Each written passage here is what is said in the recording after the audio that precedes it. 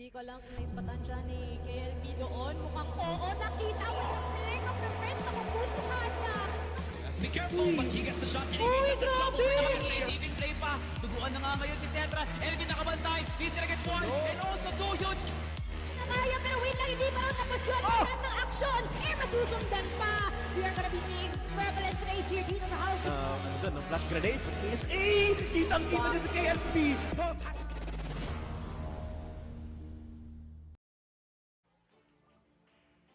And today, we step into a battlefield where composure is just as powerful as firepower. Kaya naman, welcome sa iyon lahat dito sa ating CFS SA Masters 2026 na kung saan huling araw na ng ating group stage at hindi pa ganon kalinaw, no? Konting-konti pa before maging crystal clear, no? Parang mineral water lang ang ating magiging resulta for our standings later. Kami inyong kasama sa inyo pa na Mochi and Salvatore nga pala. Parang kahapon, yung si Salvatore number 2 yung kasama ko, pero kamusta ka naman? Okay lang naman ako, Mochi number 1. Pero speaking of number 1, no, Mochi, itong huling araw ng group stage, sino tayo malalaman? Sino nga ba talaga ang tunay na number 1? Parang ABS-GMA lang yan, no? Number 1 si ganto, number 1 si ganyan, malakas si ganto, malakas si ganyan. Dito tayo magtutuos habang di pa natin nakikita yung playoffs. No, kumbaga pahapyaw pa lang ang makikita natin, pero itong pinakamalupit nga na laban na makikita nga natin, marami itong pwedeng patunayan sa atin. No? Kasi tayo mga manonood ngayon, at least meron na tayong clear-cut impression na heading into the end of the year, eto yung teams na aabangan na natin at eto rin yung bibigyan natin ng pugay kung malakas nga ba talaga sila. Kaya Mochi, in behalf of the other talents, no, sa ating mga manonood dyan, stick around, no, kasi for sure lahat kayo mabubusog sa makaparating na action. For sure, no? Mamaya sasabihin naman natin kung ano nga ba ang ating schedule. Pero I feel like it also noteworthy, no? Na sobrang bilis ng panahon. Parang for some reason, hindi ko ramdam na isang buwan na yung nakalipas after all of the action na nangyari dito sa liga natin so far. And also how it is quite easy for us to pinpoint na rin every single team. Kasi parang nagkaroon na tayo ng sufficient na impormasyon sa kung ano yung parang pagkakakilanlan natin sa kanila at kung ano yung kanilang strengths and weaknesses so far.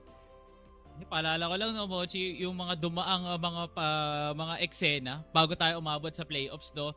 Meron tayong nakitang Dambi during sa phase 2, no. Nakapagtaka paano nga nanggaling yun. Meron din tayong nakitang pag-alis ni Yobib at Tisetra, no. And marami pa talagang iba na mga patuste, no. Ginapake tayo noon, Mochi, no? Pero I can't believe after all that, nandito na nga tayo sa playoffs. Yes, kaya pag-usapan na natin kung ano ang nangyari kahapon kasi sinimulan yan ng Team Stallions and Veteran with a very surprising 10-5 sa mapa ng Port, no? Kasi parang ang dahil nagsasabi, parang madudurog ata ito si Veteran. But Veteran said, you know what? Kaya namin ito kahit papano.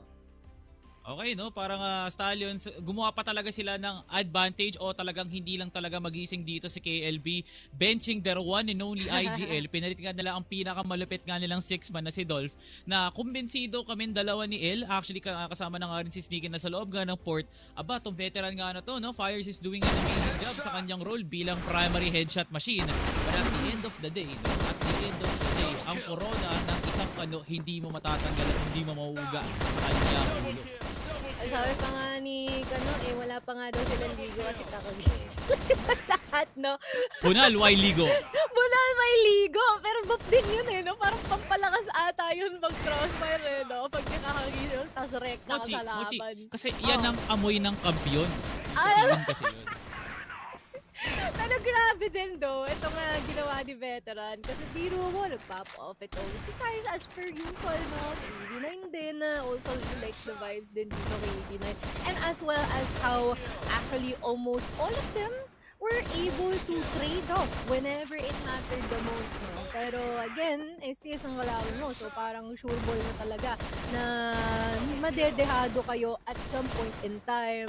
Tapos dapat time out pa. I think, sa pagkakaalala ko, ito si Coach Tamps, no? In one of our games with them. Grabe nga naman. Parang at that point, no, na-realize na ni Coach Tanks na guys, kailangan na natin mag-grind, kailangan natin ito tapusin, no? Yung timeout nga niyan sa loob nga ng port. It was just a wake-up call na meron pa tayong mas mahalagang pagninegosyo na kailangan nga ayusin, no? At ganoon naman talaga, Stallions is prepared for veteran, pero I feel like there's more preparation dun sa layers na mangyayari pag VP na nga yun nakalaban nga nila, no? Naglabas pa nga na M4 nga dito si JJ. We saw some glimpses kung gaano nga ba talaga ka-agresibo at mala-RM na parang nag-hesitate pa rin to nga Stallions. Pero veteran, we have to give them props. Yep, of course, no. And I feel like yung parang naging primary takeaway natin daw yung sinabi ni Coach Tanks na hindi daw excuse to not dominate, no? Yung mga pagkagising lang nila dito. Pero nga tignan natin kung ano rin laban nito ni JY Esports and as well as Ridaz. So honestly speaking, this could have ended in a much more closer note.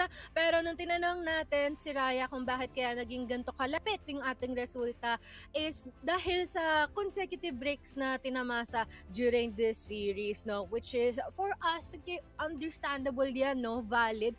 Pero, at the same time, if you're vouching for more, bawal yung mabilis kang set aside, no? In terms of mindset, especially pag nag-occur yung mga ganong mga issues. Yeah, we have to give props where props is due, no? Kita nga naman talaga na JY stay composed sa kanilang mga problema sa kanilang ISP nga, no? Sinabi na nga ni Ray nga kahapon na kahit nga ganun, sila'y nananatili pa rin sa kinauupuan nga nila, hindi sila kumibo, wala silang nakitang dahilan para magreklamo at siraan ng sistema. Pero kita mo nga naman, no, they got rewarded with an emphatic win sa overtime ng Ankara, no?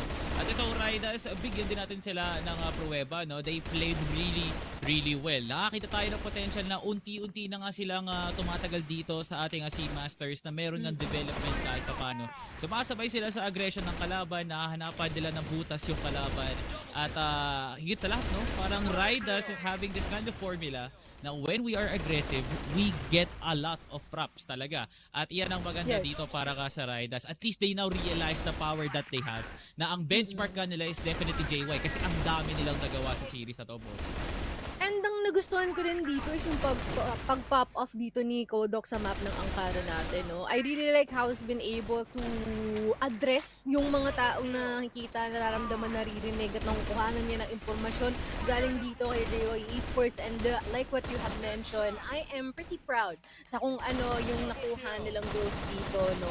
I cannot say it is minuscule, I don't wanna say it is minimal, pero nakikita na natin that in a micro level, individually, nabibilisan na nila ang kanilang mga pacing, mas on point na ang kanilang mga bala, and kahit paano they were able to actually do some set plays inspired by some of our PH teams as well, which is wonderful para dito, no, kay Ridaz. And congrats kay JY Esports. Pero dito naman sa ating ikatlong serye, it is Execration versus Forbid, where a lot of people made us believe na, you know what, baka 2-1 to, baka exit to, pero sabi ni Fervid, hindi po. 10-7, 10-5 namin ang Execration sa subbase at new compound.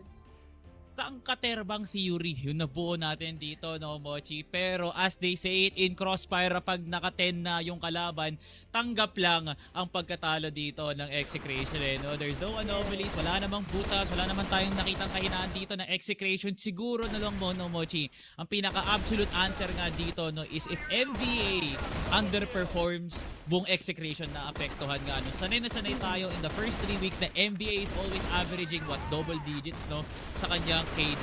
And alam naman natin yung kalibre dito ni MVA na kaya niya nga magbuhat, pero at the same time, it's not just MVA, no? May mga contributing factors din tulad ni CBN who is an anti-lurk machine specialist talaga. At laban nga sa Forbid with A7J's ridiculous calling, hindi mo akalain na sa ganyang gulang nagagawa niya pa rin ng discarded dito na napapasabi na ng Execration. Ano na? Bakit ganito? Bakit nandito yung kalaban? Bakit ganyan? Paano tayo nabubutasan? That is how it works talaga. A7J is that premier of an IGL na feeling ko hindi lang talaga nirespeto ng Execration. Kaya yung dati kong mga kakampi ang aking papaslangin, and A7J definitely delivered. Grabe ka naman sa gulang. Pero speaking of gulang, yung bata niyang kapatid, grabe din yung performance dito, no? Serye ito. Yun nga lang, parang masyado pang shy si Dino. Ini-interview natin siya. Nahihirapan siya sumagot sa mga spicy questions. So, sa ngayon, nakafocus lang talaga siya in the game. And I remember na consecutive series or matches na nakakakuha ng match MVP itong si D, with where this young gun is actually being doubted by the rest. Currently nagpapakitang gila siya, pero uy, ito ang laban ng veteran and as well as Virtus.pro. And ano daw ang V for veteran and Virtus.pro? Victory daw sana, pero parang hindi ata yung nakuha dito ng veteran. But ang dikit nung ating porta, in fairness. Ayan lang nakakapagtaka nga talaga. Yes. Bakit ang veteran dumidikit sa port? Pwede na nga nilang gamitin yon for the next. Kung maalala na Momochi, kahit nga sa laban ng veteran at Virtus.pro, may kinalaman pa rin dyan ang Stallions. No? May sinabi nga pala yung kasama mo sa panel kahapon kung ilang rounds ang may bibigay ng mga kalaban nga ng veteran para malaman nga natin yung benchmark kung sino nga ba talaga mas malakas sa team. Kung maalala mo, 8 rounds ang binigay ng Stallions, tas tantananan, 9 rounds ang nakuha ng veteran laban sa Virtus.pro. Doon pa lang may ideya ka na kung ano nga ba talaga nangyayari sa sistema dito ng Virtus.pro. Pero one standout player yet again na walang sawa talaga na mag-init during the first series till now. My goodness, no, Elvin. No, tumigil ka na, Elvin. No? Na parang may gusto talaga siyang patunayan. He wants to prove everyone wrong. He wants to prove the doubters na miyembro din talaga ako ng Virtus.pro. Hindi ako sumali dito 2 years ago para manggulo. Actually, 3 years ago. Hindi ako sumali dito para sabihin na pampu na lang ng roster no, after umalis dito ni EV. Pero look at the integration now ni Elvin. Lahat talaga ng mga decider at mga go-home maps na nila, Mochi. Panalong-panalo. Exactly, no. And I feel like na-establish na naman ni Elvin yung sarili niya since last year pa, no? As one of the very, very important people dito na sobrang tindi mandaga, mang-lurk, or kahit makipag-duel lang talaga sa mga kalaban natin, no? And I feel like he just wants to keep on going, just ensuring that that caliber, that standard is still upgrading time and time again. And for veteran though, props kay Drones, no? Kasi nung nakita natin dito si Drones, sa ganda ng kanyang tindig alongside with EV9 actually, no? All hailing positive KDs here in the map of Portet. And again, couldn't be more proud dito sa ating Rosie Teams na tuloy-tuloy lang nag-a-adapt, nag-a-adjust at humahabol sa ating meta.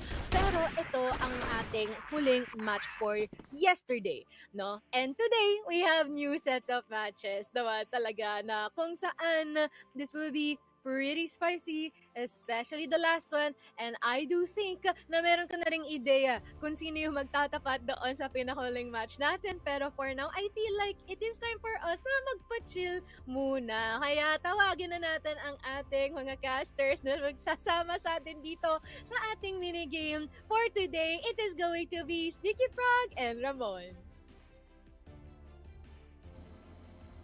Yun. Uy, may pa-transition siya. How are you doing, Sneaky Frog? Kasi di mo, final day na ng group stage natin. Very, very excited, not gonna lie, especially para dun sa last series natin. I think hindi ko na itatago yung hype and the allure ng STS versus VP. How about you, Ramon? Una sa lahat, binabati ko yung Smilegate kasi binigyan ako ng budget para sa magandang transition na yun. And honestly, ang aking mentality lang naman is yung parang sa JY lang, no? We're out of the playoffs anyway, so might as well just have fun for today. That is true, no? And I feel like yun yung gagawin din natin for the first 3 matches, no? Just enjoy the breeze, I believe. Kasi pagdating sa pinakahuling match natin, naku pa, parang bibigat ata yung trabaho natin dito sa talent pool natin. Pero dito, sa ating minigame, chill-chill muna tayo kasi interesting. Bago yung laro natin for today, it is going to be clutch or flop. So, sobrang dali lang nitong ating mechanics for this game. So, basically, all we have to do is to watch ang ating video na ipapakita dito, yung clip, and sasabihin natin kung maka-clutch ba nung player yung kaganapan na yon or flop. Like, matutulog siya early. Okay? G? G. Alright, Bawi.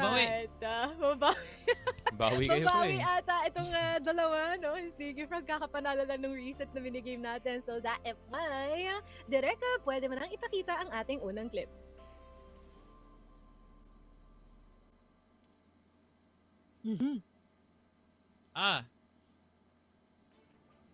Ano to? Ano kalaban nila? Wait lang yung ma-zoom in Alliance Hindi ko na makita Versus actually. Execration. Execration yan pare. Exe. Okay. I don't remember. Parang wala akong maalala na pinost to ng ng Crossfire. So, flop ako dito. How about you guys? Ako rin, flop ako dito. I think just looking at it, maybe it's not possible. Pero Yeah. let's see.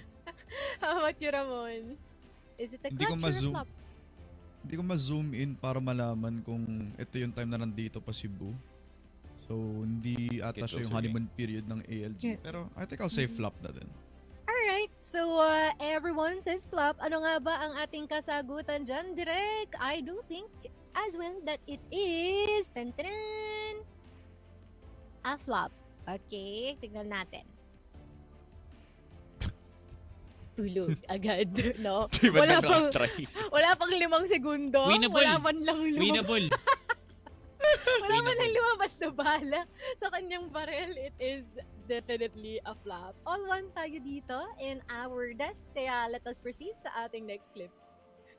Ang lungkot tignan Winnable. dun though. You Excellent. thought he's gonna cook up something but I Ay! guess not. Oh, this one. Clutch. Clutch. Clutch, nakapo na play. Clutch. Ay. Clutch. Clutch nga ba? Clutch, all It's just 3. CDN. Mhm. All 3 Clutch. going down. You think it's a clutch? Okay, clutch for Salvatore. Clutch. Clutch sa lahat. Sige, play mo direct. Go. It's This is pretty posted, recent, yeah?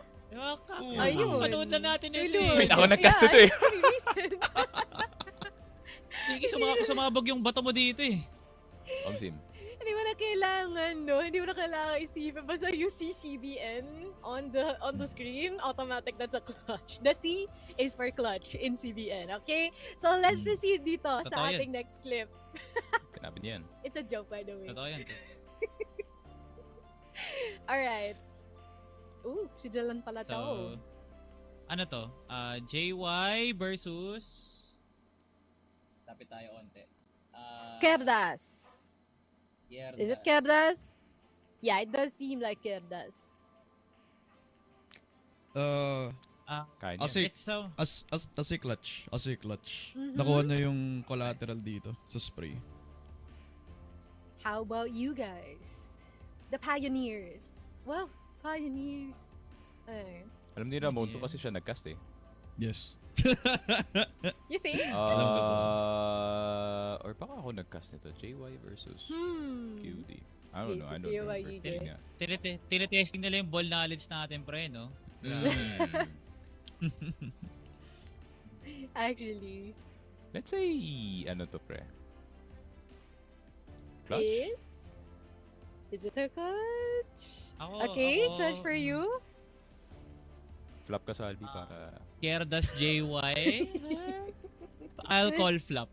Flop ako dito. Di dahil sa sinabi ni Alright. Sneaky. Pero, alam naman natin na nangyari doon. Alright. Basing from the general outcome, I guess, no? Sige, play mo direct. Ano nga bang nangyari kay Watching yata Jalan? isa. Oh yeah! Ay. Nakalimutan ko to. Pala. It is a flop. Okay, so Happens to we the best of us, pare. 3-1-1, 3-2-2. Alright, so let's see the next one. This is pretty clear. It's Ridaz versus Alliance Gaming Alliance. and lahat sila kompleto. As for now, Ay, alam ko Alright. to. Ito yung hold ni Ano ba Froze yan? Yeah, alam natin yan pre. Tayo ata nag-cast yan? Ata? Okay. Alam ko yan. is it a clutch or a flop? I call clutch. How about Sneak and Ay, Ramon? I think it's a clutch. Yeah. Sige, I call it a clutch then. Is it really a clutch? Sige. Pwede mo nang Mas i-play naumpog yan siya agad, direct no? anytime. Clutch Clutch po daw. sa akin. Yung key Ramon. Let's see. Kung clutch nga ba to? Or flop? Totropahin.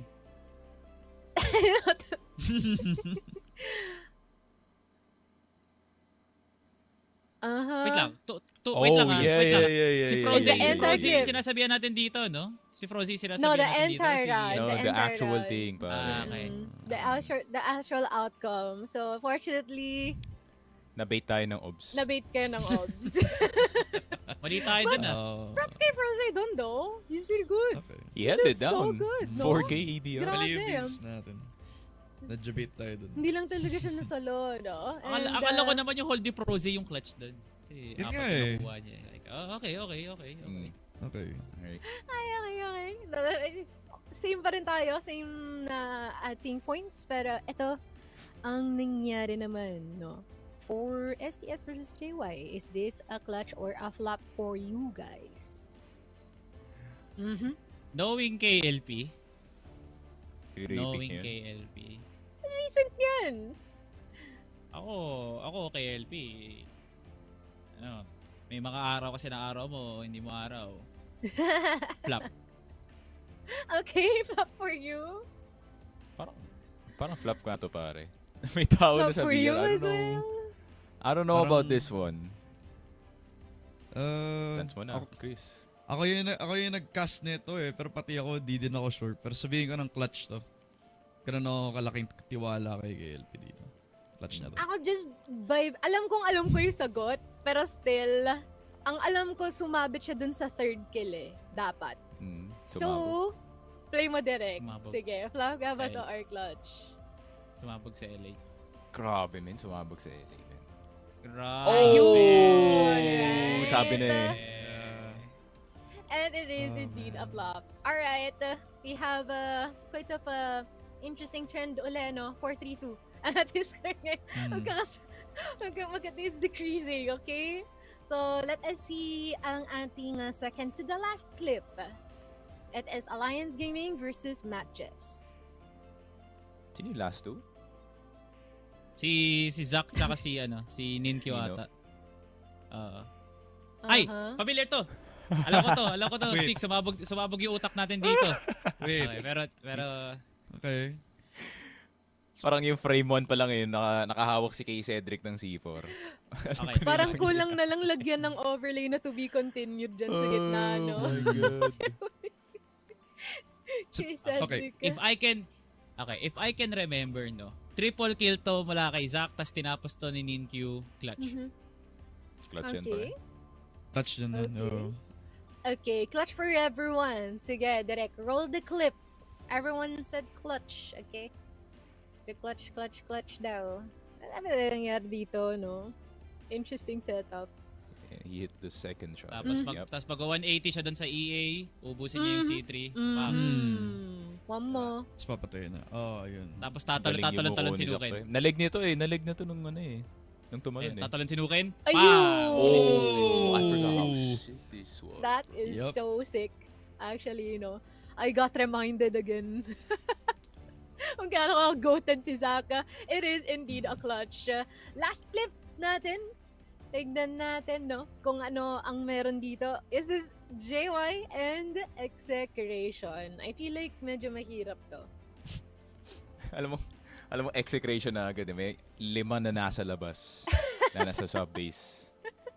Oh my goodness. And of course, ZYK is the last guy left alive, pare. This is so... Ano daw? Nag-clutch pa dito si Aljo. Medyo na-engrained to sa utak ko. Yun ang nangyari Tanong ko. mo ulit tanong mo ulit sarili mo, Sneaks, kung maklatch pa si Aljon. Diba? Tanong mo ulit. Nagka-clutch. Hanggang sa hanggang sa Na-engrained mag-sink yun in sa sa atin. utak ko, as in, yung play na yun. Hindi, nagtataka ako ano eh. Ito kasi common sight kasi ito na natitira siya last. Pag may sniper siya. Yeah. It is common. Was this ano? Sino nag-cast ito? This was si... I don't remember casting this. I think it's... No, I believe you casted this, Ramon, alongside with Really? Dadom. Kasi bipolar na nakatambay sa call, tapos he's just, you know... He's doing his thing. Yeah, he's doing his thing. Pero JY kasi ito eh. Ang gumaganon-ganon siya laban ng STS eh. Oo. And then, Dun lang. gumanon siya. Ayan, tulog siya. Nag-cellphone. Look, ang sinasabi ko. so- I think Yes, this here we is go. a Clutch clutch. or flop?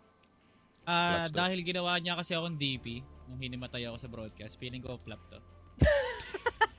Huy! Ano kasi siya eh. He's sometimes Stay an all or hydrated, nothing guys. player eh. Minsan gagawa siya ng Anong insane sometimes? clutch, minsan hindi eh. So feeling ko Sometimes. 50-50 coin toss na to para sa akin. Sige, clutch na to para sa akin. May tiwala ako dyan. Yeah, actually, no? So, pala mo nag-play direct, no? Clutch din daw ang kay Ramon. Pero, again, this has been ingrained to my brain for all the good reasons. Look at that. Grabe. Grabe na si ZYK Gaming. ZYK Gaming! See? ZYK Gaming! ZYK Kahit Gaming! na hotdog si Aljon, this was like, Grabe. ooh, he doesn't look like an uncle at Tas all nakabay dito siya sa jersey clip na pa. to. Tas nakabay siya jersey. Who you feeling like? Chow Chow? Grabe talaga mga 35 years old eh. Diba, no? And yes, it is a clash. So, Sneak and Salvi is on a tie. Parang sa prediction rankings lang natin, no? Sobrang dikit. And for Ramon, better luck next time, no? And I hope na nag-enjoy naman ang ating mga casters sa ating laban, no? And before Yep. kayo mag-bye-bye, do you guys have anything to say bago namin kayo makita sa ating matches maya-maya?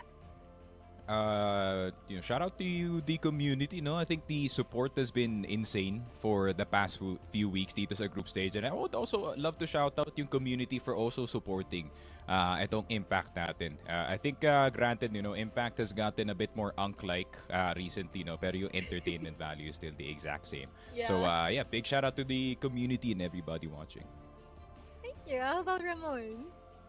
I think yung minigame natin just proves na kulang ako sa Memo Plus, no? And also, you know what? At the end of the day, I had Need fun. mo Yun yan lang naman pala talaga yan. para sa akin. That's it. Thank you so much para sa minigame. Thank you so much sa mga nanonood.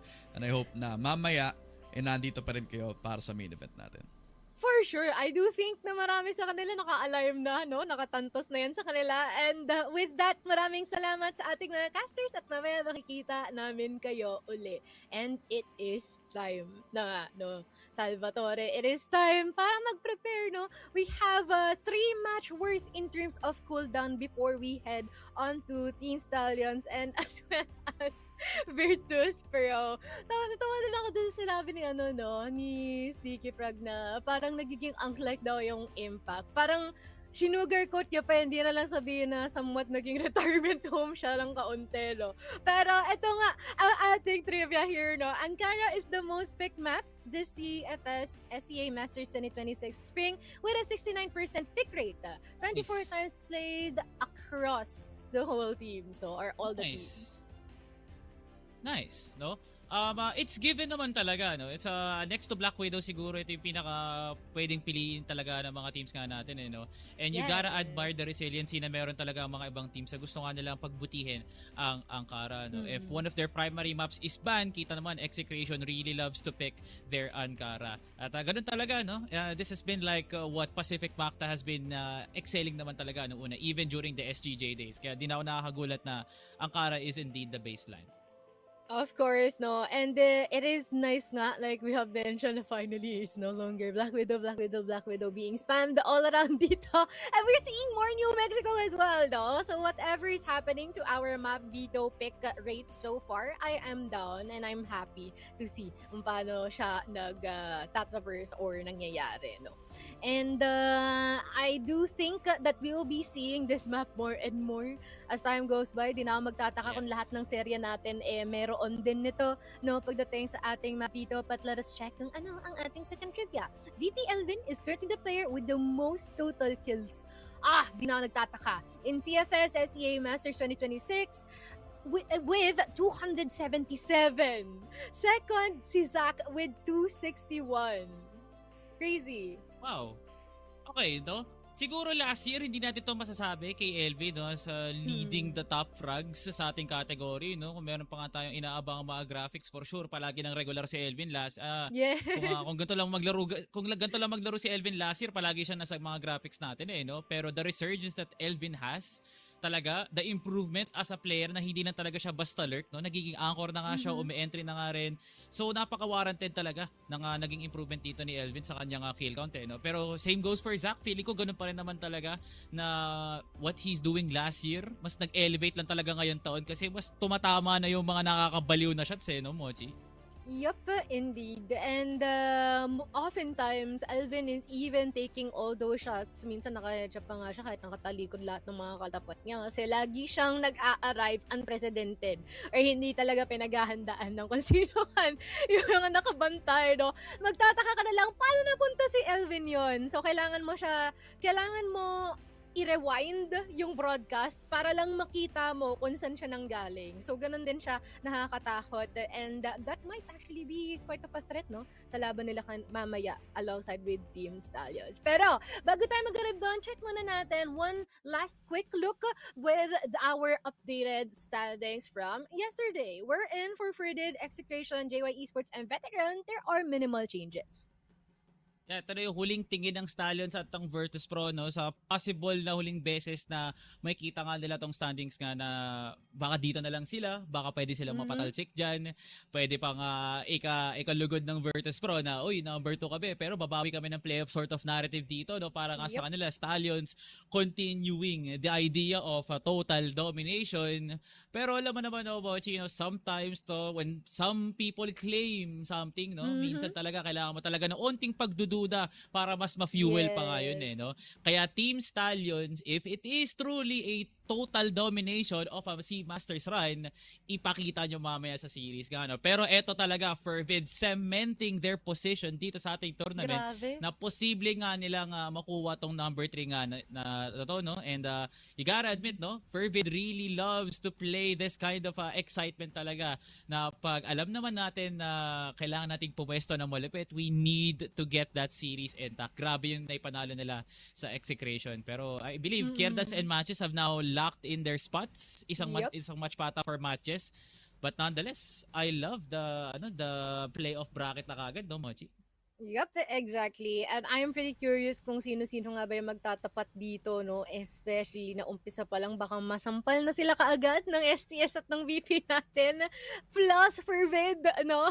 I am also looking forward if there will also be some chances na magtatapat uli si Ridaz at si Fervid. I feel like that is gonna be spicy as well. Pero ito ang ating schedule for today, no? We'll have Ridaz versus MATTJESS, Veteran and Alliance Gaming, Ridaz versus Execration, no?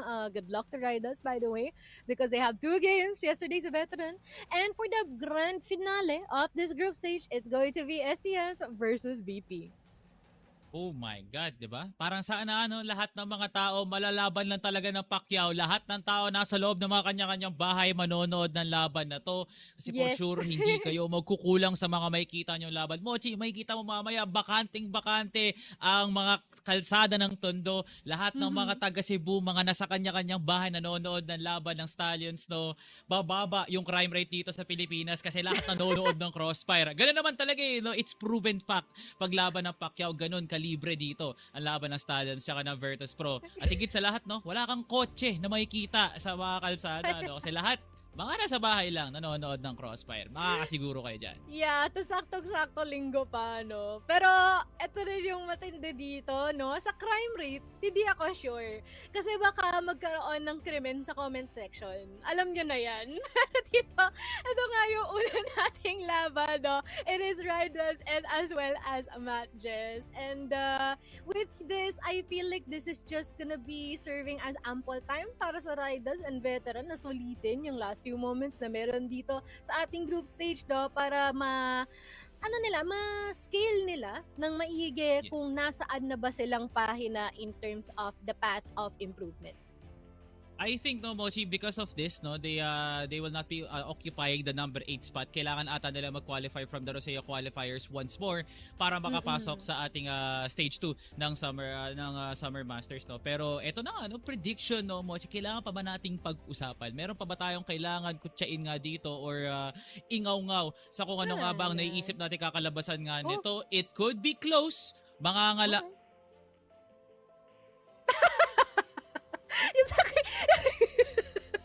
Gusto kayo na paisip ka kasi ako din habang nagsasalita yung mata ko nandun lang sa prediction ni Sneak.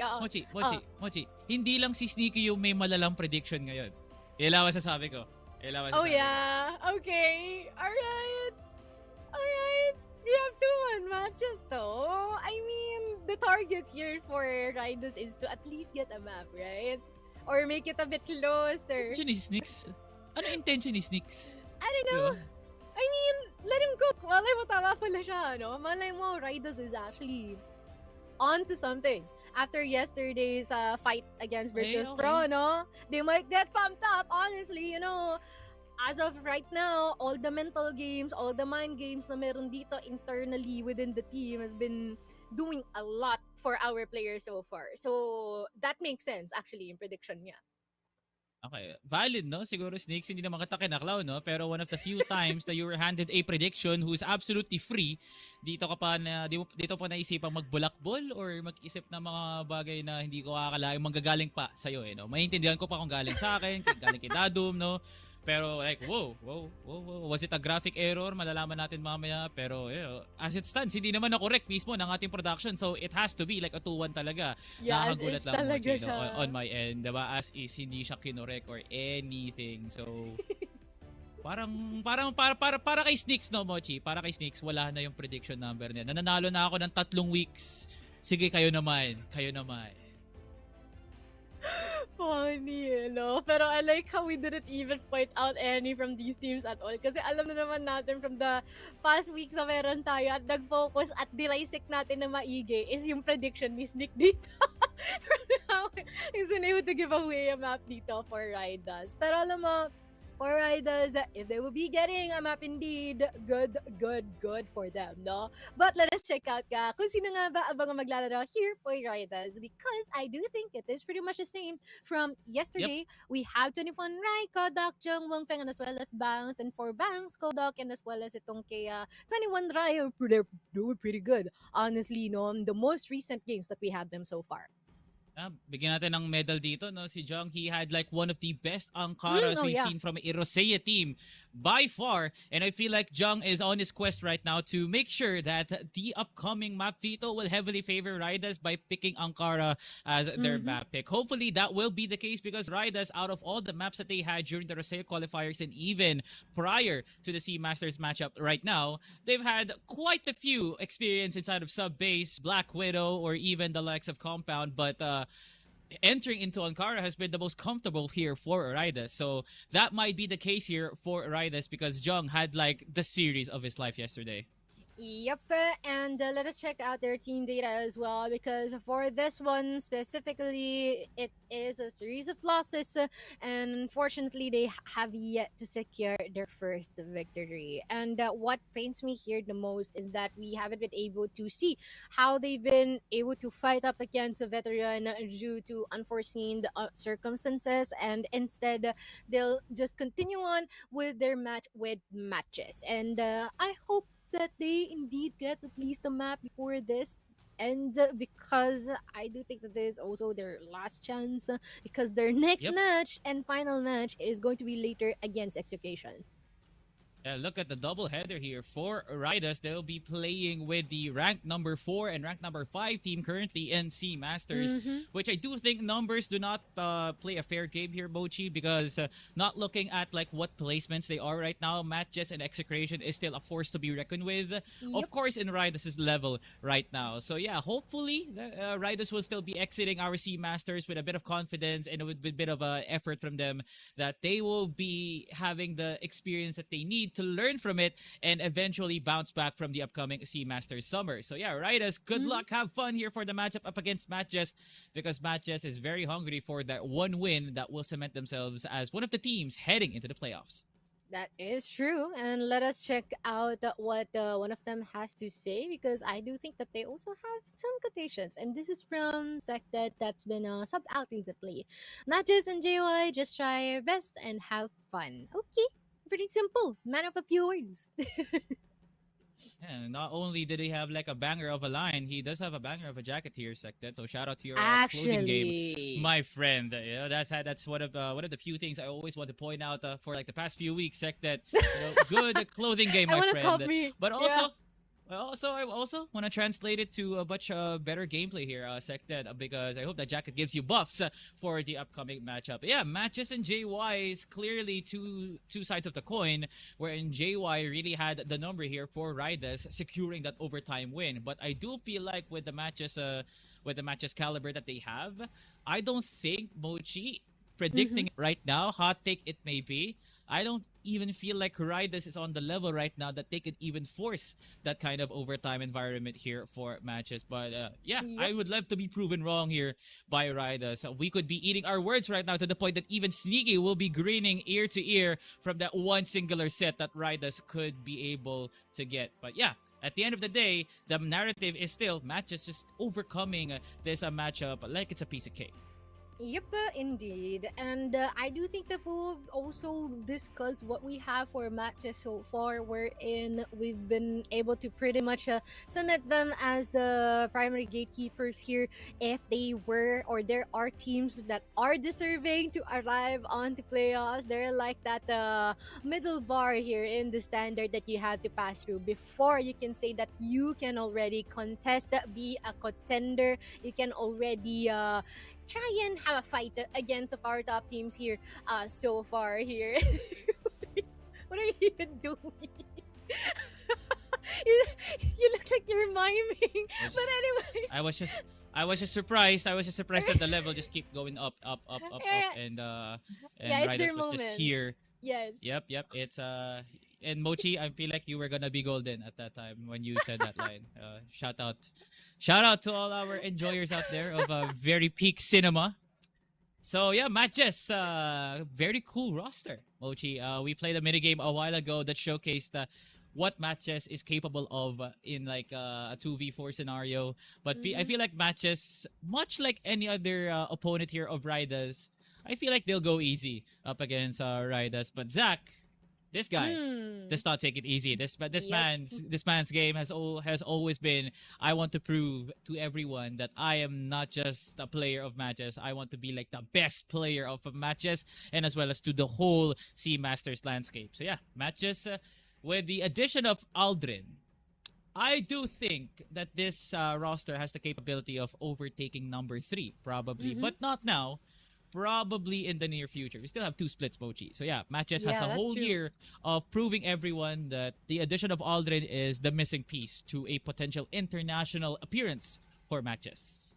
Yeah, and even just by looking here from their match history, it isn't that bad at all because the wins still prevail. And I wonder if there is going to be a +1 for that win or another loss at that win. More likely, it would be a plus on that win just because of how much they've been able to actually adjust as well with the recent integration of Aldrin, as you have mentioned. And way before that, we had witnessed how they're struggling against Fervid, or even way back, despite the usual issues that they're having in terms of communication as well as additional set plays, that way that they haven't been able to incorporate Aldrin.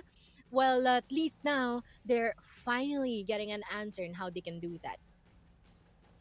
So definitely matches the team looking we're looking forward to, try to break down even more compared to Ridaz, because matches will be entering into the playoffs for next week. One singular mistake that we could probably see could be a benefiting factor that they could not be having one of the best playoff stints that they will have, because one mistake from the seeding that matches will get from the standings alone, it's a do or die for them. So one mistake, one loss of a series, they'll be exiting the playoffs with a bit of a disappointing run, if you're going to ask me, Bochi, because they were ranked number 4 last year and they're not even ranked way above Execration right now.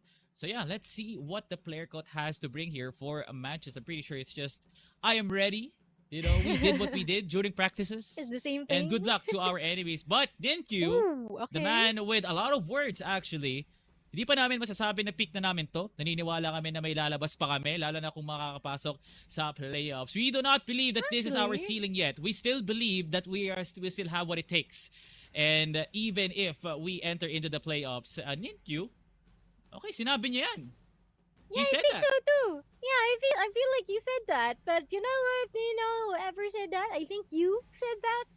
We believe in you too. That you have something else to offer. You have more to offer. You have more to grow here for matches specifically. And really, really excited what will be this identity as time goes by. And given also how you've been able to adapt alongside with Aldrin just throughout the whole course of the group stage and still heading into playoffs, I feel like that is without a doubt definitely what is about to happen. And also in a bit we will be seeing which would be the maps that we'll be playing on. I'm wondering if Riders will be choosing New Mexico for this series. I mean, it's taking a little last after all, because they're like the ones who always choose that map. So why not?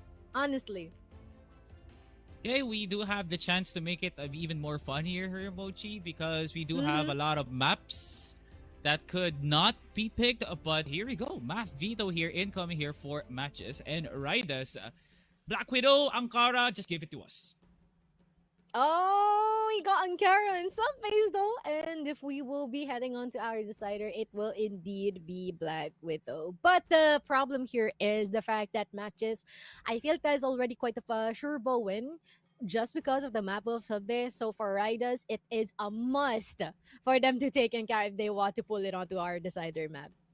Okay. Mochi, the funniest thing could happen in this series is if Riders continued their winning ways inside of Ankara last matchup with JY. They could take this Ankara, and that sub base could be the death of matches. I just feel like I'm overhyping Riders at this point, but matches is still matches at the end of the day, because we've seen so many times that matches has been in a winning condition. And then it would be so irrelevant right now if we could just keep hyping up matches. So let's turn the tides for a bit, flip the coin. Let's give Riders a taste of what it feels like to be hyped up, because they're one of the best teams inside of Sea Masters. Riders 2-0.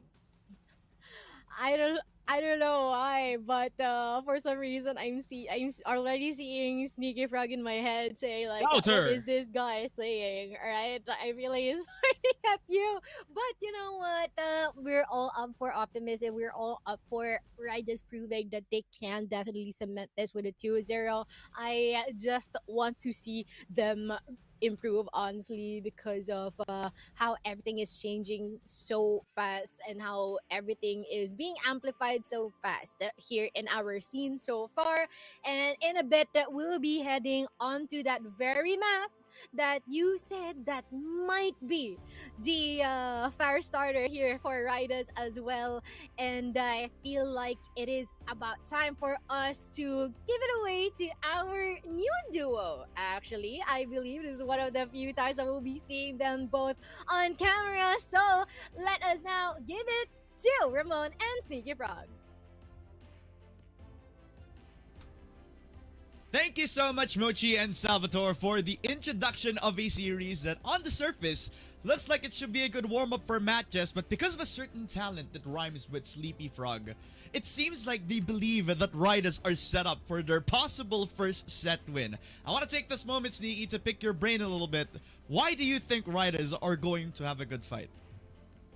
Are you asking me, man? Yeah. I also predicted 2-0 in this yeah. in this prediction. But yeah, jokes aside, I feel like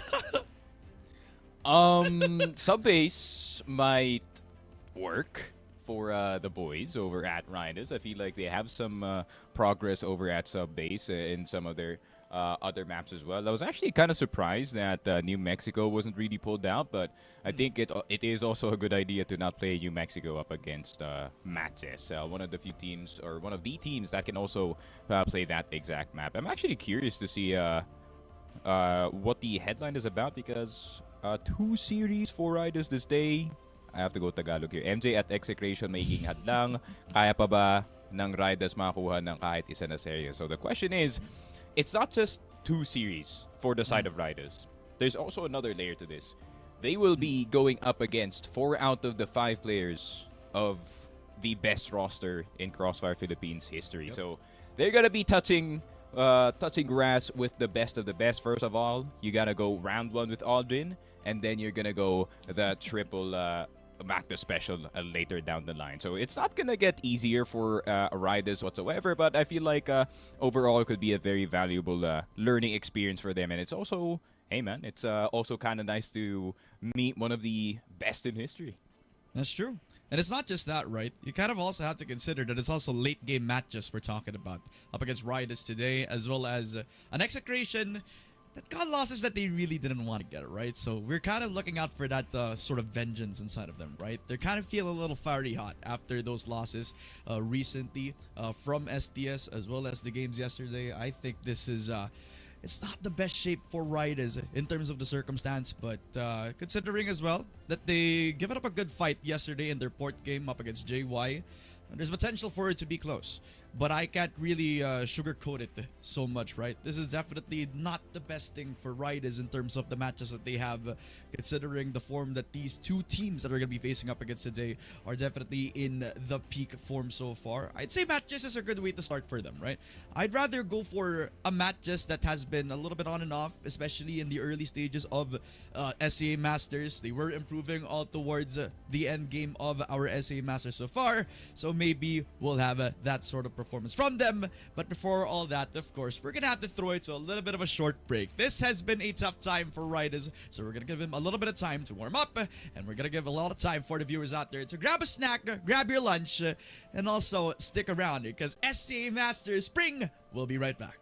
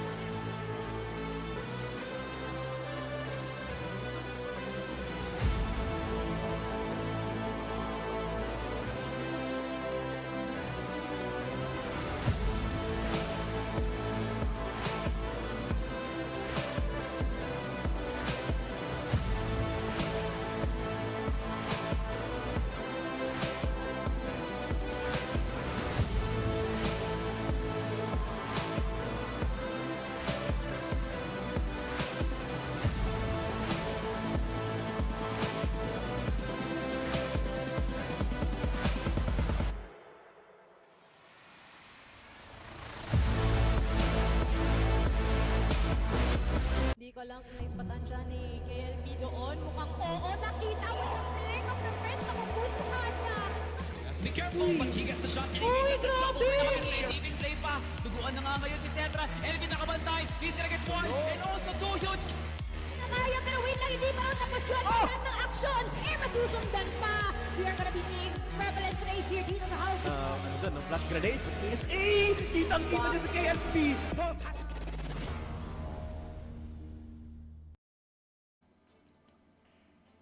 Hello everybody, welcome back to CFS SCA Masters Spring 2026. We have the fight between Ridaz and MATTJESS. And for the worry of everybody, there was the possibility that Ridaz weren't going to be able to field their full roster. But with good news, they're going to be playing the game up against MATTJESS. So this Ankara game will be coming in full sweep. And Sneaky Frog, there's a possibility that we might actually get that first set win. Do you think it's still possible from them? Definitely. I feel like it is always a possibility that Ridaz can get a map up against the more higher ranked teams, considering they still have the element of surprise on their side. But I feel like MATTJESS is a team that will be anything but surprised when it comes to this game in particular, right? I feel like they have watched Ridaz for the past 3 weeks and they know what to expect with this kind of team up against them. So yeah, I feel like Ridaz, they can definitely get a set, but it is not going to be easy. For sure, right? I mean, we always touted them to sort of be that close, especially with the recent gains that they'd had. Their port was the best that we've seen so far from this Ridaz team, that it kind of felt like they're about to reach that sort of pinnacle, that sort of mentality that we could have actually gotten that set. But at the very least, right, we're opening that conversation that Ridaz might actually get themselves a set that they were looking for. But instead, it doesn't really go to the furthest of distances from them. But at least every single time that they do show up, it gets closer and closer to that win that we've been watching out for them. So will this be the win that we'll be getting? Time will tell as we see it. But MATTJESS, on the other hand, I think the narrative around them being in the late game really has been showing its shape right now, with Aldrin being a little bit more comfortable in the Visayan comp shops, and in also being in sort of like a veteran role, having a lot of reliance upon his own mechanics rather than being in the communication system with the Visayas right now. I think he's warming up to them, and at the very least, it's showing on the server right now. Yeah, you can kind of tell, honestly, from week number 1 and week number 2, there was still a adjustment period for Aldrin here for MATTJESS, right? I feel like the objective in mind for Aldrin, at least as a player in this team, is to don't really cause a scene too much as possible. Maybe you do want to be the first guy in and kind of get your, or kind of use your experience from there, right? Obviously Aldrin being one of the more aggressive players here from the side of that MACTA core, and I feel like that sort of aggression really complements the MATTJESS team. Actually, it really does come into question, though, that there is some overextension problems from the side of MATTJESS, especially from Aldrin, but I feel like they kind of can iron it out, especially up against Ridaz. But we're going to hear some comms. We're not going to hear some comms. So, start of the game. MATTJESS, first blood already on the side of Wong Feng. Bang S trying to see if he can finish off one of the 2 low players on the Tunnel B side. And that he does, but it is only one. Kodak would get Nino, and it will be a trade at the end. So MATTJESS with a roaring start to the Ankara map. Ridaz trying to match their aggression. Yeah. It feels like the time for talking is over. They really just wanted to get the set going. As with that first shot to be towards mid, the Ridaz just met the MATTJESS with aggression. Jong gonna pick up that first shot to YBA. It shot through onto LA, picking up that LA control. Wang Feng with his coveted chainsaw, trying to get the lay of the land over towards the mid side as well. As Ridaz, very aggressive, but a little bit too stretched up towards Zaku. He's not holding that sniper. He is just rocking that HK 417 up against Wang Feng in a 4 versus 4. Yeah, CA control already in the hands of Ridaz, and this is already really good angles here, possibly for the side of MATTJESS to try and see if they can kind of just sandwich them in to this position. Problem is, 21 Rai could actually provide maybe a sick timing to try and clear Zach from his position. But Zach with an HK, this is one of the rare times that we see him with a rifle. For sure. Definitely Aldrin on a weapon that he definitely is comfortable now. Getting it onto 20 with Rye, does so with a headshot. Jung showing his presence, and 3 players on MATTJESS trying to get his head. Eventually Nino finally slay him down. So it's a 4v2. Ridaz down on numbers. Still have the C4 and still has a little bit of space to work with around that PR spot. Yeah, and Aldrin will be getting Kodak. Zach will be getting back ass. And this is one of my biggest worries for the side of Ridaz, right? I feel like if you are not a Filipino team and you go up against MATTJESS, you would have no idea what they would be doing in and around the map, because it is a meta that is kind of exclusive to us specifically in the more Cebuano region of the Philippines, that the aggression, the face-up kind of gameplay we expect. I mean, it's hard to predict. It is definitely now. Jung pulling in some close with Zach down, Jason with the trade. So MATTJESS trying to supply a little bit more of that tempo and kick it up to 6th gear. Is pressuring that LA player. Ridaz down to the 4v4. Still, steady positions here being taken from the side of Ridaz. Could definitely attack from their points. Dino trying to go aggressive and will be living in that CA position. So there will still be a fight going in towards that mid side. Yaba, Nino getting 2 down already. Yaba will get the second one with his USP, and with a sniper, he will seal it right then and there. So Yaba already pulling out the TRG, and MATTJESS not afraid to pull out more than 1 TRG in this situation.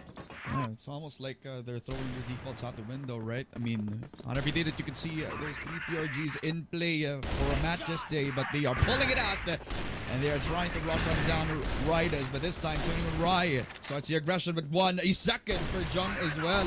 They're trying to control LA with as much damage as possible. Good shots through from 21 Rye as well. All down to Yaba on the sniper, gets the shot on Wang Feng. Through the smoke, Ridaz drops the C4 as well. So all that Yaba can do is buy a little bit more time before he can come up with the clutch. As all players on Ridaz, at least will have that A side. Damn. And Bang S is yoinking the C4 right under the nose of Yaba here. Has already made himself known on the bedside, but he's already down to 1 HP. And it will be a kill on the side of Ridaz. Finally sealing around, and MATTJESS a bit too aggressive on this mid side, and it seems like Ridaz are kind of expecting that there will be someone coming in from the long A side and the mid side if there isn't really any presence from the side of Ridaz. So they're starting to kind of mask their presence here, and they're trying to trap MATTJESS in at least towards their spawn. For sure. And so far it's been something that's only worked in the past couple, or at least in this recent win for Ridaz. Not really the best luck so far on the start, as MATTJESS still have that lead. 21 Rye is up a little bit too close on that mid side. MATTJESS have some sort of crossfire that can be set up with Jason and Yaba to try to receive 21 Rye in this process. But the push coming in for Zach as well. This is applying that sort of info that nobody's going to come in from LA. CA naded out. Jason on low HP is in a lot of trouble, especially with the smoke coming down onto Jason's face. He is we're seeing a lot of Ridaz players in a blink of an eye. Yeah, it's actually a good strat from the side of Ridaz. Jung will get the kill on Aldrin, and this was the attempt on the side of Ridaz to try and draw either Yaba or Jason to peek towards that mid side. Well, there is still 3 players. Ooh. So good use of the numbers, good use of the utility. The problem is it going to be good use of the guns? Nino pressured on in. He saw 2 and maybe more players from Ridaz to come into the site. Gets 1. He is baiting all these players to peek onto him, but Yaba clears it. Bang is down. Jason with the flag. He gets 1 and probably gets the double kill. And he definitely does so onto Ridaz. A 1v3 for Jung. A USP out. The sniper try to stop them within their tracks. They stuck it out with just that USP. And Nino will confirm the round. MATTJESS, they continued their lead. Yeah, MATTJESS on a roll, and it is kind of a thing for the side of MATTJESS, right? If he can't realistically stop Nino from doing his mid pushes or hotel pushes or 8 long pushes, you can't really stop MATTJESS in its entirety, right? It's either you kind of occupy the other side of the map and try and see if he can kind of outrun this MATTJESS team. But it seems like Ridaz, they have a different idea. They want to get that fight, and they want to get those picks in that mid side. CA and HM down already for the side of MJ. I think they've read Jason pretty perfectly in the past couple of rounds.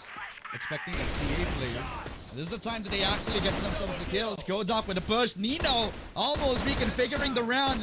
Those 2 kills. Aldrin set up, but Wang Feng is able to catch Aldrin off guard. That is Ridaz finally breaking that CA control that Matt just had for the past couple of rounds. Yeah, and the Ridaz now, they're starting to kind of punish the more aggressive setup of MATTJESS here. They have been getting mid time and time again, and this is another attempt from the side of MATTJESS to see if they can gain mid control with just the sniper presence, but I really like this from the side of Ridaz. I mean, they have TB, they have CA, they have HM, they know what to prioritize in this map, and it seems like they have learned a thing or two for the past few Ankara maps that they've been playing. And that's what we love to see. That development coming through from our Rosea brothers. Getting a lot of influence from the Philippines and 21 Rai. Sounds like he expected Aldrin. Zach with a good catch onto 21 Rai. Jason now peeks in towards that CA control. Gets it onto Kodak. Jung also trying to bounce in with that 3 versus 2. As Yaba's down, that will be 2 players for MATTJESS to try to save the round entirely. Yeah, sick trade game from Ridaz here. And making sure that none of their teammates are left untraded. And now all they have to do is play numbers in this situation with a 2 versus 3. Granted, Nino, he's very sharp with the HK. You need to take him out instantly. He is still a human at the end of the day. He can still miss. Yep. Sometimes a god, but sometimes he shows that he is definitely vulnerable. As he is vulnerable with a nade out. That is not the worst time to pull out the nade. In the face of Wang Feng, he will take that any day of the week. A 1 versus 2 setup for Zach. We've seen miracles happen from this kid on MATTJESS. In the conversation of Cetra being the best sniper, he is not the best clutcher. Zach will get peeked by Bang S. It's a 3rd to 4 for Ridaz. Yeah, and Ridaz, once again, just punishing the over-aggression on the side of MATTJESS, right? CA control, unfortunately, not gotten. And instead of the usual fight loop that we do see in this mid-side, they actually took the fight to the B players. And using their superior trade game up against this MATTJESS squad. Jason going to be diving in that mid-side. Zach trying to look for a trade. Aldrin will finally get one. Kodak could be up next on the menu. And now it's a 3 versus 4. That defense looking a little bit more contained by the side of MATTJESS as they're peeking into Ridaz. 1 by 1 by 1. Wang Feng down. That is bypass control taken away. And it's a 2 versus 4 where Jung and Bang is trying to salvage as much as this round has itself. Zach down to low HP after the peak coming down. And Zach cannot confirm the kill. A lot of pressure down onto Jung. Finally reveals himself onto Zach again on the repeak. 2 versus 3. Still have the C4, but they also had to make sure that Yaba's going to be contained in his position. But Bang S probably giving a window over to MATTJESS. Thank you. Finally gets the kill on the Bang S. It's now down to Jung. 1v2. Jung, well, won't be for long. 5 and 3 for the side of MATTJESS, and it seems like they won't be ramping down the aggression anytime soon. Granted, it has been kind of netting them some losses in some of these rounds, but I feel like, you know, with this kind of vibe, you don't want to stop anytime soon. And especially knowing that MJ will be entering the BL side in this next round, I feel like they still want to keep the pressure on. Ooh, that pressure definitely shaping something ahead onto Ridaz. The peak coming down. Zach getting 1. Bang S. Wang Feng getting the 2 kills for Ridaz. Jason back on the CABS. And he's taking it to Ridaz. One way or another. 3 kills for him. 3 versus 2. Ridaz trying to salvage the round. They kill off Jason. They still have TB. B side wide open. As Ninkyu. Ooh, what a shot from him. A flick of the century onto Jung. Now down to Bang S in a 1v2 clutch. I mean, it is possible, probable, not so much. Bang S will try to do this with a USP, but he's immediately spotted! Actually gets the headshot at the bottom of the spray, but seems like Yaba, once again, will just be the cleanup duty for this round. A 6 and 3 MATTJESS. I mean, I can't say it really is domination, but it is a scoreline that you could say MATTJESS is definitely winning. Yeah, for sure. I mean, it's not only, I wouldn't say it was a total domination, as you mentioned. I think Ridaz made a really good read on what the mid setup looks like, where Jason was just on the same CA control time and time again. They had good reads onto him. They killed him a few times. It kind of forced Jason to actually get a little bit more aggressive on the setup. It's also prompting MATTJESS to kind of respond with him on towards that mid side. So CA, definitely not the call for MATTJESS this time around. They want to take control on that mid side. Zach with that first kill. Good shots in. Wong Feng also follows. As Zach will get that 2K. MATTJESS securing this on the macro play. It's a 5 versus 2.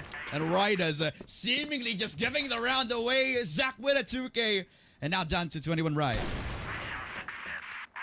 And Zach will keep it to himself, the entirety of the enemy's Ridaz team. But I feel like this will be, you know, the vibe for the rest of the game for the side of MATTJESS, right? You can kind of just send Zach maybe in that mid side, maybe towards Hotel to try and see if he can get a pick. And he's so mechanically gifted as a player that, you know, those picks are definitely possible. Not for the average human though. Jason will get Bang S and HM control, not really there, but still a pick is a pick. And another one, yeah, give it to Jason. He wants to buy one, take one, and he's taking it all for free. Ridaz giving up that number, but Kodok gets that one. Zach already in RS. They're eating his food inside of the spawn itself. Making a lot of time for MATTJESS to set up that post plant. They have figured out that Ridaz are setting up that flank. 21 Riot reveals himself. Jason knows the plan. He knows everything that Ridaz is hooking up. He's reading the menu. And MATTJESS get a full buffet of Ridaz players. Yeah, and you can see those pearly whites already for NinQ, approved by 9 out of 10 dentists, man. And it seems like MJ just outshining this Ridaz squad in the map of Ankara, out and sunny. And it seems like they are enjoying the summer in Turkey. But Zach, is he gonna know that there's already 2 rifles that is already aimed at him? It seems like no. Jung down to 1 HP, but still some mid control. Yeah. Andre and Jason getting the picks that they need. It's almost like the same GR side that we kind of saw from MATTJESS, except Ridaz definitely getting the better half of this so far with the 3v3. Jason did not expect Jung to be around the corner. And that might be a time for MATTJESS to reset. It's a 2 versus 3. Yeah, mid control still though. For MATTJESS, Yaba has an axe, and I think he has something very diabolical planned with it. And it involves Kodok, and possibly his head getting split open like a watermelon. But Aldrin providing distraction. Yaba, he has it out. He has it out for the singular A player. Flashes there, blinds himself actually. Kodok might be seeing the light soon. Checking left, checking right. Yaba. Yaba's already snickering. He's laughing about this, but who will be the victor of this 1 versus 1? Who brings an axe to a gunfight? It seems like Yaba will lose that one. That's why the phrase even exists in the first place. Wong Feng will get the last one. Ridaz, I mean, another round on the board, but I think MJ maybe had a little bit too much fun. Yeah, a little too much at the end of the day, right? They wanted a clip, they wanted a knife fight, but at the end of it, the Ridaz are coming at this in serious business, right? They want to make sure that this game is going to be as close as it can get up against MATTJESS. As now with this 8-4, Ridaz control over CA, but Not even MATTJESS... that walking. Exactly, they're just running at them, making a lot of noise. Almost like Ridaz are getting invited into the fight. 21 Rai, he wants no invitation. He wants to take over the party. And Ridaz get 3 kills in a blink of an eye. Make it 4. With Bang S getting the kill on Jason. It's all down to the Miracle Kid. But can a Miracle be cooked up? The C4 is not even with him. Yeah, and with an HK 417 of all things for Zach. I mean, he was a secondary sniper, primary rifler at one point. And with that kind of shot, anything is possible here for Zach. 4 points of HP, but anything is possible with him on the helm. Definitely. The impossible now becoming a possible reality for Zach as he wants to make Ridaz a reality check, but Ridaz are the ones to give it to Zach himself. It is going to be the 5th round for Ridaz. And they continue at least a little bit more confident in that push towards CA. Yeah, and at this point, it's MJ's kind of treating this like one of those 3v3 no sounds in back at home, but Wong Feng anywhere but home in second mid. Jason will take his head off, and it is possibly a B hit, actually. Yeah, I think they heard about the push coming in towards that LA. Zach, again, just pushing down with that rifle. Did you see that guy over towards mid? I think there's a possibility, but instead of Jung, it's MATTJESS that actually kills him off. So again, an early plan for MATTJESS.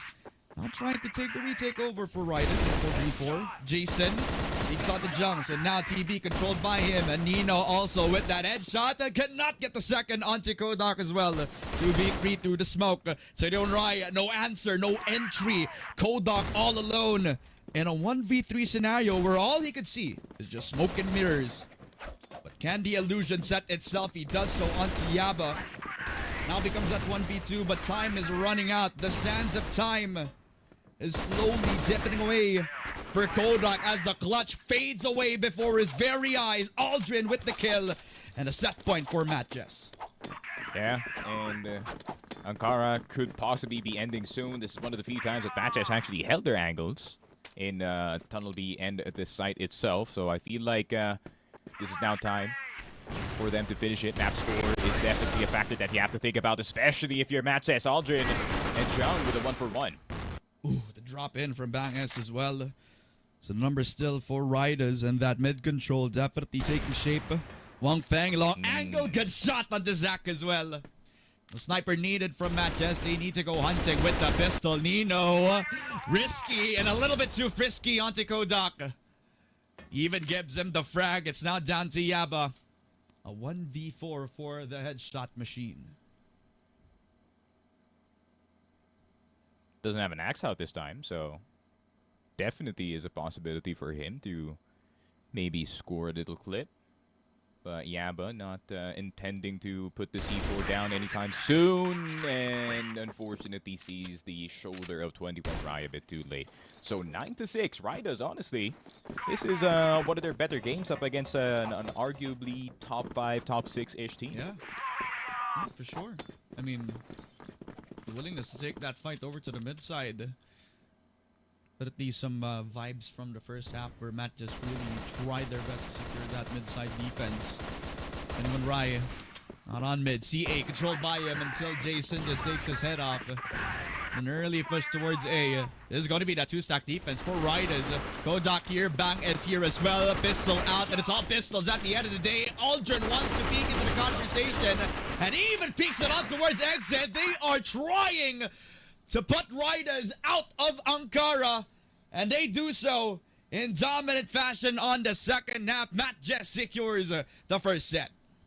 Yeah, and the pressure doesn't change whether it is GR or the BL side of this map. MATTJESS still on their BS, and even got some possible melee attempts here from Yaba. So it was kind of safe to say that they were very, very comfortable on the map of Ankara. But at the same time, we can't really say that Ridaz were washed in its entirety in this particular map of Ankara, right? There were some moments that you can kind of point at and say, hey, okay, this move makes sense. I think their execute when they got the CA control, got the HM control from earlier, and then went into TB. That was actually really, really good back row coming in from them, kind of recognizing that there's a bit of weakness on the B players, and most likely that the A players will be stacked up. So the reads are now starting to come for Ridaz, but unfortunately, you know, if you're MATTJESS and you have a mountain of experience, you're definitely going to be, you know what to do at this point.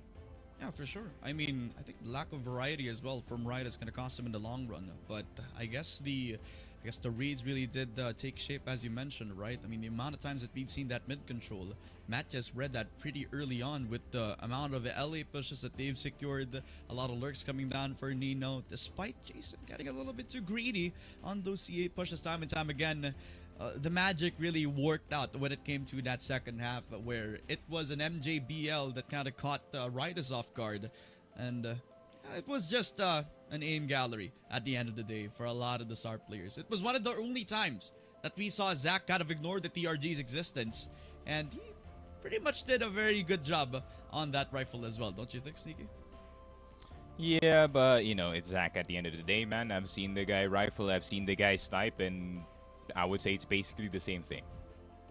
Definitely, man. I mean, it's another day at the office for Zach, and a little bit of time for opposite day for everybody on MATTJESS. They secure that set 1, and there's a lot of things to discuss about this game as well. So we're gonna hand it over towards the panel. Mochi and Salvatore, what else can you say about MATTJESS versus Ridaz? Thank you so much to our casters. And dude, honestly, to be fair, looks good here for Ridaz, and it's still quite of a given that MATTJESS will be outshining them, but at the same time, it's pretty close, and it's not bad. Close. I would tend to disagree on you on that one, Mochi. But yeah, it was kind of close, but it was under the circumstances that I feel like MATTJESS was just hesitating to land a finishing blow on this one, just because they were fooling around most of the second half, but we're getting away with it because they're MATTJESS. So we saw some flashes from Jung and Kodok, which was inevitably one of the strongest duos that was developed inside of Ankara. But MATTJESS just found this one solution where everyone just happened to have this idea of what happens if we push every single long angle and then we get their own spawn. And then I feel like that alone is one of the craziest strats that you can bring out to MATTJESS. But hey, it worked on some couple rounds, but Ridaz was just quick to read. And this is MATTJESS that refuses to adjust towards the liking of, I want this game to end. So yeah, Ridaz kind of looked pretty good, but at the end, you know, it's just pretty good. You know, you guys have to be pretty excellent or be the best. So yeah, MATTJESS saw the vision that they could end it with a rush over to A site, and there it is, history here inside of Ankara. Yep, and although it can definitely see that the likes of Baron Solfara as well as Jones were able to step up in this match as well with all of just straight up contestants, honestly, because they're not even giving some additional hires. Just think where we should choose to proceed, and everything becomes history, and they will be reacting from there.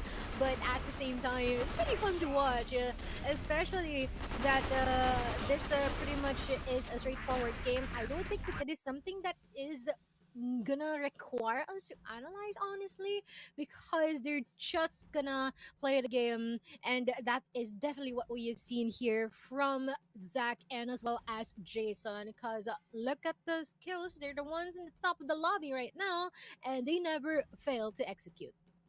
If only there was an absence here of Zach's blast out performance inside of mid and as well as A site, then we could have given the flowers here for Kodok and Jung to celebrate what could be a win here for Ridaz. But Zach just had to exist to play amazing Crossfire, and he just had to hit the most insane shots from his TRG. So collectively, Ridaz had a pretty good experience inside of Ankara. They very much held their own, and then the duels that they took, Mochi, was so methodical. It's one of the few times we saw Ridaz was carefully demonstrating on what could be a rush, but at the same time, you guys want to try to hesitate a bit in order for MATTJESS to get thrown off.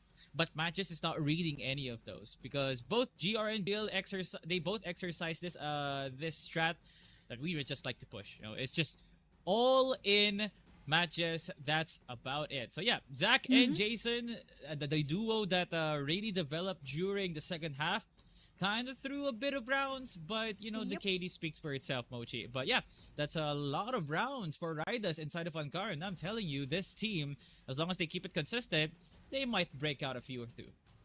Of course, and that is why it is just right for us to acknowledge who was the MVP of this game as well. It is going to be Jason with a 1.50, and you know what, pretty stable and noteworthy performance from him. Although this just might be another day for MATTJESS, but at the same time, it seems like they've been able to ensure that Jason also got that spotlight, if you know what I mean. Jason kind of looks like Zach to me when you put them face to face and side by side. Kind of looks like the same thing, carbon copy, with just a bearded face one on Zach. But yeah, Jason, congratulations to this man. It's one of the IGLs that breaks out a few times when it matters the most. And of course, you have to break out on a series against Ridaz inside of Ankara, which is a map that I do feel like Jason is very much excited about, even during the Gown Gaming days or even his first hit as MATTJESS. But yeah, congratulations to MATTJESS, but I feel like the job is not done. They still have a few issues to solve inside of Subbase. Yep, and we'll be witnessing that after a quick break, and we'll be back after a few minutes.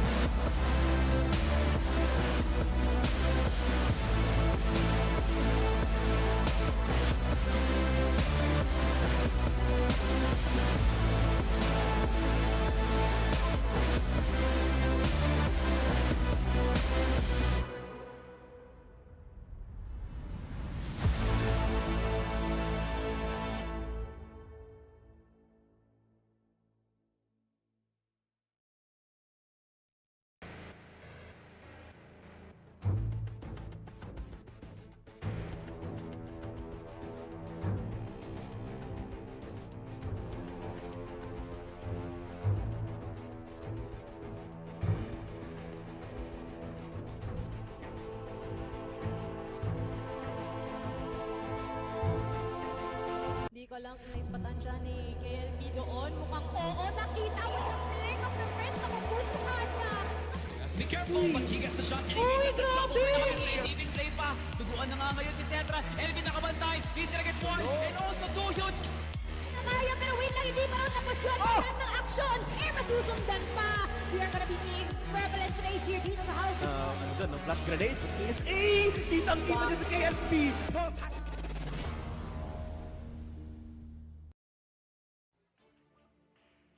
And welcome back to still our first series of the day. It is still Ridaz versus Matches, wherein our next map will be Subbase. Subbase is going to be pretty intense here for Ridaz, despite it being like one of their premier picks during Rosea qualifiers and even in the first few weeks of C Masters. But Matches has been excelling this kind of map for over a decade now, Mochi. So that's not going to pan out here for Ridaz pretty well. But you know, we would like to give out one of the props here for our friends at Rosea, because you know, an underdog story could be a very good headliner up against a Matches who has always collectively been excellent inside of Subbase. Of course, and I hope that Ridaz learned a thing or two even after fighting up against Veteran back in their qualifiers, whose Veteran's favorite map is this very map. And I guess it is just right for us to already jump into the action, so let us hand it over to our casters, Shimon and Sneaky Frog. Thank you so much, Mochi and Salvatore, for this opener of a set number 2. Subbase. Alright, this is one of those maps where I could say if a team wants to let loose, this is the map to do it, right? Subbase up against Ridaz. I think this is going to be either a barn burner of a match or a match where we could say MATTJESS just wanted to go gung-ho on these people, right? So, do you think we'll be seeing that aggressive playstyle?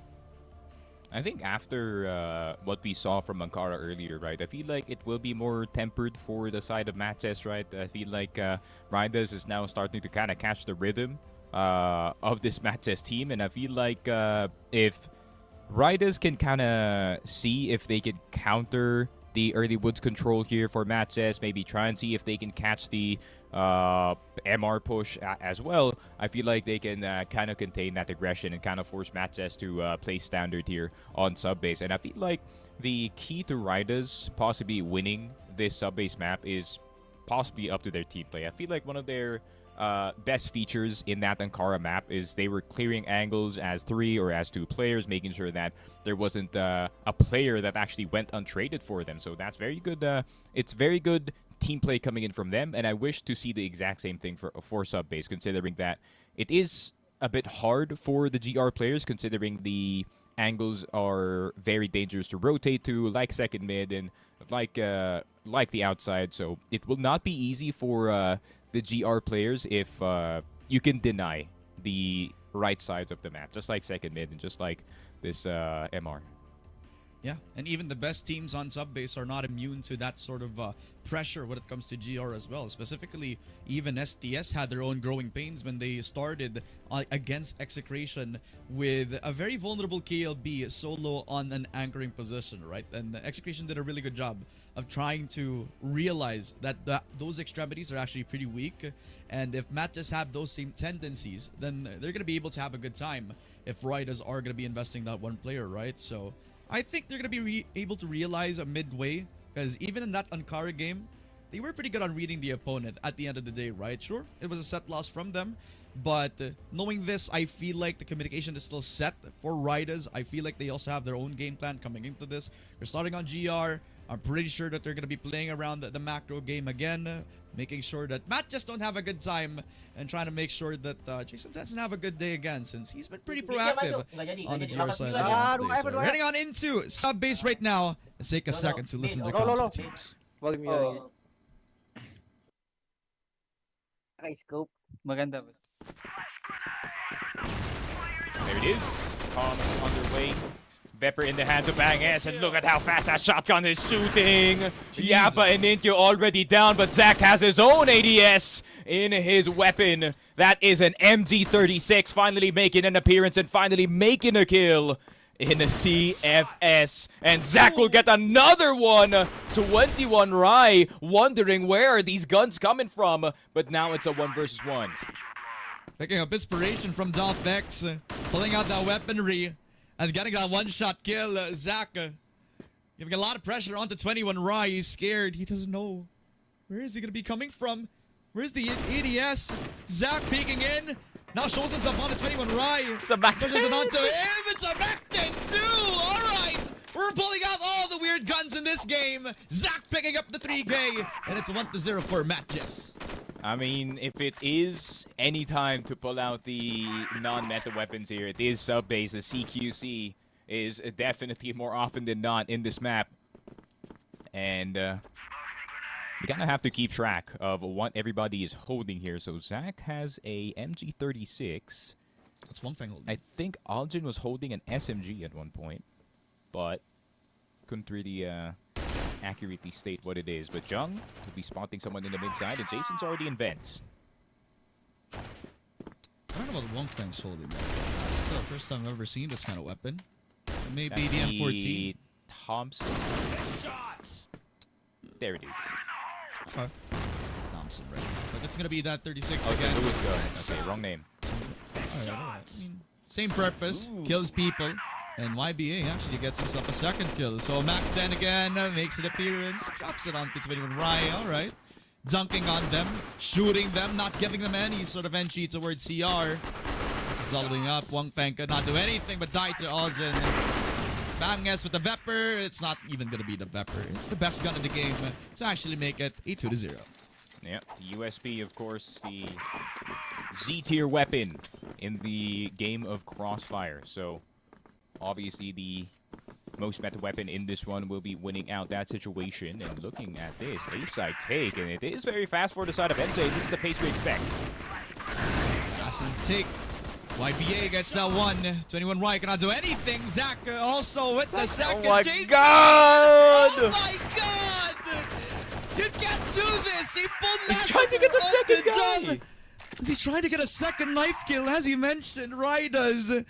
Oh man. Somebody turn the stream off. This is not suitable for all ages. 1 versus 4 with the Lewis gun, Wong Feng. You can't have fun. You can't do anything. MJ are having the time of their lives. Oy.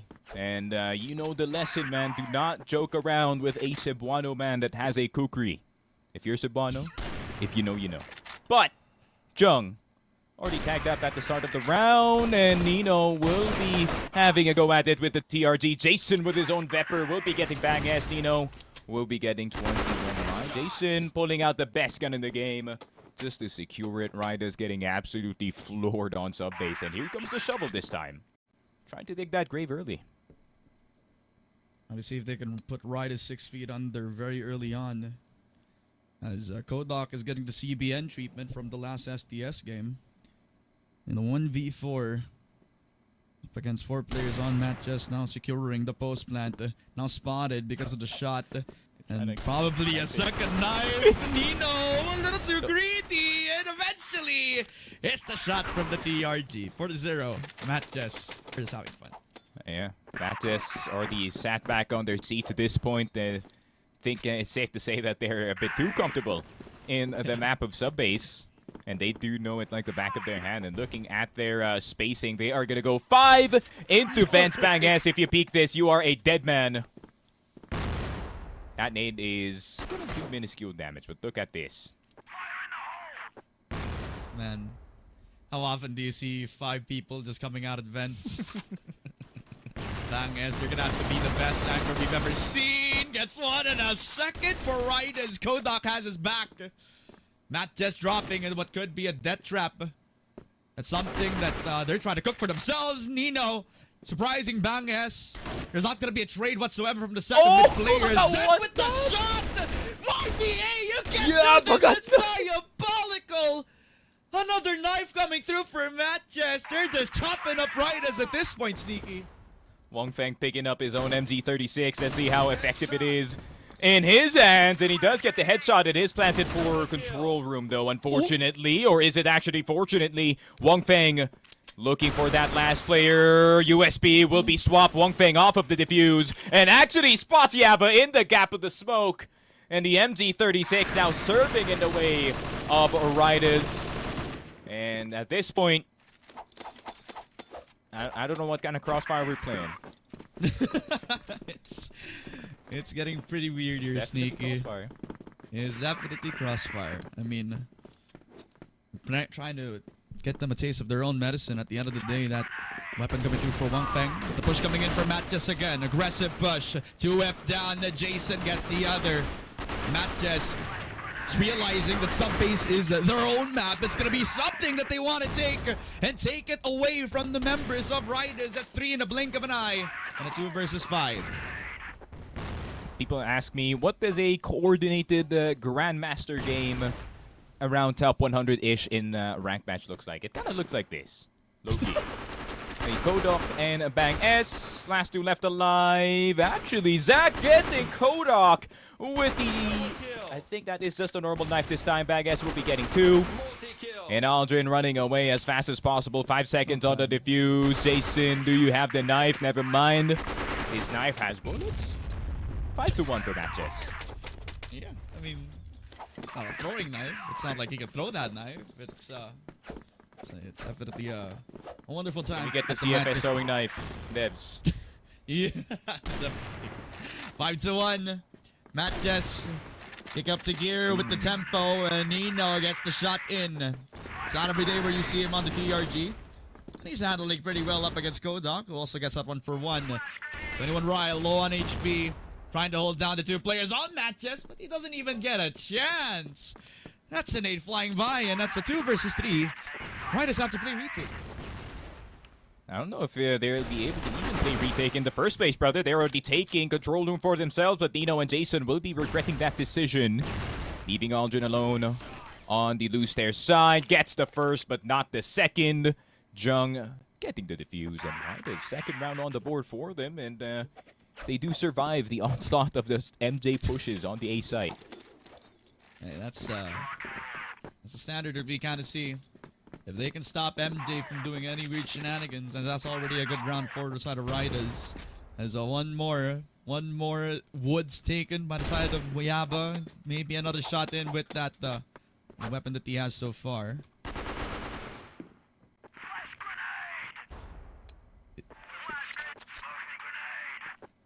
Well, Zach is in. Wang Feng, and he's not gonna survive that one, brother. He's ADS'd in. He's locked in. He's pressed now, Stu. He knows what to do. Zach will be getting Jung, and 21 Rai will get Zach in return. There's just nothing you can do with Ridaz. At least we'll try to bounce back into it. That's 2 kills for them. And Nino trying to lock him out of the site. Yaba gonna plant that C4 down on the site. Banges and Kodok. What can you cook up in this 2 versus 3, right? MATTJESS are just running at them with the knives, running at them with the weaponry that they still have in their back pocket. Nino trying to practice with the TRG. Definitely on the shot over the Banges. Look at this guy just cooking them with the weaponry. 3 kills for Nino and a 6-2 for MATTJESS. Yeah, and yeah, just like what we do expect from this MATTJESS squad, right? I feel like full domination. 5 dudes sending it on passage, maybe on lockers sometimes, but that is entirely up to them. Jason going the vents route once again. Kodok, you know the lineup.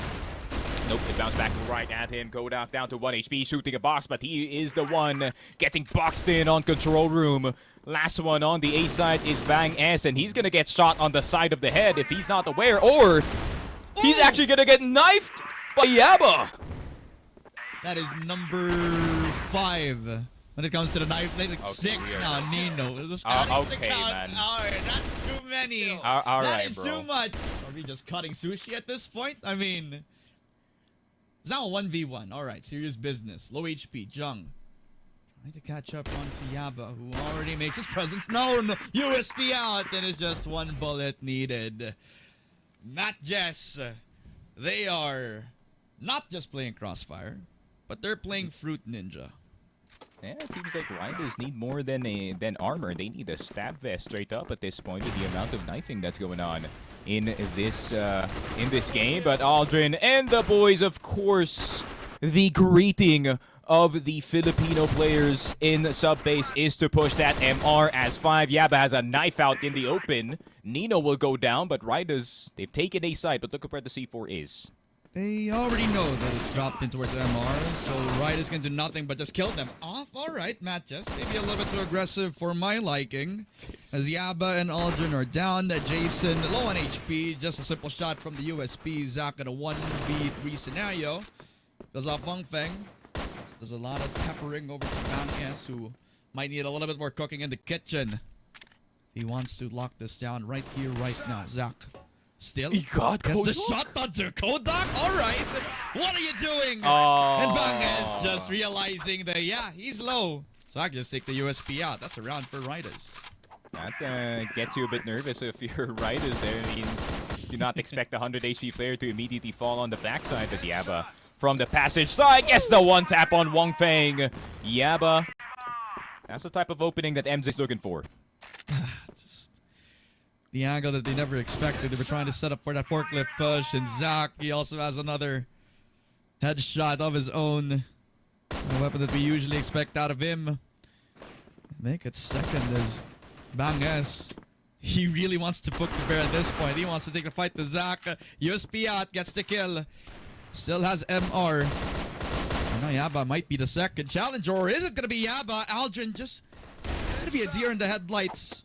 Jason with the kill. At least a 1v3 now for Banges. Stuck between a rock and a hard place. But the hard place is actually trying to flank him around. Nino down. 1v2 for Banges. Banges immediately saw the one player and immediately went to Yaba's angle. So he knows what's going on in the map. He's not a stranger to MATTJESS's antics here, but Banges will try to tap walk his way to victory. But look at the crouching from Jason, just absolutely dodging all of the bullets of the last Ridaz player. MATTJESS with their 8th. Another MR push sealed in the books. Another round where we kind of didn't see the knife coming down as well. And another shot from Kodak. Just beautifully done onto ALG and Banges. Good shots over towards Jason. And a Woods control that Ridaz actually have a little bit of success in this compared to all of the previous rounds. Jason Aldrin already down, so obviously not good news for MATTJESS, but yeah. We'll get the free one tap on 21. Ryan even one on Wang Feng. That's gonna drop the C4 right in front of MATTJESS, and Ridaz, they thought they had control of the situation, but it seems like the MG36 is quite effective in the hands of Yaba. Oh, he tried to XA spin the sniper. You're a madman, Yaba. There is no absolute way he just did that in front of Kodak. Kodak had his neuron activated just from seeing that. My oh my. His mind got blown up thanks to the shot coming through. Nino goes up. Banges again. It's not the jump. 1v3. Alright, what can it cook up? Nothing. Absolutely nothing. I'm glad that the XJ spin is definitely still relevant because it's one of the more underrated ways to kind of dodge a sniper, because with how Crossfire models work, right, your mouse kind of follows where your character is looking and obviously where the gun's pointing. So if you can kind of point the gun there for a second and kind of make it disappear, you can kind of bait some shots exactly like that. Jason will not be baited out anytime soon. Jung will get Zach, and look at Wang Feng, knife out already in the control room side. He just speeds through the defense of MATTJESS, but Aldrin seems to catch up on the entirety of the team. Last one left alive will be Banges. What can he do, brother? Absolutely nothing. And that is just one shot from Jason to send it over to the finish line. And MATTJESS sweeping up right as where they stand. A 2-0 on sub-base, and color me surprised. Oh wait, not really. That was a MATTJESS victory. Yeah, and MATTJESS, obviously, just cleaning up the rest of the map here. Sub-base, I didn't think we had a doubt on the team, considering this is one of their best maps, period, right?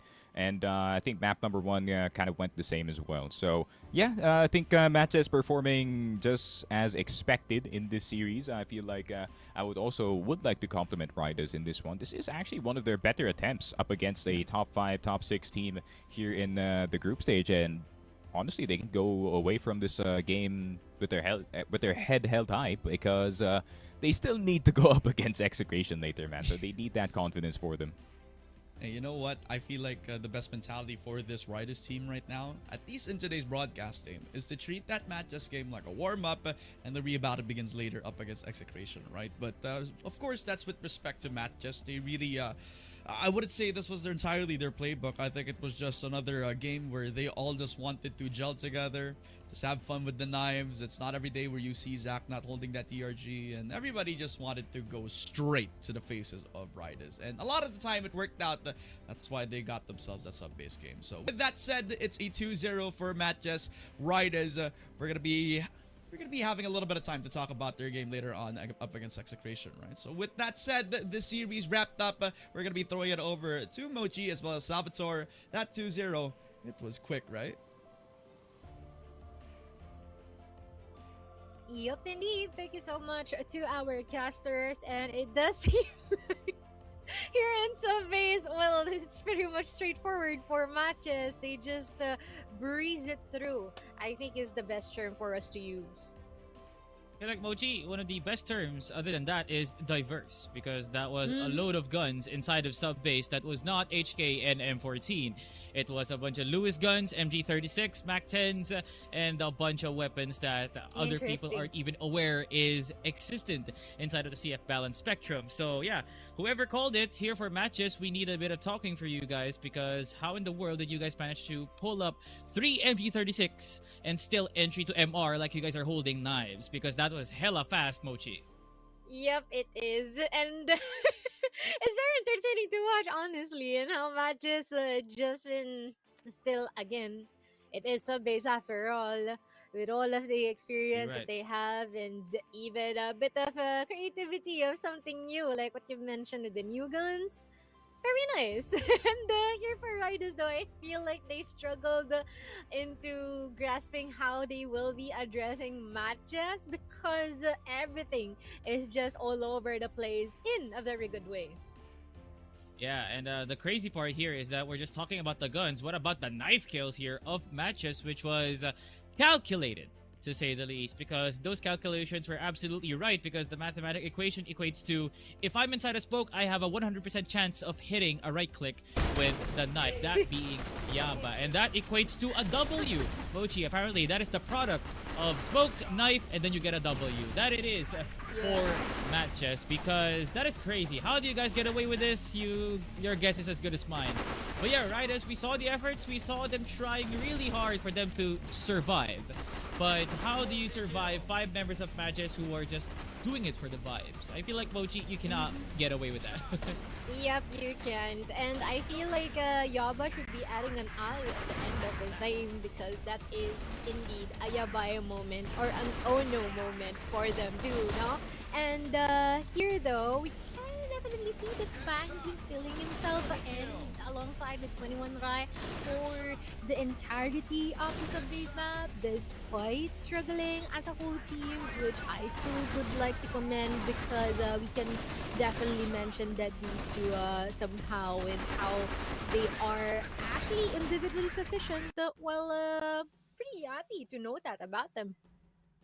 I can definitely vouch, Sneaky, that when it comes to the rank matches of like top 100, you can definitely see these kinds of actions inside of a burning map like Subbase. You know, once you rank up those points, these are one of the few experiences that I can really attest to. And definitely we saw what could it be from Ridaz. That is me inside of the rank matches, and matches are my opponents. So congratulations here for Bangs. We gotta give these guys, we gotta give this guy an amazing golf clap.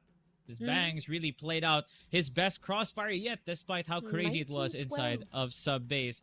19 kills up against MATTJESS, who was just dumbfounded to understand that MG36 also happens to be a good gun.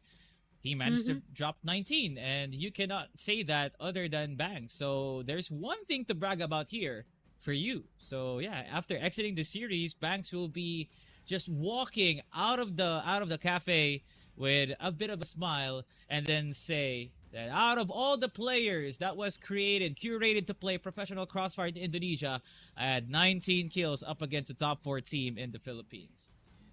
Exactly. And we can also point out who our MVP for the map of Subways is. It is going to be no other than Yaba with a 2.33 KD. And you know what, Salvatore, I have a question. Do you think Yep. that if that knife kill landed on the head of someone Yaba has been able to kill, is that a headshot kill? Probably. Because that is an insane number for a Yeah. man who It's withheld an 71%. MG36. Yeah, it's mostly MG36, but that smokes per round, Mochi. I'm pretty sure that is only high because he was using it to knife somebody. So what a diabolical way to utilize a very perfect utility used as a blockage of entryway. Yeah. But to him, it's this divisive ability that I can use to knife someone. So yeah, Matches with evil Yep. intentions manages to get a series against Ridaz. So do we have to congratulate? Of course we do. It's for formalities, but you guys know what you guys did. I mean, all I can see is that they enjoyed this series. So let us see who is our match MVP. From the side of matches, it is going to be Zach with a See, one the most Ah. anticlimactic MVP. Oh, I just have to point it out. We had Jason, we had Yaba, and then Zach. Like, Yep. how did we land Zach? with Zach. Yeah, I mean, I think it's more on the consistency. Honestly, when they were able to perform free standard or up to standard in individual maps, in terms of the average, it's gonna be pretty high if we can compute this Mochi. correctly. Yeah, But Mochi, we gotta ante up our answers or our questions rather, because we're gonna interview Zach for like the 4th time now. yeah, So- that's true. Do you happen to have like a deep one in the bag that we can use? Maybe their motivator why there is like a very diverse selection of guns on their end, I guess. But other than that, nothing else, because I already run out of some questions or we can ask with Zach. But I am also curious about their plan of action towards their path onto playoffs. So I think we can utilize those later on. But by the way, guys, we also have our battle from Veteran and as well as Alliance Gaming later on, which you guys should be on the lookout for as well. Yeah, you guys can also see some Mac 10s here for Alliance, considering that they've done it up against Ridaz one time. And of course, Veteran will not be any strangers to an experience of what it's like to be gunned down with one of the most off-meta guns inside of CROSSFIRE. And I'm looking forward to what Veteran is capable of, considering that they do have one of the most flexible maps out of all the Rosea teams. So yeah, Black Widow could be open, and that could be an X factor here for Veteran. Yep, and I'm also pretty curious what will be the outcome of this one, because this will be really interesting too, especially after Veteran taking the really close one from yesterday. So I guess this is where it ends, and we'll be back after a quick short break for our second series.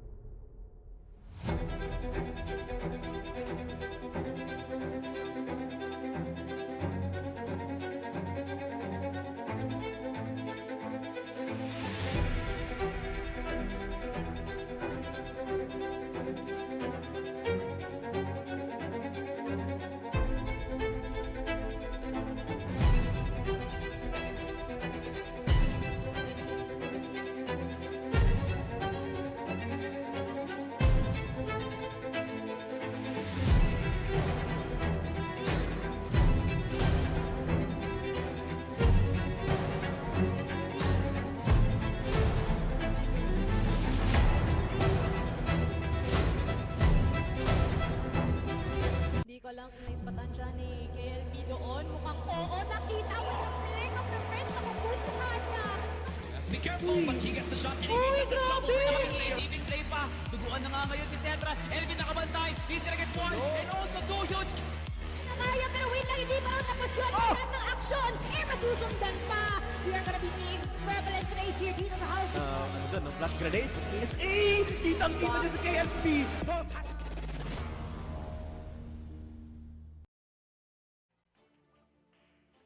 Our match of Ridaz versus Matches is already done, and now we head on to their brothers. We will be having Better One versus Alliance Gaming for our second match.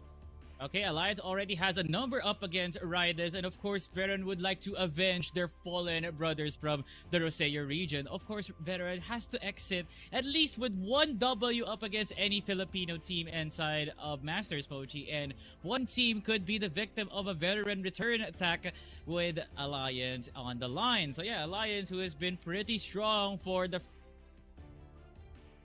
And it seems like it's gone. But for now, we're just gonna walk it over. But as he have mentioned, this is going to be quick. I'm sorry, I'm laughing so hard just by how his frame freeze. But here's the line for Veteran. It is still Drones, Rector, Twintism, Shock, and as well as EV9. We're in. We definitely saw how Ragnar and as well as EV9 became quite of their pillars on this lineup alongside with Drones, actually as their sniper, literally an anchor. But at the same time, with how Twintism's been put on here, there was actually a stable growth that we have seen from Yep. Veteran so far, which is great. Yeah, as I was saying, after a bit of an interruption from a certain foe in the internet industry, Veteran has been delivering quite an exit tour inside of C Masters, and there's nothing to be ashamed here, Veteran. We're seeing some growth from you guys, especially from someone like Drones, who happens to be one of the Yes. pioneers of sniping here in Indonesia. But Veteran, as a team, they might break through, but with just a couple of adjustments on their legs and as well as their backs, they can move around the map freely and then take those fights confidently. So yeah, Veteran is prepared, but I don't think it's that kind of preparation inside of a game like Alliance. Yep, and I feel like they have some chances against Alliance, though the only issue here is that they need to really follow through with the pacing that Alliance definitely lays down in front of them, because if not, or if they fail, well, definitely it will be a quick done and dusted game. But I do think that there is a quotation that may come from them later on, and I'm really curious what would be the statement that they'll be saying. But for now, Fires is gonna be out, and Shock, our bipolar sibling, will be back here in our lineup, which is pretty nice, because honestly, Shock has been also one of very good players that we have for Veteran so far. Emoji, this is coming as a shock actually, because Fires for the past 2 days have Wow. been quite Okay. have been quite the man when it comes to getting those headshots. And Shock entering into the fray happens Mm-hmm. to be like the move right now for a veteran, and we would love to see the vibes here for a veteran as EV9 and Shock, showcasing that they can also dish out some emotions of happiness despite, Yep. being below the top 8 level here of C Masters. At least there's one color, orange, yellow. I don't know what it is because I'm colorblind in real life, but whatever that color is, Yeah, it's a it is. W. It's a signaling of a W up against Uh-huh. Ridaz. Forget about the other matchups. Let's focus on the Ridaz matchup. I'm just kidding. It happens to be a default on that one. But what also could happen here, Bochi, is that for their ender Mm-hmm. in their C Masters, as their exodus, with their exit, they might, just might, we might see a very good series up against Alliance. Not like, a winning one, but at least it's a good one. Yep, of course. And pretty much after both facing up against STS and VP yesterday, which is quite an insane schedule for you, veteran. Well, I have high hopes that they can make this into a closer one or probably get a map against Alliance Gaming. That is only if they fulfill the condition. But let us see what one of their players has to say for this specific matchup against ALG. It is going to be from Tuntism. Last week's results made us realize that we still have a lot to improve, and it motivated us to work harder. I definitely believe there's still another level we can reach, and I think that is without a doubt, Tuntism. Just keep your head high alongside with your team, Yep. of course.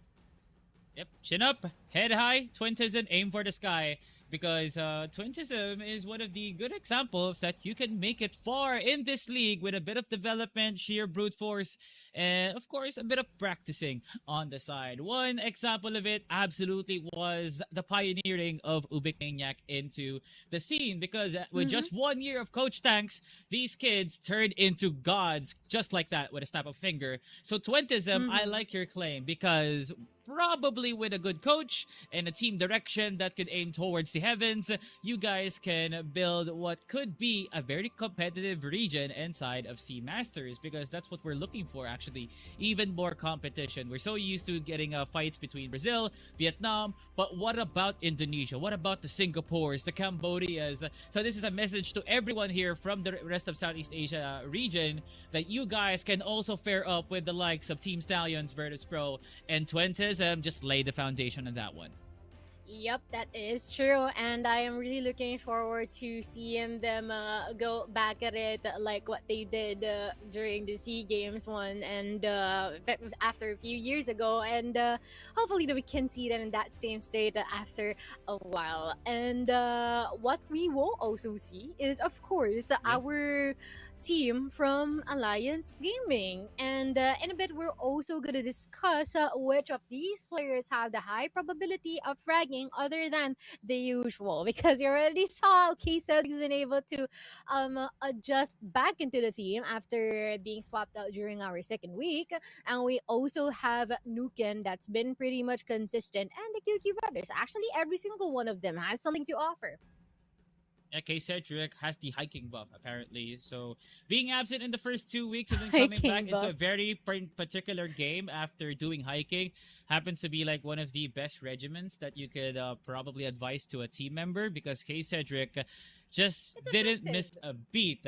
It's very effective indeed, Mochi. And then Alliance got most of its success mainly from Froze and Cedric. What? So we would love to give all of the shoutouts here to Alliance Gaming, who happens is to that? be really, really hungry, and they're going for everyone here, especially from Delq. So Surf and then a 555. I'm having like L vibes on this one, like the Yeah. random things on their desk, just pulling it out because of like a really That's good pretty funny. reference. And what Yeah. could possibly be the reference of soap, because we're gonna wash away the tears of Veteran, probably.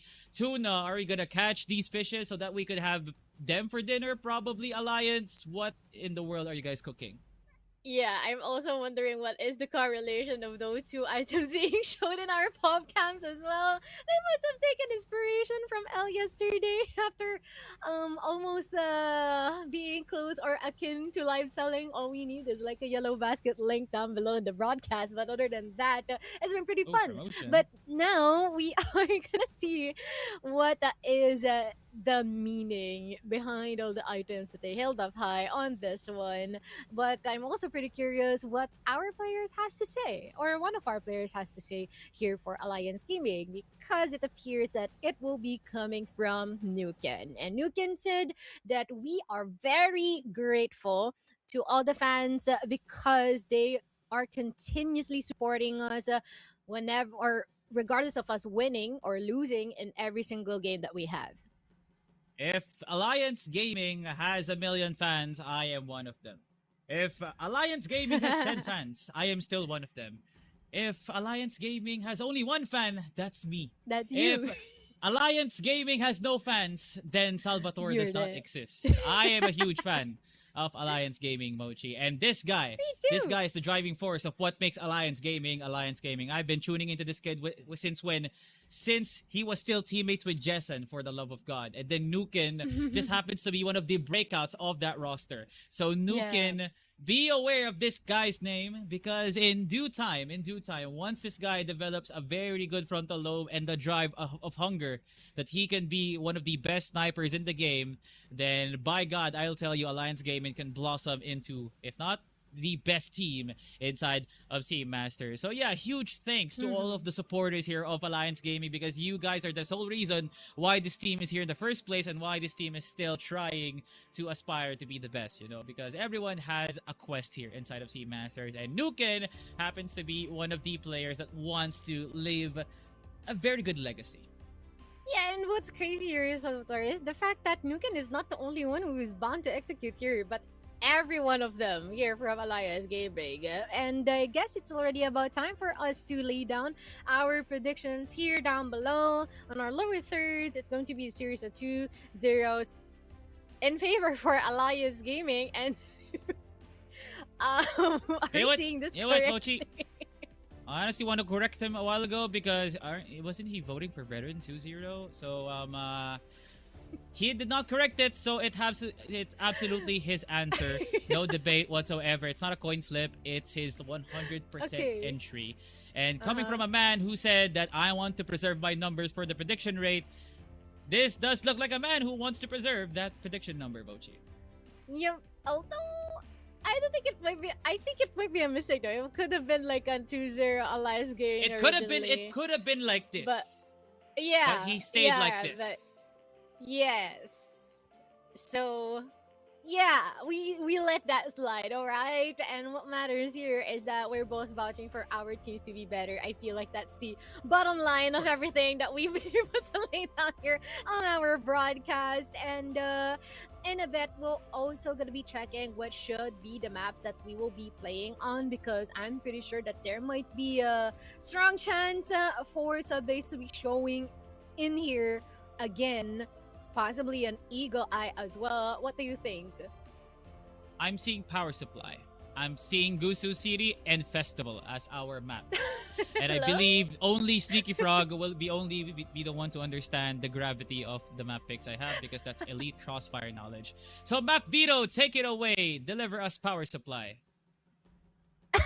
Not the power supply. But we have Port Black Widow and Newcom on here. Both of what I anticipated are now gone because they banned it against each other. But we have Port and Black Widow, Boo. which is this game pretty fun though. What do you mean, boo? I'm talking about the coach of Alliance. Like, boo. Awesome. But he's not here though. Oh, Shout he's out not to Boo here. though. I like how He's here in our hearts, perform. Mochi. Yeah, He's that here in is our true. That hearts. is true. Yeah. Well, this kind of looks like an Alliance veteran matchup just because of Port and Black Widow. But, you know, I'm still knocking to the Crossfire devs and like the organizers. You know, Power Supply's a very good map. And I don't know about Mexico, guys. So, if you guys can just take Mexico out of the map pool, put Power Supply in, and then we just might have like the best split of Filipino and just see CROSSFIRE for like quite a while, because at least we are Mhm. adapting, you know, a map pool that is inspired by CFPL. So I don't know about Mexico, about you guys, but yeah, Alliance and Varen have been picking their maps pretty nicely. I just don't think Port is a good one here for Varen. Could have went for Ankara, honestly, but you know, it's a choice for Veteran. Black Widow, nothing much to be said. I'm pretty sure once we hit set 2, Mochi, hell is gonna freeze over everyone. But I do understand their reasoning why they chose sport. I do think they have better chances here because when it comes to mid rounding or mid round calling, they have better options that they keep on doing, especially after the fight that we have here against Virtus.pro yesterday. But I hope that that doesn't just serve as a end in terms of confidence boost, but also will be influencing how they'll be operating within the map as well. And here for Black Widow, I feel like that's already quite of a given. They've been able to defeat Cuerdas and other teams as well, wherein they found Yep. better performance, especially when it comes to their defense or their global risk side. So really, really looking forward to what will be the painted picture or the masterpiece that will be written and created by both of our teams for this series specifically. These two teams will be exiting Sea Masters with at least a W on their way. So we're hoping for an amazing match between Veteran and Alliance. So Alliance and Veteran, good luck, have fun, give us an amazing crossfire. And now it is time for us to hand it over to both of our casters. It is going to be Sticky Frog and as well as Ramon. Take it away. Thank you so much, Mochi and Salvatore. By God, this is going to be a fun one. It is going to be Veteran versus Alliance Gaming. And in a map like Port, anything can happen, right? I mean, I think the common theme has been that Rossi teams will actually have the best type of performance in a map like Port. We saw it with Ridaz and how close they were in getting sets. Maybe with post-honeymoon period Alliance Gaming here in this map, I think the same could be said as well here for Veteran. Yeah, I was actually trying to see if it is even like mathematically possible for Alliance to actually still enter the playoff picture, but unfortunately they are gonna be a map short from MATTJESS here, or Ridaz, who has 11 in terms of map score, and I think MATTJESS probably got 2 more right after that. So realistically, there is no bearing within this game between these two teams. Maybe Alliance has something to prove up against this Veteran squad. Veteran, of course, being the better of the two Rosea teams going into this tournament. I still have belief that they can definitely do something on this GR side, especially when it comes to the map of Port. But I feel like AG, this team is kind of built for Port. I mean, there's 3 players capable of sniping, a whole lot of aggressive players on every side of the map. So that's the expectation here for the side of Veteran. For sure. I mean, if they're going to be able to structure a very well GR side for this Veteran team, I think they have the pieces to work around it. Although be it's going to be one without Fires in the roster, and we like to say time and time again that Fires is the best Rosy player that we've seen outside of both Veteran as well as Ridaz, right? So without him, now they have less of that firepower, but a little bit more of that structure. Shock being one of the more vocal players over to the side of Veteran, it's going to provide a little bit of structure, like I mentioned, but I feel like they're losing a little bit of kick that you would want to get out of a matchup up against like a Nuken, who really is going to be willing to take the fights to them early on in the early rounds, up against a Del QQ that will be running around in circles trying to call for the team to get some setups going on the BL side. While I'd say it's a bad thing that they don't have Fires, I'd say it's a good thing. They're going to try to grow out of a shell of them relying on one singular player and just focus on refining what has been working for the side of Veteran, which is their team play from the most part. I mean, they don't have their standout, but at least they will have some communication going. Yeah, and I feel like with him kind of back in the fray, the system, just like you said, it could be squeaky clean, but up against ALG, it will be questionable. Here the comms. Ares 28 ko. Alright, quick and easy back in from Cedric as well as LQQ. That's 2 kills for ALG. Shock gonna try to get that going in towards the site of LQQ. Okay, Cedric gets that second kill. A B site already in the hands of Alliance Gaming. Yeah, and it seems like they have caught the non-meta gun bug as well on the side of ALG, and they just clear the rest of the squad. Bit of a quicker pace than usual here for Alliance, but I feel like they kind of caught some of the players in very bad positions already in these early round situations, so they just kind of play the picks. Back on towards that mid side. Froze has an AK. Wow, so we've seen that come to play. But he is showing that it's almost like it was not out of the meta just yet. That's 2 for ILG. Reknart with 1 gets a 3K. Alright, Reknart, you're cooking. And you definitely are the main chef so far. 2 versus 3. Veteran at the numbers. LQQ trying to wreak some havoc with that chainsaw. Now shows himself with the Colt. Gets the kill onto Twintism. Down to a 2v2. LQQ down. That's EV9 with the quick and easy spray onto him. Now down to Abdel. Sniper. I mean, I don't think he needs to. Gets the shot into Reknart and he can just run away towards the B side. Yeah, the brightness of that screen is probably blocking our vision of DelQQ's cheeky, smug grin on his face as he's rocking this chainsaw. Is already good for 3 kills so far. Problem is, EV9, he does have the HK417. Better accuracy on the first swing. But as soon as EV9 even misses a single bullet, LQQ is going to be there for the punishment. 20 seconds. Now he's put in a bad situation. Flashes all over the place. LQQ not blinded at all. And EV9 will secure it. ALG caught having a little bit too much fun on port. A little bit too aggressive on that mid control as well. As they really did challenge over towards that Z control and underestimated Reknart's position. As he got a free 3K at the end of that. 1-1 is the score. Veteran sealing the deal on that first GRs. Now, LQQ, chainsaw in hand, starts it strong onto the sniper. Twintism down, Shock with a 1-for-1. Welcome back to him. It's now down to the 4 versus 4. Bit of map control here for the side of Alliance. Z already in their hands. Mid, not just yet. Froze will provide that opening for the side of Alliance. Finally, Shock off of that position. Mid control, B split is now an option. Yeah. They got the kill over to the mid-side players, so if Froze wants to push a little bit too closely, then that's the option for him. But Drones just shuts that option entirely. Alright. Clean pick onto him. 3v3, DelQQ shows himself, even puts a nade down, investing that util. Try that push going. Reknart and EV9 already responds to the aggression. DelQQ does not hit the shots. That will be a veteran backside hold. DelQQ in no man's land. And actually doesn't know that he's already on the other side, so it'll be down to Nuken if he can open that window for them to pop that C4 down. Yeah.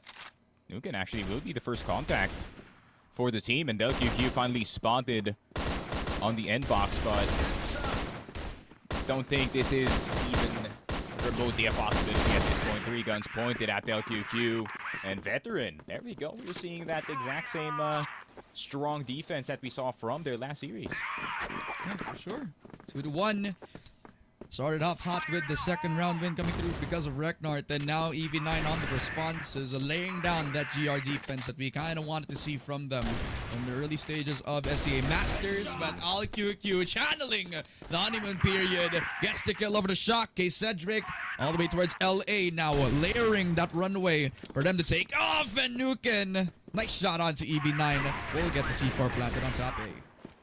Yep, 38 seconds. Not much time for Veteran to get back into this site. It's going to go down as 2 blind players, and Alliance collecting a very easy second win. So, there we go. 4th round on the board. Alliance a lot more aggressive, let's just say, on some of the angles on the side of the map, especially in mid and in A. And we need to see more of that from them especially, but LB will be the objective this time. Start solo Olden. It's gonna be all him, but he only gets 1. As Alliance Gaming have overwhelmed him with numbers. 2 to pick off the only guy on the site. Nuken making a lot of noise, calling the attention to the Veteran. I'm here and you need to kill me. I'm the problem! And Nuken is a big problem! 3 kills for him. Alliance Gaming, just remembering who their enemies are.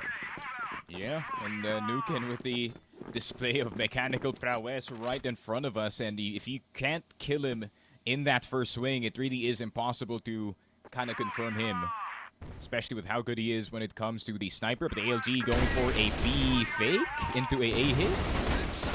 Right. They're cooking. They're doing something, and they're doing something right.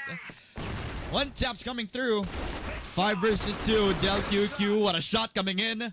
But Drones, he shows that he also coming through from the Wild West. It was all the bait all along. Everybody vested on B. But Del QQ, it's actually LQQ. Actually topped in towards that A side as well. LQQ with a 1 versus 4. Gets the shot in. Gets the second. Alright, opening the conversation. Gets the 1v3. Yun nga lang, it's just gonna be shock. Who does get himself the last lap. That is gonna be a 3-3. Veteran. It's a pretty good retake. Is it? Debatable.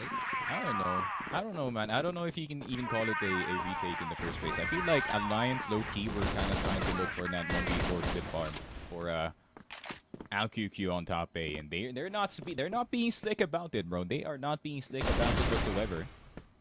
And K Cedric will just send it in that mid side, and now it is a 4 versus 4. Froze gets one in return. Oh, okay, EV9. Obviously, guns on that HK. Gets another over from Veteran. And Veteran are very comfortable. But now, well, they're holding down that house B. It's all down to Nuken in a 1v3. We've seen his potential come out the very stages of SCA Masters. It's been time. A very long time since he actually goes back to form. It's not going to be the time of day for Nuken this time. A 3 versus 1 up against Veteran. Even Veteran can get themselves that round 43. Yeah, bit too pubby for my liking for Alliance, but still Veteran. If you want to have a good foothold on this game, you're going to need to get that 6 and 3. That's one way to kind of add upon the momentum that they already have of the long push for Veteran. A response to Alliance's hold in that mid side, and Froze will get EV9. Shock will get Del QQ. Now a 2 versus 3. Not a bad situation for either team, but either team needs one pick at least here. Hey, it wasn't clean, but you needed something out of their GR side. A triple push on LA. I'll take it any day for Veteran. They did get the better deal of the site, but that's going to be a clean shot for Nuken. Drones with that high-low really amount to much. Giving back the 2 versus 2. Both snipers on ALG. Exactly where they're at. Don't notice him? Very okay. A kill over to Shock. That is impressive.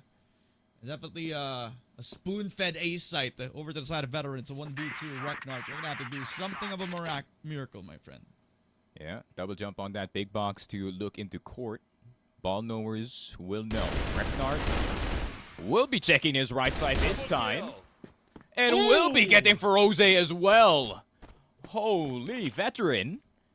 Having a bit of a joust, a fight up against Alliance. And Alliance, the struggles continue for the second round. And I mean, if Veteran can secure a 6 and 3, we have a conversation for a possible map win. But problem is they still have to deal with that BL side. That's true. Granted, the wins that they got are from GR. Comfortable side over on port, but they're handling it pretty well.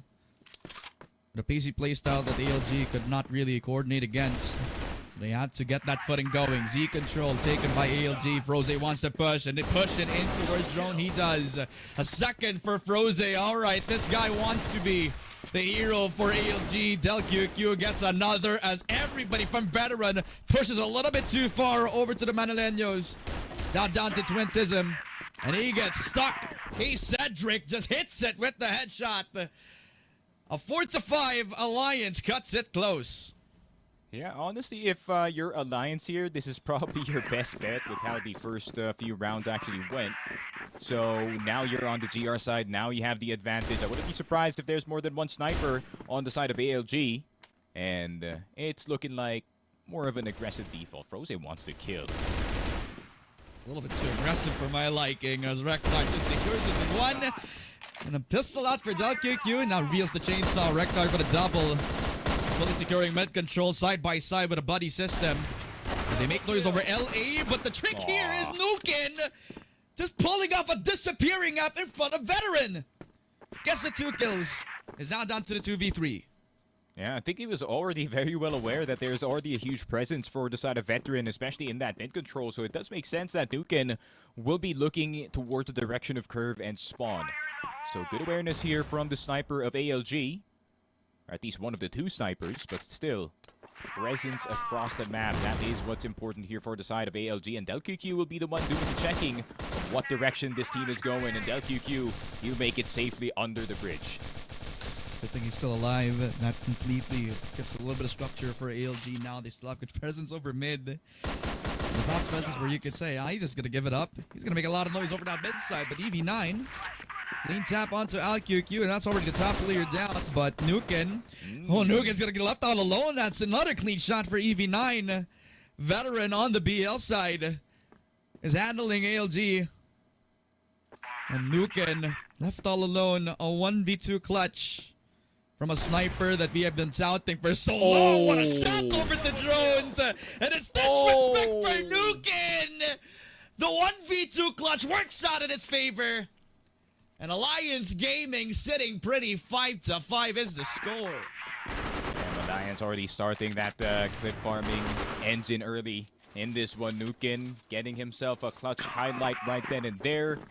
Getting into CA just in time before the 2 pieces fall on the A site. So 5-5 here for Alliance, and ΔQQ with a way bigger gun this time with Rose.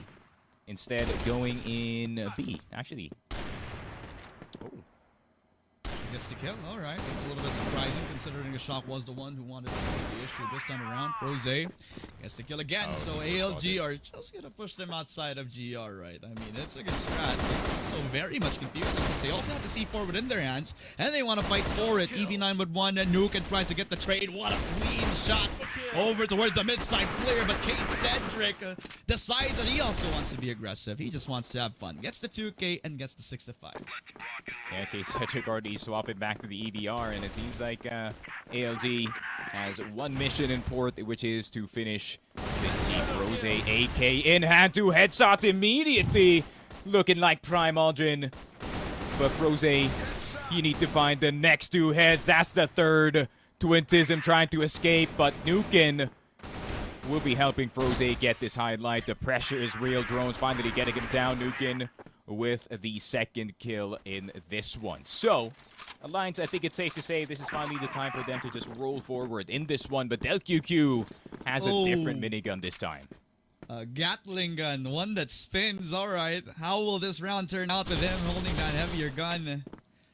Oh, it's exactly like that. Well, I guess so. Rose pushing, but that's 2 players ducking in front of him. And they were 2 sitting ducks. But he just sat down Rose. Pushing a little bit too far over towards store B. ΔQQ continues to introduce the Gatling gun. But K-Cedric has a different one. M14 maybe enough. ALQQ with another. They're all a swarming Veteran on all sides of the map. A 2K for ALQQ. Gets a shot in from Twintism, who's trying to become the hero. He's trying to be a little bit of a hope for Veteran, but in the end, it's a 2v2. That is a Mac 10 though. A single bullet would cause the downfall of Reknar. Twintism, not so much. But now QQ. Oh, he actually missed a shot, but it only takes 1 to take out Reknar. And now it's a 1 versus 2 situation, but still Twintism. He does have the sniper and the distance for this one, but I think none of the ALG players are moving for this 1 versus 2. It'll be not. No HP for everybody on the server. As they're all going to be over towards that top A position. This decides to play turtled up, but a little bit too close over to ΔQQ, who's making so much noise. ALQQ trying to get the spot. The Twintism flashed out.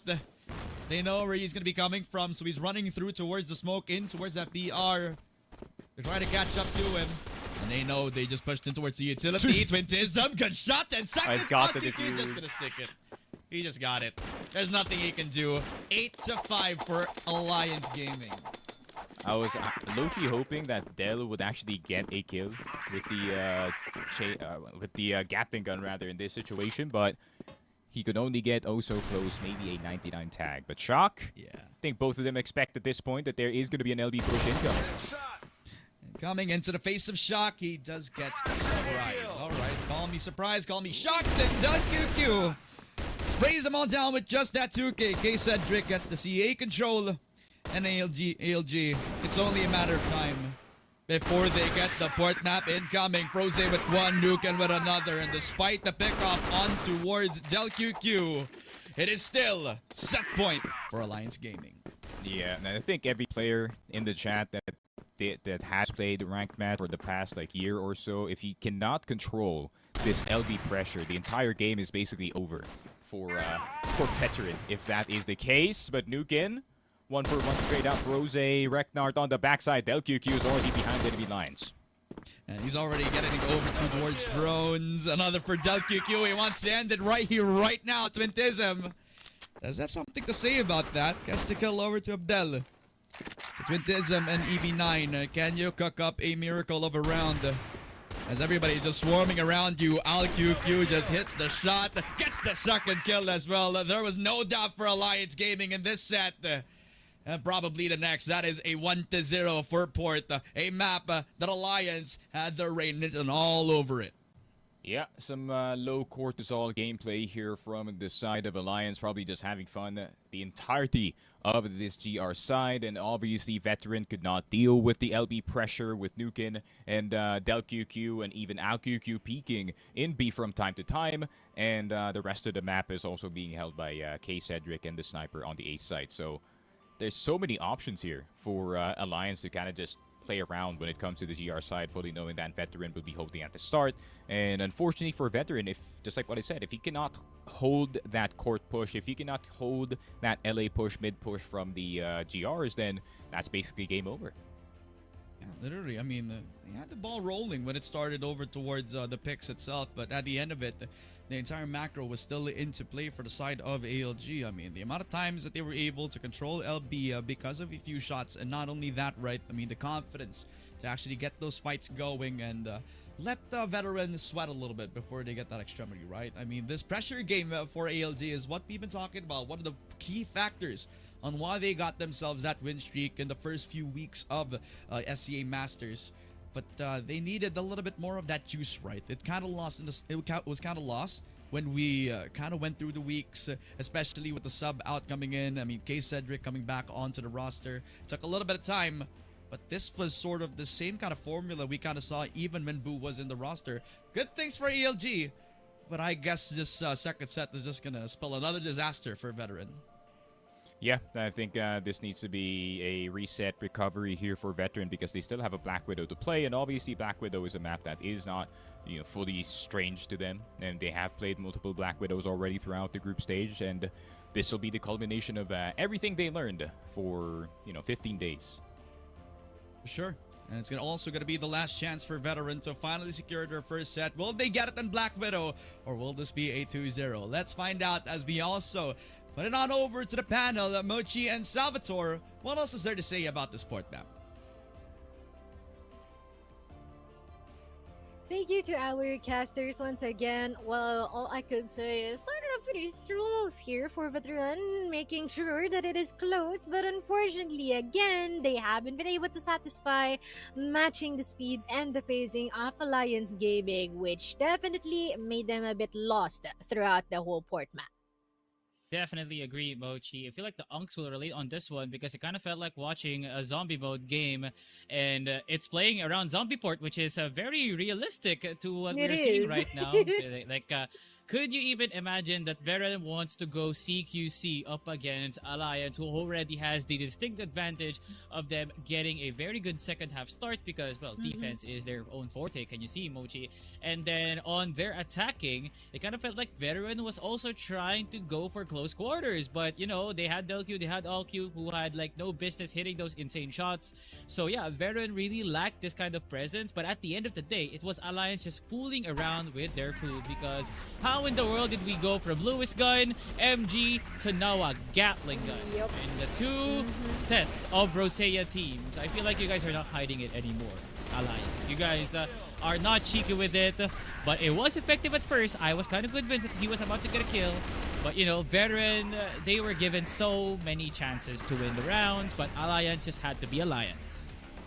Yep, and that is also quite the funny thing here is the fact that they're just making the most out of exploring all of the guns that we have here so far, thinking that the one's impossible and not being thought of in terms of loadouts is actually being used here in our group stage as well. And certain times, yeah, our Rosie teams are being seen actually holding the Gatling gun and such, but unfortunately here, it's more on the side of Alliance Gaming, and Veteran is more on the usual guns that we're using in these types of occasions. And I guess it's pretty much simply put, Alliance Gaming really had fun here in Port.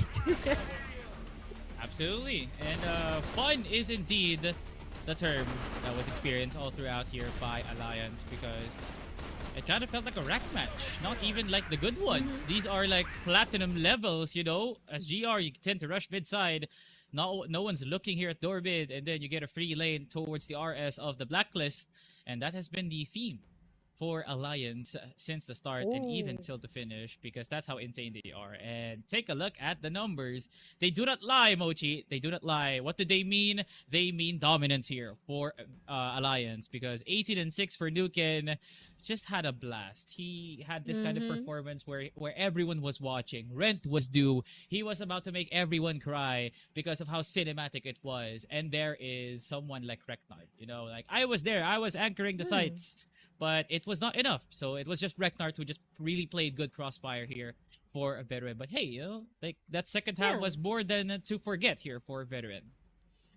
And we can also incorporate Froze, EV9, you know, the rest of these people actually got a pretty decent KD to say the least. And I'm wondering what will be the trend going into Black Widow once that we come back into our games. But let us check out. I'm pretty curious who is the set MVP. I feel like it is already quite a given. It is gonna be Nuken with 3 KD, which is pretty much high from what we have seen from their past matches as well.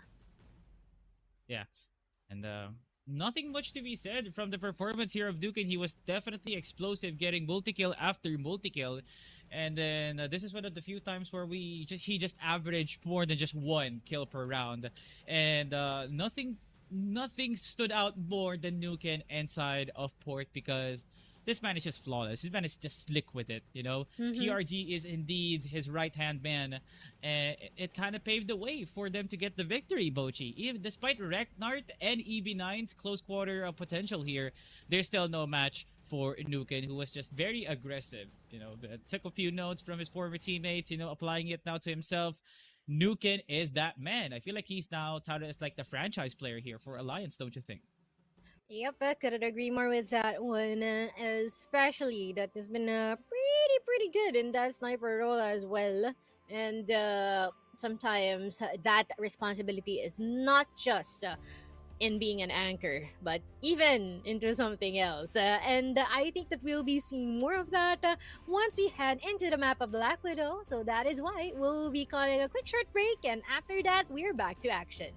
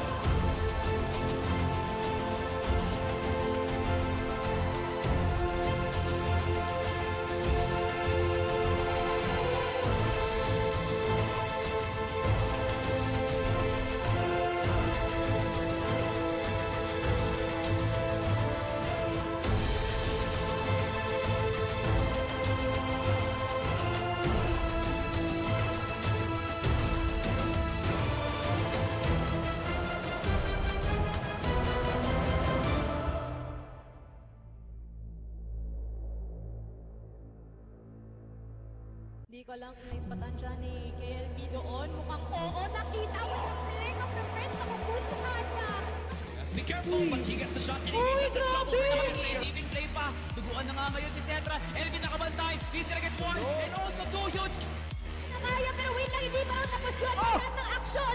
Masusundan pa. We are gonna be seeing prevalence race here dito sa house. Ano dun, no? Flash grenade. PSA! Kitang-kita niya sa KLP.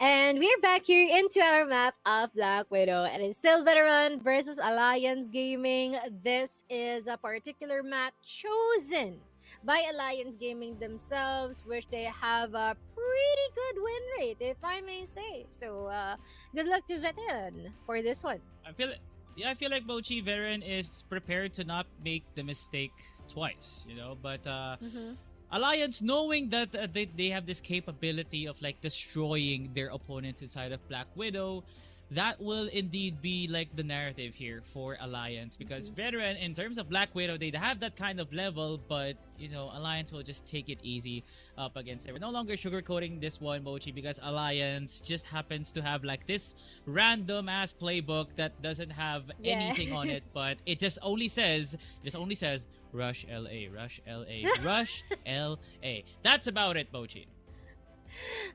At certain occasions, we can see Froze diverging into somewhere else, right? That there are some moments where he proceeds to water onto the mid area, tries to get a pickup all the way to stairs or somewhat some other things. But let's see if they will be doing that same thing, or would they just, you know, just go for whatever they want to do, just go for chaos. But I guess it's already time for us to hand it over to our casters for the map of Black Widow. It is going to be Ramon and Sneaky Frog still. Finally, in all the Ankaras and all the new compounds that we see time and time again, Black Widow finally again on the broadcast, and it's gonna be in the home ground for Alliance Gaming as well. Set number 2 awaits, and Veteran trying to make something out of the nothingness that we've seen from that port game. I think individually they're very talented, Sneaky, but when they're coming into Black Widow up against a team that in their honeymoon period has had a really strong Black Widow, I think it's very hard to put a narrative that's very positive up against this Veteran team. Yeah, especially with how that second half went, right? For Veteran specifically, I feel like there wasn't really any realistic chance for them to get into the game, right? Because they couldn't contain the pushes in towards court, they couldn't contain the pushes in towards ST and or bridge. So I would expect the exact same pattern here for Alliance specifically, fully knowing that, you know, the confidence is already there. It's at an all-time high. You did say that Veteran is very talented individually, but it just so happens that they're running into a way more talented team on the other side. So I feel like Alliance, there is going to be a lot of priority for long A, just like per usual. Maybe there will be a bit of fights at the B side, fully knowing that the Alliance feels like they can win every single fight in the map at this point. So I do expect the exact same aggression, the exact same pressure from Alliance specifically. For sure. And a change of scenery like this Black Widow game where, yeah, they're pretty familiar with the map, but it's been a while since it was pulled out. I think they're going to have a pretty good time here in this map up against Veteran. And the bigger picture that I would like to also kind of point out, right? I mean, this Alliance Gaming team, while they're very much new to the SCA Masters team, I've heard in one of the interviews very early on in SCA Masters that they have been practicing for so long now. So they know each other very well from the ins and outs of Alliance Gaming. They're very much comfortable with how the system works for them. So a map like Black Widow kind of feels like they're just going back to their practice, going back to what they have been perfecting for the longest time. This craft coming through with set pieces like Del QQ, who can kind of maneuver soldiers around very early on, have some creative strats. It's going to be a nightmare for Veteran to deal with, and I hope that they also have their own strat book to try to counter all of that. We're also going to be starting on that BL side as we now tune into Black Widow. Let's listen to the comms. Lang to. Jika, maju lagi. Maju jauh. Kanan. Wah, 97. Sorry dah. Shotgun. Oh, There it is. First blood going in the way of EV9. Short player already down. Del-QQ out of the picture already. Rose could be in trouble, but he has the weapon for the situation. Shock will go down. ALQQ will reduce the numbers of the B players. ALQQ collecting two. Froze welcoming the last two players with a shotgun. 1-0. And Veteran, seems like they got smacked with reality in round number 1. Yep, and they're realizing that this is definitely their map pick. A map pick for ALG that really is showing that this is their home ground. This is their turf. A shot coming through and Nuken gets another, even gets two in towards that CB control. Nothing that Veteran can do other than to get that rate from Shaka. Twintism just abandons the sniper. He wants to take a 1v1, but up against Twintism. Jose's gonna get that any day of the week. 2-0 for Alliance. They're trying their best, Niki. They're trying everything that they can to duel them. Yeah, but I think dueling directly against Alliance is really a bad idea, to say the least. And I feel like we need to see some more of that 4-man, 5-man pushes here from Veteran. That's a really good pickup, though. Cedric out, QQ already down, so that means 2 players out of the question, but there's 2 players on the A site, and Nuken expects it. Sees the S players. Nuken commits to the fight. He pulls out the USP and sees another. Almost stumbles. But actually survives in the fray of these players on Veteran as EV9 always shuts him down. Del-QQ set up, but not sets up for success. Jones will get that kill. Froze, still a known quantity. A shotgun for him, and he only uses the USP. So it's a 1v1. In this range, it's going to be very deadly. Twintism keeping his distance. Knows the Pepper is here, but it's going to be the USP for Twintism. The best gun in the game to get the round for Veteran. Yeah, and despite the crouch, the Vepper is deceivingly wide in terms of the spread here. And even if you are crouched, there is only a slight chance that center might miss, and it did miss, unfortunately, for Froze in this B side. VTR still in his hand, decides to use the USP this time to get a bit of distance up against Reknart, but the B control is going to go in the way of Veteran. However, site is still in the hands of Alliance. One of the best blessings the Crossfire gods have been blessed upon over towards Veteran is the over-aggression onto Froze. Now makes that store be a little bit more enticing to take on that BL side, but they also know that they have a lot of time, and it's a little bit risky to try to take that side of the map, so they just go on in towards that ES. I like this, though, that they're kind of using the initial B presence that they had to kind of trap ALG in the B site, and the rest of the players is just going to move towards the LA side. Problem is, you are running straight into Nuken. And last round, it's been told that he's not afraid to take any sort of fights, but he's a little bit too brave for the liking of ALG. Shock gonna take that kill. 5 versus 3, LA push. Shock gonna take another one, so Veteran off the back of their leader. It's gonna push, but it's a little bit too far. It's giving shades of Cedric. Cedric goes ham with a 4K. ALG is setting up a fortress on that A site. Twintism knocks down the door, a battering ram for Veteran, as ALQQ is just gonna run to the other side of the map. Tries to confuse Twintism, and Twintism, he didn't think about short, bro. Yeah, for sure. I think failing the double jump at such a crucial moment, it does happen to you. It does happen to you sometimes when you're under pressure. You will not hit that second timing. But speaking of timing, ALQQ, Froze, mid control is theirs thanks to the sniper looming presence with the help of Froze's AK. That start that Veteran were looking for, as ALG are getting very comfortable in their mid presence, but a little bit too comfortable. Two fall from the side of ALG, but Cedric set up for the flank of a lifetime, as he also gets 2 kills and the C4 drop within the sight lines. 2 versus 1, Shock. What can you do?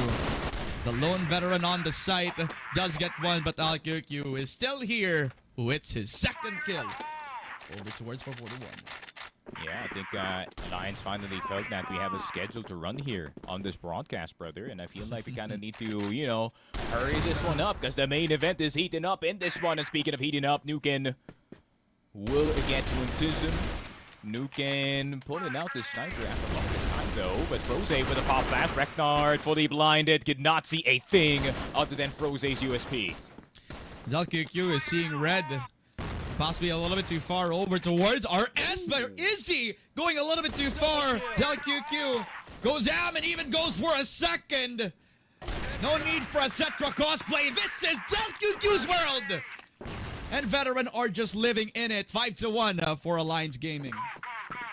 ㄍQQ even has his one leg up. That's how you can tell how unserious Alliance is taking this game. But the 5 nades towards HP, but Rose stays alive inside of house. But the flash is actually going to affect him. ㄍQQ inside of the graveyard. ㄍQQ is actually digging graves for his opponents right here, right now. The coffin stays standing in the B side. ㄍQQ with the 5th. Alliance. Just like what I said, man, they're clip farming at this point. We're going to see all of those clips posted up by either Raf or as well as 1111. We'll see that later on. As ㄍQQ wants to add to the kill count. Puts 20-some 6 feet under. Rose continues, and he's even ignoring the guy on the other side. Shock will clear him. And everybody from ALG is just pushing towards RS. Drone's going to get down. A headshot from ㄍQQ. Reknart is going to follow through. A double for ㄍQQ. What is happening to Veteran? They're all getting shocked around the GR push from ALG. I think Shock has a slight clue of what's possibly going to happen. ㄍCedric starting the B-hop a bit too early. And he's going to be the cause for concern, but ㄍQQ trusting the TRG will get that one. 7-1 ALG. At this point, making Black Widow looking like a formality. Yep. Not even just an RM. It's almost like Adap at this point. 7-1 for ALG, pushing all the way from LA. A mid-side push as well for Froze, but it looks like it's not going to be a net. EV9 with a one-tap. Oh my god. That is a crispy, but maybe not crispy enough for ㄍQQ. Just demolishes them with the snipers. Gets the 3K. Clip farming all across LA, and he's looking for more. That is 4 for ㄍQQ. 8-1, an almost flawless first half for Alliance Gaming. And almost flawless indeed. I think we've probably started and ended for the past 10 or so minutes, I think, that we've elapsed in this game. So it's been pretty fast compared to what we saw on Port. And Shock actually gonna make it on the jump, on the box, but ㄍCedric with the SMG, using it what it's intended for. Running and gunning all around. And possibly get that second kill. No, it is not. Jones with the kill. ㄍQQ, another SMG. It's not always that we see the MP5. But they're having fun. They're testing their limits. And the limit has been pushed into ㄍQQ. Veteran. They're turning around. And it's up to Froze to stop them within their tracks. What is happening to them? He is going, if he wants to.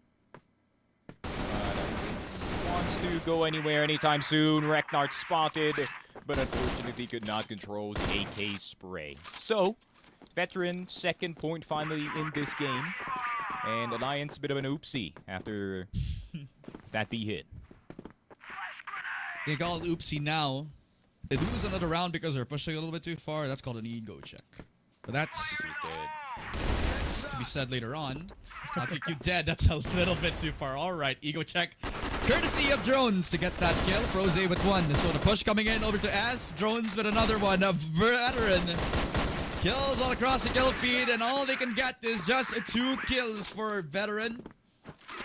As ALG. This is falling 1 by 1. 8-3. Just give it to the kid, bro. Just give the kid another 5K, and would be over and done with. But Veteran, I think they're not done with this game. I think they still have full belief that it is winnable. Yeah. Despite the position that they are in. And Veteran, though, I like this setup. A bit of aggression on short, less on long. And it's a less direct fight. There's more good coverage coming in from them. ㄍCedric going crazy with that USB. But it's actually Froze who does a backflip on LA. Hey, this is just a bait. They're just making all the moves all across LA because look at Alliance all the way towards store B and they already killed off the only anchor. EV9's dead. It's a free B site, a free plant. 4 versus 4 retake is on. Shock spotting ALQQ. He's dead. He cannot go back to his teammates. There is no defense. There is nothing. Reknard around the shadows. He's almost like an assassin. Kills off Cedric. 2 versus 3. Kills off another. Reknard is wrecking them. Time for door. On the defense, it's planted for door, and Veteran are just gonna stick the defuse. Nothing the Toucan can do. One more round for Veteran. A 4-2-8. Yeah, and LQQ might have been peeking a bit too early on the back box with Alliance. Maybe toying with their food a bit too much. And now QQ will confirm that one on Shock. So no CB control this time for Veteran. It has to be EV9 kind of pushing the issue forward. But Cedric actually the one caught on the CB side. Hold on. It's a 4 versus 4. Veteran are fighting back. They are cooking. He's a little bit right. They have to make sure that they need to get us over the line. You can. How did you not hit that shot? All right. Maybe a second time's the charm. Drones expects this. Gets the punishment. A little bit too close towards Drones. Yet he gets bitten. 27 gets the shot. ALQQ with the retaliation. They cannot do anything about Twintism right now. He's stuck between a rock and a hard place. They don't have a nade, but they do have a sniper. And ALQQ has handled them into a 2 versus 2. It's a one-way on triple. Oh, EV9! One way down, 6 feet under for him. Stage will be where he begins, and a window A on the underside where it ends. ALG with possibly the last point in this game. EV9 hand spotted drone trying to shoot, but I think they have a rough idea of what the defense looks like with only 2 players crossing left. And they say that's enough. That's enough for us to take them down, but sometimes it's delusion. And sometimes delusion is right. Cedric gets that 2K. Headshots in. Reknard tries to get them with that pistol. You can say the same for Froze as they want to end this right here, right now. Kills going through towards that A site. C4 forgotten by ALG, but a one-tap from Jones. This is not an HK, my friend. This is an M14 EBR. And it's definitely down to Froze in a 1v1 clutch attempt. He needs to drone chill out, man. Chill out. Stay still, gang. You have the C4. Froze's 3 HP. Brother was shuffling and moving, making all the noise that you can all over the place on this A site. Could have gotten Froze some free information, but now he is wary. No one's on the A site this time. I just heard footsteps earlier, but it'll be the repeat here for drones. Unfortunately, there was a TRD lying on the ground for Froze. Shout outs to ALQQ for that one, but Alliance finally closes out this series up against Veteran. So, can't say we didn't expect it. Yes, I will use that line again, but Alliance gaining the win up against VTR. It doesn't get them playoffs, but hey, at least you're the 7th best team in group stage. Hey, and that says something, right? When you're already grounding for that spot over at SCA Masters, everybody had to fight for it, except for the 4 teams that were invited. I think that says something, right? I mean, at least this ends their season on a high note. At least this now gives them a baseline to work with what adjustments they need to do, what kind of improvements we want to work towards. If we want to get over to the summer edition, then this is the time to start with, right? I mean, a good job for ALG. They really handled this Black Widow map kind of like they did it really... I wouldn't say they did a struggle a little bit too much here. I get up against Veteran. Kudos to Veteran though. I mean, we've seen some highlight moments individually from drones as well as for EV9. But individual moments do not win you games, man. It's always been that structure for ALG. And a little bit of fun wrinkled into it. Yeah, for sure. Honestly, I would like to compliment ALG, right? Considering their journey from Impact, obviously, getting bounced out. And then going into Masters and actually getting 7th, being better than 3 teams that are participating here. And that is still definitely something that you can commend for ALG, considering their circumstances and me knowing some of the players personally, right? The steps and the burden, not really the burden, the big challenges that they have to take in order to just play the game of Crossfire. So Alliance, big props for them and the players. I look forward to their future. Nuken, K Cedric, those two especially, but Del QQ and LQQ, they've gotten my attention as well. So I'm looking forward to what they can offer. So Alliance, it's been a good Masters, man, but it is what it is. Yeah, one of the more exciting teams that we saw rolling out in the first weeks of SCA Masters. But it's not always about how you start, it's about how you finish. And right now, they finished with a W up against Veteran, who I'm hoping we're going to be seeing in the next edition of Masters as well. As we are going to be ending it 2-0 for Alliance Gaming. The Manileños will be happy because of this W. And hopefully, we see them in a better bout coming in through the next stage of SCA Masters. So we're going to be throwing it over to the panel. And I'm sure they have a lot of things to talk about. Mochi and Salvatore, take it away.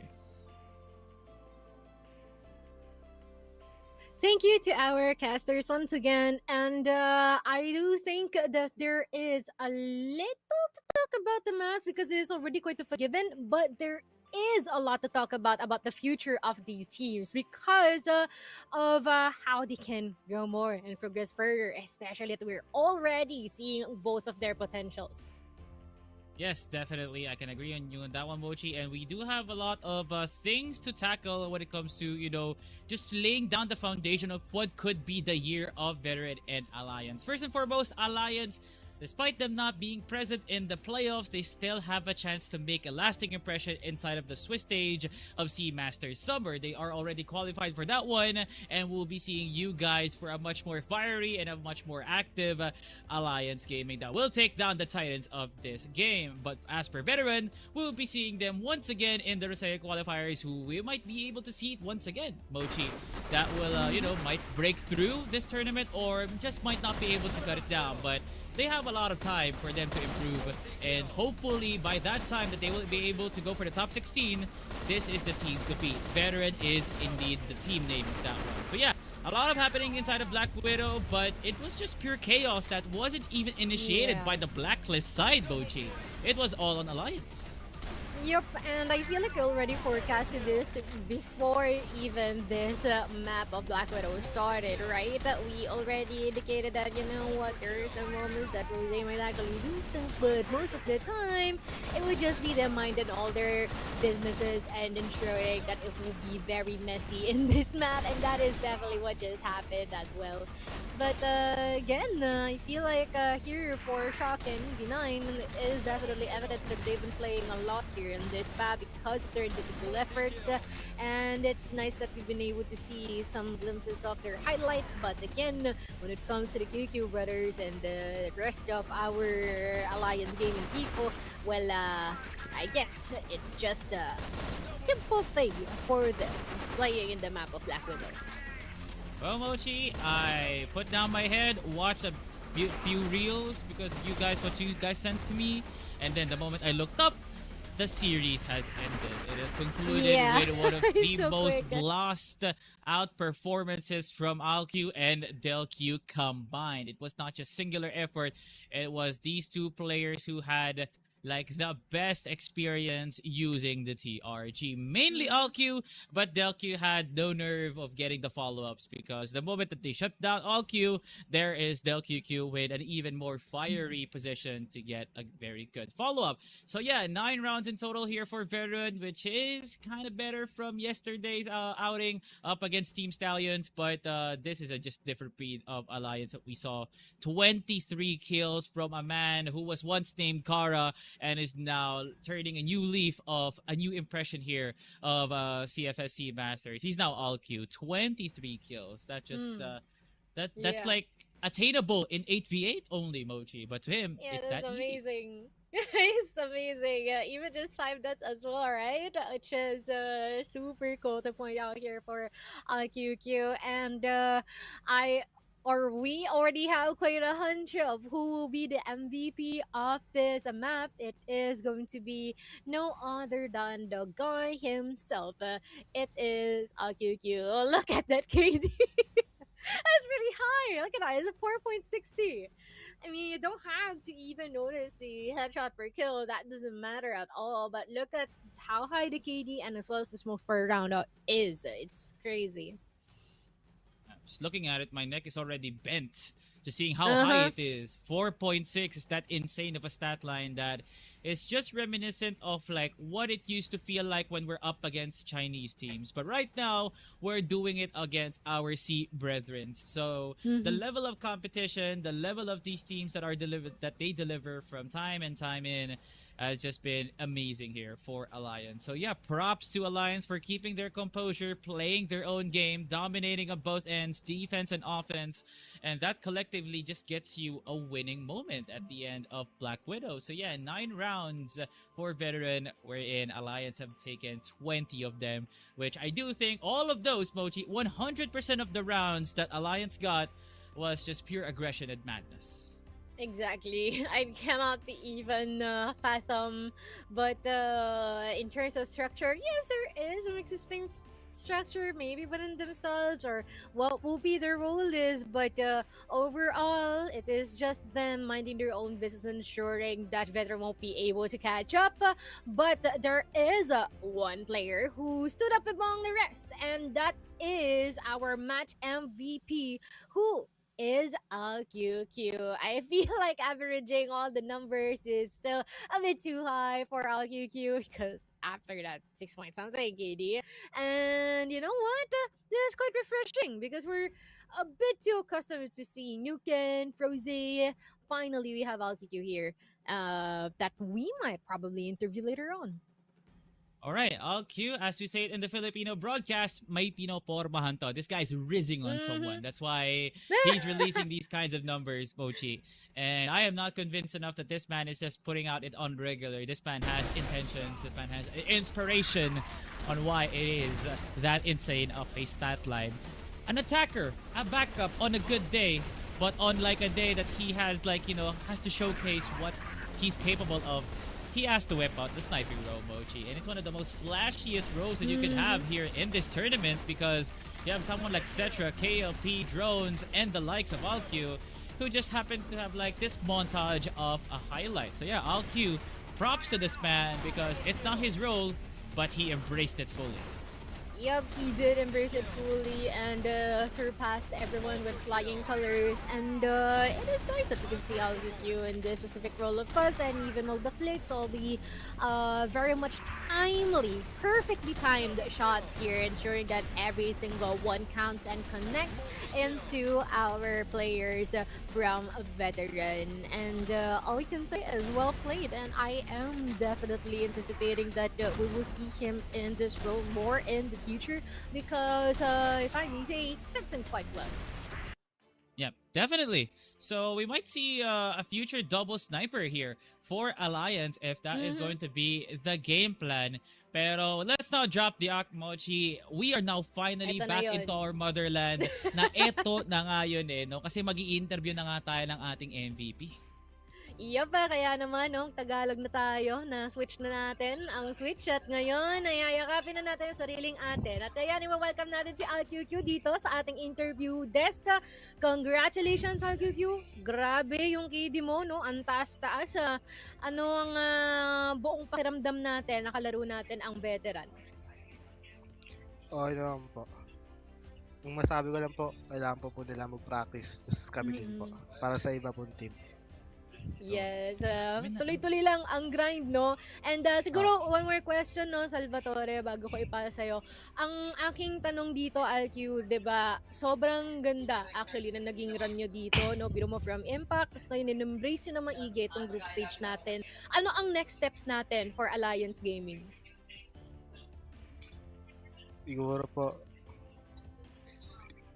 di na po, sa summer po, babae po kami sa summer. Yun naman For talagang gusto sure. namin makita, Kakaibang format kasi yung mararanasan nyo talaga, ALQ. Pero eto, bigyan mo na kami ng mainitang sagot. Kasi kailangan talaga ng buong angas talaga ni ALQ. Ano yung pwede naming makita sa Alliance pag sumapit yung Master Summer? Anong bagong Alliance nga ba? Dudurog ba na Alliance? Anong pwede mo masabi sa Alliance pagdating ng Summer? Pagigihan po namin yung mga play namin. Okay, Pinapreserba lang nila yung lakas nga nila, no? Kasi bakit tinatago lang dito, di ba, sa atin. Boss Alki, congratulations, solidong MVP performance, no? Nasa likod. Baka may gusto kong batiin dyan, i-shoutout, tsaka mensahe sa mga sumusuporta, tsaka sa Alliance, tsaka pa-shoutout talaga dyan sa May aso mo, bark sa likod. Cute. Shoutout ko sa pamilya ko, sa jowa ko, sa teammates ko. Shoutout sa'yo, Salvatore. I love you. Yeah, I love you too, Nuken, di ba? I love you too, Nuken. I'm sa'yo eh. Idol ko yun eh. Wala Boss nang Alki, yun lang, pahabol, Alki. nakadagdag? Wala na? Wala na po yun lang. Kami, may babatiin? Wala talaga, Mochi. Boss Alki, maraming salamat. Congratulations sa malupitang MVP performance. Pabati na lang dyan kay Nuken at kay Delkio, no? Maraming salamat. Good luck Congrats! sa Alliance pagsapit ng summer. Yes. Grabe, no?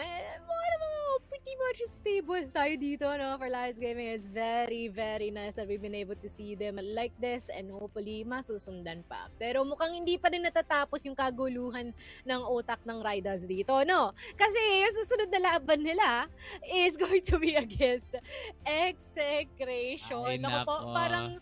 parang may mapagbubuntangan nata ng galit ang Execration ngayon after the loss that they suffered upon against Perved and yeah, I hope Riders would be okay after this. Ay, nako, Mochi, no? Bakit pa ba kasi hindi nagtuos to nung nakaraang Sabado, no? Bakit hindi pa ba nagkaroon Actually. ng diretso ang laban nung linggo, actually? Pero wala talaga, no? Ano bang mas malala sa isang matchup laban sa isang Filipino team? Di dalawa. No? Ridaz, ganyan talaga ang buhay, no? Kailangan nyo talagang dumaan dito, no? Sa gantong klaseng gantong Trials initiation through para fire. masabi nyo. Yeah, talaga, no? Kailangan nyo. Tulad ng sinabi talaga ni Coach Tangs, no? Araw-araw na ensayo, tsaka araw-araw na grind. Kaya Ridaz, ito yung testing sa inyo para balang araw maging mas malakas pa kayo sa Execration. Kaya niyo yan. Good luck, Bangs. And for now, we'll be calling a really short break. And after that, part 2 for Ridaz.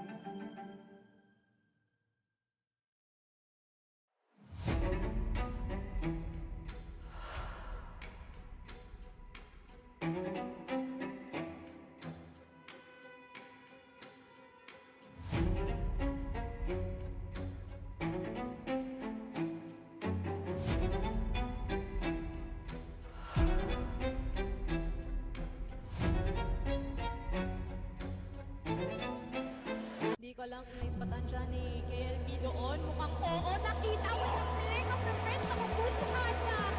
Has to be careful, but he gets the shot. And he Uy, gets the trouble. grabe! Receiving play pa. Duguan na nga ngayon si Cetra. LB nakabantay. He's gonna get one. And also two huge. Nakaya, pero wait lang, hindi pa raw tapos yun. Lahat ng action. Masusundan pa. We are gonna be seeing prevalence race here dito sa house. Ano dun, no? Flash grenade. PSA! Kitang-kita niya sa KLP.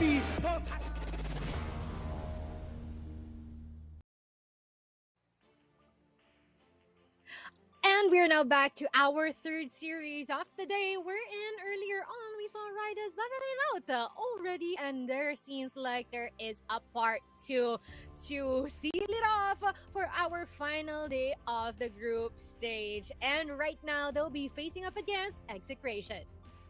Yeah, same script, Mochi.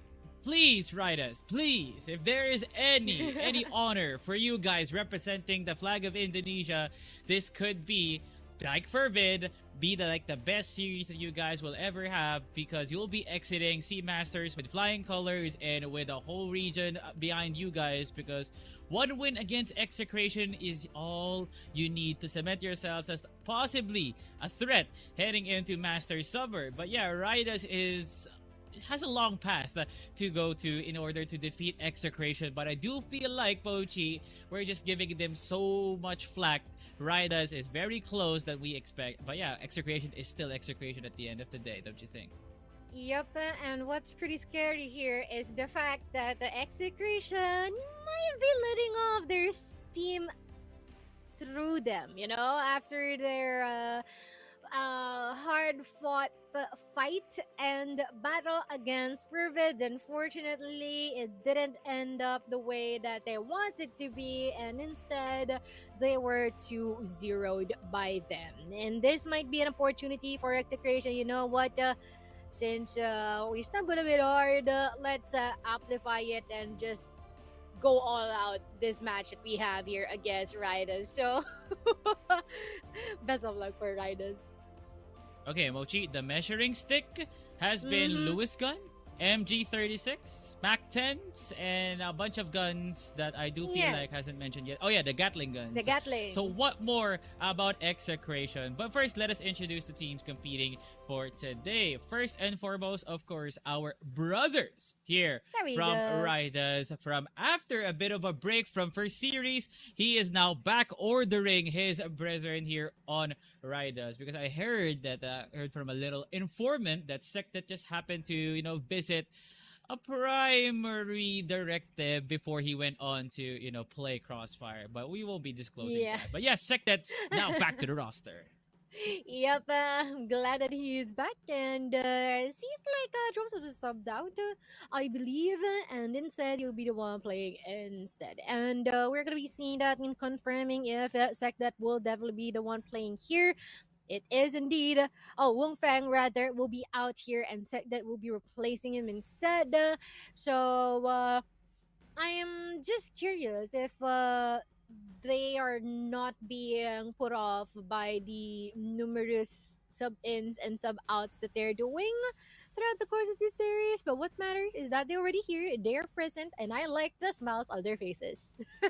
Yep, but definitely. And of course, you have to give a smile on people's faces, because Ridaz at the end of the day garnered a lot of confidence, cruised over our Rosea qualifiers, qualified as the number 2 seed out of all the insert number here Indonesian teams that joined our Rosea qualifiers. So yeah, Ridaz, you still gotta be proud, despite not the best team summary that we might see for since a year, since we saw Fervid lose 0-7. But Ridaz, this is not for you guys a reason for you guys to be sad about. Probably at the end of the tunnel there is light, and that light shines because you guys managed to get a win over Execration. Yep, and that is something that we really want to see in this current matchup that we have as well. And in a bit, I also think that they have some thoughts and quotations for this specific matchup against Execration, and this will be coming from... it is gonna be Jung. Oh, Jung. And for Jung, he or they are looking forward to facing all of them, but especially the strongest one because it really will test our preparation and mental game. Okay. What is he referring to the strongest one, Mochi, considering they're facing up against Execration? So, Stallions and Virtus Pro, probably check your facts and numbers straight because apparently Jung has a bit of a bias here over to Execration. But yeah, probably, based opinion for him because he thinks that Execration is indeed the strongest one. And he thinks also that Execration is indeed the test tube in order for them to have this kind of preparation and mental. Is it suffice? Is it effective? Is it good enough to face up against further also other Rosea teams? But Ridaz is Ridaz, and they know their Yes. information and they know what they are capable of and their system as well. But yeah, none of Ridaz right now, Mochi. More on Execration. But are there any more points to discuss about Execration? Because I feel like for the past 4 weeks, we've been talking about this team. We've talked about everything about Execration. Yep, especially and how much good their roster is right now, and we'll be diving into their lineup in a bit because so far for Execration they seem very very promising. But the only issue here is that despite such of a powerhouse in terms of a lineup, there is this certain curse that they still yet to address, and it's the fact that they keep on letting go some very very close maps. But this time, pretty sure they're mad about that. They don't want it to happen again, and they might be expressing all their infuriations and how they want to do better in their next games against Riders. But again, for Folex and CBN, these two are just pretty crazy. And even with Justin as well, because I really like I was been able to play from yesterday, honestly. Okay, so a fellow player here does not want to be subbed out. He wants to play the game. He wants to play the series up against Riders. So yeah, finally he's now woken up and chose to play really good morning. Crossfire because the last time this team faced up against a Rosea team, well, he overslept, did not wake up, and they had to play a stand-in. So yeah, amazing Just do with the E. amazing sceneries here for Execration. But yeah, Riders will be their last match, and I feel like Execration for their final series to qualify for playoffs, they will be holding back. This is gonna be pure destruction here for Execration. That I definitely agree with. And I'm also wondering who would be the quotation be coming from? Especially that this is Execution after all. I won't be surprised if it's gonna be from Paul or even ZYK. But again, we have quite a really good history here for Execution. It's just that they humbled the one against FV. But speaking of quotation, it will be coming from our player. It is ZYK. Well, guess what? 11 versus Indo team. Nakakasawa na. Kasi laging Pinoy yung kalaban. Maibala. Wait, what? Yeah. What is he referring to here, Mochi, Salvi? this is coming from a player who's been scrimming with Vietnam and China for his whole life. This is just beyond disrespectful, but he's our disrespectful IGL, ZYK can get away with saying most of my the stuff, but gosh. this is just like, do we even Um, translate it for our Indonesian brothers? But, Don't. I would rather not. Yeah, Yeah. but this is just Would straight you up like to disrespectful to, no, because he's not even mad about the Indonesian teams. He's mad about the idea of I've been playing SGJ, MATTJESS, Gaon Gaming for Yeah. my whole life. Finally, a breather, a turning of the Yes. new leaf. Finally, a Rosea team that did not Yep. even meet their expectations. So, ZYK, That's where pretty is crazy to shame? say. What is even shame in these parts, Pochi? In the year of 2026, where is honor? Yeah, I don't know, man. But all we know here is that he's pretty excited facing up against Riders. So that is a key takeaway that we will be getting from that very quotation. I guess the safest thing we can navigate through this as well. But I'm really curious what will be the maps that we'll be having here so far, because I'm pretty sure that will be definitely saying a lot about how will our game with both these teams will be turning out. So, But for Prediction, now, Mochi. yeah, predictions first. Let's see our predictions here, because I do think that this is gonna be more on the 2-0, so not more, but totally on the 2-0s in favor of Execration. And I'm feeling this already quite of a given. Okay, finally, a much more accurate line of predictions by our talents, you know? Not one with any anomalies, not one with like a misread probably. The one that likes to say, I want to preserve my prediction win rate is no longer present here and is much more accurate right now, Mochi. No disrespect on Ridaz, because we know what you guys are capable of, but you know, we're just basing it off on facts, numbers, and then the performances of these teams. But we would like to be presented with a factual statement as well by Ridaz, but they have to prove it first. Give us a 2-1 or a 2-0, even better, a 2-0 for Ridaz, and then we will eat our words and then say sorry afterwards. Yep, and really do hope that we can see that from Riders. You know, it is quite sad to see their match history, honestly, and I just really hope that this can be quite of something that would be ingrained in our minds, even just an emotion of surprise or whatnot, in accordance to what they can offer for this specific match. But again, we will be seeing our maps and which will be banned, which will be chosen. We are about to find out. That is why we can already see Black Widow being chosen by Riders here, and also Angara for Execration. And if we will have a chance to head to our decider, it will be Eagle Eye 2.0. You know what, Mochi? You gotta give some props here for Riders. Their ambitiousness is gonna give them probably the best reward, because them winning Black Widow up against Execration could be really good. But what more for the blacklist of Execration as their starter? But before we do head on to an even further breakdown of our map video, huge shout out to our friend who is way outside of Crossfire right now. Shout out to our friend Bipolar. I hope you're doing fine out there, and I hope you're doing pretty well. Salutations from Execration for you, because your favorite team will be playing right here, right now. But yeah, going back to the map video, Bochi, Ankara is still the map pick. I feel like Execration just really wants to equate all of the problems, because this is one of their maps that I feel like needs a lot of work. Yes, they were letting go of some spaces and positions that shouldn't be let go of, and are losing duos where it shouldn't have been a losing one. So I do think that they'll be polishing through some things here in the map of Angara.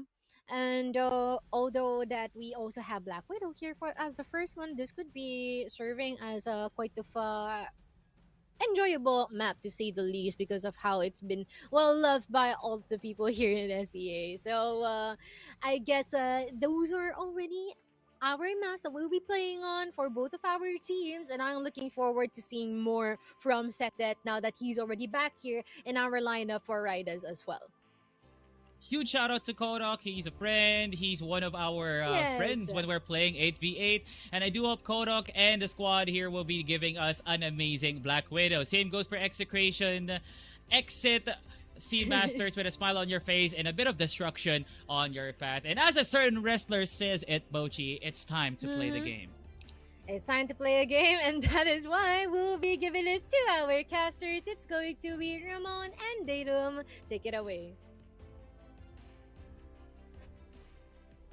You know, I like that, Salvatore. You're quoting a wrestler. I'm going to quote one. The time is now for both Execration and Ridaz to now show up in Black Widow. The map pick of Ridaz, of course, it is definitely one of a statement that they want to put out. They want to try to refine everything that they want to show out. They have been pretty much neck and neck with a few of the losses that they had recently. But if they want to do it up against Execration, then a map like Black Widow is going to be one hell of a battleground for them. Don't you think, Datum?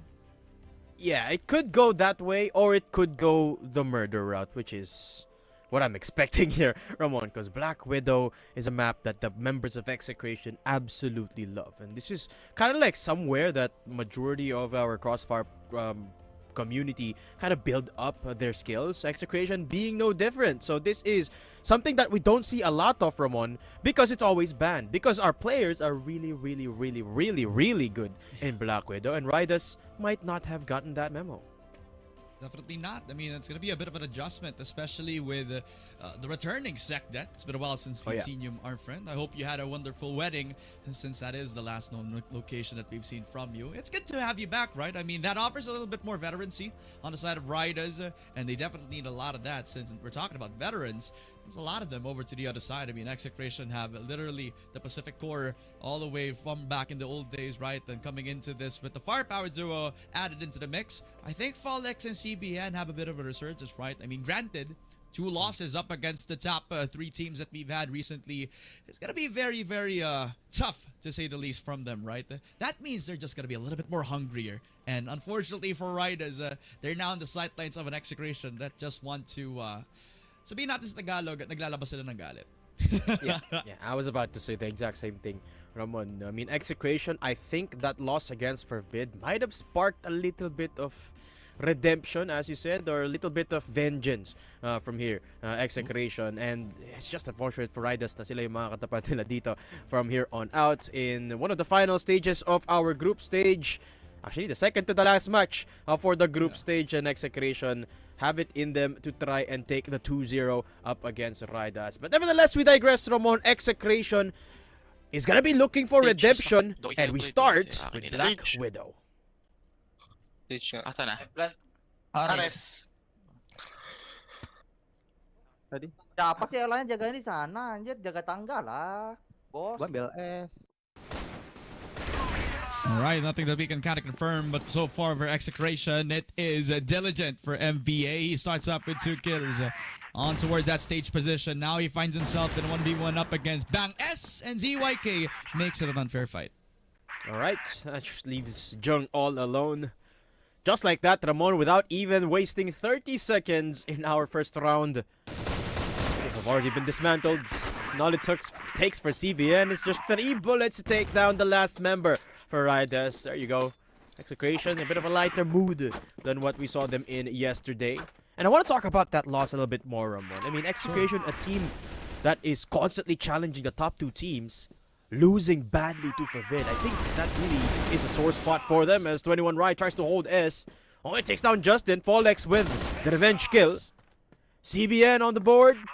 And the entry fraggers, the attackers here are on full display. CBN, double kill.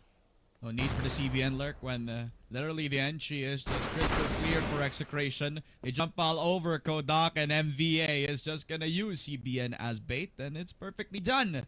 John gonna be in a 1v4, and it's an M4 on his hands, but it's an AKO on top from MVA. Welcome back, MVA. We were looking for you yesterday, and now he shows himself at a 2-0 for Execration. Yep, there you go.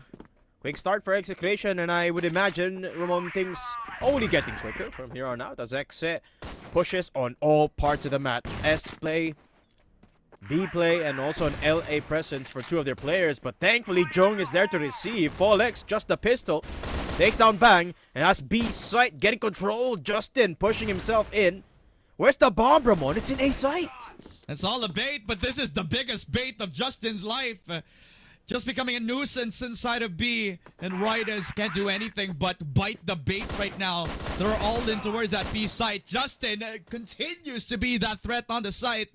As SecDet's down, all up to Jung. 1v3, 30 seconds. What can he do? As the smoke dissipates, CYK also fades. But CBN is just gonna say, guys, chill out. This is my round. Yeah. And you can definitely see the fundamental difference between these 2 teams, Ramon. Execration, that push wasn't supposed to be that effective, especially because it was only Justin in that B site. They were able to make all entries happen, but this time 21 Rai from under bridge picks up a kill. It takes control of water, so there will be no B push this time for Exe. LA is a potential battleground. They've taken down SecDet. Only Jung left inside of A as MVA runs for his own life. Will not be able to survive. 3v3. Nothing they can do. The potential becomes kinetic energy for CBN as he's hunting for these kills. Pistol out, almost onto the second, but ㅠS has a pepper in hand. The surprises are out. And it is fading into the hands of Execration as they're low on HP. That A-side illusion is now showing its true colors. They can't go in. Both won. Both won here, Ramon. ZYK and Justin. So it's gonna be a little bit hard to take control of any part of the map, but at the same time, it is equal in terms of the war of attrition. First contact against ㅠS. ZYK not getting any info, but ZYK is just gonna fall down. And now it's all up to Justin. Yep, this should be the round for Ridaz. Definitely in their cards right now.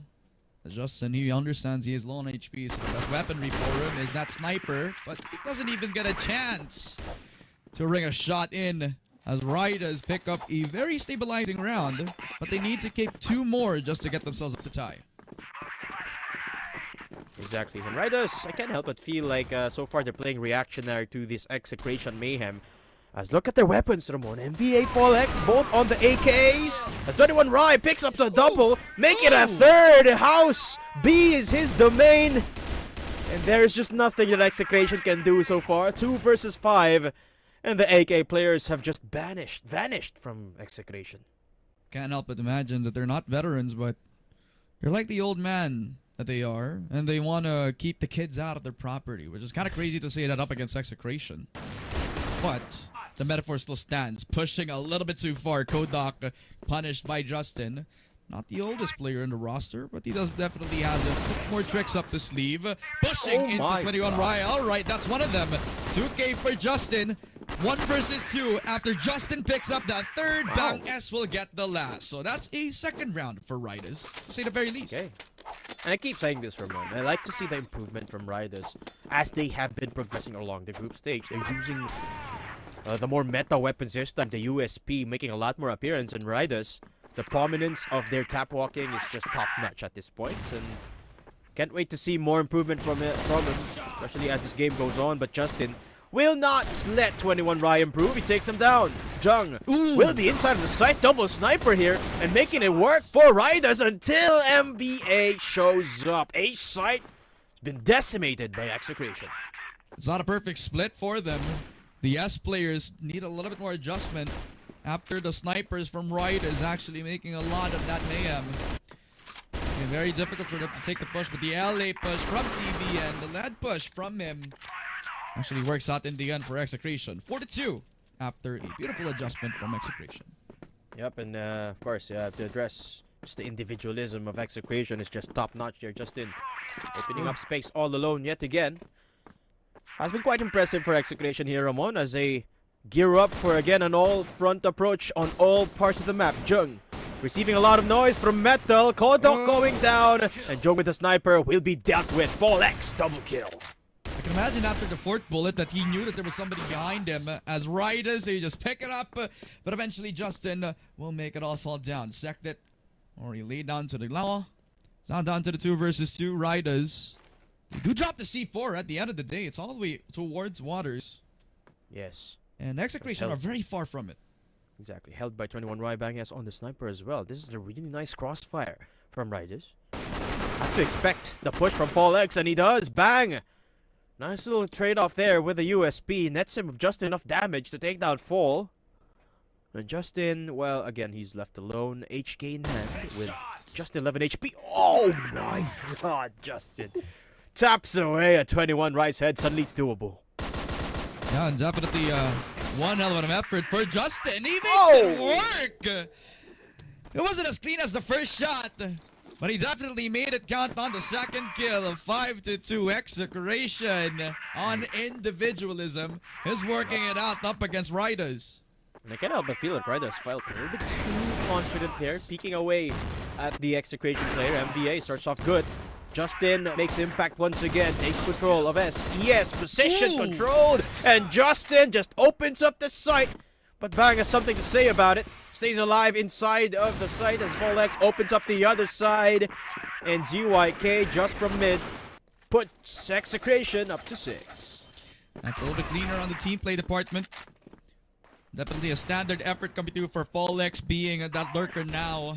Taking it off the hands of CBN and makes it all the more interesting for Ridaz. Pick up their second kill. Okay, the sniper is making a lot of effort, but until CBN and ZYK, they steal all the moves back. Kind of like Monopoly, man. You do want to get their properties up. Yes. Get your stock up. Invest in the right places. As it's both teams with 2 players down each. The players of Execration gear up for what seems like a standard B-side push. Never mind. They're not going to use a flash, Ramon. They're not even going to use a smoke. They're just going to pull out the Colt in the hands of ZYK, and that is the bomb planted. Hey, it's not a USP, but in the hands of ZYK, it just felt like it, man. He just ran onto him. Doesn't matter bullets, doesn't matter rate of fire. Just feels the same exact deadliness coming through from ZYK. 3 versus 2. Ridaz, Bang S, and Jung. Now demanded of so much up against the players of Execration. ZYK very close by and almost confirms the kill. Jung gonna confirm that. Pushing out of the woods position. Second kill coming through. A 1v2 for Justin and gets a perfect angle. Not a lot of time for Ridaz to do anything. And get offered up to Justin, who just goes singing with that HK. 7-2. I did say, Ramon, this was either going to be a battlefield or a murder house, and Justin is seemingly happy to make it the latter. Polex taking matters into his own hands. That's a double kill here in mid. That's the 3rd for CBN. And Ridaz did not get the memo that even though they're the BL, they're the ones getting pushed. Absolutely. Firepass on a high note, and Justin just confirms his 16th kill. And a 14th headshot onto Kodak. That is just disgusting to look at. And Zombie down to Bang S. CBN's gonna spot him. And we know how hungry he is to get another kill. That is just a quick adjustment. An attitude adjustment dealt onto Ridaz. Yeah, it's a nice little refresher here for Execration to boost up their confidence once again. 8-2. 6 rounds ahead. Ridaz feeling what it's like to play against one of the country's best. Polex on the sniper. Doesn't actually get who he wants, but still gets a kill. Alright, CBN on the back lines expected. After he gets one shot, Jung picks into him. And the sniper is making a lot of noise for Ridaz. Just the 1 tap on 21 right. It's nothing special, but he knows that it's difficult for Execration as they give up another frag. And VA now 1v3. What can he cook up? And he's been the sous chef for the past couple of games now. Let's see him perform up a miracle in the kitchen. NBA! Gotta look to the left, man. And he did not. The S player playing a lot of pressure here for Ridaz as they pick up round number 3 on the board. Execration. At this point, gonna want to check out how to close this game as the Ridaz gets the push onto LA. CBN is already in here. Flash coming out. CBN looking to repeat. 2nd kill. And looking for the 3rd unsuccessfully. But CBN has dealt so much damage. That mid-sniping from Jung has been deadly, Ramon. I feel like that's the only silver lining so far on their BL. It's been enough to try to mitigate some damage that Execration's been dealing onto them. Granted that it's been clean shots from Fallex, and he keeps hunting for more. Fallex wants the smoke. And Jung is trying to hide from the demon that is Fallex, but you can't hide from Fall. Fall is gonna run at you with a sniper. 9-3s. That's gonna be a set point. And Fallex is angry, man. That's a running and jumping sniper. Jung again finds the opener for Ridaz. NBA not permitted of mid. So that's a good start for Ridaz. Definitely a start, but they have to finish strong. Yes. They definitely have a good mid round. They kill off CBN, so at least that's a good start for them. Fallex gets one, it's not enough. Bang S reconfigures on the Fallex, so it's now down to the 4v2. ZYK gets the shot, so maybe a little bit of adjustment for Execration, but they still have to get some legwork into a 2 versus 3. Execration keeping control of S, but they don't have the man advantage anymore. Set point is where they're currently standing, and look at the rotation, Ramon, from Justin. You gotta remember that when it is Justin left alone, even if it's ZYK to go down, he can still win the round. There you go. Step 1. Kill off ZYK, so in the clutch, Justin finds himself. So Ridaz giving him some respect, but Justin, he doesn't respect it. He wants to put disrespect over to his opponent. Lots of damage, but 1 tap is all he needs.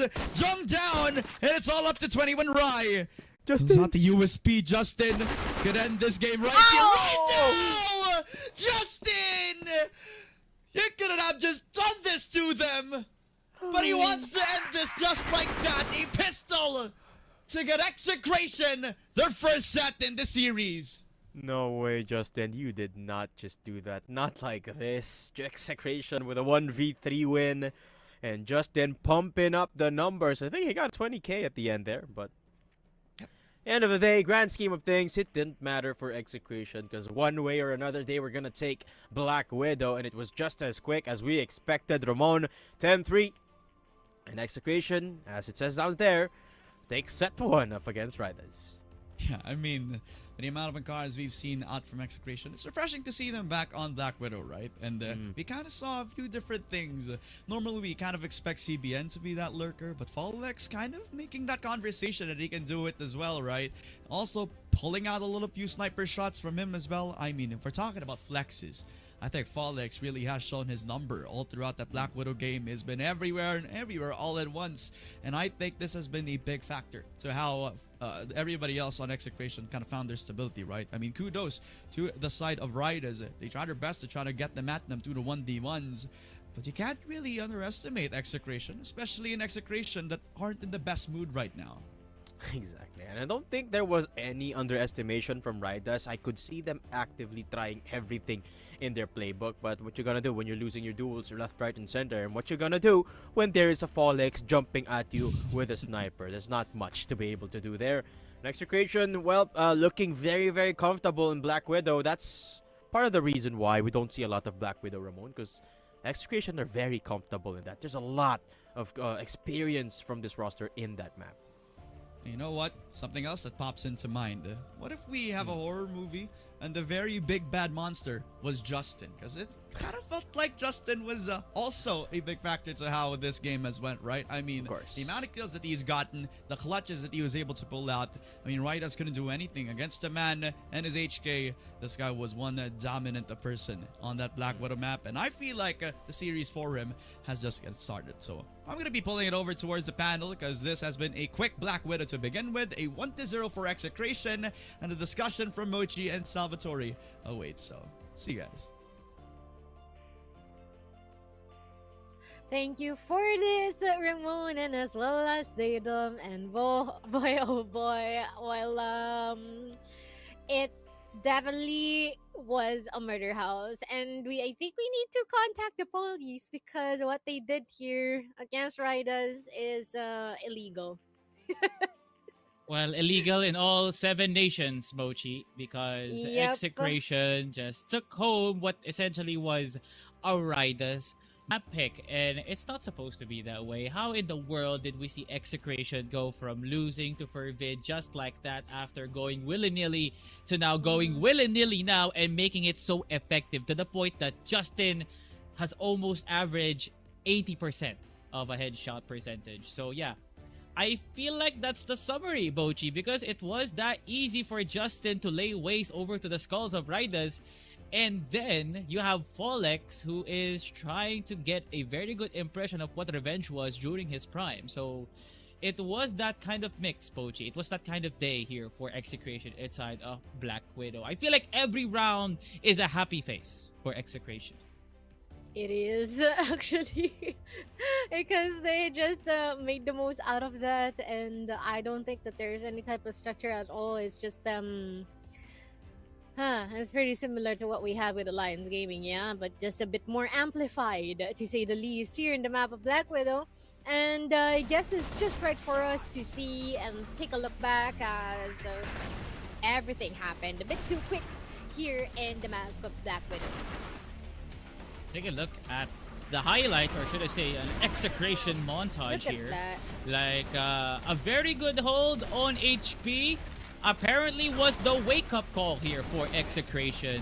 They did not let a single round falter from that singular sequence, Mochi. And then everyone from Execration just decided that we are no longer choosing to pick the rules. We just make sure that our Black Widow is just better as you guys. So look at the amount of entries that they're getting away with it, and look at how much force Execration is pushing. So how is in the world is Justin getting away with these kinds of plays? I just don't know. Yep, and I don't know the answer either. But we can definitely say that there might be a really good charm here for Justin, as well as to how he has been able to even reach 20 kills in this map alone. Look at that! And 16 headshots! Oh my. And let's add CBM to the mix, shall we? We have 13 kills for him and 10 headshots too. And it's nice that we've been able to see Justin more and more. And which makes me curious what he has to offer once we head on to playoffs. Unfortunately, here for Ridaz, despite them actually choosing this map, it didn't look like this is their map pick at all. Okay, so do you even fathom, do you even realize, Mochi, that 14 rounds of regulation, Yes. 20 kills for Justin? Like, ranked matches for me, I'm having a hard time digesting 10 plus kills, but this It man did it in is. 14 rounds.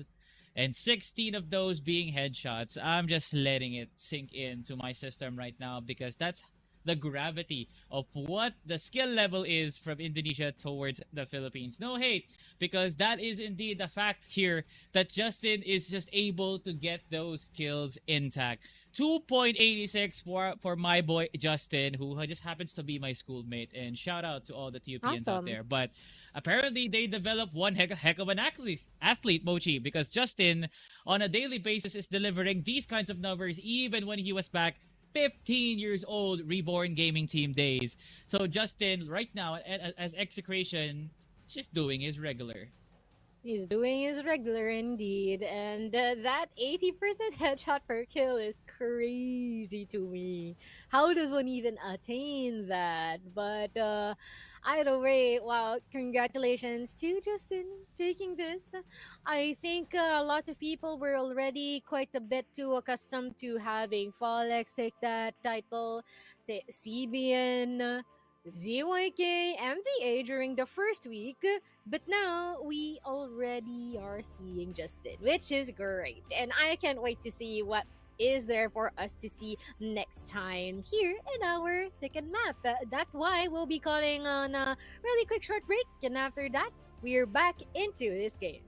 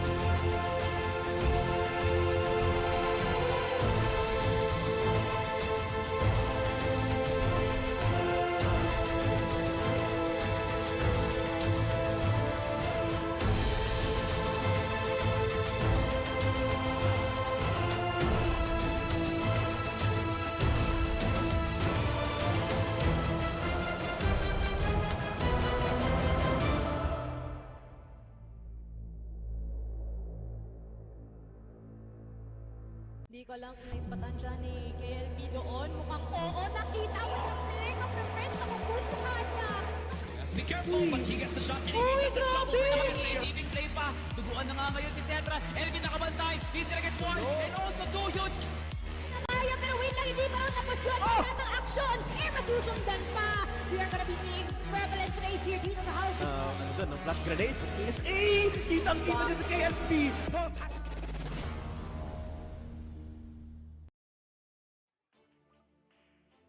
And now we're now here for our probably the last map? Potentially? Possibly? That would most likely be ended by Execration here. But for Ridaz, you know what, Ridaz? Please give it your best shot. We're still vouching for this to actually end with our decider here. But what are your thoughts on our Ankara map, Salvatore? You know what, Mochi? Kodok is my friend and so does the rest of Riders, but I'm running out of Yes. vouchers for them. And that has been like 4 weeks of me saying that Riders can do it, but Ankara for Execration is just putting a basketball to the hands of LeBron James, Mochi. We have to be honest. Come on. Execration inside of this map is just destructive, or more than destructive than what we saw here from Black Widow. So Ankara, they're trying to perfect this, and I feel like the 1% of Ankara, of Execration, is enough to take down Riders, and that is not even an understatement. Honestly, I have to agree with you on that statement as well. Well, Why? you know what? Let's see what will be happening here, because there's a lot of possibilities, and you've already been able to mention that there are some moments where certain moments for Execration is not actually in their favor. So let's see. Now let's hand it over to our casters here, Data, and as well as Ramon. How's Ankara?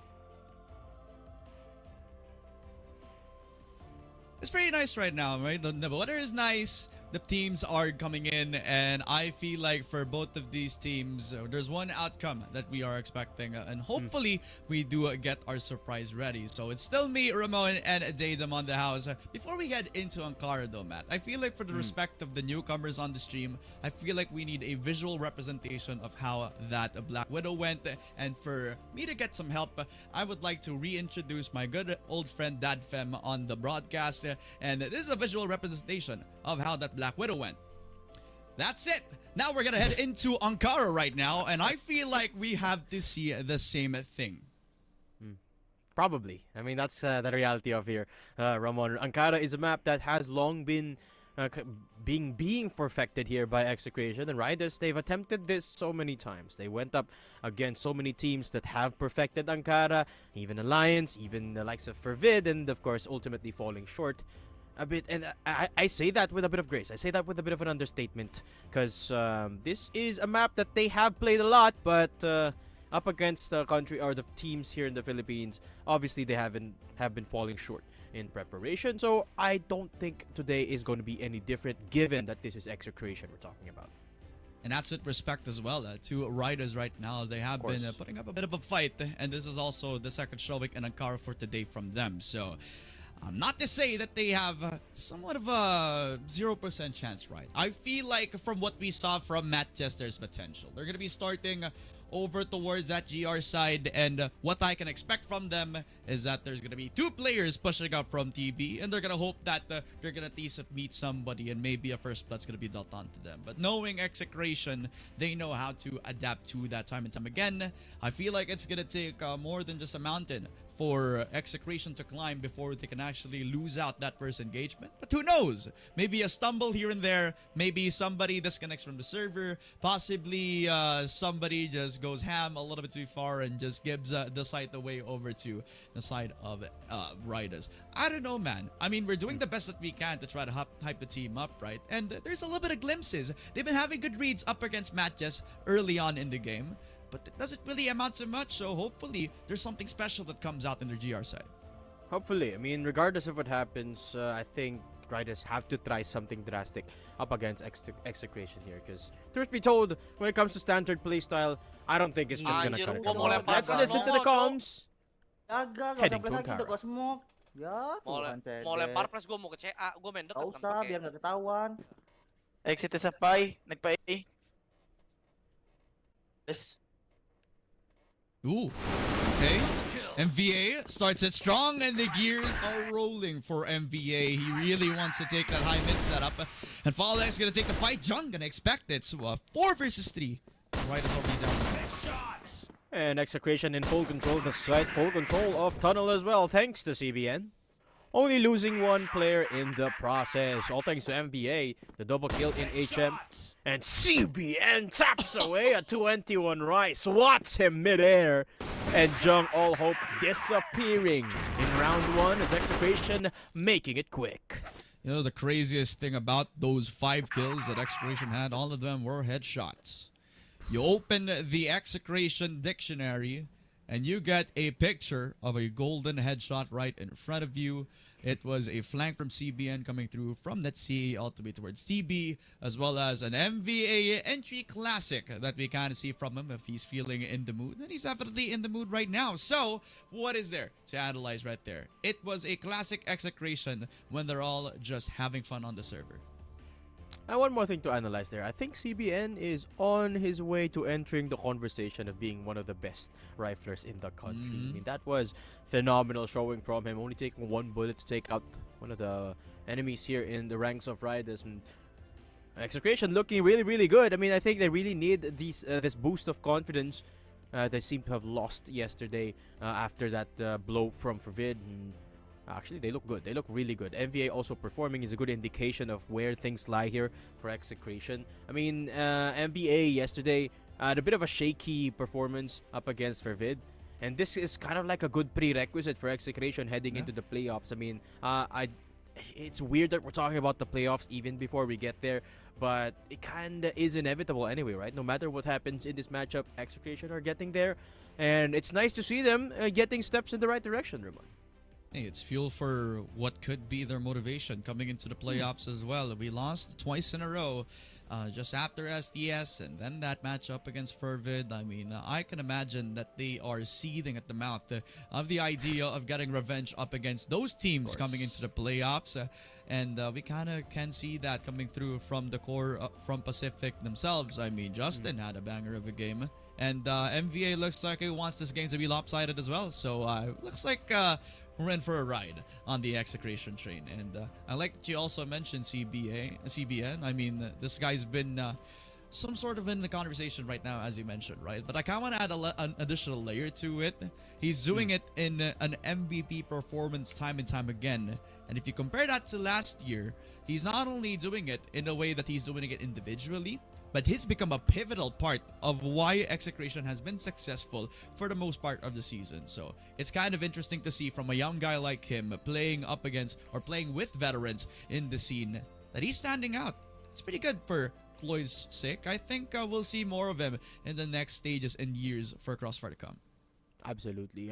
He does deserve the spotlight after all. And in the playoffs, it's where we really get to see him get tested. One of the few times that happened in the group stage is when they went up against, of course, the top 2 teams, STS and Virtus.pro, and then yesterday up against Forvid, when he faced against the up-and-comer as well, that is D.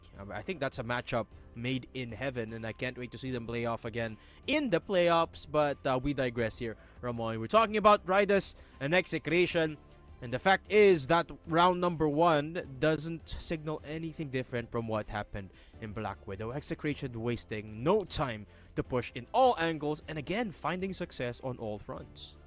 You know, the scariest part about that was through the comms video, they didn't really have to say anything at all. It's kind of like they're all in hive mind where they knew what they wanted to do and everybody just followed. It's almost like MVA just wanted to go kill and that's it. I think this guy, MVA, I mean, he's also been pretty angry all throughout, right? I mean, I think from the STS game, he's been performing at a top level in the first half, but then by the second, we kind of got disappointed by how it ended for him individually. I mean, making mistakes, making a few of those aggressive pushes up against STS. I mean, kudos to Execration. They did try their best to cut it close, but it's very uncharacteristic for somebody like MVA to actually make those mistakes. I think up against Ridaz right now, he's making a good case that that game was just one bad one.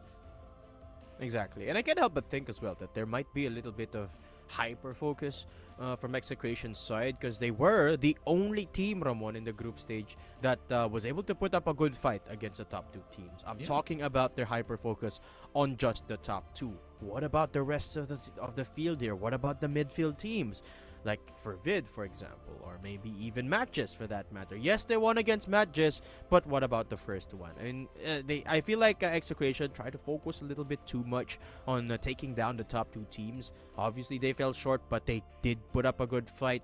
But there wasn't enough counter-stratting up against the other teams that are in the playoffs also. If I were to put a finger as to what the lapse is for Execration, I can't say for sure, but maybe there should be a change in philosophy here for Execration, how they're going to approach the rest of the matchups for Masters Southeast Asia. This match against Ridaz is, I think, a really good refresher, kind of a reminder as well, of where they stand, and a change of focus perhaps as to how the mentality is going to be approaching the playoffs.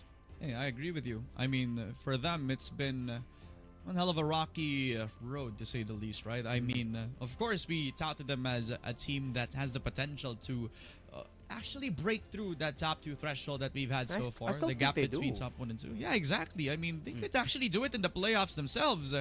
But right now, it's been very difficult to actually say that they're gonna do that right here, right now. They need to fix some issues, to say the least. I mean, talented, they are talented, but is the mental game good, or is the environment still nice for them? Are they laughing, or are they still having vibes? I mean, those are things that we can't really say, and we can't really point out of the server as well, since the comms are definitely limited in what we kind of know about them. But there's some growing pains in Execration, and I'm sure that there's a lot of time for them to fix that before playoffs next week. As we now give you an update a little bit, it's going to be a dead round for now. Round 2 for Execration versus Ridaz. We're going to do the best that we can to reconnect back into the game, into the server. We're having some technical difficulties on the side, but rest assured, once we are ready, we're going to head back into Ankara just as easy as a snap 1, 2, 3. So, Tatum, before all is said and done, I want to just ask you a little bit about tonight's matchup. What do you think about Stallions versus Virtus Pro? I mean, we all have our predictions in mind, and you don't have to say it right now, but I want to know the thing that makes you most excited about this matchup. Everything. I mean, what else is there to say? I've been thinking about the matchup ever since the moment I woke up, and I want to commend actually whoever drafted our schedule for today. It's kind of like 3 matchups to kind of build up into the big one, which is of course the last matchup in the group stage, well, also the last matchup, or the first time we're gonna be seeing the 2 biggest teams here in Southeast Asia clash here in the group stage. And I don't know, I guess it's everything I'm excited for. How is Virtus Pro gonna look against Stallions that is undefeated? I mean, this is the first time in Masters history too, ever since last year, that they have been kind of vulnerable in terms of the group stage standings. They've lost a couple of sets on different teams, and it hasn't been as definitive for Virtus Pro, which is what I'm excited to see how they're going to recover. Yeah, for sure. That's a conversation for later, but the time to focus is right now. Execration and Ridaz on the present in Ankara, and Execration gonna have a little bit of space over to the mid side. It's a little bit of noise being made by Execration, but there is a shotgun at play here for Texet. There's also a Chris, but FallX is just gonna use the USP. 2 kills for Execration, and again, CBN takes control of mid, and he just sees Jung. Oh no, Jung. Not looking at the right angle, and Ridaz actually find a kill with a Chris.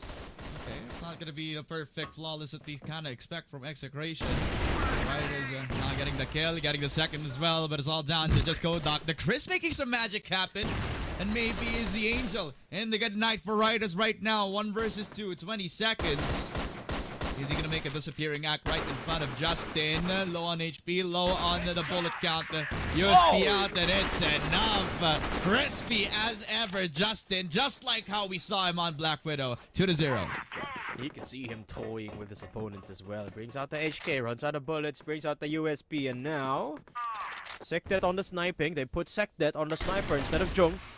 And he doesn't make it stick. FallX with M14 says good night, Sekdet. Hey, it's pretty early in the afternoon to be sleeping, but maybe it's just an early nap taken care of him. Justin, how is he already in spawn? How is he in front of Jung right now? He finally mitigates the problem. And 21 Rai will just kill off FallX before he makes an appearance. A 3 versus 4 for Ridaz. It's seemingly like Execration are just walking into their trap. ZYK finds the kill and already plants the C4. Okay. And he's just making it look easy up against 21 Rai. Remember, this was a 3v4, Ramon. And Riders are just falling like flies. Down to a 3 versus 1. C4 timer taking down to 25. And Banks is just lost in the sauce, it feels like. CYK peeking out. And that's MVA to get the kill in the end. Execration 3-0. Yeah, it's one of those rounds where you kind of feel the confidence is rising in stock for Execration. A solo push for Justin. He was even running through towards high mid. But again, it's playing into what could be the sidelines of Ridaz. They pick them apart one by one, but it's not enough. Jung peeks in, gets one, Sekdet with another as well. Ridaz a little bit more proactive on the peaks. But they have to do more than just picks. They have to kill a Fall X, and they do so.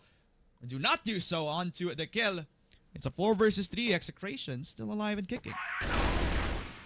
And Sekdet will be taken down to put the favor into Execration. I say favor, but it's a 3 versus 3. But given their positions, this could be deadly. Not until Bang S strikes down onto Justin and Kodok keeps control of RS. So that should be some semblance of hope for Ridaz. Unless ZYK can pull a magic trick, Ramon. 1v3 for ZYK. And he's already taken down Bang. And he could actually have a good position right now. Wait, that's an Om. That is definitely an old gun. An arm in the hands of ZYK. And definitely not the USP, the Colt in hand for him. He tries to one and gun him down over to 21 Rai. I don't know about that, Aljon. Had the AWM, had the Colt. Yeah, I think the Are we in a time machine? I think he's just trying stuff out at this point against Ridaz. They might have noticed that none of the players for Ridaz are playing the sniper. So why not play the AWM? Put a bit of a throwback here in this matchup as Execration still leads by 2 anyway. That's true. Trying to see if he can channel his prime ZYK. Justin. Maybe he is itching for a fight. Finds himself all the way towards HM and into the B side. Bang is in a sight line and just takes him down with one. That's gonna be 3 kills for Execration. No. Yeah, make it 4 just like that. Zach that did not do anything up against Justin. Kodok left all alone and MVA is gonna knock him out. Yeah, just when I thought Ridaz were improving last map in Black Widow, they show signs rather of tendencies that is very telling of their incompetency. I want to say here, Nankara. That sounds like a rough word here, Ramon. Yeah. But the positions are just all over the place for Ridaz here. They could be a lot better. They keep getting caught in the most awkward of places, just like this by Fallex. Entering onto EA and CBN to clear up bridge, and MVA opens up A site in its entirety. So it's a 5 versus 2. I mean, we're gonna caught with our pants down, pushing outside of smoke. Yes, I guess that's a surprise, but when you're wide out in the open, there's no cover for anybody on Ridaz right now. Even if Execration are doing this aggressively, there's nothing to punish them. CBN will get one and another knife into the count, putting the dis in respect. That is disrespectful over to Ridaz. Ate, yun na nga, Execration. Fallex says, welcome to Tondo. Ridaz. Fallex with the introduction. Tinaga yung Ridaz. ZYK on the arm still. Jung is down. And CBN with another nasty shot onto Sekdet. I know we've had interesting kills. That was our 8th kill using the knife today. That is an impressive stat that we've had. MVA. It's a shot over 21 Rai. I mean, Riders are getting hammered down, but Bang is making a little bit of help. Making Execration hesitate to peek onto the mid side. CBN has no hesitation though. He has ice in his veins. You can say the same for everybody on Execration as they're winning out the fights and they're getting a 6-1. 6-1 Execration. Making each round deadlier than the last. ZYK getting kills through the smoke. Fallex getting a knife kill, and the LA aggression from Execration might just be real. As Fallex looks to explore by himself. He's done this many times. Look at this. But yes, just not looking in the right direction. Execration already inside of the site. Sekdet will be caught pants down. What? He still dies to that? I mean, Justin was just going through the window. And he still caps up for the 2K. I mean, there is nothing Ridaz can do when Justin is just all over you. A 7-1 for Execration. And what an Ankara that we've seen so far from them. Yeah. And the problem for Ridaz still haunt them here, Ramon. The mispositioning. Not anticipating just how quick XA will push, as Folex always reaps the rewards. LA push this time as actually Ridaz have taken control of CA. MVA might not be prepared. Exactly. Probably the best kind of defense to take it out for them. The timing is perfect for him. Gets one, not the second. 21 Rai adjusts perfectly onto MVA. Sectet with another. The Riders now with the numbers. That is a good contestment over towards LA. Exactly. Taking down the entry of MVA and Folex is the first step to the success. Riders pick up the advantage. But Justin is just waiting in Miniter. CBN on the M4. 1v1 against Kodok. And he's just not looking in the right direction. CBN will be taken down also. So that's a 1-for-1 exchange. 2 versus 2, Ramon. Decent boxing fight between Riders and Execration.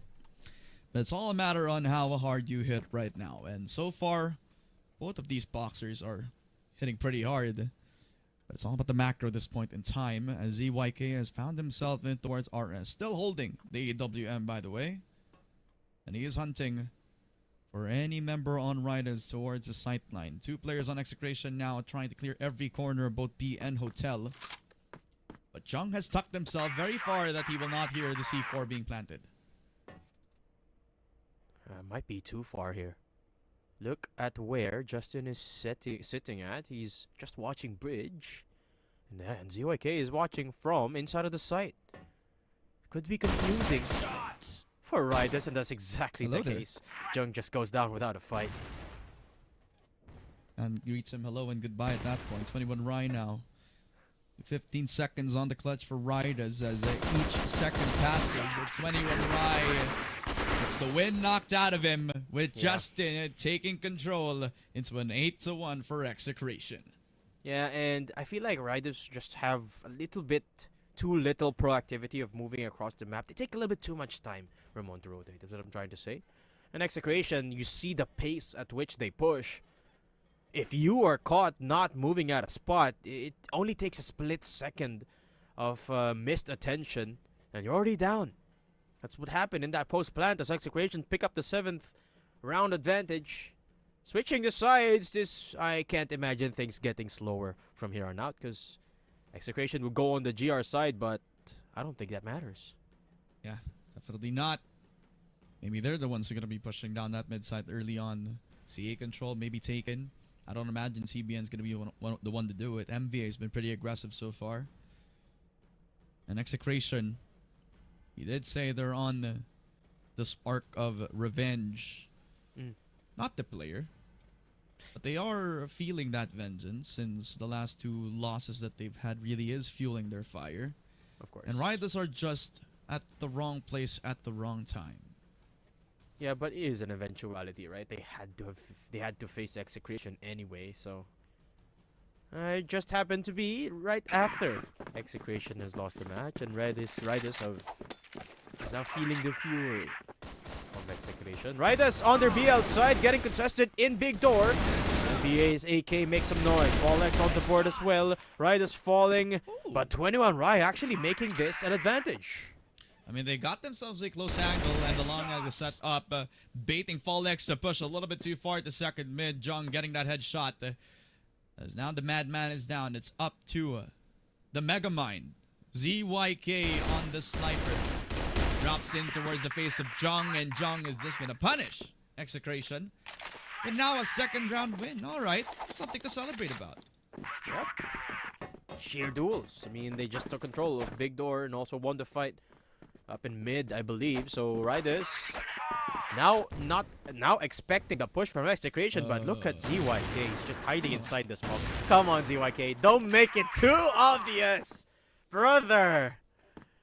He's inside the smoke, Chris. You can't keep doing that. They have family, ZYK. And he wants to keep going for more. I mean, it's too obvious. This is diabolical from him.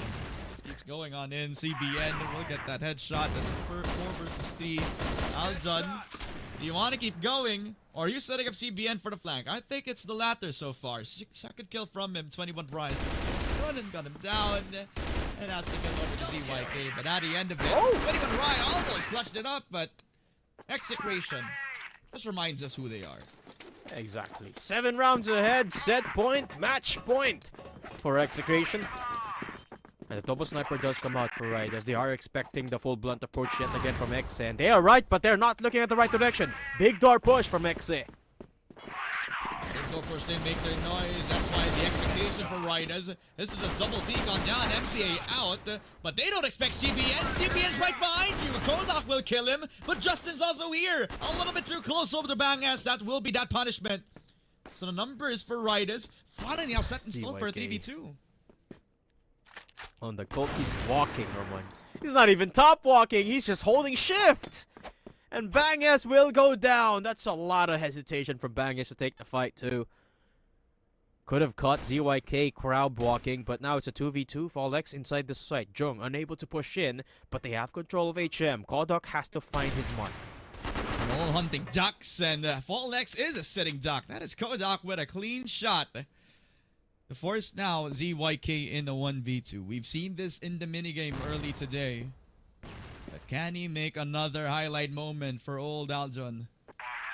Bolt in hand, 1v2, flank of the century. Alright, Aljon, we've set up the clutch for you. Now it's time for you to deliver. Colt 1911. It's not meta anymore. 1992. Oh my god, that's why a lot of the people still use this gun. The one tap, the 1v1, and ZYK will not make it happen. There you go. 3-9. Ridaz finally winning a post-plant scenario, and they push themselves to 3. Yep.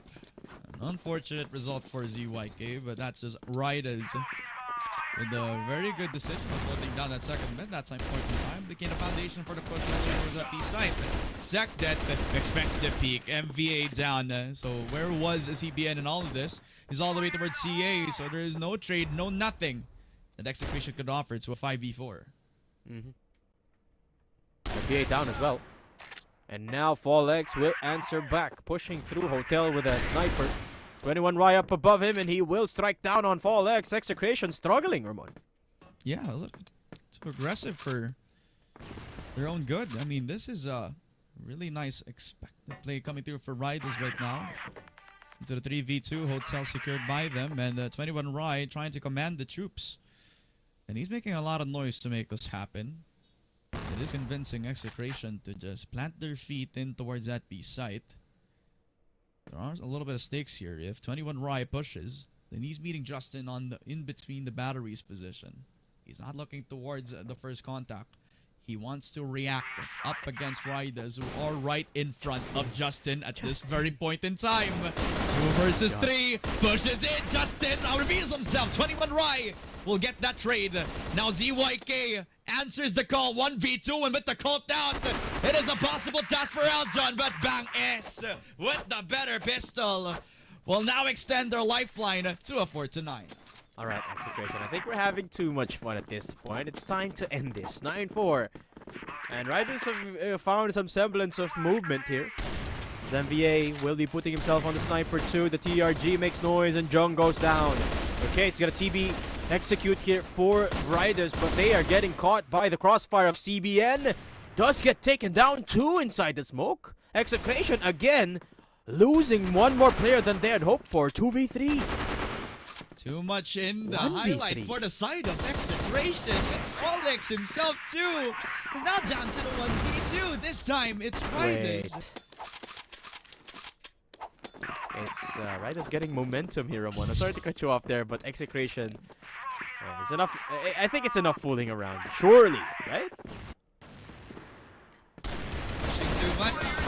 Maybe the stepping stone, and Justin is just gonna stone Bang S before he gets any sort of space over to the mid side. LA now being controlled by CBN. He's trying to make some noise, or maybe play that flank of the century. Sekdet gonna peek in, spotted CBN. What a shot! It's CBN! He thought he was gonna die. But MVA has his back, gets a little bit too far over towards Execration. It's Jung at 21 Rai, the last hope of Ridaz. And Fallex will come in from bypass. Oh no, Jung doesn't hit the shot with a sniper, but does so with a pistol. CBN from behind. Another missed shot will cost the game, and the match here for Ridaz. Execration 10-5, and a 2-0 set score. They take down Ridaz. Not even a fist bump, not even a celebration. All right, they're going to take the win. 2-0 coming through in Execration. We know they're happy deep inside about this win. They knew that this was going to be a BO3 win for them anyways. It was a clean Black Widow. A bit of a scruffy sort of Ankara, to say the least, especially on their GR side. But kudos to them, right? I mean, I believe in a lot of the mid setups that they wanted to do. They wanted to remind Ridaz that this is a CF match and we just want to fight them one by one. And unfortunately, for a few of those attempts, they did kind of falter. But at the end of the day, it's still Execration, and they're just levels beyond that Ridaz can actually do. Exactly. I mean, that's just the way things are, right? But I tip my hat to you, Ridaz, for showing up, for putting your best up against the best that the Southeast Asian rosters have to offer, and I can't wait to see more of them. I think this is their last matchup for the entirety of Master Southeast Asia, so give my respect to both Ridaz and Veteran because they did put up as much of a fight as they can. I hope to see a lot of improvement from these teams, and I hope to see a lot of improvement also from the rest of Southeast Asia squads. These aren't the only two hopefuls to get a chance at CFS GF, right? So I hope with that learnings passed on from the Philippine teams, Ridaz and Veteran can continue to improve. But the story for today continues that Execration will take the cake, and they are still out for blood. I hope for Execration that they use this momentum and confidence boost to find good footing in the playoffs. We're only scratching the surface of what this Execration roster can do, and the Yes. playoffs will be one hell of a showcase, and I'm sure that they're going to be pulling out their 100% up against the teams that have beat them recently, and most definitely be at the top of the mountain. That's going to be a 2-0 for Execration by the end of it up against Ridaz. And that's going to be it for us as well. Our time at the caster desk is over. We're going to be wrapping it up and throwing it over to Mochi and Salvatore. That was one hell of a 2-0, and I hope you guys have fun on the panel. Thank you, Datum, and as well as Ramon. And yes, we did quite enjoy all of the havoc that has been wrecked here by Execration. And although Ridaz actually extended their lifeline for a bit there in the map of Ankara, unfortunately, it didn't last for long. Although Kimochi, we're turning into maniacs because we're enjoying the destruction that is Execration inside of Ankara. And that's nothing short of what they are capable of, Mochi, because Ridaz, at the end, we saw Sekdet having a bit of like a struggling effort, but he pulled it through. And then Kodak as well was hitting one of the shots that I do believe he has the potential to lead the pack of the very best hitters here when it comes to getting those headshots. So yeah, collectively, Ridaz was just there in Ankara. Meanwhile, Execration had intentions. They had a purpose. They want madness. They want this type of animosity that hopefully Ridaz could have like a bit of like a balanced output, but it was just more of the Execration side from MVA's perspective. So yeah, MVA was just right there with the AK entering like he was back there in Reborn and Pacific. So going all of that, Bochi, I feel like Execration just had this one huge exercise and then they just eat it out after. Yep, that is true. And earlier on, you can even see how serious they are in their faces the moment that it pans to their webcams after finishing the map of Ankara. I don't know, everyone's just showing their poker faces, so I'm not certain about how they reacted after that quite a really fast-paced Ankara map. But we can definitely see that in terms of our highlights here, there were some few pop-ups we have witnessed here from Ridaz, but it seems like Justin already had enough, and you know what, he mentioned that he just want to end it all. And pretty much almost the same from the results from last map.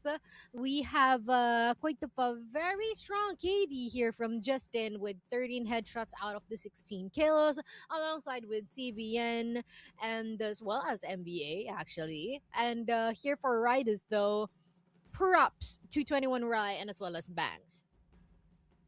Well, 21 Rye, Banks, let's give you guys all of the food on the table because you guys definitely deserve to sit at the head of the table because imagine 21 Rye and Banks not delivering this kind of performance, they would be eating outside of the buffet. But with that kind of performance warrants a hero's welcome. 21 Banks, I hope we see you guys for more tournaments that CFSC has to offer. But Execration, everyone scoring double digits, all the numbers we need to look at. But not the best numbers, but we will still crown an MVP. An MVP warrants a crown, and a crown will be given a kingdom. Justin, our MVP once again. This man just doesn't stop breathing Crossfire. The moment he wakes up, he thinks of an AK-47. The moment he wants to eat lunch, he thinks of an HK-417. And when he goes to dinner, he just looks at like what? You know, snipers out there. I don't know. But yeah, Justin, he is that man.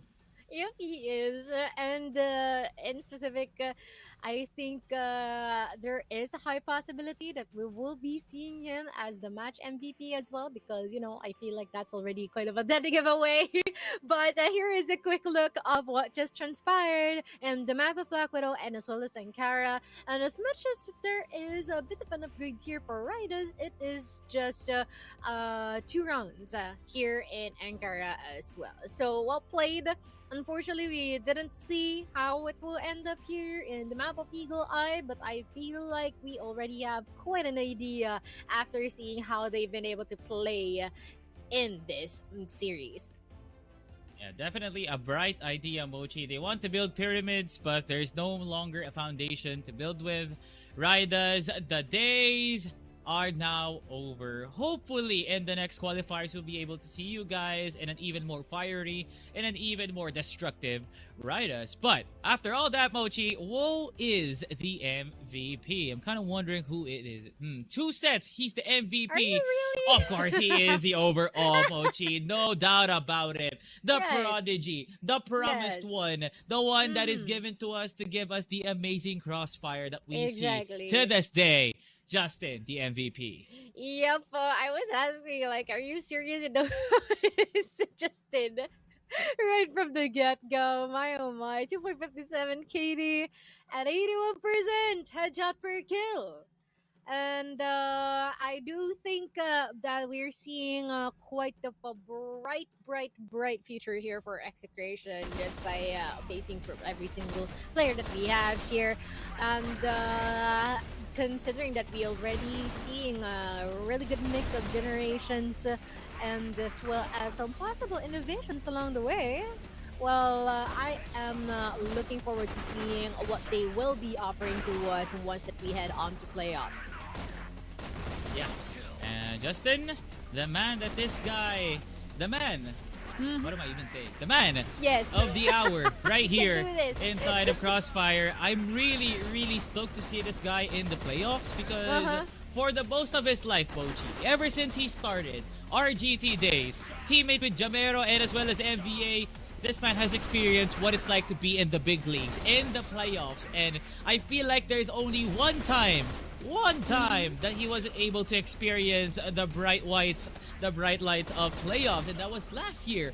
But right now, he's making a comeback. He's making a rally to make sure that everyone who steps in the way of Justin is gonna get burnt down to crisp, and he's just showcasing us what he's capable of inside of the matchup against Ridaz. So once again, congratulations to our brother Justin for being the MVP. And later on, finally, we'll be able to drop the image at makakasama na nga natin si Justin sa pakikipanayam with the MVP interview. Ayun na, makakapagtagalog na tayo, kaya tawagan na natin ang ating match MVP. Hello, Justin. Congratulations. Hello po. Thank you po. Nakuha ang ating match MVP for both of our maps. Grabe, no? I am meaning to ask, no? Since there were some matches that you dropped, no? Actually, konti lang naman yung ST. O, hulaan mo na lang kung sinong nagpapakita ng picture na yan, no? Baka, feeling ko si Aljan yan pero walang kasiguraduhan. Pero ayun, no, you dropped the map for STS and as well as EVOS, pati sa Forbid. Ano kaya ang direction natin moving forward sa ating playoffs? Siguro po ganun pa rin, pero may mga i-adjust lang kami ng mga error. Gusto ko naman marinig sa'yo, Justin, no? Not speaking in behalf sa mga kakampi mo, pero mula to sa puso ni Justin. Ano gusto mong sabihin sa mga kalaban mo sa playoffs at ano ang pwedeng mangyari pag naglaban kayong dalawa? Galingan nila kasi gagalingan namin. Bigyan namin ng magandang laban yung mga manonood. Di ka ganyan, pre. Kilala kita. Ikaw, Mochi, baka may tanong ka pa. Tanong, nang-curious lang ako, bakit sa lahat ng pwedeng picture ni Salvatore, yun pang tulog siya, yung pinalit dun sa page ni ZYK? Guwapings daw, si Boss Salvatore. Bunot ka talaga, yaman. Wala talaga, pre. Best friend talaga yan si Aljon, no? At at least, Mochi, at least ako dyan, pogi ako. At least, pogi ako dyan. Maputi-puti mo ako dyan. Kaya wala tayo masasabing rebat dyan. Justin, no? The floor is yours. Baka may gusto kang batiin, i-shoutout, mensahe, baka gusto mo trash talkin si Aljon, ikaw na bahala. Justin, banat. Shoutout sa Execration.PHT kay Boss B, sa 11 family, sa Balua, sa Clamor, tas sa girlfriend ko. Sa kay Amar Bayot. Yun, shoutout. wala tayo narinig, boss. Anomalya lang yun. Pero bahala na lang kung sino makakaintindi. Wala yun. Aljon, no? Grabe ka talaga. Ewan ko sa'yo kung kakarmahin ka. Bahala na karma nga sa'yo. Justin, maraming salamat sa performance mo. Good luck sa parating na playoffs nyo. Thank you po. Alis na dito. And it seems like makakapahinga na. Ito mga players natin dito from Execration. I'm pretty sure na proud at masaya si Bipolar sa inyo. And I do think that we might be having a really quick and short segment, no? Kasi parang masyado atang maikli o mabilis yung mga pangyayari dito sa ating tatlong matches so far for this day, and it seems like we will be welcoming our casters back dito sa ating broadcast kasi magdadissect tayo ng mga statements na nanggaling sa ating community. And it's another spicy time again para sa ating hot takes. Kamusta naman, Dadum and Ramon? Mukhang medyo predictable ata ang naging outcome natin for all of our matches, but it seems like you guys are having pretty fun so far. Let's start with Dadum. Yes, of course. I mean, siyempre, in-enjoy namin yung laro dito ng Execration. No? Guys, disclaimer, balik na kami ng Tagalog because the Rosea matches are over, so pwede na tayo mag-Tagalog ulit dito. Super excited, super sayo ako mapanood yung mga match natin, pero mas excited pa ako, Mochi, sa magaganap mamaya. Kasama tayo doon. How about you, Ramon? Hey, I mean, hot takes din Parang ang ganda kasing panoorin to. Sometimes it's also nice to hear new perspectives din para sa mga manonood natin. So, sana naman yung mga ibabato sa atin spicy na spicy talaga. Siyempre, no? At makikita natin yan. Kaya naman, I guess, no? Ready na kaming lahat. Direct, pwede mo nang ipakita kung ano ang unang hot take for this segment. At ito ay galing kay Ronel Goncalua. Anyari naman sa Exe kahapon para silang tinamad maglaro against Fervid. On paper kasi akalain mong Exe na talaga yun that is quite true. Pero lalapagan ko ng hot yan, Derek. How about you, Salvatore? Yung pinaka-spicy no? Di ko masisisi si Ronel. Feeling ko galit na galit talaga siya sa mga bata niya, no? Kasi far from Execration yung nakita talaga natin kahapon, no? At gets ko talaga dito si Bossing, no? Baka nga talaga, kung ano yung nakita nga natin kahapon, baka 1% lang yun ng Execration. Kasi nga parang walang-wala sila doon sa mapa. Going as far as 10-5 sa new compound, parang hindi yun mga Execration, no? Kaya talagang hot take talaga to, na hindi Execration yun yung nakita natin sa kanila kahapon. How about that? Ako na ba? Sorry, akala ko tatawagin pa ako Mochi, pero para sa akin spicy to kasi tama siya medyo tama siya on paper akalain natin na Execration mananalo kasi yun yung predictions ng karamihan sa talents natin.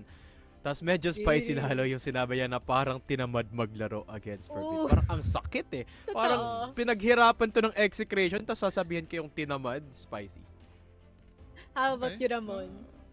Kasi extra spicy. Kasi nakakarinig tayo ng mga different theories kung bakit nga naman yun nangyari. Pwedeng isa yan, baka nga tinamad or maybe there was a bit of a glitch in the system para dito sa Execration. Who knows? Maybe Fervid just had a really good day in the office din naman kaya ganun yung nangyari, diba? At hindi natin talaga may pagkakaila. Yung mga naging highlight moments nga naman by the end of it was enough to take down Execration. So for me, extra spicy siya kasi it kind of sparks the conversation kung saan nga ba yung power level ng two teams na to.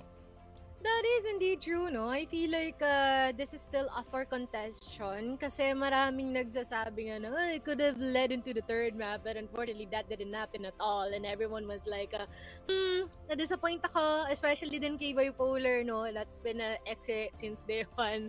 Parang nalungkot siya na sobra after seeing that, hindi lang nakita dito sa broadcast. Pero props to sa sinabi dito no ni Boss Ronel at maraming salamat sa iyong hot take.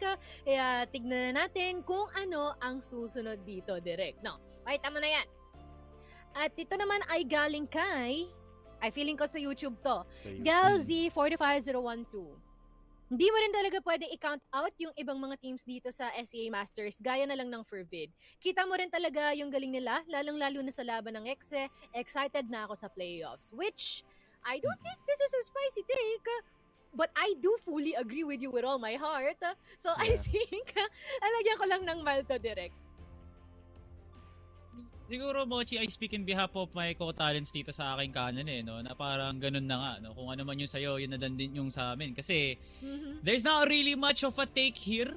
Parang sinasabi niya lang talaga kung ano yung pwede nating sabihin when there are two sides of the story. May mga malalakas at may mga nandoon na papunta doon sa malakas no? Kaya shoutout dito, mukhang fanboy/girl siya dito ng Pervid. No? Ikaw, Dado, ano sasabi mo? I agree. Kung pwede ang original dito, hindi spicy, no? Pwede natin lagay yun. Pero yes, mild na lang din para kay Dadum kasi nga tama naman siya. Hindi mo pwedeng pagkaila lahat ng teams. Kahit yung mga galing sa impact teams natin, malalakas sila this year Yeah, I think I agree with all of you, no? Mild. At una sa lahat, copy.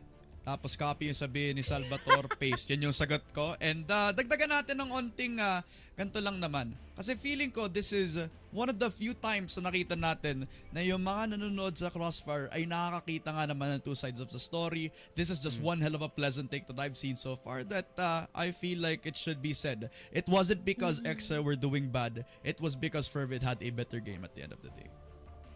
That is true. And kumbaga, maraming salamat sa iyong take, Galzi. Parang kinopy-paste lang lahat ng sagot at sinabi na ibahin mo ng konti, no, yung ipapasa mo sa prop natin. Pero yan na nga, no. Thank you so much and let us check out ang ating susunod na hot take. At ito naman ay galing kay Marian Tops 9034. May mga ibubuga naman ata siguro tong mga Indo teams. Need lang nila ng practice pa tapos bawi next season para makasabay sa mga Pinoy teams. And I feel like parang ganun din ang magiging sagot ko dito, no? Mild take kasi it is already quite of a given that all great things need time. So I feel like mild lang tayo ngayon. How about you guys? Mochi, ganun pa rin naman. Walang magbabago. At yeah, mild pa rin naman talaga kasi it's a take na feeling ko maraming nakakapagsabi, no? It's not really like a rare take na sa isang tao mo lang talaga maririnig, no? Collectively, ito naman talaga yung naiisip natin. Kaya ikaw, Dado, feeling ko emas ka rin. Sa pareho lang. Pero ito gusto ko i-shoutout yung mga nasa comment section. Ang babait ng mga hot takes natin today. Wala tayong nakuha na nare-rage bait si Dado, So yes, mild to. Para sa akin, I definitely agree. I agree with the Marine Tops, no? Salamat sa shoutout. Sa comment mo dito. Shoutout na sa'yo. At yeah, they definitely need more practice. I think konting oras pa at given yung mga natutunan nila dito sa Masters SEA, makakasabay din yung mga yan. Ramon. Okay. I'm gonna go the different route. Extra spicy para sa take na to. Hindi dahil sa naging statement no? I really do agree with my co-talents nga naman. I believe there's a bright future for Indo as well as for Rosie sa kung ano yung nakita natin sa SEA Masters. They had to start somewhere. And I really am excited to see how they will develop sa course of the days. Pero, yun nga no, ba't ang babait ng mga comments natin? Walang nag-crash out! Walang nag-argue sa ating lahat! We're all agreeing! Hot takes nga to for a reason! Pre, BP mo pre, BP mo. Yung may iinumin ka pang gamot pre. Nagiging pula ka na rin tulad ng nakalagay dito sa taas mo, no? Pero parang baka narinig ata tayo ng comment section na sinasabi natin na masyado atang mabait. Itong ating mga takes so far, kaya check natin yung susunod. Mabait pa ba to? O mangre-rage bait na kaya, no? From Tanggol 412. Feel ko, di ko naman kakayanin ng VP yung current form ng STS. Gusto ko yung nagwala straight up si Ramon the moment na nakita yun to. Paunahin mo. Anticipating yung susunod na laban natin. Sige, Ramon! Ano ang Extra spicy! Extra spicy! Wala na! Yun lang! Yun lang naman ang inaharap natin. Alright, two sides. There's only STS fans and VP fans. We have found a VP fan in hot takes right now. Kudos to you. You are the bravest individual na nakita natin sa comment section. Dahil dyan ang reward mo, STS fans coming up to your comment. Kudos pare. Sige, una na rin ako, Mochi, para pag na tayo, no? Imbis na pag spicy to para sa akin. Pero alam mo, i-comment kita, Tanggol, na buhayan ng loob si Ramon dahil sa'yo. Thank you so much for the comment. Pero spicy to.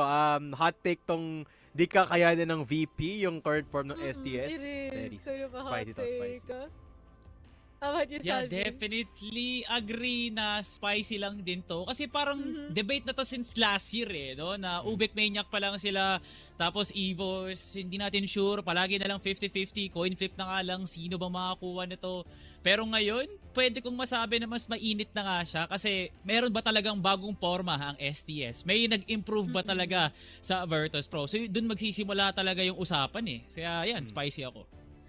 Ako, extra spicy because grabe yung sinabi niya na hindi naman kakayanin ng VP. Like, straight up, parang alam mo yung the way na pagkakarelate niya dun sa comment section, straight up, staring at your eyes na hindi kaya ng VP yung STS ngayon, no? Parang ganun yung dating. So, I do think that this might equate to Virtus.pro being pumped up more because sa sinabi dito ni Tanggol 412 at baka mabigyan din siya ng shoutout mamaya. But I guess that is indeed quite of a crazy take from you. And I guess ang ganda na lamang din ang ating mini segment for this one kasi maya-maya meron tayong paghahandaan. Kasi balita ko magtatapat ang dalawang coach natin ng STS and as well as Virtus.pro. And thank you muna pansamantala here para sa ating casters na si Daydon and Ramon. Bye guys! Ayan na pre, ready ka na ba? Kasi ako, ready na ako, excited na ako dito. Tignan mo naman yung mga mukha ng mga players na yun, no? Ewan ko na lang talaga. Ochi naman kasi. Ang araw ng linggo ay para sa mga El Clasico, no? Sanay na tayo na may kutsaan yung mga players. Kailangan natin ng paikot ngayong taon, no? Bakit naman hindi natin bigyan ng plataforma para magbigay ng 3 minutong worth ng bara itong si Coach Tanks tsaka si Coach 02, no? Para magkaalaman na, Mochi, sino nga ba talaga ang tunay na number 1, no? Kasi dito ka lang makakita, Mochi, na sa dami ng bang-bang sa buong mundo, etong coach yung mga pinag-aaway natin. Totoo, no? Kasi yung mga bata focus lang sa goal. Mababait nga sila ngayon especially dito kay VP. I don't know if they're just reserving their energy for today or sa playoffs natin, but for now, it seems like everything's pretty pacifist so far. And I wonder if the same thing reflects to our coaches as well. Kaya for now, kami magbabalik. Abangan ninyo yan because it's going to be game time later on.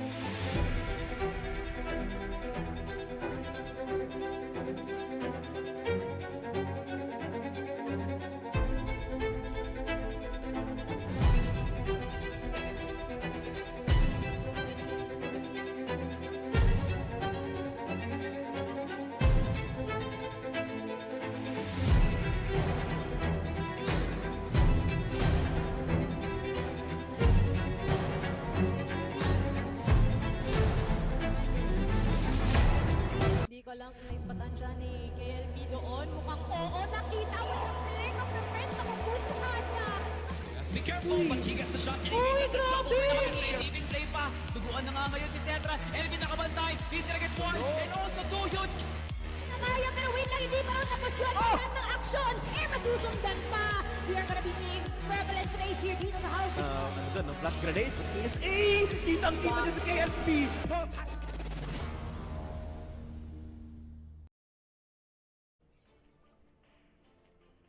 At oras na ang bakbakan para sa ating favorite rivalry of all time. Mga kabayo laban sa mga oso. Sino kaya ang mananalo dito sa tapatan ng malalakas? Welcome everyone to tonight's last match of Team Stallions and Virtus.pro. Welcome sa lahat ng nanonood dyan. Kung hindi nyo pa alam, magsisimula na ang laban natin. Mochi, sobrang excited ko na makasama ka dito sa panel. It's my first time here and it is for the grandest matchup of all. VP versus STS. Ay, ano pa bang kailangan kong sabihin, Mochi? It's the main event. Need say more, di ba? Because I'm pretty sure after all of the weeks na pinag-antay tayo, alam na alam ng direktor at may hawak ng pluma kung ano yung pinakawaling match dapat dito sa group stage natin. And this will be quite of a good thing, no? Kasi dito natin malalaman kung ang gap ba ay existing dito sa dalawang team na to. Ano ang ating magiging initial status bago natin sila pagharapin sa playoffs kasi most likely yun ang mangyayari. And this will be setting up ang ating atmosphere bago mag-start ang ating mga laro. Tsaka Dadum, ang masaya dito mamaya, meron pa tayong chance na makasama din ang ating mga coaches. Pero sa ngayon, ipakilala muna natin sila isa't isa. Let us check out ang lineup ng Team Stallions.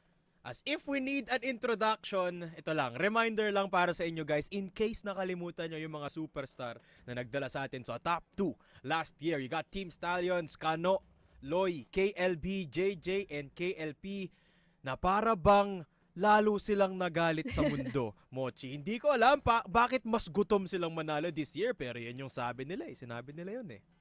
Ayun nga no? Kahit nung last year na grand finals natin, we've been interviewing them after quite of a really excruciating loss against AG, no? Na sobrang lapit na sana, kinopos lang talaga. They were able to actually point out that what they vow to do for the year of 2026 is absolute domination. Exactly. And yun yung aalamin natin din dito, no? If hahayaan ba ng Virtus.pro na mangyari yun. At ang mahirap dito Team Stallions, a team na mukhang laging nag-e-evolve, lalo na sa taon na to. There's so many teams na sinubukan i-shutdown dito si Kano. That is obviously the star of Team Stallions. Ang taas ng papuri kay Kano even on the international stage. Execration, pinuntirya nila si Kano, pero may nagsi-step up lagi in replacement. Si Loy ang nag-step up nung panahon na yon. Nung international, si KLB. Hindi mo pagkakaila na it's a 5-man threat itong Stallions kasi kapag may isang medyo nahirapan, merong papalit. Speaking of papalit, Dolph X will be swapped out, KLB back in. Okay, andito na ang El Capitan natin dito, no? Boss KLB. Ang paborito ko dito kay KLB, syempre other than yung mga solid yung mga calls dito, is yung fact na pag nakikita natin siya sa popcam natin, alam mong G siya, no? Hawak niya yung beat ng buong team dito. Siya yung nagpapacilitate kung gaano sila kagigil. And I really do think that we will be seeing that dito. Pero seems like vibes are all high, everyone's smiling para dito sa ating mga players. Pero tignan mo itong ating match history dito, Dadom.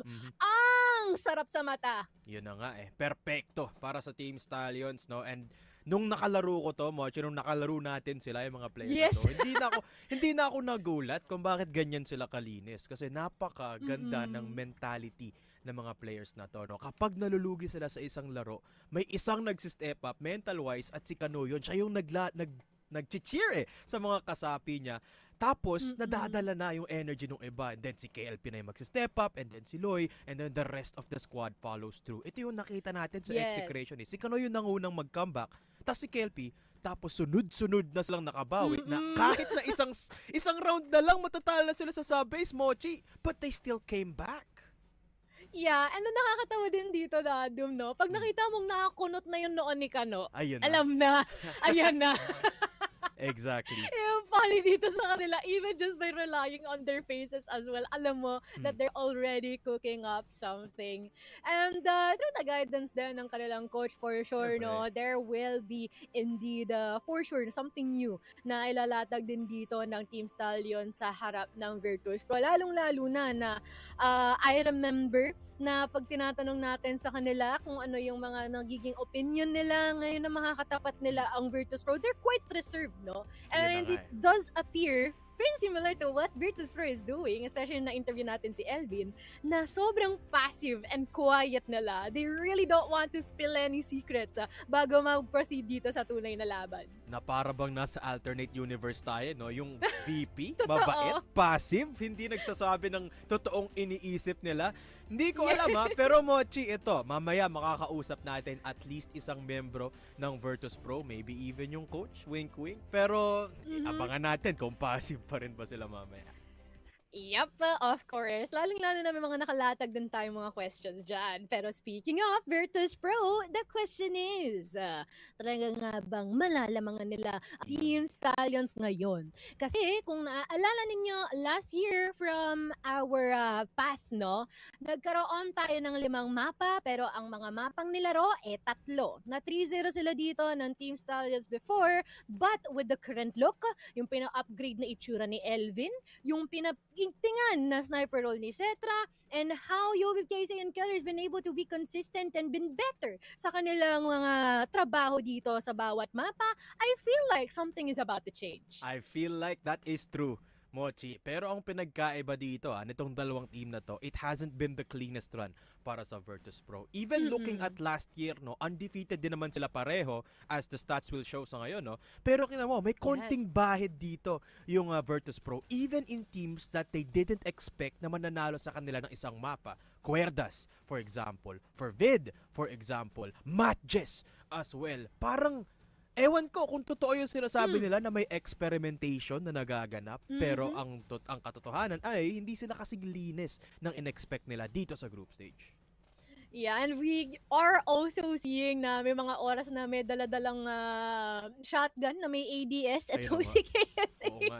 But to be fair, that could have been part of their experimentation or baka na-enjoy lang nila ang ating mga laro, no? And we have 4 maps in total na naipamigay dito ng Virtus.pro at ipinakita na kayang makakuha ng at least 1 map ng ilan sa ating mga teams dito, like for Vid, Ridaz, kung anong makikita nyo sa inyong mga screen dito. And I feel like that is still the thing na kailangang mapag-igtingan dito ng Virtus.pro is kung paano nga ba nila ipapolish lahat ng ito, lalong-lalo na STS ang katapat nila dito. At saka feeling ko, Mochi, yung pinakamalaking problema dito ng Virtus.pro, yung pinakaunang set na natalo sila dito sa group stage is on their signature map, that is Port. For Vid, making them look, I would go as far as saying weak dito sa mapang ito, no, which has been their playground for so many years.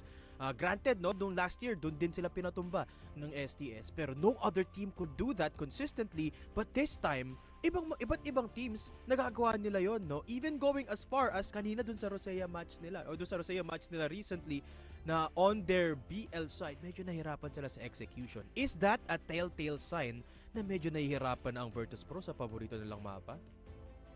That is indeed a really good thing to point out and highlight, no? And I am wondering if it's just a fluke or is there something happening behind the scenes dito, no? That won't be a good thing para dito kay Virtus.pro. And in a bit, no, malalaman din natin dyan kung ano nga bang mangyayari because again, I do think that we will be having some interviews that will be present dito, no, sa ating ating series bago tayo mag-proceed sa ating mga laro. Kasi ito yung magpapainit eh. Kumbaga, no, and especially it will also give us quite of a little bit of insider information outside sa kung anong gagawin nila mamaya. Of course, sekreto yan. Trade secret.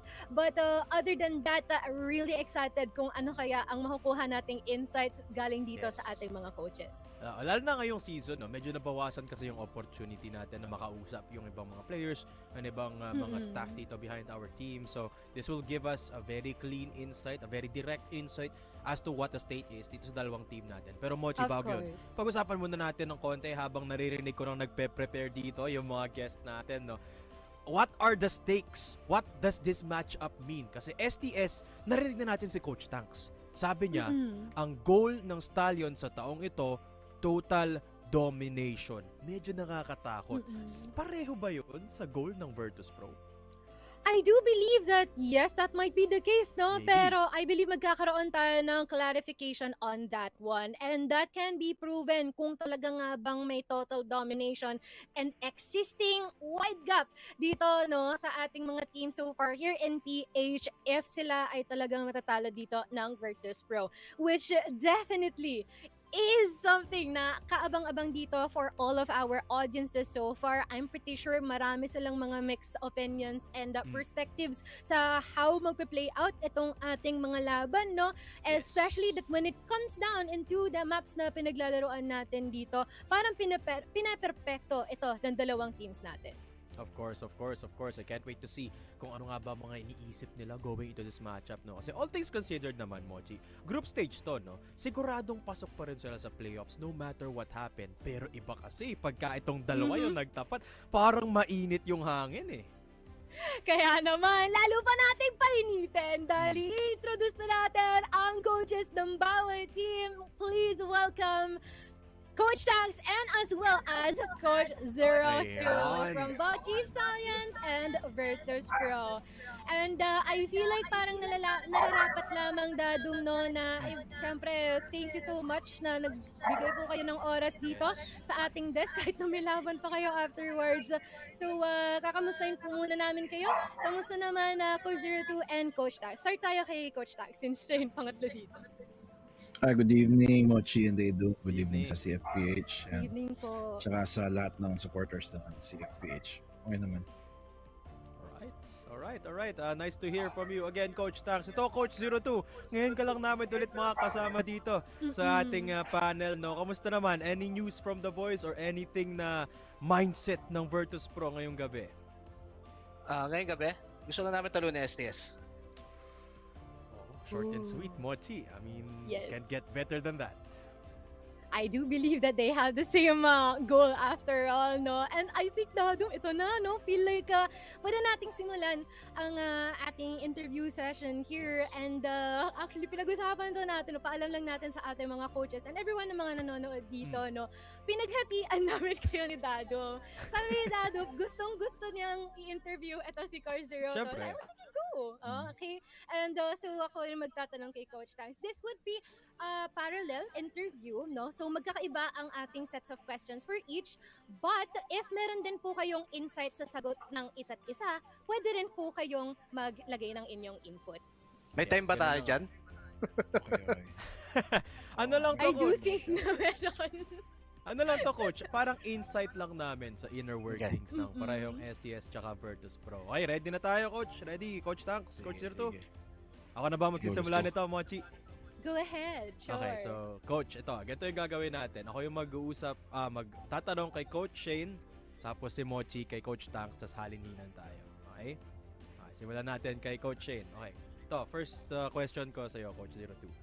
STS, sorry, medyo seryoso agad tayo. Parang medyo tense yung moment, pero ito na, I'll make the most out of my chance. Okay, STS, obviously, Coach 02, no? Undefeated sila. Kahit isang set, walang nailaglag sa group stage. Sobrang ganda ng forma nila, pero sure ako na ni-review nyo ng malalim yung games nila dito. At panigurado ako na may nakita kayong weak points na pwedeng i-exploit sa galawan ng STS. Ang tanong ko, Coach Shane, gano'ng kadaming weaknesses yung nakita nyo? Seryoso agad Okay. Well, Sorry, to tell you the truth, kahit last season, we know how to play STS. Kaso talaga yung firepower nila paano ba? Napakasakit. Talagang it's so hard to Isipin mo, I'm 100% sure na if you're going to watch yung playstyle namin versus STS, we're more tactical than that. That I can parang pupusta ko yung lupa't bahay namin diyan. Pero talagang ang sakit ang isang di namin masolusyonan is yung firepower kasi alam mo yung dumating mga bagong baril. Bumagay sa playstyle ng mga bata ng mga Cebuano. Actually, hindi lang sila yung lumakas Buong island ng Cebu, mga player ng Cebu, talagang lahat sumakit nung mga bagong baril na sila NQ, sino tax? NQQ, NINQ, yung mga MATTJESS, sumakit Hindi kami nagkakaroon hindi kami nagkakaroon ng problema before nung ditong upgrade ng weapon sa mga ibang team. Sa STS talagang head to head kami, pero like MATTJESS nahirapan kami. Nahirapan din kami sa sino pa isang team ng Cebu, boys. Perbit, 'di ba? Nahirapan din kami sa Perbit. It's talagang yung playstyle ng mga Cebuano bumagay sa bagong barrel. So yun yung isang tinitignan namin na matagal kong tinitignan yan actually mula nung nag-upgrade na paano nating paano nating tusolusyonan ang firepower kasi kahit anong sabi ko kahit anong utak ng isang player kung di mo mapapatay ito kung mapatay ka na in 1 second, less than 1 second wala, tutumba talaga kayo, 'di ba? Ang pinakamaraming ace ngayon sa teams ng CFPH is yan, sila Tanks, STS. Nakailang ace kayo Tanks? 5? 4? Around that number. The most ace, most ace ang team nila ngayon. So, doon mo makikita na firepower wise talagang kahit internationally, firepower wise, yun yung problema ng kahit international team against STS. And that's my problem as a coach din ng team ko. Alright. I mean, I definitely agree, no, coach. I feel like mas maunting risk yung kinukuha dito, tactical-wise, ang Virtus Pro, which does give them some sort of an edge in certain maps. Pero Moch, ikaw naman, tanong ka naman kay Coach Tanks. I feel like ang question naman natin dito is going to be a bit more on the internal, no? So, Coach Tanks, in all the games that you've seen so far dito, no, for your team, parang lalong lumakas yung kanilang individual performance and lagi na rin silang na-feature sa mga highlights natin, which is, I do think is already quite obvious. So, how much of a role ba does Coach Tanks play sa paghasa sa individual skill ng ating mga players? 0. Wala ako dun. I cannot teach talent I can only do so much na mag-guide fundamentally. Kasama ko sila manood ng mga pods, ganyan. Pero like, sa skill, 0 Kasi as coaches, ewan ko makaka-agree dito si Shane, pero yung talent kasi nasa tao na yan Nasa sipag, nasa dedication niya, sa pag-hone ng craft niya So, yun, 0. If all lang, kung honest lang, 0. Siguro kung meron man yung mga error sa movement, sa repositioning, yung mga ganun, mga minor pero like aim wise, nasa player yan So 0 factor siguro. Honestly lang. So kumbaga parang hihingi ng advice sa'yo yung tropa mo, nasa kanila na kung susundin nila o hindi, pero nasa kanila pa rin talaga yung last say at kung ano yung gagawin nila from it. May pwede yung sumagot dyan? Sige, go. Pagkatapos si Tanks, si Payam yata siya tapos Take ka muna, Tanks. Hindi, okay na. Okay na? Sabi ko na. Okay na. Well, anyway, nung SGJ pa kami, if you guys don't know, itong team namin is consist kami ng team of rejects. Kumbaga mga mga LAN gamers, mga yun yung first time na nag-pro sila. Walang kumukuha kay Lakian dati, pero yung sinasabi ko, yun yung gusto kong sabi ko kay Tino, hanapan mo ako ng player na hindi pa nag-pro kasi papasakan natin ng pro parang professional discipline yung kung paano sila maglaro, magganyan. Sa akin, hindi ako nagpahanap kay Tino ng sino malas pumarel, sino yung nasa top 10 ng CFPH. Sabi ko lang, kailangan natin Tino yung marunong sumunod. So ito, raw talent, meron naman itong mga players natin dito, kaso pinasalang natin ng discipline ng pagiging pro. Yun, yung kay Tanks na hindi niya may tuturo yung ako talagang sa akin hindi mo na ituturo yung hindi mo hindi mo pwedeng ano eh. Iba yung sa akin tanks eh. Lahat Sige lang, ng go lahat, ahead. lahat ng tao may skill. Mm. Trabaho lang natin as coaches kung paano natin ihuhubog, kung hanggang saan yung skill na meron sila. Yun. So yung sa'yo, yung well, hindi ko na I pwede agree. sagutin sa'yo. Yung sa akin, yung ganun sa akin. Na kung paano mo sila tuturuan, kung paano mo sila paano mo anong klaseng discipline ng gameplay ang ipapasok mo sa mga players mo. Ayun yung sa akin. Alright, I thank you. see. So, ganda din do. Maganda yung inputs din ng mga coaches natin kasi nagkakaroon tayo ng contrast in between the coaching styles na meron din sila dito. And I think, pwede mo nang lipagan ng isa pang question dito si Carsterio. Pero before that, agree muna ako no na valid naman parehong options dito, no? Parehong Yes. kumbaga magkaibang method pero pareho namang may success dito. And you can see the difference ng methodology ng dalawang coach natin. But I digress. Ito, Coach Shane. Pangalawang tanong ko para sa iyo. All things considered, yung group stage natin. This is a low stakes game sa context ng tournament natin. Matalo or manalo ang Virtus Pro, top 2 pa rin naman tayo eh. Sigurado pa rin tayo nasa playoff, sigurado pa rin tayo na makakasabak tayo dun sa other top 6 teams, no? Given that, given na pasok tayo no matter what, masasabi ba natin na parte pa rin ba to ng experimentation period ng Virtus Pro, itong laban sa STS?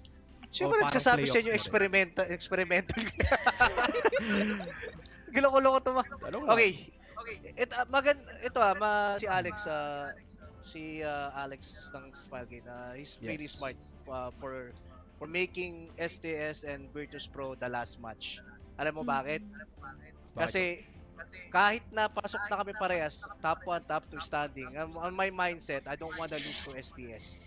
So hindi pa rin kayo makakita dito ng, alam mo yun, kasi wala na tayo kasi para pasok na tayo, di ba? Parang bigay na. Walang bigay dito. Kasi if you're going to ask me, I don't wanna lose to Tanks, I don't wanna lose to STS. We're going to give it at all. This is war, Tanks. This is going to be a war. So, very good yung Smilegate dito. Ilagay mo kami sa unahan ng STS, ilagay mo kami sa gitna, sa dulo. It's going to be a good show. Walang tapon, walang magbibigay both teams.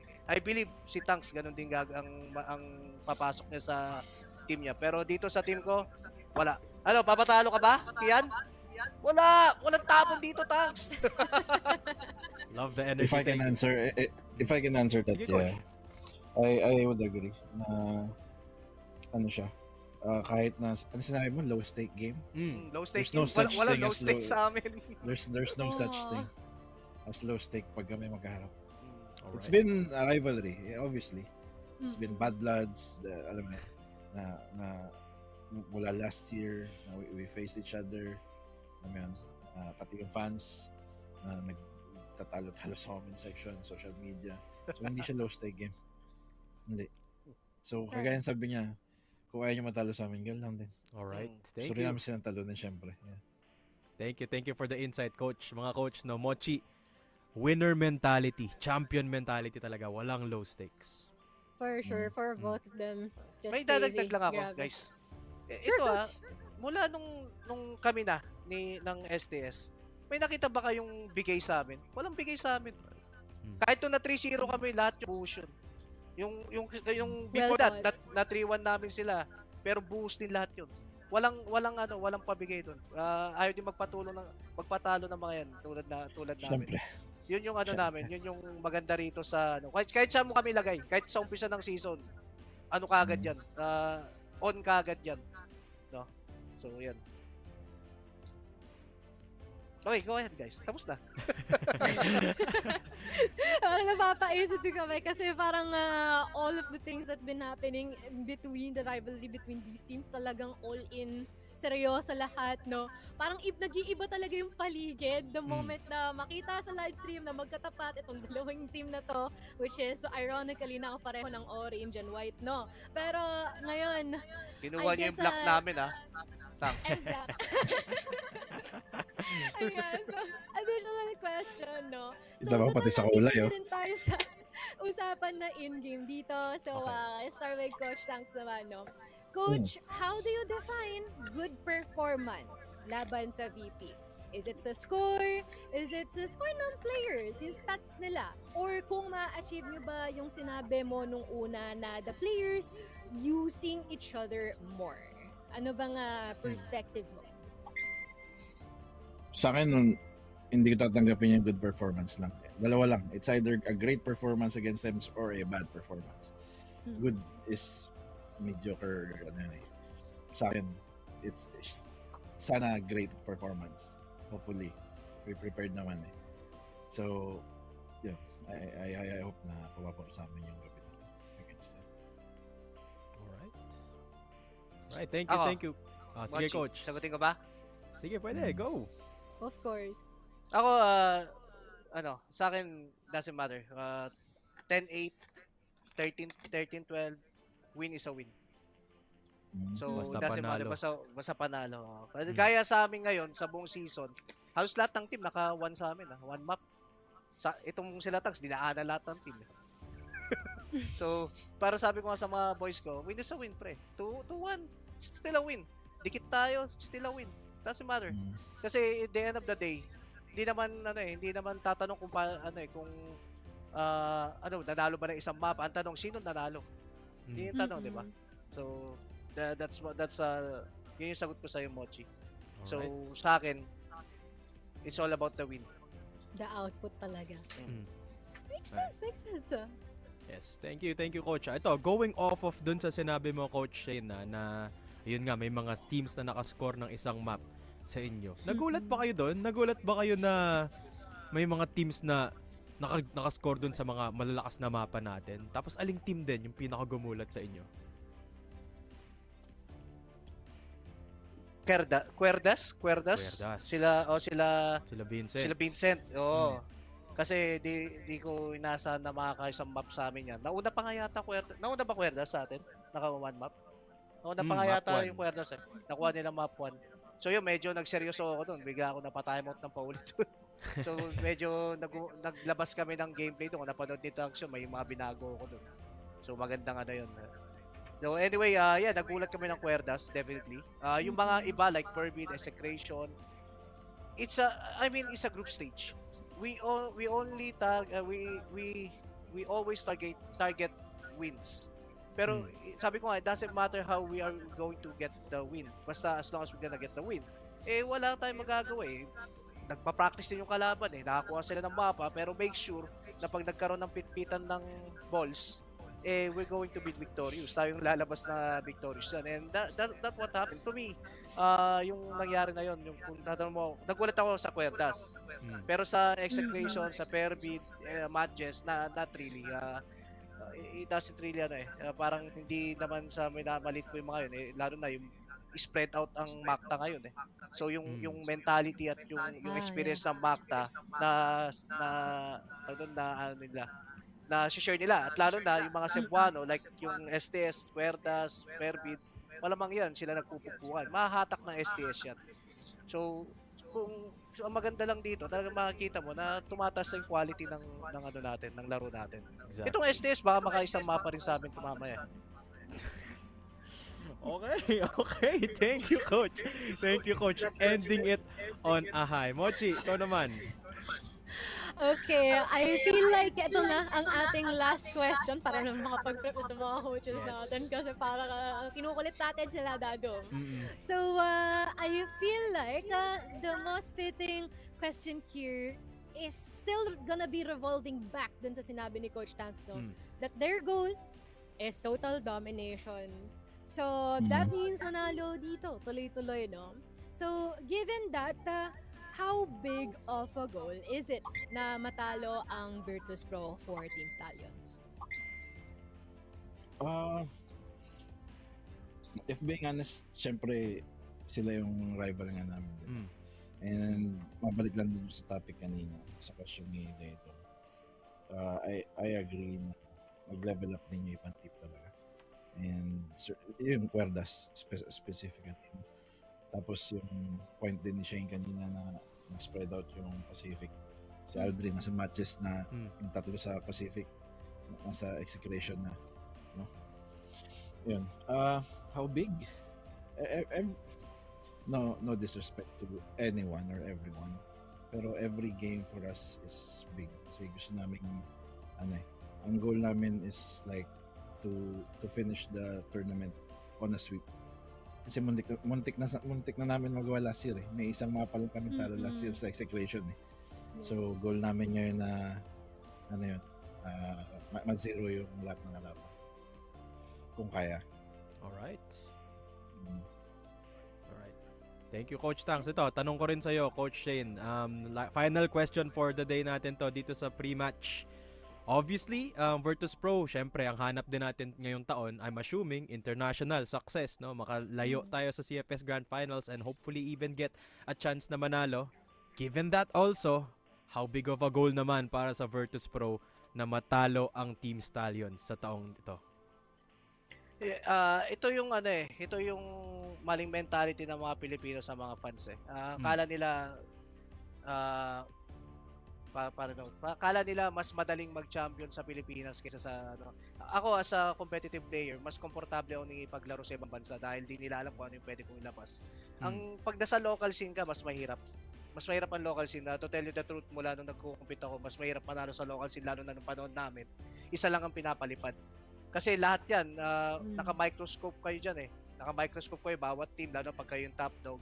Kaya talagang pag-aaralan kayo, titignan na ng weaknesses nyo. Lahat yan, kayo sa inyo nakadepend yung buong community. So, para sa akin, kung tanong mo gano'n ka-importante, we want to be champions. We want to be champions again. So, yun, ganun. We want to take our spot back. So, that's our spot. Pinairam lang muna namin sa STS yan. And we're coming this season. We're going to be on top. And bago mo pigilan tayo sa out of to, meron lang ako ito si Mochi, teka lang, bibilis ako lang. Ang dami mong maling ngayon information. Patay ka, Moch. Ito yung una. Last season, every other season, yung sabi mo, yung XT, tinalo kami yung unang interview sa XT, buti nang kinorek kayo ni Polex, so shoutout kay Polex. Ito lang sasabihin ko si Mochi, hanggat nandito tong taong to, halika rito, Pogi. Itong taong to, mahirapan na exit sa amin. Hanggat nandito to. I agree, so anyway, though. Yun. And meron pa, I just go, medyo mabilis. I'm just going to give it yung konting history. Yung sinabi nyo, first, third, si MATTJESS. No, it's FGW and then meron pang isa, MSI GT. Bago ang MATTJESS. Unang third natin, podium finish natin sa Pilipinas sa 2010 and 2011. Tapos, ang MATTJESS is the greatest team ng PH. Yun, saludo yan. At meron lang 4 na team na nag-podium sa Pilipinas. 1 is FGW, 2 is MSI GT, and then MATTJESS, and then, sino yung last? STS. Stallion. So, yun lang ang 4 natin na yung nag-podium sa buong Pilipinas. So, a little history para sa inyo. Para, sa pag-analyze, I don't expect you to get everything perfect. Pero guys, in researching, I expect you guys to get it correct.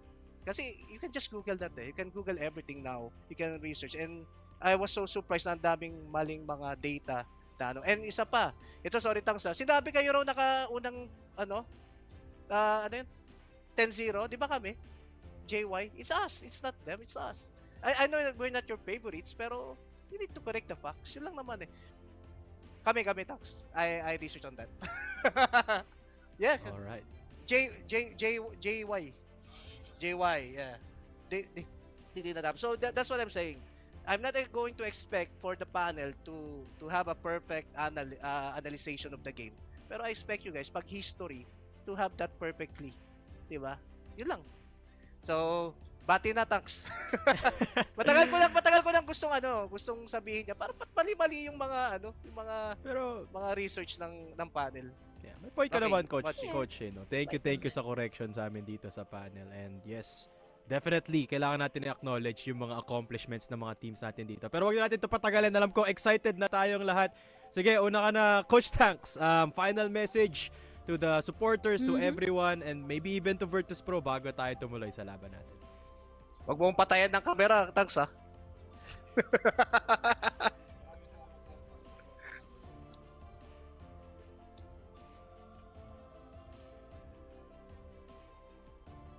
Wala talaga yung mga crowd yung yung community mismo kasi yung ano eh, yung kumbaga yung apoy no sa dito sa buong tournaments natin. Malaking tulong talaga kayo. Syempre sa prod, thank you. Sa Team Stallions, sa Brother Khaled, Brother Abdul, kay Boss Chris, kay Ma'am Lizelle, tsaka sa boys ko, sa misis ko, tsaka sa nanay ko na laging nanonood. Yun lang. Tsaka sa Virtus Pro, good luck. Galingan natin. Sige. Ako gagayahin ko si Tangs baka maging mabait kayo sa amin. Sa mga prod, Mochi, Daydum, hello sa inyo. Di kami sanay Coach 02, Char. Anyway, boys, good luck sa amin. Good luck sa amin. Hindi walang good luck sa iyo, Tanks. Have fun lang. And anyway, shout out kay Pilali, our manager, Virtus Pro. Thank you for supporting us. And shout out to my wife, as always, to my daughter. Shout out sa mga players ko. Hoy! Umayos kayo, ha? Anyway, shout out sa mga nanonood dyan. Sana mag-enjoy kayo sa papakita namin ngayon, itong dalawang team na to. Yeah, we are the 1-2 punch of the Philippines. Pero nandito tayo sa Pilipinas Tanks, so bakbakan na naman tayo. And matindi yung trash talk mo sa akin noong nakaraan. Nung nakaraan nag-champion kayo, wag mo papanalunin ulit. Yari ka sa akin. Anyway, have fun, Tanks. Sige. Alright. Alright, and there we have it. And it seems like parang prepared na ang ating mga coach. Maraming salamat sa inyong time, mga insights, and as well as quick share ng ating history as well, Coach Tags and Coach 02. Papakawalan na po namin kayo. Pasensya na, hindi kami na-istorbo para makafocus na rin kayo sa inyong game proper. And good luck, have fun, and congrats na agad to both of you. Kasi for sure naman, kahit ano ang kalabasan nito, matik tayo ay pasok sa playoffs. And there seems to be a lot of stuff to unpack here, no, Dadum? Especially when it came down to their internal stuff. And I'm really excited kung ano ang kakalabasan nito. Pero ito pa yung isang mainit. Kasi ipapakita rin natin dito ang ating mga prediction. Kaya naman, pakiramdam ko papagalitan na naman ako ni Coach 02 dito. Pero ayan, uy, same tayo! Okay, so pareho kami ni Dadum na 2-0. And Sneaky Frog goes at 2-1 for Stallions. And Salvatore actually voted against Team Stallions with a 2-0 as well. Ano ba nga depensa natin dyan, Dadu? Teka lang, nagko-cooldown pa ako doon sa interview. Parang mas kinabahan pa ako doon kaysa doon sa laro natin. Pero ito, yes. I feel like I speak for the both of us, Mochi, na nag-agree naman tayo kay Coach Shane doon sinabi niya kanina, no, na medyo nahihirapan silang makuha yung same dominance as last year kasi nga sa bagong meta natin ng mga weapons. Yung mga Cebuano teams natin making the most out of the new guns. Kaya nagkakaroon ng parang benefit yung mga unpredictable teams dito katulad ng Cuerdas. This is the same reason kung bakit 2-0 yung prediction ko, no? Just because of the fact that firepower is even more important sa taong ito. Yes. Kapag tiningnan mo yung firepower, sino pa bang mas lalamang sa Stallions? Kaya 2-0 ang prediction ko. Yeah, actually me too, no? I feel like that is practically quite obvious na rin. Based from the match history that we have here all throughout group stage, all throughout the weeks, it's been tip-top shape for 2-0 here for Team Stallions, and in the contrary, it is not quite much the case, no? Pero let us check out na nga rin ang ating map dito. Kasi dito rin magkakaalaman sinong mas may kalamangan, especially who will be starting up against on the stronger sides that they have here. Would it be... Oh, wow. Wait, no way. Wait, guys. Wait lang. I know what you're thinking. Yeah, we have Subbase and Port. They gave away the initial maps that we know that would be best for them. And pinili rin nila yon, no? But we also have New Mexico for our decider here. Ayun pa. Hindi ko nakita yun New Mexico, Mochi. I was... medyo nagulat ako dito sa first two maps natin, particularly Subbase. I mean... what reason would compel Virtus Pro to let this pass? I don't know. Medyo magigets ko pa yung Porta kasi ilang beses na nating nakita na hinayaan ng Stallions na maglaro itong dalawang team na to sa Port. Nakita na rin natin in the future, in the past na manalo ang Stallions sa Virtus Pro dito sa mapang to. So kaya nila, given also the recency bias na medyo nagsastruggle ang Virtus Pro dito sa Port. Pero yung Subbase, medyo malaking question mark yan. Ibig sabihin yan, may ipapakitang bago si Coach 02 sa Subbase. Exactly. And just a quick recap din siguro no sa kung ano ang meron, because based from what we are seeing here right now, they have no plans into heading into decider at all. No, it's either 2-0 for either of our teams based from the maps na pinili dito sa ating map ban and pick. And guys, kung nare-recall nyo no, last year during our regionals, no, nagkaroon tayo ng grand finale between these two teams. It is both the map of sub-base and as well as port as well. Yes. And it seems like since the best of 3, this is gonna be much quicker. At recall natin na, score natin sa sub-base is 10-6 in favor for Team Stallions. At ang score natin for port is in favor for Team Stallions, 10-5 naman. I wonder, ano kaya ang kakalabasan this time around? Ang sakit, no? Sakit pakinggan na yung best map nyo na mas nahihirapan pa kayong mag-perform kesa dun sa isang mapa, no? So, it's gonna be interesting for sure. At medyo nangangatal na ako sa excitement dito, Mochi. Especially after hearing the insights ng dalawang teams natin.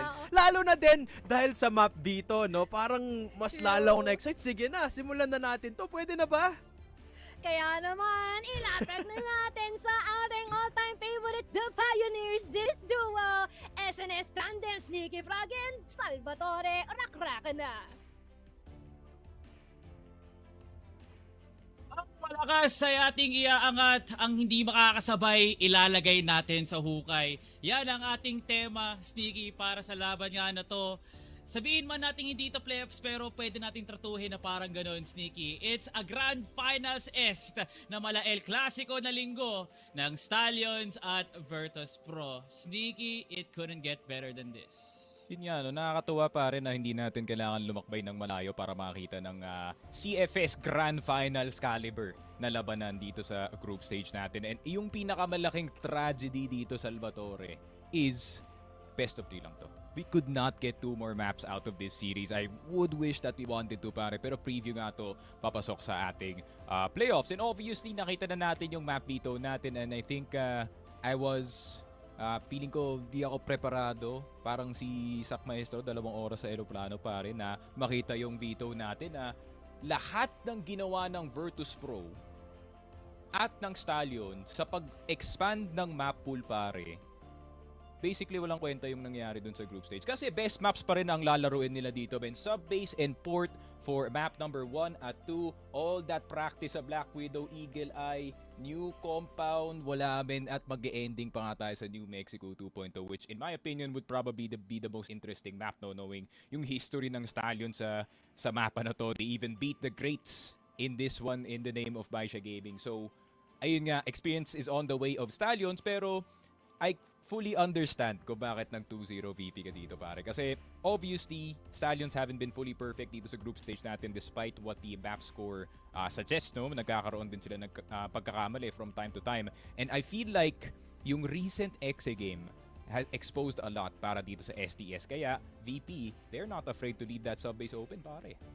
Kailangan ko rin na magsabi ng dahilan at kailangan ko rin magbigay ng pahayag nga dito, no? Bakit ako bumoto at tumiwalag ako sa sarili kong clan? Alam mo yun, Sticks, clan ko yan sa loob nga ng CROSSFIRE, no? Bumoto ako 2-0 para ka sa Virtus.pro, no? Syempre, kung meron kang mga claims, kailangan may mga taong nagdududa dyan para mas lumakas pa yung hinaing dito, no, ni Coach Tanks. Patunayan mo sa buong mundo, hindi lang sa amin, pati sa buong mundo na nanonood ngayon, kamo, may mga Chinese fans ka, nirerespeto na rin kayo ng Rock Esports kung nakita mo yung video ni Feifei, no? Ipakita mo, patunay mo, ito ang simula ng total domination, no? At alam naman natin, Sneak, satisfying para sa atin na mapatunayan tayong mali kasi ibig sabihin lang nagkakaroon tayo ng development sa mga kwento, sa mga nagaganap sa loob nga ng Sea Masters. Kaya Team Stallions, nasa inyo ang bola. Kayo may malaking dapat patunayan dito, no?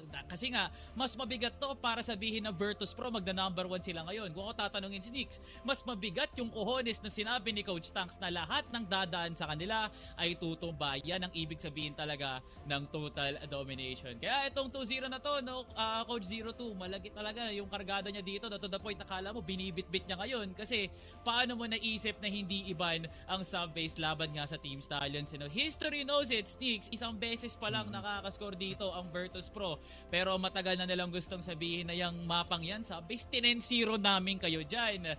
Kaya hanggang ngayon, 0-2, iniisip niya pa rin, wala lang yung sub-base na yan. Kaya feeling ko yan ang mindset ngayon ng Virtus.pro, Sneaks. It's just full-on confident heading into this series. Kailangan talaga ng full-on confidence, pare. Fully knowing pagdatalo ka dito, oh my goodness me, wag ka na magbukas ng sa cellphone mo, pare, kung kayo yung either team. Pero yun na nga, set number 1, sub-base. VP na andito sa ating GR side, BL naman para sa ating STS. And titignan natin, both sides nasa good side nila dito, men, para sa simula. Six, wala pang ingay, no? Maririnig mo pa lang yung Cobs. Less call-outs, more on stability and setting up the place. The level of maturity na umangat dito sa Stallions at VP sa loob ng 2 taon, hindi mo to mayahambing sa mga ibang teams na dumaan ng OQ o kaya sa mga nag-aasam pa lang umabot dito sa Masters. No? Yan ang tinaas talaga ng Stallions at ng Virtus.pro. 2 higantes na naglalaban na sa kalawakan talaga. Talagang dinala pa tayo sa loob nga ng sub-base. Here comes the setup, no? Napaka-basic lang nito para nga sa Stallions. Either i-second bid lang to o dadaan nga sila ng luwag. KLR na nag-iingay, masyado na maraming nalalaman ang Virtus.pro dito. Hindi pwede ibigay ni KLR tong second na 100% kasi pwede yan maging daan dito sa STS na makapasok ng A-site. And kung napapansin mo sa mga ibang STS games natin, no, dito Salvatore, na they do like that A-site, pare. They do like to spam the hell out of A-site kung meron silang opportunity dito. So second mid will be the point of focus para sa ating Virtus.pro. Pero si Zetra face to face with the sniper KLP. Pero sino mauuna dito? JJ, the first one down para sa kanyang team. KLP, pero sagot, papabalik. Kano, nakuha na si KSA. Elvin, spotting no, pero pumasok na sila dito sa loob ng B-side. Keller with the cancellation dito sa flank Tiroy. 2 versus 3, di pa tapos ang labanan. Solido ang depensa, patuloy ang arangkada dito ng Virtus.pro sa paghahanap ng mga kawani dito ng sub-base. Yobib, galing pa nga sa likod. KLB ang kapitan, wala ka nang madadaan ng dagat para makaroro pa kasama ang iyong mga kawal. Stallions disintegrating sa depensa ng Virtus.pro. And nakikita na natin agad, no, that classic Virtus.pro team play, no, Salvatore. Kahit sa mga 1 versus 2, hindi nila pinapabayaan maging 1v1 fights ang nakikita natin. It is both players pushing in at the same time. And that is, just like what we said, the El Clasico VP. Kagaya nga na sinabi ni 02 kanina, they are gonna beat them with strategies instead of straight up firepower. And so far, gumagana yan sa kanilang depensa. Pero iba na naman ang tingin ng STS. Mas gusto nilang kunin ang second mid ngayon galing sa kamay ni Keller at ni Elvin, pero walang umuuga dito sa VP, pare. Abe, masyado ng forward dito. Ang STS, wala pa silang binabatong util sneaky. Tignan mo yung pag-ramp up dito ni JJ na parang hinigop niya lahat ng kumpiyansa sa mundo. E nung nabulag, hindi siya nakalayo nga kagad. Buong pwersa sa muka, walang nagawa si JJ. And now Stallions faltering into the overestimation ng second mid. Grabe, napamalas din sila dun sa flash na sakto pagkaback nila, pare, dun naglanding sa kanilang harap. So walang choice na tumakbo na lang galing dito kay Elvin. KLP, binabawasan na rin dito sa outside. Mababa na ang HP ng mga Stallions players natin. Pero Virtus.pro, grabe, wala silang pake kung 4 versus 5 or low HP yung kalaban, men. Stay lang sa loob ng site. Abe pre, what an adjustment here for Stallions na ipadala nga si KLB dito. Oo, 11 HP pre, 11 na nga lang yung buhay. Pero habang tumatagal kasi nararamdaman ata ng Stallions ngayon ang posibleng push. KSA nasa 3F na, binigay niya pa nga yun. So VP, nag-alay sila ng isang buhay for the sake of information. Merong LR, merong parating ng luwag. Anticipated to ng Virtus.pro, pero Stallions, knowing the caliber that they are, pwede pa rin silang pumalag. Grabe. Sambala na lang yung 3 players natin. KLP, makakasala pa siya ng 2 dito. Headshots is what you need kung kayo yung Stallions. 25 seconds. Not much time para makapasok ng A-site. Pero si Yobib na mismo aakyat dito sa luwag. KLP, Lloyd down the 2-hit combo. Para dito sa STS. Nag-miss malala. Kano. Backside headshot only needed para sa kanya. Nakakuha na ng dalawa. Kano. Low on HP. Pero HK ang kanyang hawak. Kaya papatayan na lang ni Elvin with the low HP. 2-0 Virtus Pro. Not too bad of a start para sa sub-base nila pare. Nix, wala nang mas nakakatakot pa sa Kano na kumakain ng bubblegum pre, no? Pero Virtus Pro, pinaputokan nga to kagad. Clearly, hyper-focus ang Stallion sa pagkuha nga ng mga maagang control tulad ng ginawa nila dito sa luwag. Nakapasok nga sila buong puwersa. Magkakaroon nga to ng party. 8-0 party like a Stallions party sa loob ng A-site. Kano with the kill. Ubos ang lahi ng Virtus Pro dito sa loob ng A-site. Loy nakalason. KSA na lang natitira. Ayun nga. Siguradong nakamagandang spawn dito si KLP, no, para sa A-side kasi siya yung unang-una talaga. Si Yobib patapak pa lang halfway dito sa missile natin. At nakatutok na agad si KLB providing that sick opening for his team. Pati ng CR player, di man lang na-contain. At anyway, so STS, this is the offense na sinasabi nga dito ni 0-2. That firepower-based offense, KLP nakapatay agad. Instant response galing sa ibang Stallions players. Every pick-off is a spark plug, Sneaks. At hindi sila natatakot na gawin nga ulit yon. Less control sa second bid. Pero ngayon, hahanapan nga ngayon ni Yobib. Nabasa na nga niya to nung nakaraang round. Siyempre, kailangan niya makuha tong kill over to KLP. And he definitely did. Pero ibig sabihin lang nun, nakakalampas ng ibang miyembro ng Stallions as Loy opens up dito lang sa events. 2v3 na, Sneaks. Grabe. And it is only KLP na nasend nila dito sa luwag. So siya lang yung namatay para sa kanyang team. Not much of a loss para sa Stallions. Meron pa silang tatlo na nasa loob ng site. Loy, nakaupo lang sa missile. JJ.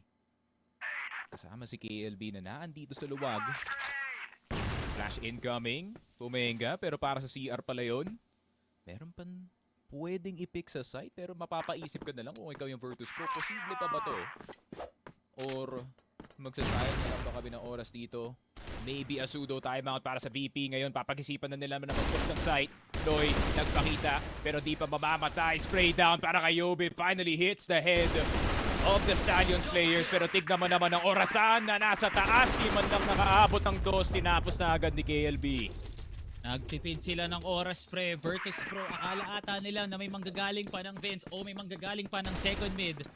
Pero knowing Stallions, paano sila mag-hold ng site, lahat ng tao talaga dapat nandoon pre. Kung paano sila pumasok, ganun din nila tatapusin. Stallions has been doing that kind of play since 2 years ago ng Regionals 2024. At tila ngayon pre, ina-adapt pa rin nila yung ganong klaseng playstyle.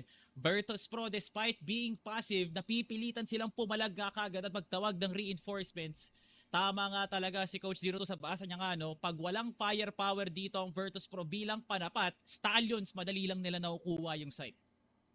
Tapos pag pinagsama mo pa lahat ng Stallions players dito using their core as the opener, it's a hard battering ram to stop, especially pag Stallions na may hawak dito. Pero same old, no? Instead of ito si KLP yung nag-promote para sa Stallions, it would be Loy on the other side of the map.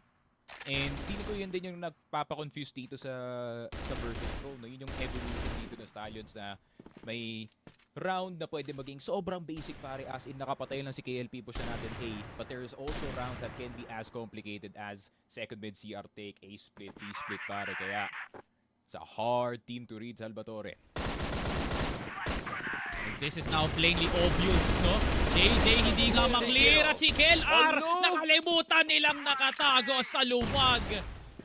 Stallions, alam nyo yung mapa, pero nakalimutan nyo ang kaisa-isang anggulo na pwedeng malason. KLR, apat ang kinuha, Stallions bumulagta. Grabe, Stallions kung simple ang kanilang approach dun sa last round. Simple lang rin ang solusyon ng VP na mag-crossfire dito sa luwag. KLR helping with the help of his teammate na distracted na ang buong Stallions team. It was basically a free para sa kanya. Pero tignan mo naman ang hinahawakan ni Zetra. Face to face with danger pero di siya natatakot kay Loy.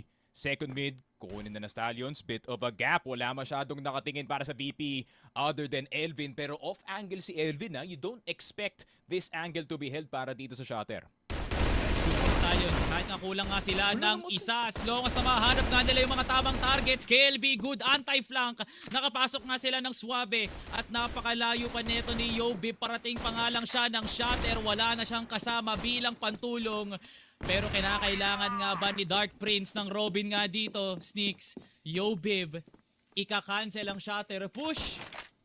Iikot siya ng buong mapa dito. And Stallions now playing the 38-second game. Yeah, it's 2 versus 1 up against Yobib. No one can go to Yobib dito. This is gonna be one of the more difficult tests dito sa laruan natin. Tap walking around, LR spotted na ni Kano. KLP nasa loob ng dark room. Good flick galing kay Yobib. 1 versus 2 possible. Nag-EBR na rin dito si KLP. Gusto niyang tapatan ng Ratrat. Ang Ratrat ni Yobib. Pero sino ang mauuna? Mukhang si KLP. Tamang desisyon na pumalit galing sa TRG. And it's 3-3 Stallions. Basically equal na nga dito sa labanan natin. Kita mo, pre, ano ka desidido dito ang Stallions na kunin kagad doon yung Shatter. That is complete confidence from them. No default whatsoever.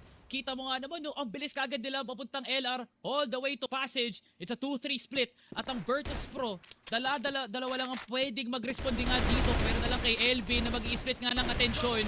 Lahat ng atake nang gagaling sa LR. Ubos ang Virtus.pro sa sarili nga nilang kinatatayuan. Yobib na nag-iisa ng A-site. Kanina dalawa ang kalaban mo, ngayon dumadagdag ang problema ni Yobib.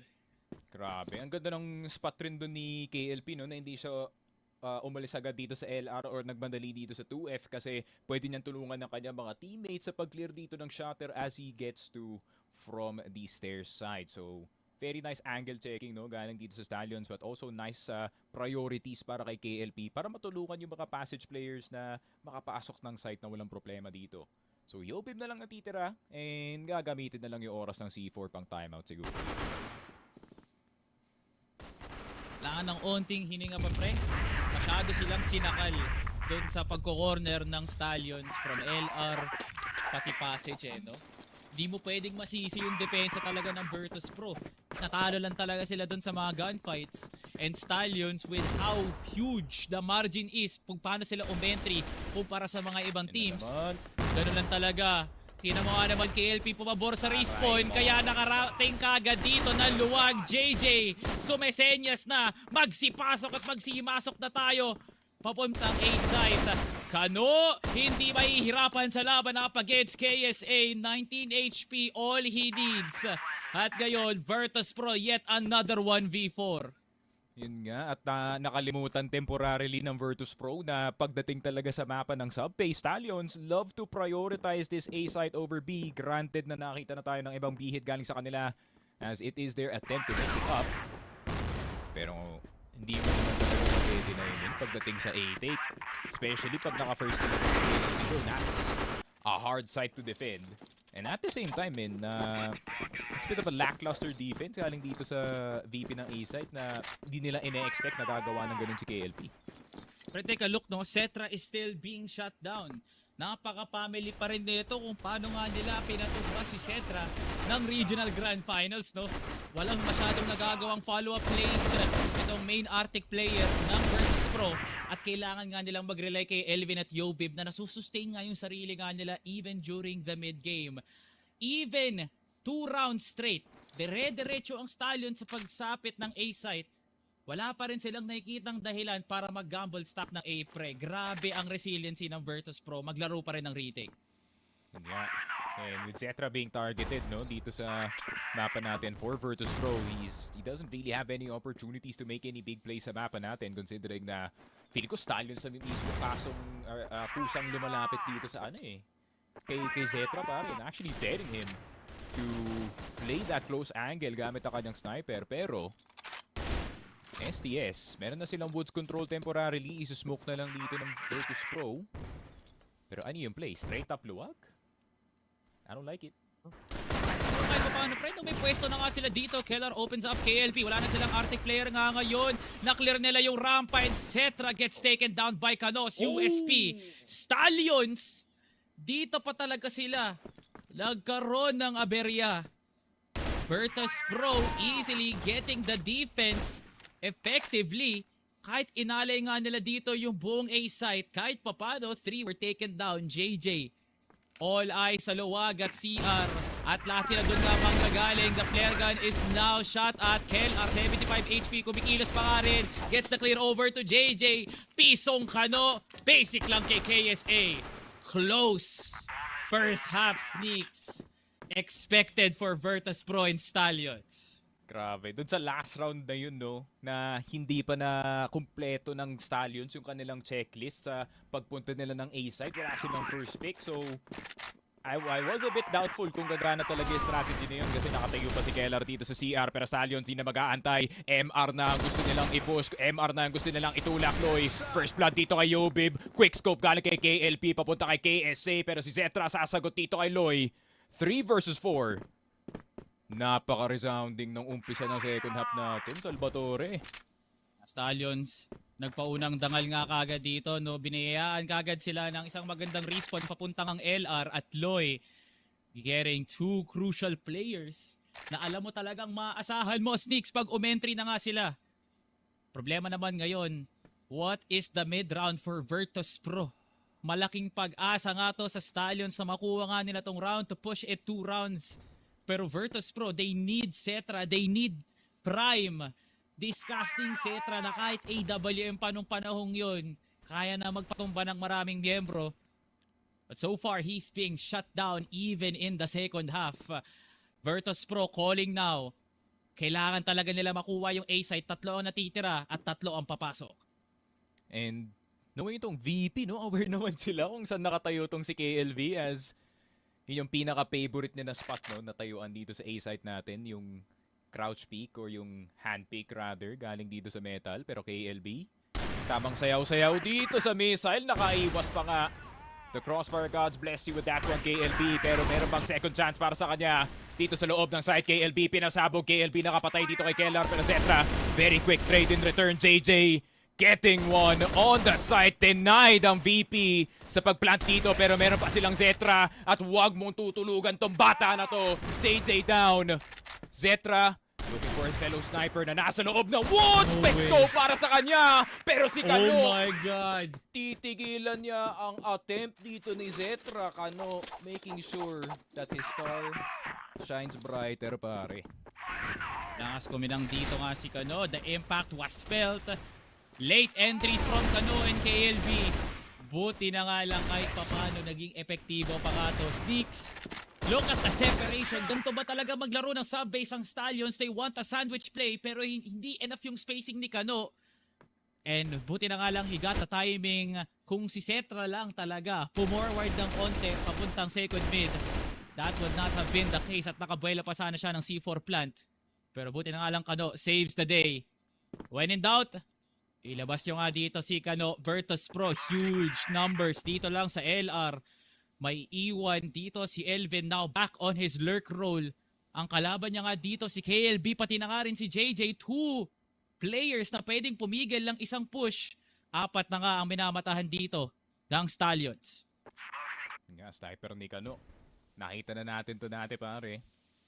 Gumana at gumana to para sa Stallions. Problema nga lang, kaya bang tumama ni Kano na napakalapit ng kalaban? It requires some quick scopery galing sa kanya sa loob ng DR. Pero hindi pa pumapasok ang VP. Hindi pa tapos ang kanilang checklist. Meron pang papasok ng passage. Possibly may papasok pa ng second mid. Pero tignan mo naman kung sino nakaposisyon na agad para sa counterplay. Salvatore, si KLP. Nasa loob na ng vents. Ready and waiting. Pero ito na nga ang push ng Virtus.pro. Loy spotted agad. Pero kaya pa nilang i-clear ang DR. Kano nakita na si KSA. KLP nakita na si Keller. 3 versus 3. Pero yung C4 nahulog sa passage. Teka lang, napapost dito yung VP. Wala pa silang pwesto for post plant, pre. KLP, pati MR at passage yung binabantayan niya nga at si Elvin lang ang nakatutok nga dito pero may manggagaling pa ng shatter, pre. Dalawang mata na hindi patag sa isang diretsong tingin dito ngayon si Elvin. KLB, good hold. Look at the discipline. Stallions, hindi pa rin sila kumakagat. Kailangan ipilit ng Virtus.pro. Pisong Yobib. Napas lang na nga ngayon sa kamay ni KLP. And now Elvin swinging now hand on the C4. Nakapasok na si KLB at walang tumama nga sa kanya. Elvin ang tagapagsalba. Elvin now 41 HP, JJ, same wavelength as well. Naririnig na nga ni JJ na dinadaya lang nga ni Elvin nga ngayon. Tumutunog na ang bomba at nakasalalay na lang to sa dalawang balang tatama sa kahit anong parte ng katawan. JJ, umaamba na. Elvin gumilid, walang tumama ni isa. JJ pushes 3 rounds. Stallions, malaking marka ang iniwan nila sa round na yun. Gusto ko talaga pag may labanan ng dalawang lurkers dito sa Salvador, no? Nakikita mo yung 10 ambahan bago makapasok sa site, pero mapapa-time out dito ang Virtus Pro. Obvious naman ang nangyayari at kita mo naman si 0-2. Hindi na siya natutuwa, men. Kahit sino, pre. Maski yung mga sumusuporta ng Virtus Pro, ilang rounds yung kailangan nga nilang ibigay para malaman nga nila na passive early round, aggressive mid-round, nagpapalitan lang sila dun sa dalawang yon, Sneaky, no? Virtus Pro is failing to realize na kaya naman nilang umentry, no, pre? Pero the slight hesitation, that one fumble sa pagdala nga ng C4 ang nagpahudyat nga dito ng Team Stallions offense na rektahin na lang talaga nila, ano? And that forcing of 1v1 couldn't even be good para talaga sa Stallions. So, kita mo nga naman talaga nahirapan dito si Elvin sa pag-counter straight nga man lang or dun sa position niya man lang talaga, no? It was a good call para i-wide swing niya dito si JJ, pero si JJ kasi yung kalaban mo, pre. One of, if not, the best backup players dito na meron nga tayo. At dikit nga sila ni Elvin, no? Pero dun sa laban nga na yun, parang may pinatunayan talaga si JJ. Oo nga, men. Pero yun talaga yung pinakamasakit, no, Salvatore? Parang kailangan mo yung kasama ni Cashman, pare. No hezi. Yan ang gusto natin makita galing dito sa Virtus Pro. Kasi nakikita naman natin yun sa Stallions, no? Instant reaction, nakapatay si KLP, boom, pasok tayo A-site. Nakapatay si Loy sa kabila, boom, pasok tayo LR. Kuha tayo ng map control. The reaction is as fast as a snap of a finger para dito sa Stallions, no? Kaya walang chance yung Virtus Pro na makabuo dito ng maayos na mid-round unless na may masagot sila na kill dito, no? So, at the end of the day, as much as we love to talk about itong macro and strategy, pare, if Virtus Pro cannot match the firepower para sa map control, they could be in trouble dito sa sub-base, man. Ah, grabe, pre. Team Stallions, where is the composure coming from, no? Kahit nga ba ang init na ng entry ng Virtus Pro, it still felt like a round na pwedeng ipanalo talaga ng Stallions just based off of positioning. Look at the entry nila Elvin. Nabasa kagad nila yung mga 3F players and even yung DR. 2 positions na pinakakalakas habang nasa RS ka pa lang, Sneaks. Take a look, no? JJ, late entry. Elvin with the clear. It was a 2v1 para lang makuha yung buong site. Pero of course, Elvin, kailangan talaga may daga sa puso niya at nakita yun ni JJ. Kaya naging madali yung 1v1. It's very tense na 1v1 yun, no, pare? Kasi either way, kayang-kaya talagang kumuha ng round doon, knowing yung capabilities ng dalawang players na yun so far in this season. Pero Virtus Pro, LR control, possibly placing one more player na nasa loob lang, pero pagdating kasi sa B-split, Ben, kailangan mong isipin kung kayo yung VP na STS will probably re-clear this, no, at some point. Possible. Pero hanggang ngayon, pre, kinakapa pa rin nila, no? Kung B-site nga na to, pwede ba namin makuha para maging consistent? O i-A-site na lang talaga namin to, no? Dalawang 3F players, JJ and Kano, with one of the most insane crossfires na pwede nga makita mo. Pero isa pa lang ang makukuha nga nila, and Stallions gaining numbers inside of their own spawn. Lahat ng labang pinilit ng Virtus Pro, napunta lang sa lupa at binaon to ng Stallions. Grabe, we like to talk about pagkadaga nga dito, no, men? Pero yung pagkadaga ni Kano dito sa 3F, napaka-cheeky ng angle. Even na masiswing ka galing sa LR, sa metal tatama yung bala. Napakaganda nun, men. What an off angle to hold, especially kasama niya si Loy as a distraction. As a blender, pwede natin tawagin dito sa lockers. So, Virtus Pro still have a lot to figure out dito sa post-timeout natin. STS, that good old discipline na sinasabi ni Tom na natin dito. Ay, nako, Sneaks. It's just that day, no? Marami nang nalalaman dito ang Stallions. ni sa Execration, di nga natin to nakita. Stallions with a complete discipline. Dito sa loob nga ng B-site at nagkukumahog pa rin ang Virtus.pro. Kinakamot yung pader. Nag-hiking sa mga bundok. Tumatakbo. Papuntang dulo. B-site pa rin ang minamatahan nga nila. KLB. Tag na agad sa start ng execute dito sa LR natin pare. Mag-aantay pa ba kaya ang Virtus.pro? Mukhang oo ang sagot. Mag-aantay nga sila dito sa LR. Where is the presence from the other players dito ng Virtus.pro? No one on A site. Walang tao dito sa second mid. And STS now getting suspicious. Medyo off na sila dito sa timing. They're now also starting to check itong second mid. Dahil nga walang tao sa loob ng vents. Kailangan pa i-jump check dito ni Lloyd just in case. Pero 45 seconds. Wala masyadong oras para sa VP na mag-execute papuntang B. Elvin makakadaga or mahuhuli nga ba dito ni KLB? KLB bumarel, warning shot, pero yan na ang totoo. Zetra tinamaan sa puso. KLB nakapangalawa na, pero meron pa nasa loob. KLB with the 180 kay Elvin. Kellar last one left alive. Kano nag-ala Beyblade ang ikot. 9-4 Team Stallions. Nagkagulo na sa B-site. Napakaswabe naman yun, Stallions. Halos mabali na yung leeg nga namin. Let it rip, Stallions. Complete 180s from Kano and KLB. Hindi sila nahihilo, pre. And now, Virtus.pro. Kumukuha na ng pahina. Re-recta na rin kami. Pero ganun din na nabasa ngayon ng Stallions. Elvin now with the kill. JJ, good trade. It's now down to the 3v3. Yobib, naispatan ka na. At ang GOAT, nahanap niya na dito ang kanyang bata ngayon. Hindi niya napaangatin pa. Kano, 1 HP. Still doing it. Ang lalim na kagad ng pwesto nila dito.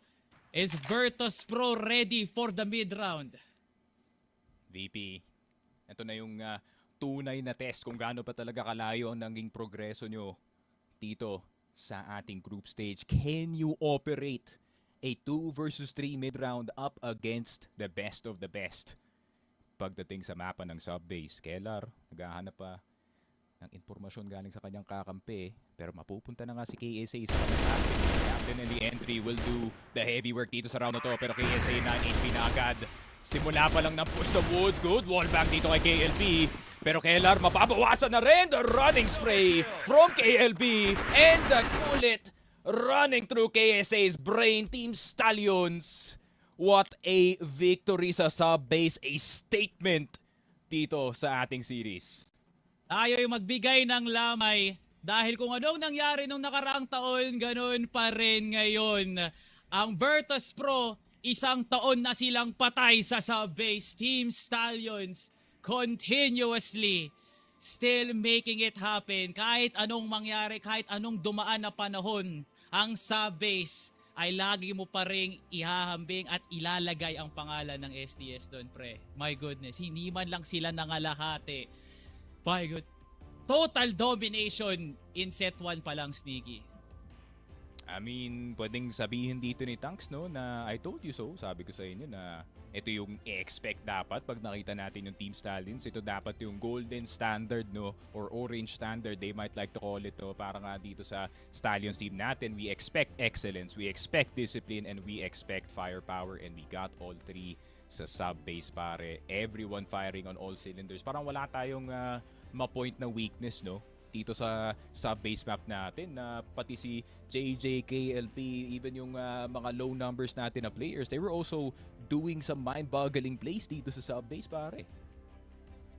Ay, nako, pre. Only Stallions. Diyan ka lang talaga makakita ng mga plays na titipirin nila hanggang sa matchup nga na talaga to.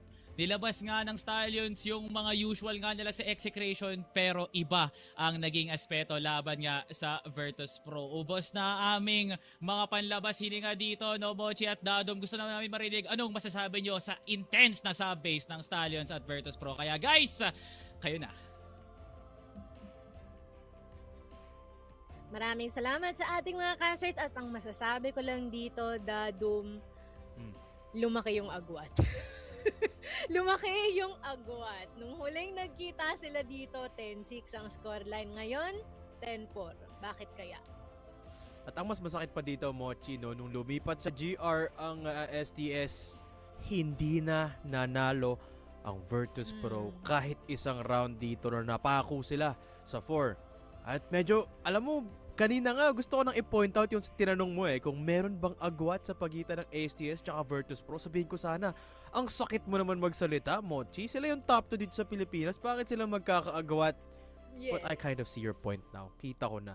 At medyo, I almost want to say na medyo pagkakamali nga ng Virtus.pro na pinalagpas nila itong sub-base. Pero siguro akala nila nakapaghanda na sila, Mochi. Pero siguro, mas malaking paghahanda talaga ang ginawa ng Stallions. But I mean, this is sub-base anyways, no? But I do want to see kung ano kaya yung magiging output natin dito because the next map is their best map from where we have seen them. But based from what we have witnessed dito sa mapa ng sub-base, these quote-unquote kids are monsters, okay? Yeah. The way that they've been able to duel our members here from BT is not normal. That's all I have to say. Ganun na nga, no? I mean, na-reinforce yung sinabi dito ni Poche na talagang kailangan mo ng firepower dito sa sub-base. Particularly when you're facing against a high-octane team like STS. Despite the passiveness, despite yung decisive dito, na indecisive choices ng Virtus.pro kasi very tactical Pero napipilitan nga silang pumangalag sa mga moment na hindi naman dapat. At yun na nga, no, reaction time ng STS, yun yung nagdadala sa mga moment na dapat may advantage ang Virtus.pro o dapat tablado yung labanan dahil mas mabilis mag-react ang Stallions dito, mas maganda ang patutunguhan ng mga round natin. I think Virtus.pro need to stop hesitating as much as they do. Even if there isn't much hesitation, kailangan mas lightning fast pa yung reaction nila dito. Exactly. And just by looking din dito, no, sa set summary natin so far, grabe naman ata ang galit mo. You got 21, 8, and 13 in your KDH. And as well as itong si KLV, we also have 49 to welcome back, no, Captain. And I guess still props din dito, no, though for Virtus.pro. Kasi tingnan mo naman yung performance ni Kalar dito kay Elvin, hindi na naman nga talaga biro, no. I feel like sa usapan ng sabayan ng flow at paangatan ng kumpanya, parang possessed ni Team Stallions lahat, no. They're efficient, no. They have quality output. And they get the W. So, specifically here dito, no, sa mapa ng sub-base. And I wonder, no, ano yung competitive analysis dito ng Virtus.pro at kung magkakaroon ba ng sagot ito at pang-counter pagdating sa mapa ng port. I mean, yun na nga yung hirap Kanina ko pa iniisip mo, ano yung pwedeng gawin dito strategy-wise ng Virtus.pro at wala akong maisip. Yun yung biggest thing na mahirap kapag kalaban mo yung Stallions. There isn't one particular area na kailangan mong improve kapag natatalo ka sa duel, kapag natatalo ka sa retake. Mochi yung last round, 3 versus 2. Lamang ang Virtus.pro, but they still couldn't win it. At ito yung isang malaking rason kung bakit. Itong mamang to, itong batang to. Mama na yung tawag, no? 62% headshot per kill lang naman ang meron dito Dado. At maliban doon, nasusupplement niya ang mga smokes or utilities na kailangan ng kanyang team. Minsan nga, pang sarili niya lang no? Kasi kaya niya naman yan At 2.63 lang naman ang kanyang KD dito sa mapa ng sub-base. This is definitely a hard-learned lesson, no? Don't choose sub-base or let go of sub-base even or let Team Stallions play in sub-base because it's gonna end up grim. And that is definitely what we have witnessed dito sa laban nila in this first map. And I wouldn't even give leeway para sa Virtus.pro dito pagdating natin sa port, no? Given na medyo nagsastruggle sila doon sa group stage. Mochi, ito yung unang mapa na natalo sila. Tapos hindi lang ilang beses. Hindi lang isang beses silang natalo dito sa port. Madaming teams ang nakatalo sa kanila dito. More than one is many. And Virtus.pro, I feel like they have a lot of issues to resolve bago nila matapatan ang Stallions dito sa mapang ito. Which makes me feel like dapat ibang mapa na lang siguro yung nilabas nila. But let us see, we trust them in the maps that they pick, and it is definitely gonna be the question up in the air as of the time being, no? Kung magkakaroon nga ba sila ng prime adjustments pagdating dito sa mapa ng port, malalaman natin yan pagkabalik.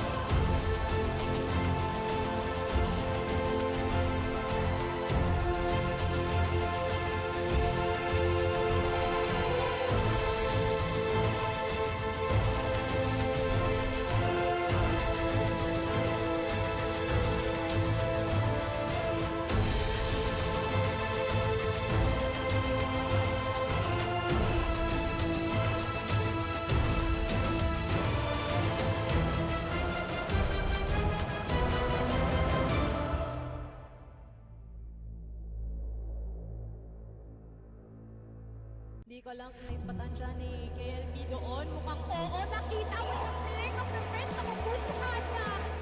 Be careful, but he gets the shot and he makes it trouble. Receiving play pa. Tuguan na nga ngayon si Cetra. Elvin nakabantay. He's gonna get one and also two huge. Nakaya, pero wait lang, hindi pa rin tapos yun. Lahat ng action, masusundan pa. We are gonna be seeing prevalent race here dito sa house. Ano doon, flash grenade? PSA! Kitang-kita niya sa KFP!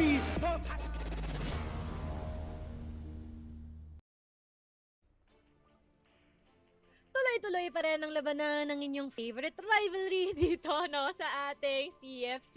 And it is still Team Stallions and as well as Virtus.pro na kung saan nakita natin na 1-0 na ang ating scoreline dito, Dado.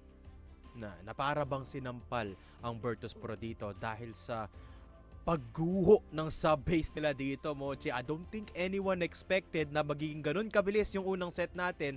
Least of all, ang Virtus.pro. Sabi nila kanina, gusto nilang bumawi, gusto nilang bawiin yung trono ng number 1 sa Pilipinas. Pero sa ngayon, hindi ko alam kung magagawa pa ba nila yon. A good thing is, port ang lalabanan nila sa set 2. Yep, and this in hypothesis, no, dapat dito mas malakas ang Virtus.pro. This is one of their favorite maps, what they've been able to play po na from the past few weeks na meron tayo, no. Pero as you have mentioned earlier before natin ipull ito sa ating break, is that hindi rin ganun kalinis o kaklaro ang kanilang mga operasyon dito in a minuscule or even just on a per round basis, no. Base doon sa naging history natin from them. And I do think na in a bit, no, I feel like this would determine kung tayo nga ba ay aabot dito sa ating decider. Pero for now, based sa kung paano gumagawa ang Team Stallions, parang hindi ganun ang nakikita natin, no. Kaya naman, wag na natin patagalin to, Dado. Ilapag na natin ito sa ating mga casters, Ziggy Frog and Salvatore. Kamusta naman dyan?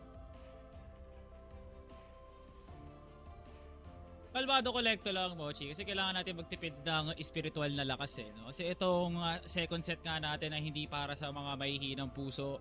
Virtus.pro naghahanap ng butas ka dito para tumabla ng ating serye at ang Stallions gusto na ng maagang hapunan. At parang ganun na nga, no, sneaky nakalawas na yung mga walis tambo ng ating mga Cebuano kasi Stallions proving to be no, the team na meron nga naman talagang agwat dito sa tournament na to. Oo nga, men. Parang yung mga puting oso na apektuhan yata sa heatwave, pare. Nakita ka na ba ng puting oso sa Lapu-Lapu? Syempre hindi. So, ayun nga, I feel like Stallions is more right at home in this one. Yeah, I know it's why. Pero, ayun nga, men. Virtus.pro, frozen in this sub-base map natin, pare, na lahat ng tinry nila basically para kumuha ng B control. Granted, nakukuha nila yung LR, no? Tama yung first step. Second step, nakukuha nila yung passage. Tamang-tama lang yun. But it just so happens na Stallions are already pre-prepared para sa kanilang B-hit, no? Parang sa lahat ng A-take na kinansela nila dito, they were so confident na hindi na mahahawakan ng Virtus.pro etong E-side natin, that they prioritized the B-side of the map, and that was the right guess para sa kanila. Kasi doon nga nag-U-turn itong mga plano ng Virtus.pro papuntang second mid, and obviously, the priority was there. It also was yun nga, no? Another El Clasico game galing dito kay Kanu, pare, na ayun nga, he's not really pulling any punches, and this kid is definitely filled with hate to beat this VP team, pare. Specific na araw no? Talagang paglinggo, etong si Kano, pinipili niya talaga ang pagiging violente, no? Lalo't-lalo pagkalaban niya talaga ang Virtus.pro, no? Kita mo nga naman talaga na may pinagbumbulan ang pinag-eensayo, ang init, lahat ng inipong lakas ngayon ni Kano ay para nga talaga sa araw nga na to. Either umabot nga tayo ng New Mexico o para talaga, eto, wala na. Kung anong makikita natin sa set 2, yun na lang yun. At sabay tayong pakinggan ang ating live calls ng VP at STS. Wala namang smoke na. Wala sa ilalim mo. Wala ko narinig sa CA, Sana may narinig siya. Kasi may tao dun, eh. Pero ano, alam mo na rin Snakes? Nguya lang ng bubblegum, pre. Walang kumikibo sa Stallions, pre. W Combs. Yan ang Combs, di ba? Number 1 rated team sa Pilipinas, number 2 sa international. Unang 10 segundo ng port, kain ng bubblegum. May tawag yan, pare. Yun lang. Tapos, puro nguya lang for the next 10 minutes, pare. Pero para naman sa Stallions, no, since GR sila, they don't have to be moving a lot dito sa mapa na to, especially pagdating sa mapa ng port. I think the priorities are top A and itong bottom side ng B side. Pero yung setup ng Stallions, parang nilang counter na medyo maaga-aga yung mid to CA into A split dito ng Virtus.pro, pare. Well, this is unusual, no? Virtus.pro, si Elvin lang dapat yung pinapadala niya dito sa may CA or Z. At yung iba gusto na nga maghanap sana ng control sa may LA at LB, pero this is a huge adjustment. Sa kinasalayan nga natin, no? KLR, walang makikita ang Arctic. Literal na kailangan niyang lumayag dito ng port na piso na lang ang buhay. At M14 pa ngayong gamit niya dito. KLB nagmamalalim. Nakita ang dugo ang KLR na tumatagas na nga yung dugo. At si KLB marami pang oras para tumayo dito lang sa Maze. Kasi aarakada na ang Virtus.pro. Wala nang sniper. Wala nang attacker. Ang Yobib, makikita mo rin napaplak na sa kamay ng kapitan. Team Stallions waving around the banner of orange doon sa ating Z. Grabe si KLB, 4 kills on Z, 4 on Z. Parang pinatulog na lang dito yung VP. And it seems like the nightmare continues para dito sa Virtus.pro. Di pa nagtatapos yung init ng Stallions galing sa last game natin. And tama yung guess, no? It wasn't even a guess. Honestly, it's just a highlight play galing dito kay KLB. But at the same time, hindi nila masyado hinard commit si KLB dito sa CA, fully knowing na VP will try to get this spot every single round. So instead, damage na lang ginakuha nila dito, and knowing si KLB, medyo matapang yan sa mid at confident sa kanyang DDR, pare. Ano mas confident pa, kundi si Yobib talaga dito sa round number 2, no? Wala pang ka-setup, wala man lang silang pag-check doon lang sa Maze, no? Direkta na lang agad dito sa Maze. Diabolical entry now for the side of Virtus.pro. Lilimahin nga nila tong LA na nga na to. Loy, walang nakikitang harang. Gets the wall bang. KLP double kill. KLR nilasa na nga dito yung hagdan. And now Elvin, manggagaling na nga lang din ng BR. Pero aware nga ba ang Stallions sa may pumapalikod nga sa kanilang Elvin? Hanggang ngayon, wala pa rin silang ideya. Kiniklear pa nga rin nila ang malalim na LA. Elvin getting that timing. Winolbang ka na nga Piso ka na lang. Basang pusa na Elvin. Pinagbababato ni JJ. Stallions 2. Straight dominating rounds. At kailangan huminga ni 0-2. Nakaswero na kagad ang Virtus.pro. Grabe naman yun, pare. Gusto ko yung the moment, no, na si Elvin na lang yung natira para dito sa Virtus.pro. Napaikot sila lahat, napatingin sila papuntang BR at itong RS natin because they know exactly kung saan manggagaling tong si Elvin. When a rat is a known entity in the sewers, pare, and hinahanap ka na ng mga, ano pwede natin tawagin? Rat hunters dito, pare. Then you're not really doing a nice job as a rat. Or exterminator nga, no, pwede natin tawagin. So, ayun nga, paano nga yun, men? Walang flank power itong Virtus.pro. Di natitinag yung depensa ng Team Stallions, no? Other than a few fights dito sa A site. So, what is the solution para sa kanila dito? I feel like they can still go for the exact same CA control na ginagawa nila ngayon. Pero gusto ko sana makita yung VP na mag-expand palalo sa kanilang map control. Maybe CA and then try to get ZC to try and push back yung mga players ng Stallions sa mga sites. Honestly, hindi to itsura ng isang team na gustong bumawi, no, sa sarili nga nilang map pick, no. Like, where is the coordination dun sa opensa nga nila? At wala man lang silang tinatawag na smoke sa basura at BR, no, pre. Which is uncalled for para ka sa Virtus.pro, no. Sa natitirang oras nga ngayon, they're losing every gunfight and I don't think this is enough time para ma-discuss nga nila how will they be able to separate a good read of a Stallions, no. Sipin mo, pre, LA yung atake, pero lahat nakapag-stock para sa Stallions. Nung B-side sila, pre, hindi ka na rin nag-isip masyado ng malalim pa, no? Si KLB na nga lang yung pumunterya. At bakit? Kasi isa-isa yung pasok ng Virtus.pro. Yan ba ang galaw ng isang two-time champion? Nako naman, VP. That's no, it's weird moves. Galing dito sa VP, but at the same time, yun nga, it was really insane shots at the end of the day para sa mga Stallions players natin. Just like what you said, the stability, the confidence between the STS players natin, and knowing na matitrade naman sila agad or there will be a trade down the line, no, para pagaling sa kanila. They're not really hesitating on pushing the trigger pagdating sa kanilang mga moves dito sa mapa natin. So, back to the ball game natin, pare. Same priorities para dito sa Virtus.pro. CA takes still, pero STS still not putting KLP back there, pare. Ball setup once again, Virtus.pro. Pwesto na naman sila dito lang sa may CA na parang hindi pa rin nila natutunan kung ano yung mga pagkakamali nga nila noong nakaraan. Stacking of utils, wala lang kay KLP. Lands the first shot. Cetra gets the rotating Loy.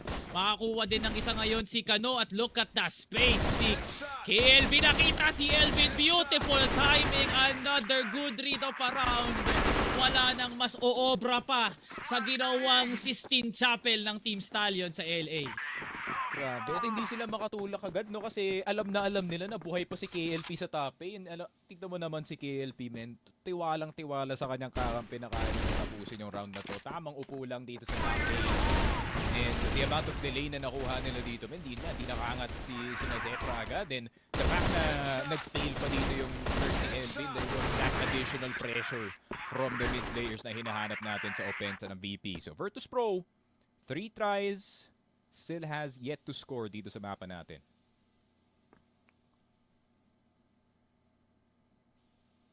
Feels like a replay na naman ng pag-hold dito ni KLB lang sa Mizzy, pre.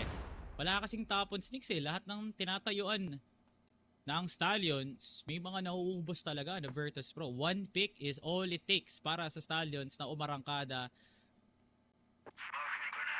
Now Virtus.pro couldn't see any daylight. Literal na GR side nga talaga to. Kahit ang ikot ng Virtus.pro, nagugulangan pa nga rin sila. Kanon na lason dito ni Elvin and look at a possible rotation dito ni JJ para kunin yung pumalit nga sa kanya. Elvin gets shot at. KLP insane. Loy with a double. Wala talagang gumagana sa Virtus.pro. Sneaky KSA. Nagawa pa nga umangat ng BR pero naging 1v1 pa nga KSA. A miracle worker sa may top A, pre. Virtus.pro umasa kay KSA at siyang nag-deliver. Grabe, we needed something galing dito sa Virtus.pro and that was definitely something galing kay KSA. play finally working para sa Virtus.pro on the map of 14. Maganda naman na medyo maaga tumating dito sa BL side nila. But it did came in the form of KSA 14. It didn't come in the form na yung kanilang modified na A-execute ay nagana dito pare. Yun nga, Elvin once again canceled in that mid side due to the other players as well galing sa Stallions staying around the Z side. So, STS, different approach pagdating sa pag-defend ng mid. Could have gotten that round honestly, pero wala man eh. Sumakit lang talaga si KSA nung moment na yun. KSA, no? Had to activate. Kailangan talaga, pre. Kasi kung hindi, tinan mo, pre, kung ilan yung numero ng Virtus.pro pa lang ngayon, no? So far, kinukuha lahat yan. 90% KSA. Just from his entry alone. Akalain mo, pre, yung ginawa ni KLP doon na double pati ni Loy, na-cancel pa yon lahat. Just from yung position ni KSA. Now, Stallions, amping. Kasi nga, nauubusan na ng oras, Knicks. At magtitimpla naman ngayon ng panibagong atake ang Virtus.pro dito sa may B-side. Ito yung sinasabi kami, no? Yung bottom B priority para sa Stallions kaysa magstay sila dito sa taas. I think yung only first contact dito para sa Stallions will be KLB, pero si KLB napaka-dangerous ng kanyang posisyon. Fully knowing na naka-EBR tong mga Virtus.pro players, so pwede nilang i-wall bang yung 2-box na to. Pero Kano, paparamdam na agad dito sa may rampa, pero si KLB lumabas sa 2-box. JJ next caught. Kano, mag-isa na lang dito sa bottom B, pero mapapatay na pa rin si KSA. Kellar, nagwawala dito sa curve. Pero si Lloyd nakahanap rin ng ulo. Makukuha niya pa si Kellar dito. 35 seconds. Napakadami ng oras pero hindi nyo alam na meron na pala nasa likod nyo. Pangalan niya ay Elvin at naandito na siya para tumaga ng dalawa. 2-3. Virtus.pro bumabawi na sa BL side. Now, Virtus.pro, they're waiting, no? Parang ang ganda ng pag-aantay nga nila sa Stallions na kumagat doon sa passive play nga nila, no? And the amount of snowball na naipon dito ng Virtus.pro in order to gain that entry was so huge. STS, hindi na ata nila naisip yung dahilan para makapag-anti-flank pa nga, no? They went full on aggressive, they went full on confident. Na lahat nga ng laban nga nila ay mukha sa mukha. Pero Stallions continuously trying to move around dito sa kanilang GR nga ngayon kasi much like the first 3 rounds, Sneaks, ganun din ang Virtus.pro. Hindi ka makakasiguro na papasok na sila ng B o rerekta sila ng LA na naman. Palit sila ng baril dito ni KLP, Loy. He has been hitting a fair few shots, pare. At mako-confirm niya pa nga yung isa kay Yobib na gusto lang mag-smoke ng CA potentially. Pero hindi na nga darating yung smoke na yun, pare. Lineup canceled, so one less smoke for the boys over at VP. And tignan mo naman yung Stallions. Not a move ever since that pick, pare. KLB now, nagmamalalim na nga ngayon. Not really on the Z side anymore. Sa bad position no on paper kasi hindi naman yung pwesto para makapagpalit. JJ hindi na ata aware na kahit nag-smoke, nakakalampas dito ang Virtus.pro sa may CA. Is this giving position para sa retake o talagang hindi lang alam ni JJ Elvin nakalason na nga, nakarating na ng bodega. Umangat na ang mga miyembro ng Virtus.pro and here comes the firing squad. Kano, nakabasa kagad ng mabilis at hindi niya makukuha yung isa pa doon lang sa may CA pre. KLR now, naka-entry na nga rin. KLB palabas na ng smoke. Now down to the 2v1. KLB, piniso na nga lang ngayon si Cetra. Nakasalali na lang to kay KLR na bumbu pa nga ngayon ang buhay. KLR gets the spray down. Virtus.pro equalizes. And ito na nga hinahanap natin na bawi galing sa Virtus.pro. They are now starting to draw more of the members out of their comfortable positions sa A-site natin. And finally, gumana na yung kanilang A-split. Nakadaan na si Elvin ng CA papuntang bridge. And finally got the flank that he wanted. And granted, naging medyo dangerous yung round na yun dahil kay Kano. Pero nakuha naman nila at the end of the day. So Virtus.pro, third round para sa kanilang BL side. In all honesty, kung ibang team na nasa usapan dito, pwede na itong scoreline na ito. Pero knowing AP, they are chasing for that fourth and even that fifth. Now, KLR considering na kailangan niya ngang i-manage yung buong team doon sa round na yun, pre, props for him na manguna pa talaga sa top A stakes. Would you believe it na Virtus.pro, after signs of slowness and aging mula sa kanilang playstyle sa pagkuha ng mid all the way to A, kahit paano pre, no? Nag-age to like fine wine. Finally, Virtus.pro cracked the code after how many rounds? It's still quite the quiet blacklist side, pare. Yun nga, it's a good old classic Virtus.pro. Let's stay quiet for a minute straight. Baka may masyadong makulit dito sa Stallions na may gusto mag-peek ng mid. Pero wala pa namang opening play dito ang Stallions. Actually, feeling ko, STS, they want VP to create the opening play dito sa mapa natin so they can react accordingly. Pero KLB, very risky position, pare. Pag namatay siya dito, men, pwede mawalan sila ng B-site. Yun na sinasabi ko. Pick. Ano naman, KLB now overestimating his position, pre. Okay na yung si kanina eh. At least nakukubra mo yung mid side. Pati itong bahay. Wala pa rin kilos ngayon si KLP. Si Loy, parating pangalang JJ and Kano now with the crossfire. First contact on Kano. JJ, hindi mo na nga magpaparamdam. Kellar and Elvin. Possible late entries nga sa kanila. Walang nag-check sa daga. And Elvin does not get exterminated. Pre, Kellar nang galing ng curve. Paano nakapunta to? Stallions' defense tumumba mula kay Elvin at Kellar. Now down to the 1v3. KLP na one tap lang ni Cetra. Hindi niya na tinatago na smoker siya, pre. Virtus.pro takes the lead. All out na to, pare. All smokes, all flashes, all nades on deck para dito sa Virtus.pro with the lead this time pagdating sa BL side. Stallions naman nahihirapan dito sa more slow-ish kind of play na nagagawa dito ng VP. But at the same time, ang daming rounds in a row na pwede nating masabi na gamble yung ginagawa dito ni KLB sa B-site and or sa Z. So, once na nahanap na dito ng Virtus.pro, yung isang player na nagagamble dito, they can kind of use the 4 versus 5 to their advantage, especially knowing na itong si Kellar na yung nag-e-entry para sa kanila dito and you know, KSA gets to live for a fair few seconds longer para mahanap yung entry na yun. So, STS ngayon, kayo naman kailangan sumalo ng isang napaka-komplikado na opensa, pare. Stalwart. Stallions. Ayaw na nilang kumuha ng HB dito, pre. Pareho lang din pala sila nag-a-adjust. Nagpapalitan lang din. Sino nga bang pwedeng maging aggressive at sino pwedeng maging passive? Ito mo nga naman, no, Sneaks. It's just the waiting game. Para ngayon sa Stallions, sa round nga lang na to. And Virtus.pro once again on B-site entry.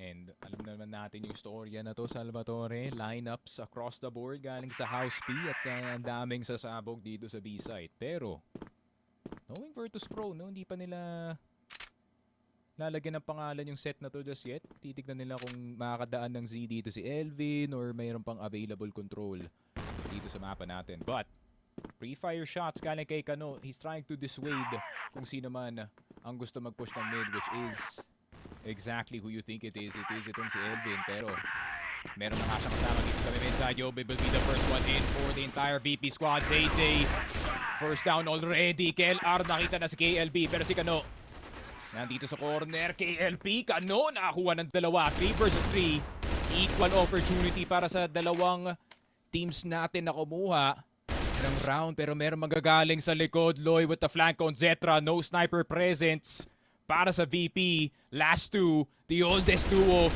sa buong Masters. Kaya pa nilang kunin to. Kano is down. KLP, Loy, last two left alive. Si Loy sinala ng defuse. Tatama pa sa ulo. Mukhang oo. KSA and Yobib, they finish the round just like that. 5-3 para sa VP. Rekta sa bungo, Sneaks. No mercy of a post plant para sa Virtus.pro. The composure was there. Kahit nakuha na yung anti-flank nga nila, todo bigay pa rin ng Virtus.pro na ilaban nga yung smoke. Pati na nga rin yung flank. Loy and Kano.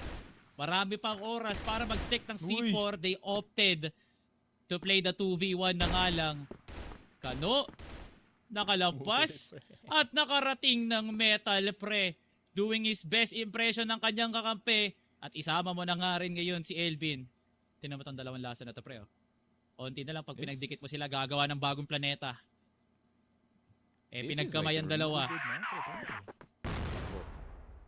Are we gonna... Oh! JJ, tumabi, namatay. Ayun lang. Well, the plan is din na para sa kanya, pare. Unfortunately. Kano will get KSA. 4 versus 4. Loy from the right side ng bridge natin. Sinasala na nga dito si KLR. Pumagsak. Narinig. Likely. Para kay KLR, tatago na lang siya sa loob ng box. Pero makikita ba ito ni Loy? Loy! Ako po. May lumalabas na ulo dun sa kahon, Salvatore.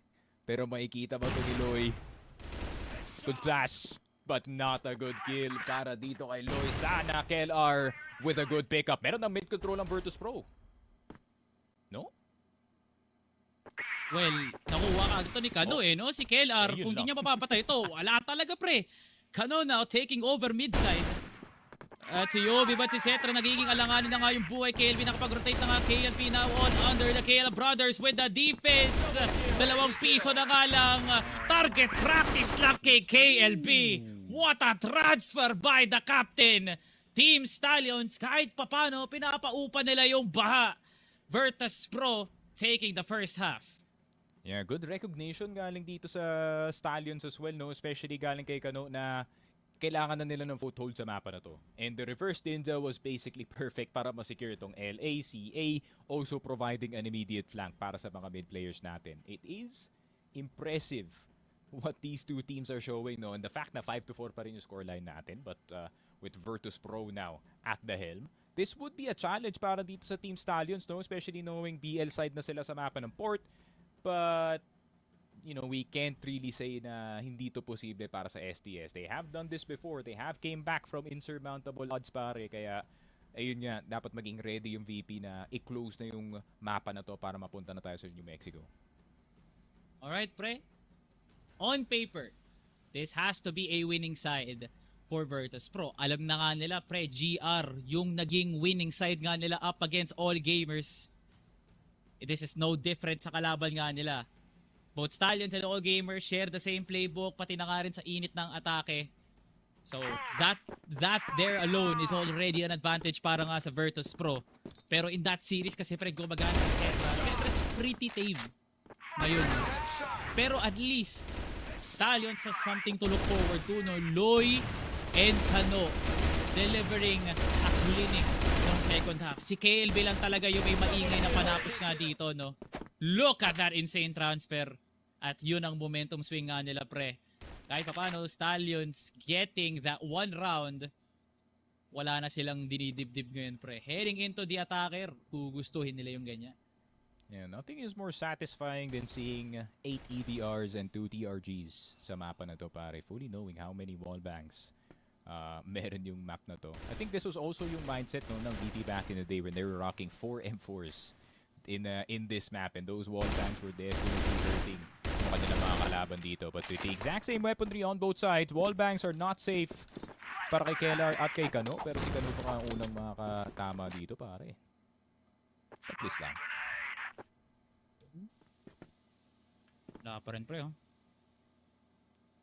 Passive entry for Team Stallions. Ito yung kinasanayan nga natin. The instilling of discipline for Coach Tanks. Kita mo nga naman na epektibo nga to. No space just yet. Stallions. They know the tendency na mag-deep angles na lang dito. Ang Virtus.pro. JJ gets the timing. KSA gets taken down. Good split. Para nga sa Stallions, papasok na nga sila ng B-site. Yun nga, meron pa silang cut-off ng rotation pero Biba talaga ang target dito. Salvatore, pwede sila mag-U-turn pabalik ng A site pero may tao na nasa loob ng CA. Yobib, with all the possible information na nasa kanyang kamay, nasan ba talaga si KLB? Nakarating na sa kanyang harap, so no choice para sa Stallions. Straight ba o B site ang kukunin nila dito? Yobib, still behind on the mid side. KLP will get Elvin. Loy will get another one. Kano, nakita na nga si Zetra dito. Yobib, last one left alive. Nako po, kung sino pa yung nahuli, pare, siya pa nga ang mauhuli.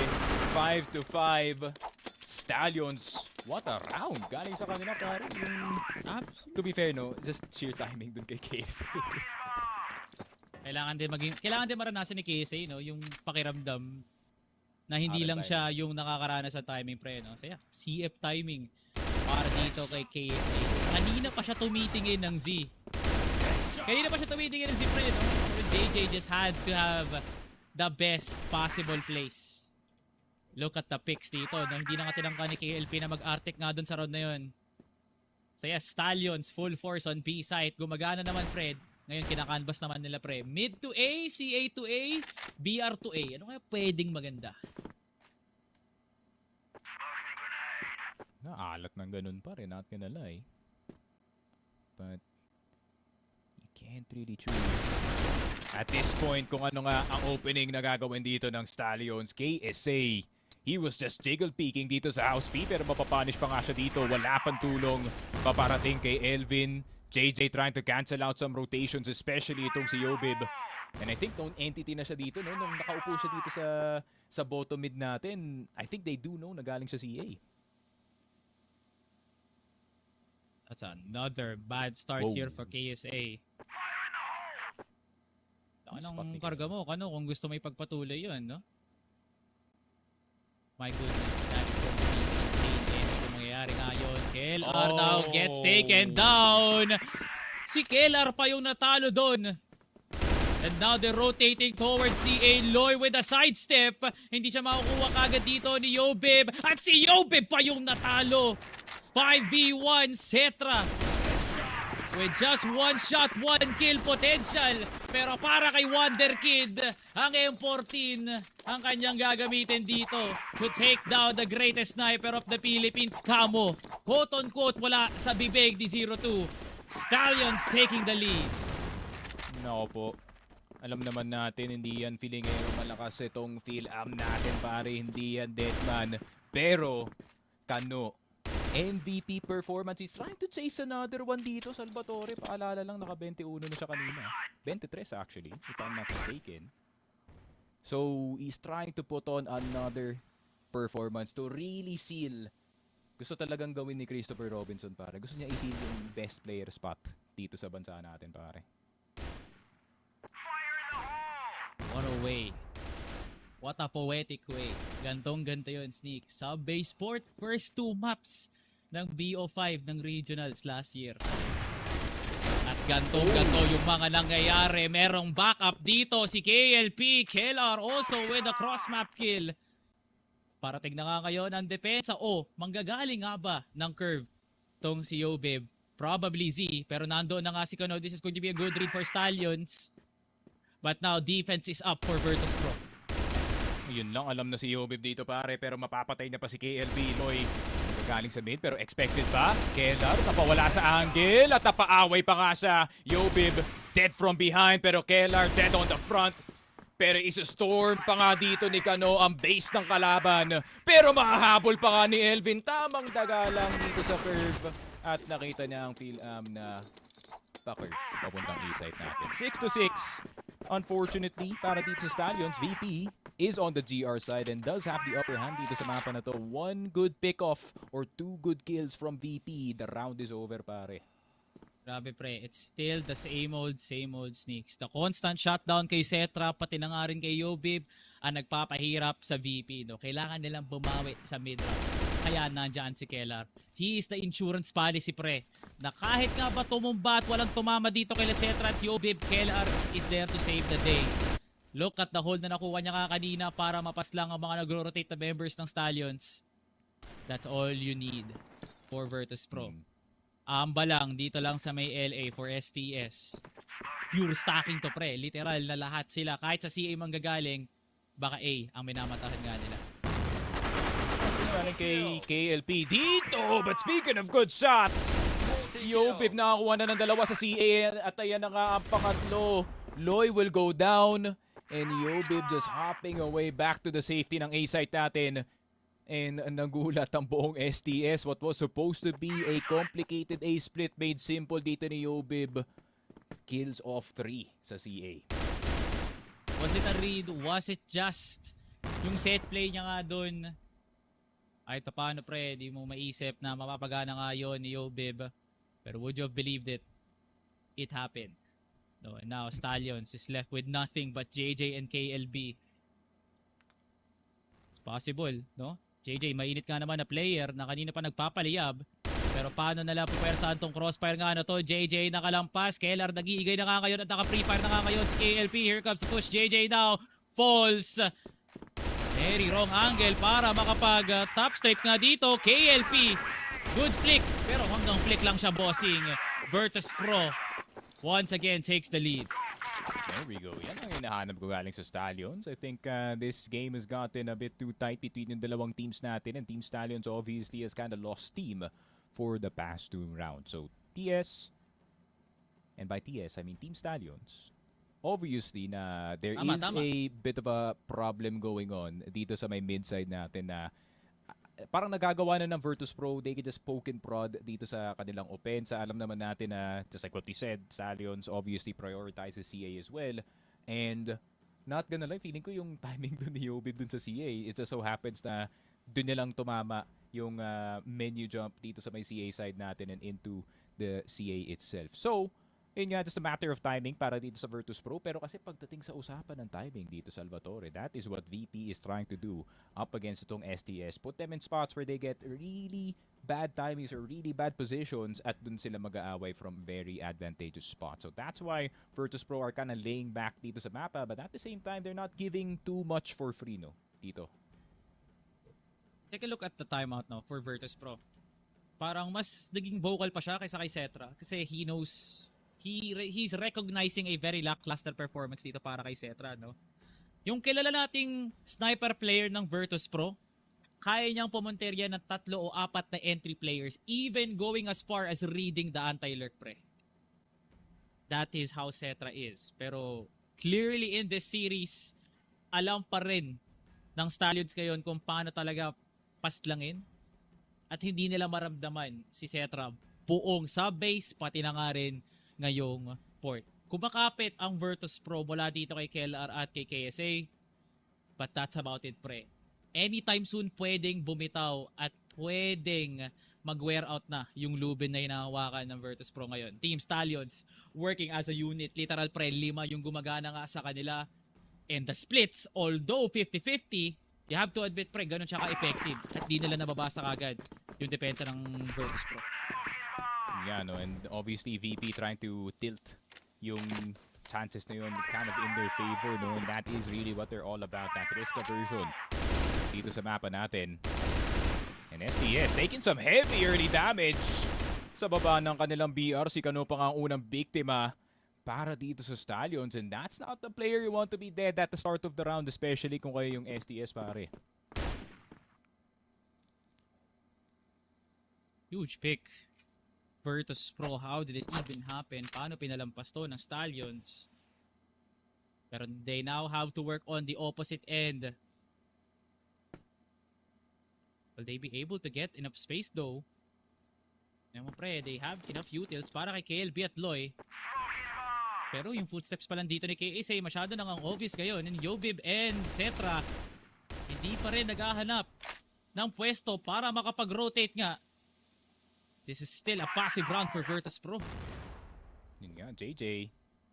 Obviously not spotting itong si KLR. Nasa thick part ng smoke, aka nasa gitna. So he will not be spotted, no? Temporarily. Unless face-to-face with danger na katropa natin dito. KLR nakadalawa na naman! Dito sa may mid-side natin. And finally gets taken down by JJ. Bit of cancellation on the side of VP. Split na sila sa dalawang sides natin. Pero pwede pang rumispulde ng mabilisan ang mga VP players. Pero si Elvin mamamatay na lang. Knowing that is one of the B-side players. Instant B-side take para sa dalawang miyembro ng STS. Meron pang isa na nasa gilid. KSA gets the first. Spray down on the second.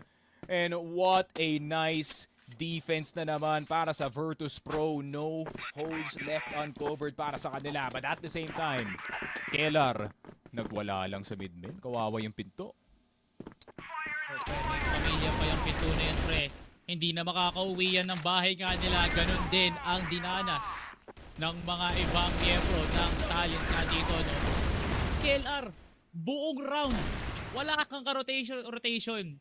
Hinawakan niya yung doorbid. Literal na ganun lang, pre.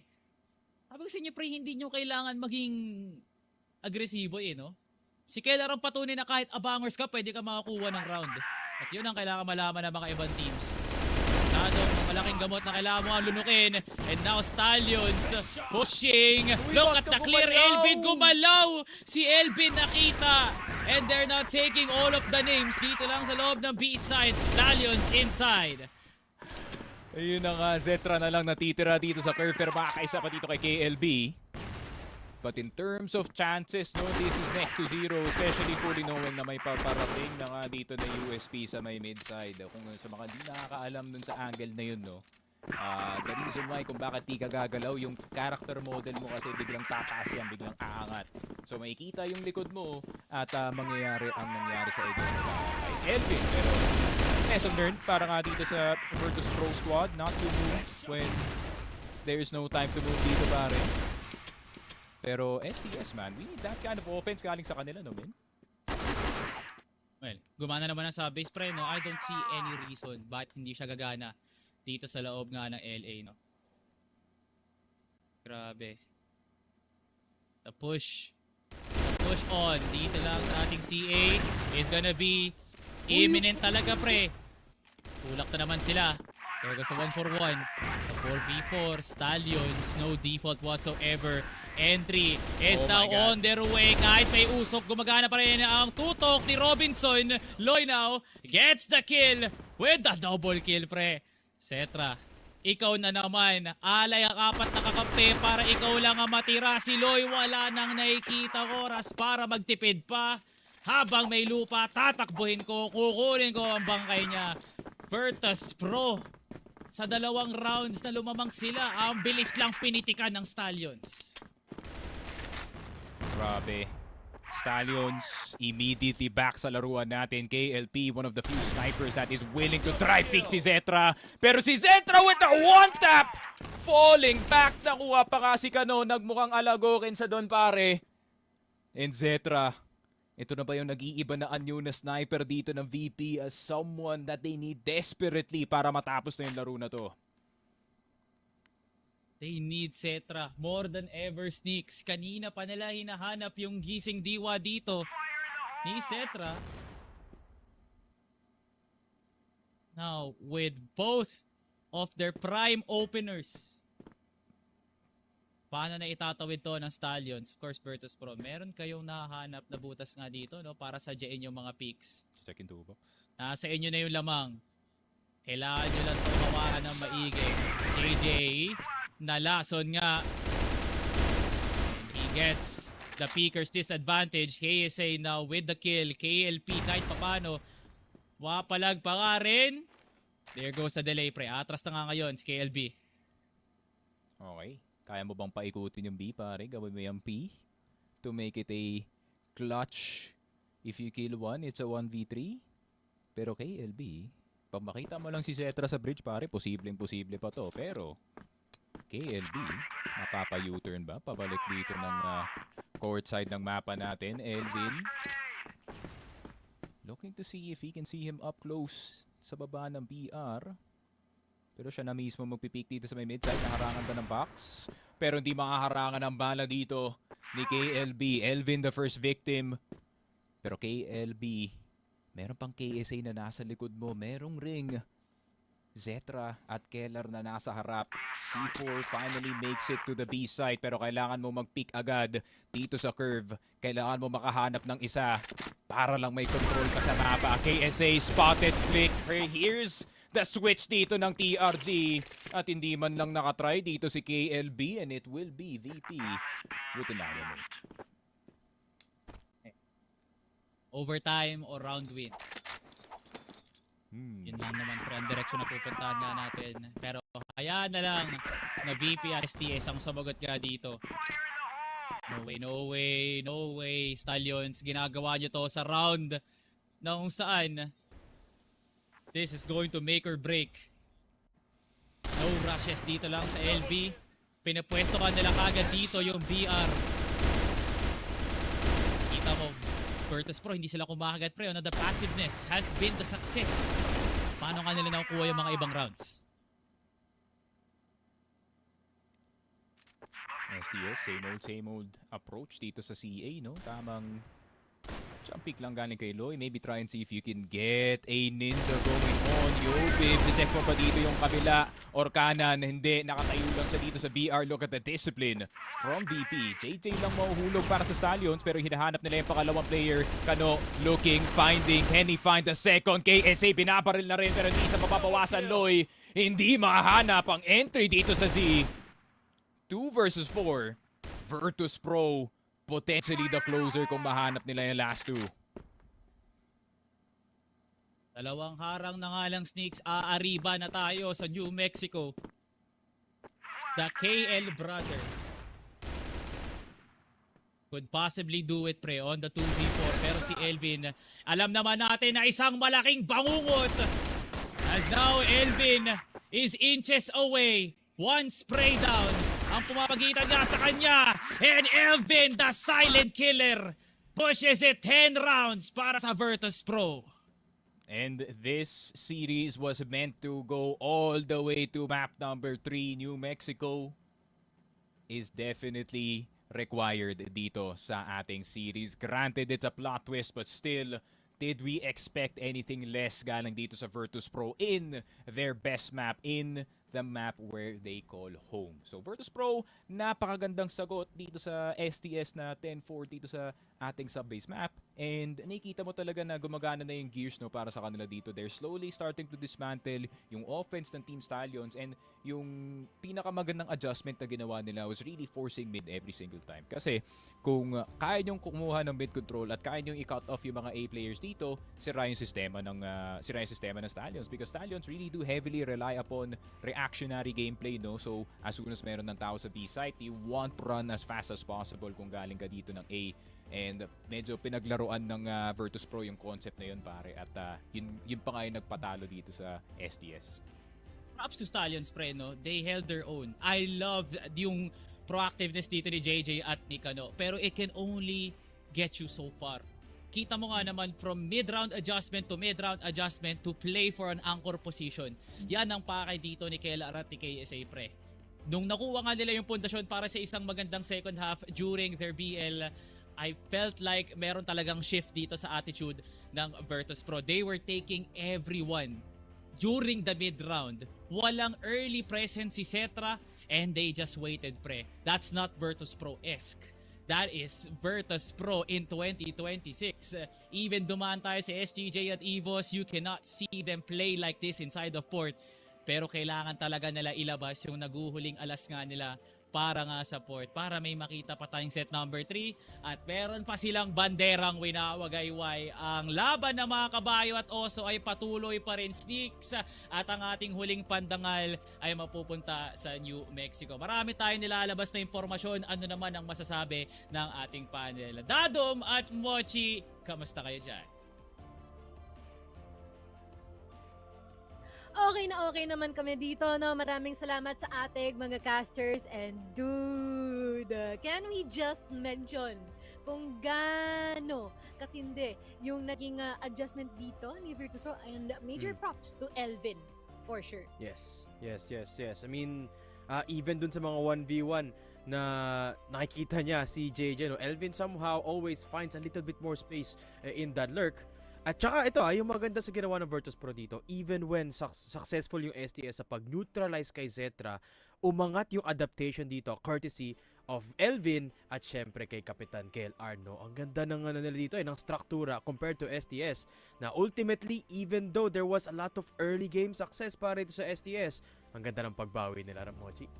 Of course, no? And unfortunately, may mga nakita tayong mga pagkakamali ng STS, no? Like, for example, one instance nung I think 4 rounds no almost na matapos na itong ating mapa. May mga times na parang pumasok si Kano, sumunod si Loy, tapos nag-audition na sila, no? Naubos sila dito. And we can definitely see that dito rin sa mga highlights natin, no? And although there were some heroics on the way, you know, na inilalapag dito, the likes of KLP, KLB, and as well as itong si Loy at certain locations, unfortunately, it hasn't been able to be that clean, no? Parang dito sa mapa na ito, the body system, hindi ganun nakita. Because there are moments na naiiwan nila yung isa't isa, hindi nila susundan, hindi nila trade. Exactly, Mochi. I couldn't put it any better myself. Itong port kasi, it's a perfect map when you want to showcase adaptation and map control. STS, medyo naging predictable yung early rounding nila dito na magpupush si Kano sa mid. Tapos mahuhuli na lang siya dito ni KLR. Doon lumamang yung mga member dito ng Virtus.pro, no? They were able to read the individual approaches na meron na ginagawa ng STS na kailangan nga nila para ma-translate yung round. After nun, parang nag-cascade na para sa Stallions. Apart from some hero moments na sabi mo nga, naging alam na ng Virtus.pro yung gagawin. They figured it out. Kumbaga, kita mo na umiikot yung mga gear sa ulo ng Virtus.pro kasi nakita mong alam na namin yung gagawin namin. Let's just hold. Wait for them to come, which is exactly what KLR did dun sa round number 14. That is true. And paalala lang natin sa lahat, this is the very first loss ng mapa sa buong group stage natin dito, Dadub, no? 4 Team Stallions. But major ano pa rin to, no? Na major pa rin to na effort na inilapag ng Virtus.pro kasi tignan mo 10-8, no? Sinabi na rin naman ni Corp02, they always go all in and they gave it their all para matapos nila agad itong mapa ng port. Pero tignan natin ang ating stats kasi tignan mo, hindi na naman biro yan dito, no? For the side of STS, and at the same time for Virtus.pro, lalo pa talagang pinag-igihan. Exactly. I think kailangan lang ng reset ng Virtus.pro in the latter half of the game dito, no? Nung nag-timeout si coach, sabi niya siguro kay Kel, intayin mo lang, palaging nagpupush si Kano dyan sa mid. Saktong-sakto yung call. Tapos naka-bonus pa ng double kill si Kel doon sa BR after waiting for the players of STS to get aggressive, which they did anyway. Parang ganun game of cat and mouse. Pero ang ginawa dito nung cat na Virtus.pro, inintay lang na lumabas yung mouse dun sa bahay niya. At kitang-kita naman natin na epektibong-epektibo yun, no? Even when the numbers don't really reflect how impactful the players of Virtus.pro are, it really is a game of chess para sa kanila. Na-figure out nila yung tendency ng Stallions and that was enough. Yup, more than enough, no? And let us see sino nga ba ang ating set MVP for the map of port. It is gonna be KSA. Actually, may mga notice din tayo dito kay KSA. How much control, how much support ang na-offer niya dito all around the map. Exactly. Lots of shining moments. Siya yung may pinakamataas na KD dito with a 1.45 and a 0.84 kill per round. Really anchored the control para dito sa Virtus.pro, no? Ensuring na every single round may some semblance of impact dito yung attacking ni KSA. At syempre, hindi natin mapagkakaila yung management na dinadala dito ni KLR, which always, helps this team find that bounce back. I mean, I can't wait to see ano mangyayari sa New Mexico kasi nga medyo ito, in my opinion, Mochi, siguro, this is Virtus.pro operating at maybe 75%, 80%, ganun pa lang Ang masasabi ko lang dito, nagiging magulo itong new maximum map natin, no? At good luck na lang din sa ating mga casters because it seems like they're mentally preparing for this very map as well, no? I feel like marami na magsasabi that they love, and I say that sarcastically, itong ating New Mexico too. Kaya for now, no, titignan natin kung sino nga ba ang merong huling halakhak after a few minutes.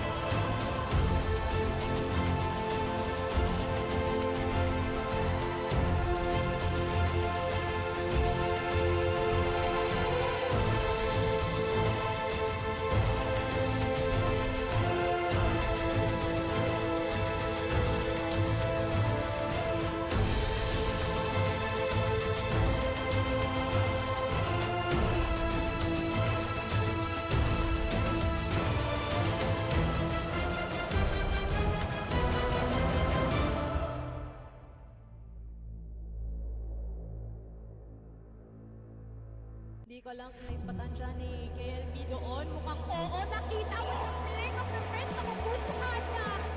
Be careful, but he gets the shot and he gets the trouble. Receiving play pa. Tuguan na nga ngayon si Cetra. LB nakabantay. He's gonna get one. And also two huge. Nakaya, pero wait lang, hindi pa rin tapos yun. Lahat ng action, masusundan pa. We are gonna be seeing prevalent race here dito sa house. Ano doon, no? Flash grenade? PSA! Kitang-kita niya sa KFP!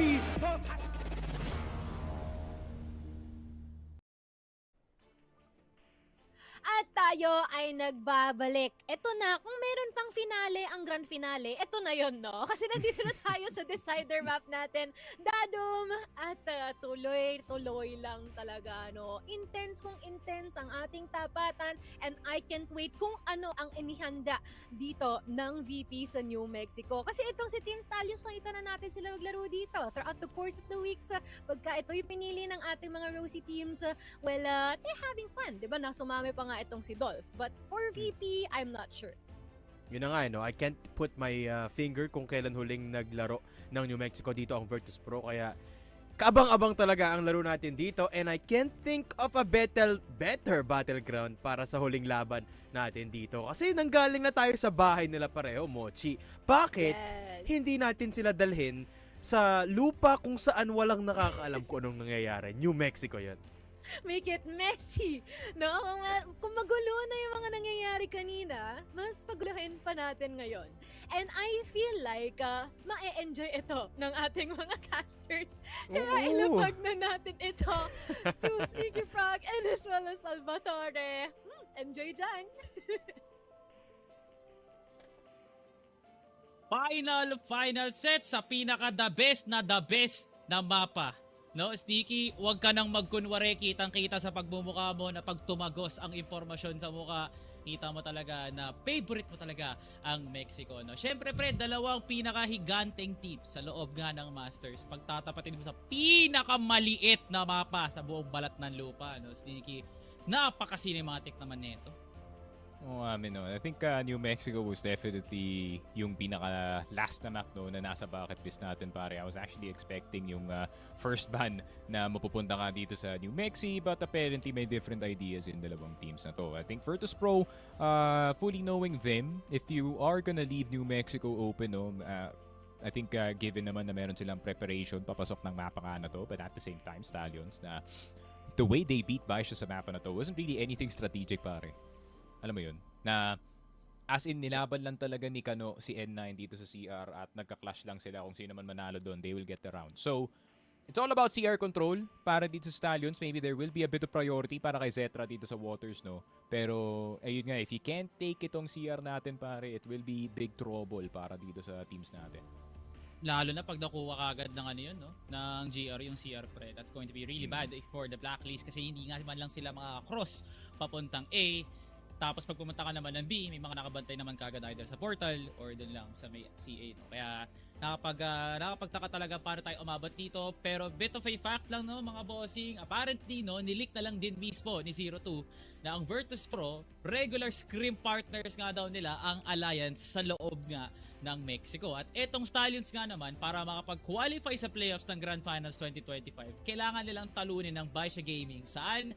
Sa New Mexico, no? So this is both poetic, to, na ang benchmark ng Stallions is Baisha Gaming. Ang benchmark ng Virtus Pro, Alliance Gaming, no? Na two of which could really be respected in terms of like, you know, parang okay, ito yung teams na nakalaban natin, no? So let's make it work, no? Paganahin na lang talaga natin. Virtus Pro, di ko alam paano nyo naisip na New Mexico yung mapupunta sa inyo. Stallions, ngumingiti lang yan kung nasaan man sila ngayon.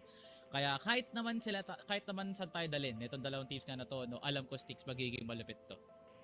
Niis ko nga kung sino yung una magiging biktima dito ng lineups sa mapa na to. Parang si Boss Fefe lang nung international stage natin na triple nade siya dito sa CR natin. So obviously there is no safe place to really step foot, no, dito sa mapa na to, fully knowing the size and yung scale ng ating New Mexico. And I would like to actually especially highlight, no, yung mga key players natin dito sa laruan natin. I feel like it will be Kano and itong si JJ for Stallions, and para sa Virtus Pro, I feel like Elvin and KSA has a hell of a job to do sa mapa na to, pare. We need the Elvin, we need the Kellar, and especially pre, Yobib, who's been having quite a quiet series, no? Na far from usual that we see from him, no? Na naabutan pa talaga natin yung malakas na TRG ni Yobib na pumapas lang nga talaga ng kahit sinong team. Pero right now, they're looking pretty kind of bleak na to the point na IGL pa talaga mismo yung dumadala nga sa kanila sa finish line, no? And whereas Team Stallions, you never pinpoint anyone who had a lackluster game sa loob nga ng port. Ang hirap ituro sino nga ba yung mali kasi wala naman talaga to begin with, no? So, habang umiikot yung barena dito ng Team Stallions, ang Virtus.pro, sarili nga nilang sistema yung nagpapahilo nga sa kanila. Kaya Virtus.pro, if time is really good for you guys, kailangan sa New Mexico handang-handa nga kayo. Kasi Team Stallions, malakas ang preparasyon nila dito nga sa mapan to. Like you said, lineups, firepower, and just the Team Stallions grit. Lahat yan makikita natin isang sa alley, New Mexico. isang lane. So, simula na nga ang ating labanan dito. Ulit si Yara, pangalawa. Virtus.pro dito sa PL side. GR para dito sa Team Stallions. And just like what you said, priority na andito sa CR. Pero, I think they're holding waters a bit different this time. Hindi na nila fully pick to, pare. I'm trying to analyze na muna na ating minimap, no, Sneaks. What is this position Analyzing from yung Team Mexico in this Stallions? sentence, pare. Crazy. Wait lang pre, kasi you have to give props kahit papano, no? Kasi tinan mo pre, nag-iisip kahit papano yung Team Stallions. Tinan mo nasan sila ngayon. It's not even the default, it's not even, you know, trying to force a fight kagad lang sa may CR. Literal na gusto nga nila kunin kagad tong CR na to para hindi makakross ng alley ang Virtus.pro. Which is, you know, might be the usual. Pero sa Stallions, hindi mo makikita yung ganyan. I mean, sinabi nga ni 0-2, no, na mas mahirap manalo sa local compared sa international, pare. Kaya, it seems like we're not seeing that exact same confidence galing dito sa Stallions na pinresent nila up against itong Baisha Gaming. And it's a lot more respect across the board, no. I think fully knowing na Baisha siguro hindi nila in-expect na ganun yung magiging laruan ng Stallions. Pero kabilang side ng coin natin, pare, VP naman, expect to men. Nag-hold pa rin sila hanggang ngayon. All the advantage in the world para nga sa Stallions, strongest side of the map. At ang Virtus.pro, they're hoping na makakuha ng space si KLR sa may alley, pre. At ngayon, wala na silang nakikita ang oras para magtipid pa dito lang sa CRPL, pre. Rekta na kaagad and JJ gets taken down. Walang crossfire, walang nakabuelo sa may CR kanan, pre. Kaya 25 seconds na lang ang inaantay dito ni Kano para makapag-cross ang mga miyembro ng Virtus.pro. Pass lang si KSA. There goes the information. Yobib now with the kill. 15 seconds. Yung C4, wala pa rin. Pero napulot na nga nila. KLB nasa loob pa nga rin ng site. Kailangan mo na lang to i-delay, kaibigan. Setra na nagtawag ng blind. And Stallions, what a defense! Grabe naman min, tiwalang-tiwala itong si KLP sa kanyang kakampi na kaya nilang i-hold down itong CR. Di man lang siya tumingin dito sa poste eh. Ganyan sa katiwala dito sa kanyang teammates na kaya nila i-hold down, and hold down they did. Kano, with a really good headshot to drop itong C4 natin, no? And doon na yata nagkandawatak-watak yung game plan dito ng VP. And that's how delicate this BL side is, to Salvatore. Magkamali lang ng isa itong BL side, wala na yung opensa yung bigla. Wow. Virtus.pro. It had to be that way, pre. Kailangan maging ganun.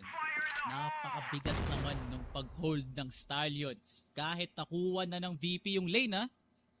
Nakalimutan nga nila na pwede pa rin nilang tignan yung CR kanan nga dito, no? Yeah. Nothing really much dito sa Stallions, pre. Ano naman talaga sila katahimik. Na itong Virtus.pro na to, kakagat lang sila pag bilang na lang talaga yung segundo. Uy, pero may dadaan naman sa harap dito ni KLP. He will no longer be holding itong B-site natin for a minute straight. At wala siya makikita, pero hindi na i-expect siguro na nakabukas na yung portal. Pero sa waters dadaan ang mga VP players, and with that option open, anything is possible, especially papunta dito sa B-site. Loy, nagkamali ng talon. Napunta sa harap dito ni KSA. KSA falling back just in time, but still important information para kay KLB. Nakita ng dalawa na nagre-retreat sa water. So meron ng onting meron ng onting warning no na may paparating na nga dito ng 2F and Virtus.pro needs to act quick. They're not listening to any sneaks. They still want to play it slow. Kailangan pa rin talaga nilang ingatan ang sarili nga nila. They're respecting Stallions, no? Mga salitang hindi ko akalain na masasabi ko ngayon. Sneaks, VP is respecting the defense of Team Stallions. Galing na nga sila ngayon sa water. Walang nagche-check. At KLR na with a quick trade. Cetra na sa CR. Ina-anticipate yung entries ka. Dito nakalampas si KLB sa Ali pre. Hindi handa si KLR sa parating nga na duelo. And KLB now will be getting it. There goes the tap from KLB. KLB inubos na nga ngayon si Cetra. At naubos ang lahi ng Virtus.pro. Low HP na kapitan at KLB with full HP. Elvin, nasa yun na nga. Asaan na nga ba si KLB pre? Hindi pa to alam ni Elvin. He's playing around the time. At onti na nga lang ang inaantay na agwat dito ni Elvin para mapalapit niya na nga si KLB sa kanyang waiting arms. Team Stallions exposed of defense. Virtus.pro capitalizes. Grabe, mapapakati ulo ka na lang talaga sa ginawa dito ni KLP. Masyadong nagmadali dito sa A-plant natin. And I think he was fully expecting na nasa loob ng bahay tong last player min. Pero unfortunately, mali ang kanyang sagot and he gets a 0 for that round. So 1-1, Virtus.pro nakabawi agad dito sa kanilang BL side. Perfect execution across the board. No? Reheat lang itong Waters again and again. And with sheer numbers na gamit nga dito ng Virtus.pro yung kanilang advantage sa maayos pare. Finally paid off. STS. Finally paid off. Inaantay lang talaga natin yung flowchart sticks. Pag nag-push ng matagal ang Virtus.pro, Stallions naman yung mag-push ng mabilis. Pero on GR, it's possible, pre. Mga nag-RM yung mga yan. Alam nga nila, Cetra now getting his second kill of the game. Shutting down the lane control dito ng Team Stallions. KLB and Kano, sila naman ang mag-establish ang depensa ngayon.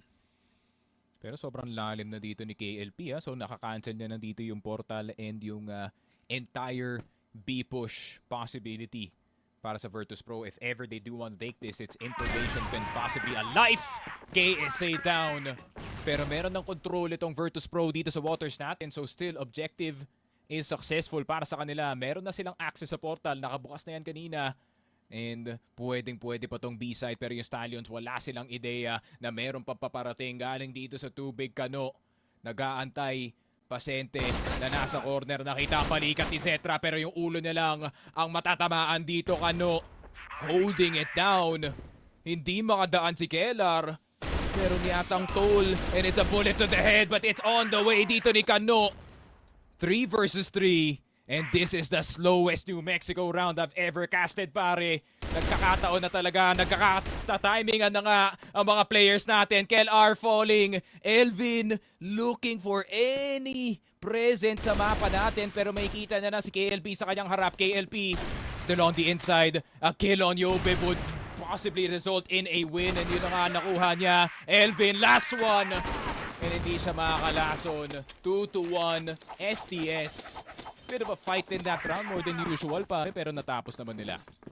How do you even associate slowness sa loob ng New Mexico, pre, no? Dapat mabilis yung tempo ng mga teams nga dito, but Virtus.pro is changing the landscape, turning back the narrative na pag maliit ang mapa, kailangan mabilis, pre. Virtus.pro is taking their precious time para lumaban na lumaban, and in the end, Stallions, because of their location, madali na lang para sa kanila yung mga fights eh. Masyadong obvious yung pagtatagal ng Virtus.pro. Of course, na-anticipate nila kagad dito yung mga rotation. So this is nothing new from Team Stallions. The reactionary plays is pushing Virtus.pro out of the map. At yun ang masakit na katotohanan. Stallions pa rin talaga, no? At the end of the day, when it comes to map control and fist fighting straight up pagdating sa mid-rounding natin. Pero Virtus.pro trying to rewrite the narrative sa New Mexico. Slowness can definitely work, especially with the amount of space and kills they can get from just sheer baiting yung mga STS players natin papasok sa mga dangerous angles natin. Pero Ali naman ang gustong daanan ng Virtus.pro, pero hanggang saan sa Ali sila makakarating dito? KLB on the entrance side. KSA gustong mauna para sa VP. JJ right next to his captain, KLB. Back into cover, back into the fight si JJ. Unang sasala, Zetra. Nakita na si Kano, pero si KLB hindi pa napapatay sa side. Nakuha na siya ng dalawa. Here comes the backup. Loy with the shot on Yobib. Pero ngayon lang, 1 HP pa nga sa dito. Virtus.pro absolutely clearing itong A-site natin. And Ali is the beginning, pero EA ang ending. Virtus.pro once again successfully baiting STS. We live in a society, Sticks. Nasa Angkara at New Compound. 1 minute and 40, nakapasok na ng A-site. Dito pre, 30 segundos na natitira sa round. Doon pa lang nagmamasid ang Virtus.pro papasok ng A. My goodness, the dynamic is dynamicing pre. And Virtus.pro, paano nga ba tayo umabot sa point na meron kayong daladalang bag dito sa loob nga ng New Mexico? What a read, pre. What a trade para mapalitan kagad si Yobib, no? At hindi ini-expect ng Stallions na may control sila sa may CR, pre. Kaya Virtus.pro, para nga sa kanila, this is the patience play. Ngayon, ano yung dynamic na pwede nating makita sa loob ng kanilang GR? Hindi ko ma-imagine pre na sila yung mananadya para lumaban kagad ng BR pati post. Kaya Stallions is playing it passive once again. Every round, Sneaks, is an absolute coin flip. Kung magandang depensa ng Stallions, babawi sila sa post plant. Magandang entrada ng Virtus.pro, they win the trade game. Very well aware itong Virtus.pro, no, na reactionary nga ang laruan dito na Stallions, and obviously are trying to draw some of the attention back pabalik ng A-side natin. Pero yung napakalalim na angle na kinuha ni KLP is gonna provide an early clue na meron na nga papunta ng B-side natin. Loy wanting to go face-to-face dito sa loob ng portal, and KSA goes blue and orange dito sa ating portal side ng mapa. KLR napapalik ng bahay. No longer is the B site an option para dito sa Virtus.pro. Mapapabalik sila ng A. Pero ine-expect na sila dito ng Stallions, pare.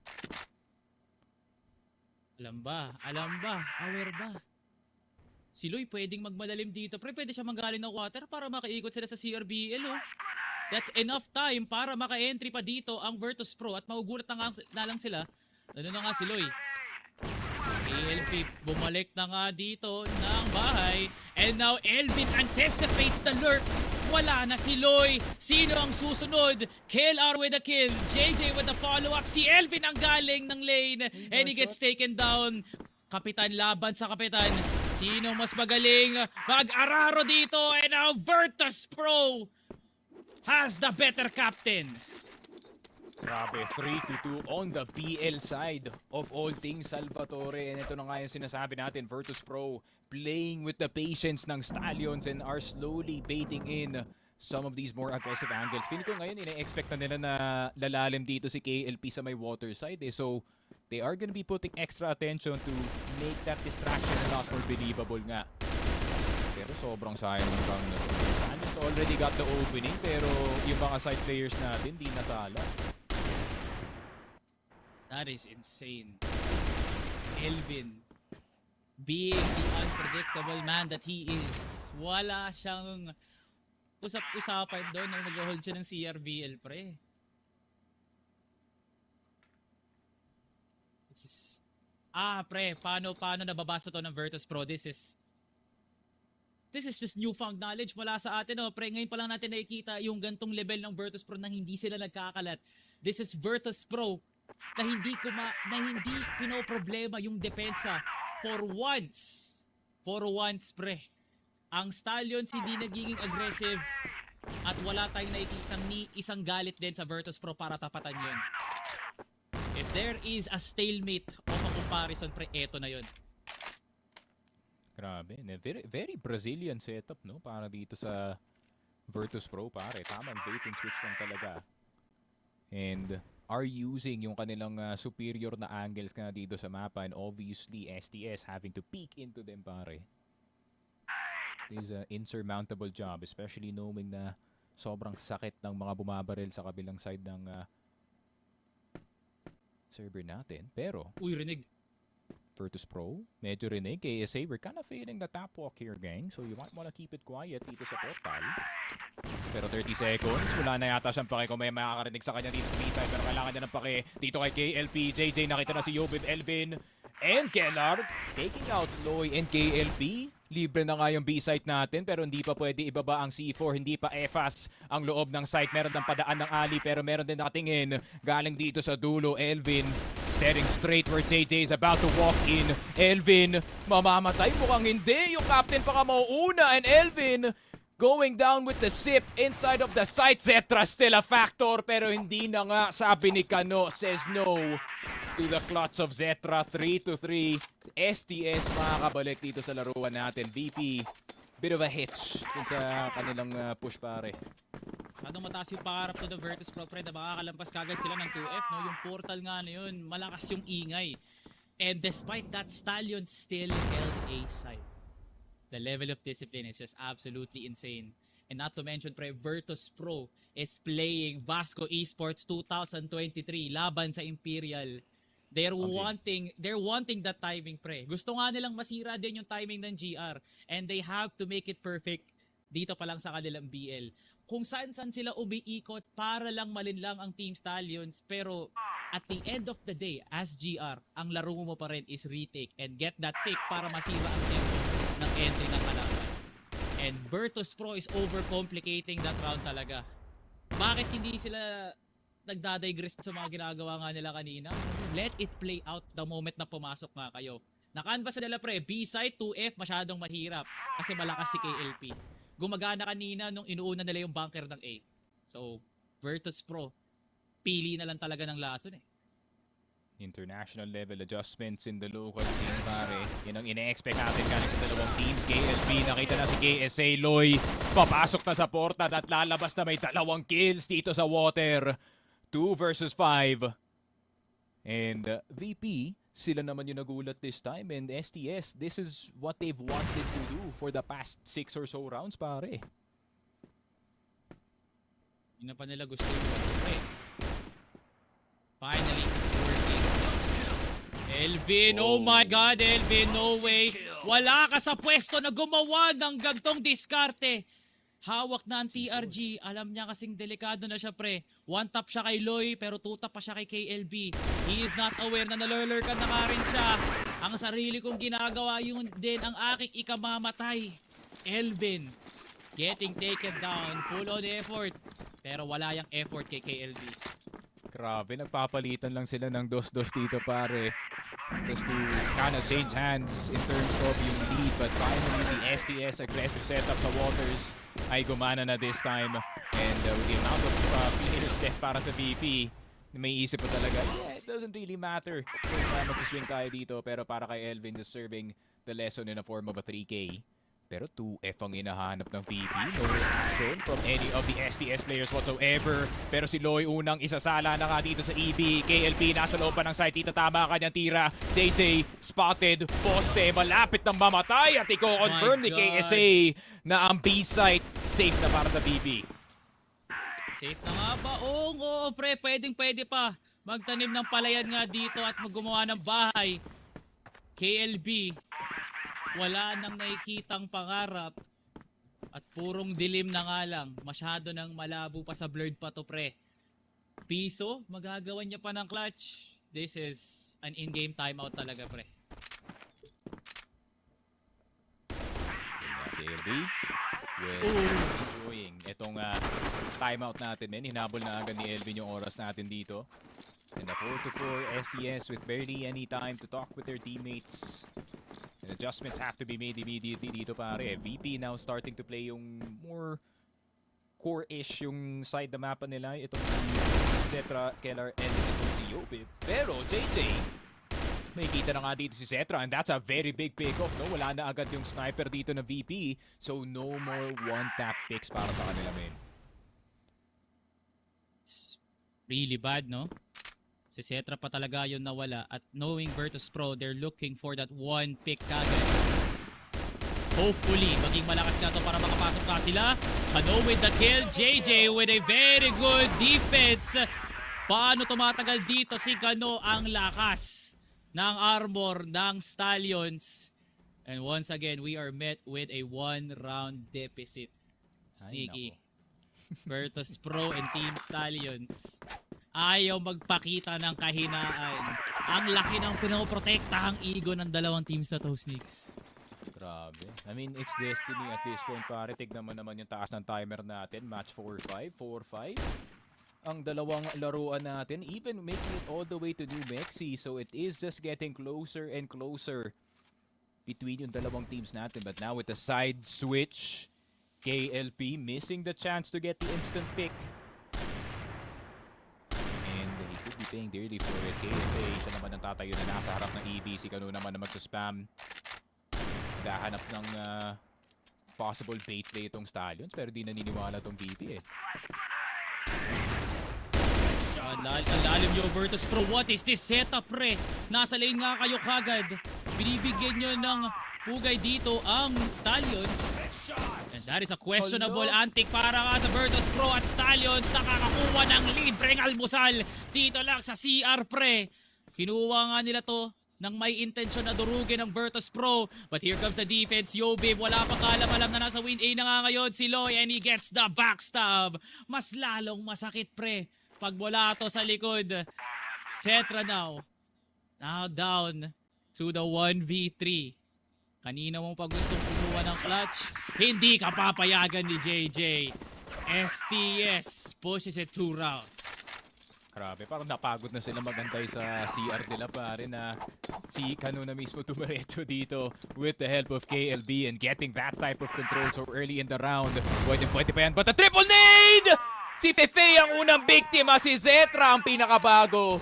Nako po, sasabog sa CR si Zetra. At pumiraso dito si Cetra.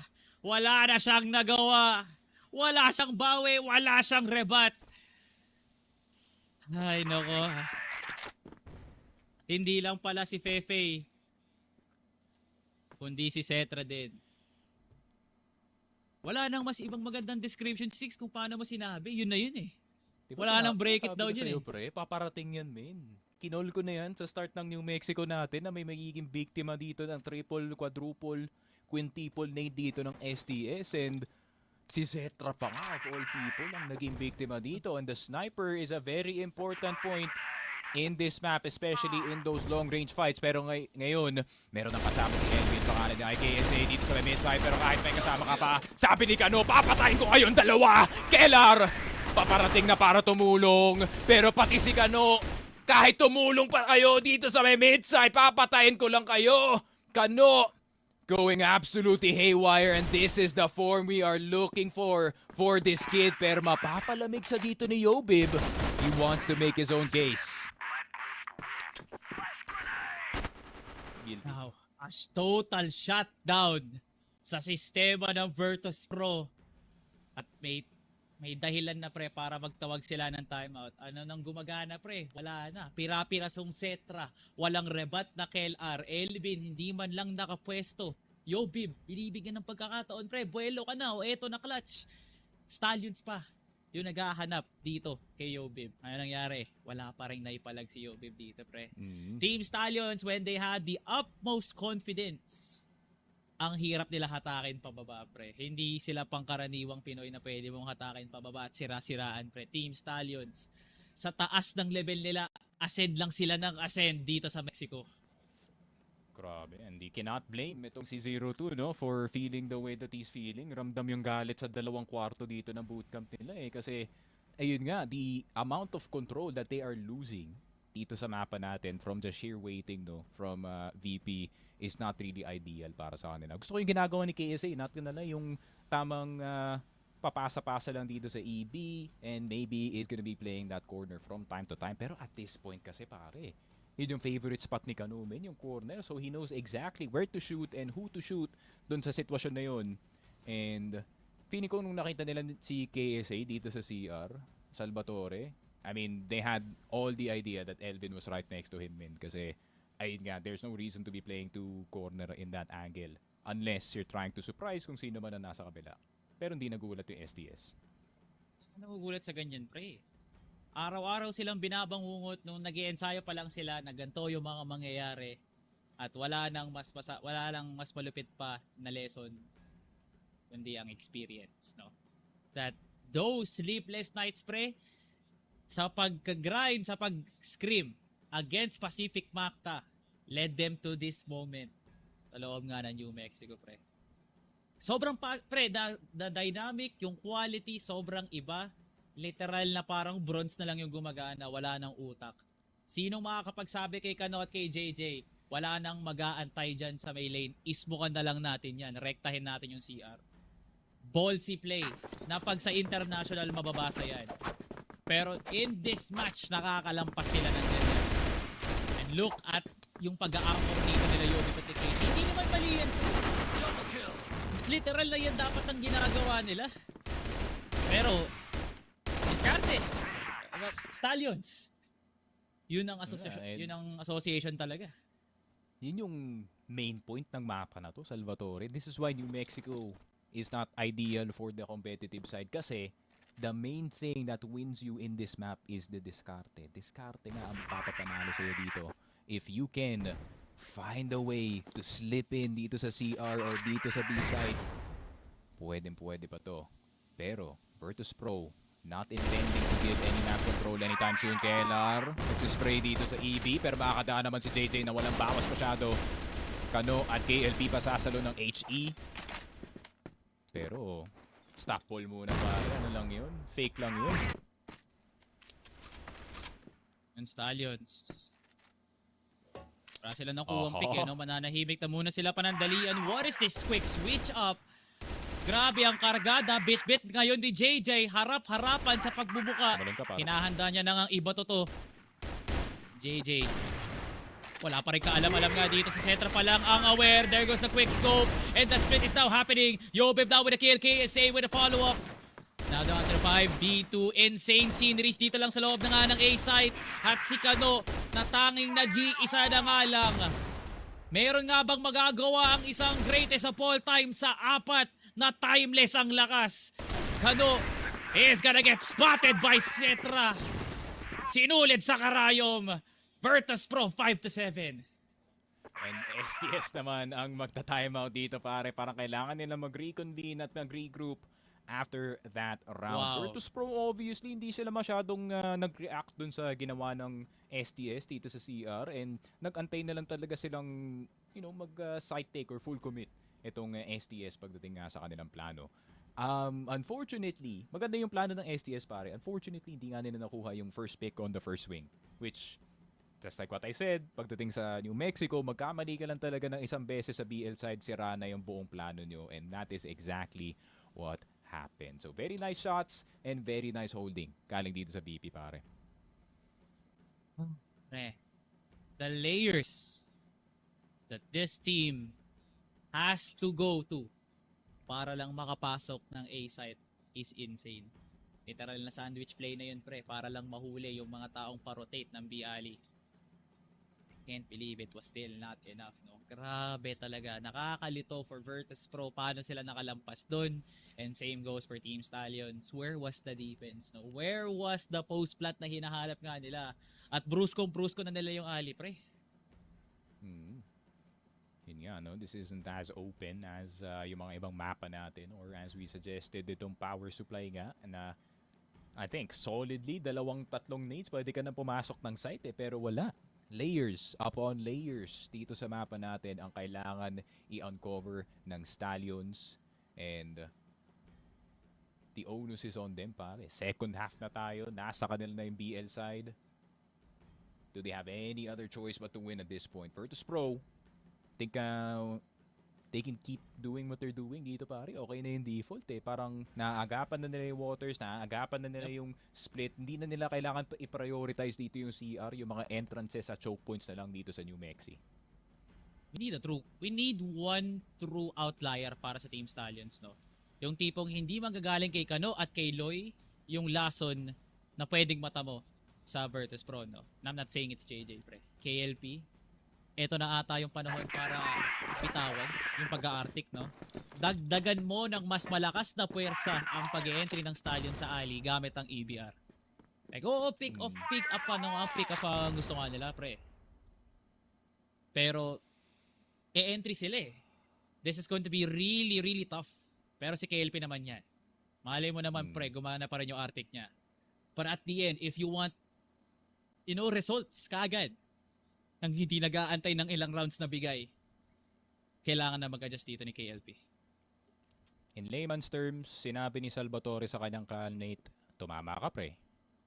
Ayun nga. That's basically in a nutshell. Sinabi niya yan. Pero, mukhang magsasalita na yata yung mga barrel dito, Salvatore. CR na naman ang landingan ng mga fight. Cetra down, KSA bawas at mamamatay rin. Pero meron pa isa na nasa mid. Mahanap pa nila si Elvin. Nope. Mahuhulog na nga dito si CR. Running headshot para kay Elvin. Nasalba niya ang round para sa VP. 3 versus 3. All of a sudden it goes stable para sa dalawang teams. Hinga ng malalim para sa Stallions. After realizing na hindi na tayo makakapasok na A site, they need to regroup pre. They're looking for that one pick off once again. Sabi ko nga pre, KLP, mag-EBR ka na. At ang ginawa niya, now, it's time for the Stallions speed round. Kung eto nga ba talaga ang specialty nyo, poportal sila. Alam ni Elvin, rinig na rinig, KLR nakabantay. At si Yobib, this is insane kung mangyayari nga to. KLR first contact, Loy parating na. Grabe, rinig na rinig yun pare. Parang construction lang sa umaga pare. At pagising ka pa lang dito pero kailangan maging gising ng mga VP players dito sa B-site natin. KLR sa harap ng barbershop pero mapapakulit ka pa ng tatlong Stallions players. That's one down pero si KLB binigyan siya ng fade. Pati na rin itong si Elvin. 2 for 1 haircut special gamit dito ni KLB. Pero kaya ba nilang tapusin ang round na to? Yobib possibly could be the plot twist na kailangan dito ng VP. Pero steady lang sila sa loob ng site. 30 seconds. Oras bumababa. Yobib lumalapit. Ali ang gusto niyang puntahan. Timing. Sinajiggle pick na nga siya dito ni Loy. Pero tama ba ang kanyang timing? Timing is there. Yobib. Jump in. Clutch. Not here para kay Yobib. And it takes the captain to end it. Team Stallions. Finally, a round to break open yung depensa ng VP. May dahilan ka para magalit sa sarili mo, Yobib. Napakadami. Grabe, pre. The pressure was there. Naramdaman mo yung daga sa puso. Hindi mo alam, pre. Hindi mo makita sa kanya kung anong gagamitin niya. EBR, USP. Grabe, Yobib. That would have been the turnaround. Complete 360 na sana. Pero bumalik pa to. Papuntang tondo. Now Stallions is aiming. Yung bomba na naman sa CR, oh. Si Leo Bito kasi yan, Pop. Yan si Joe Dodson, pare. Yung tamang bump. Fade away. 360. Tamang tira lang. Hindi siya si ISO Joe, pare. Siya po si Yobib. And unfortunately, he would have needed those isolation skills in that 1 versus 1, pare. Pero, VP realistically, 2 more points off of doom and gloom para sa kanila dito. Pero, in terms of belief, hindi pa bumababa para dito sa VP na kaya nilang ipanalo ang game na to. Pero nakakadaan na ang STS.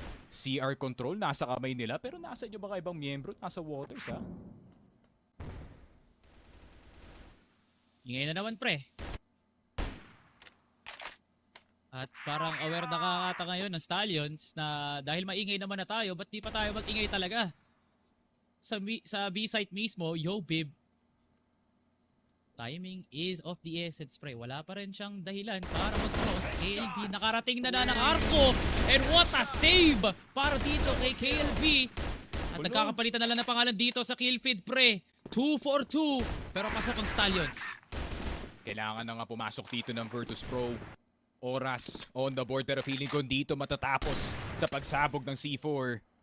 Virtus.pro trying to enter pero lahat bantay ng STS. KLP having to watch 2 angles at siya pa maglalakad pa loob. Papunta kay Yobin. JJ has to get a kill on Zetra. Zetra with the cold getting the immediate kill kay JJ. Kanuna lang ang kayang magpapanalo nito pero bulag ang amboy na nasa loob ng site.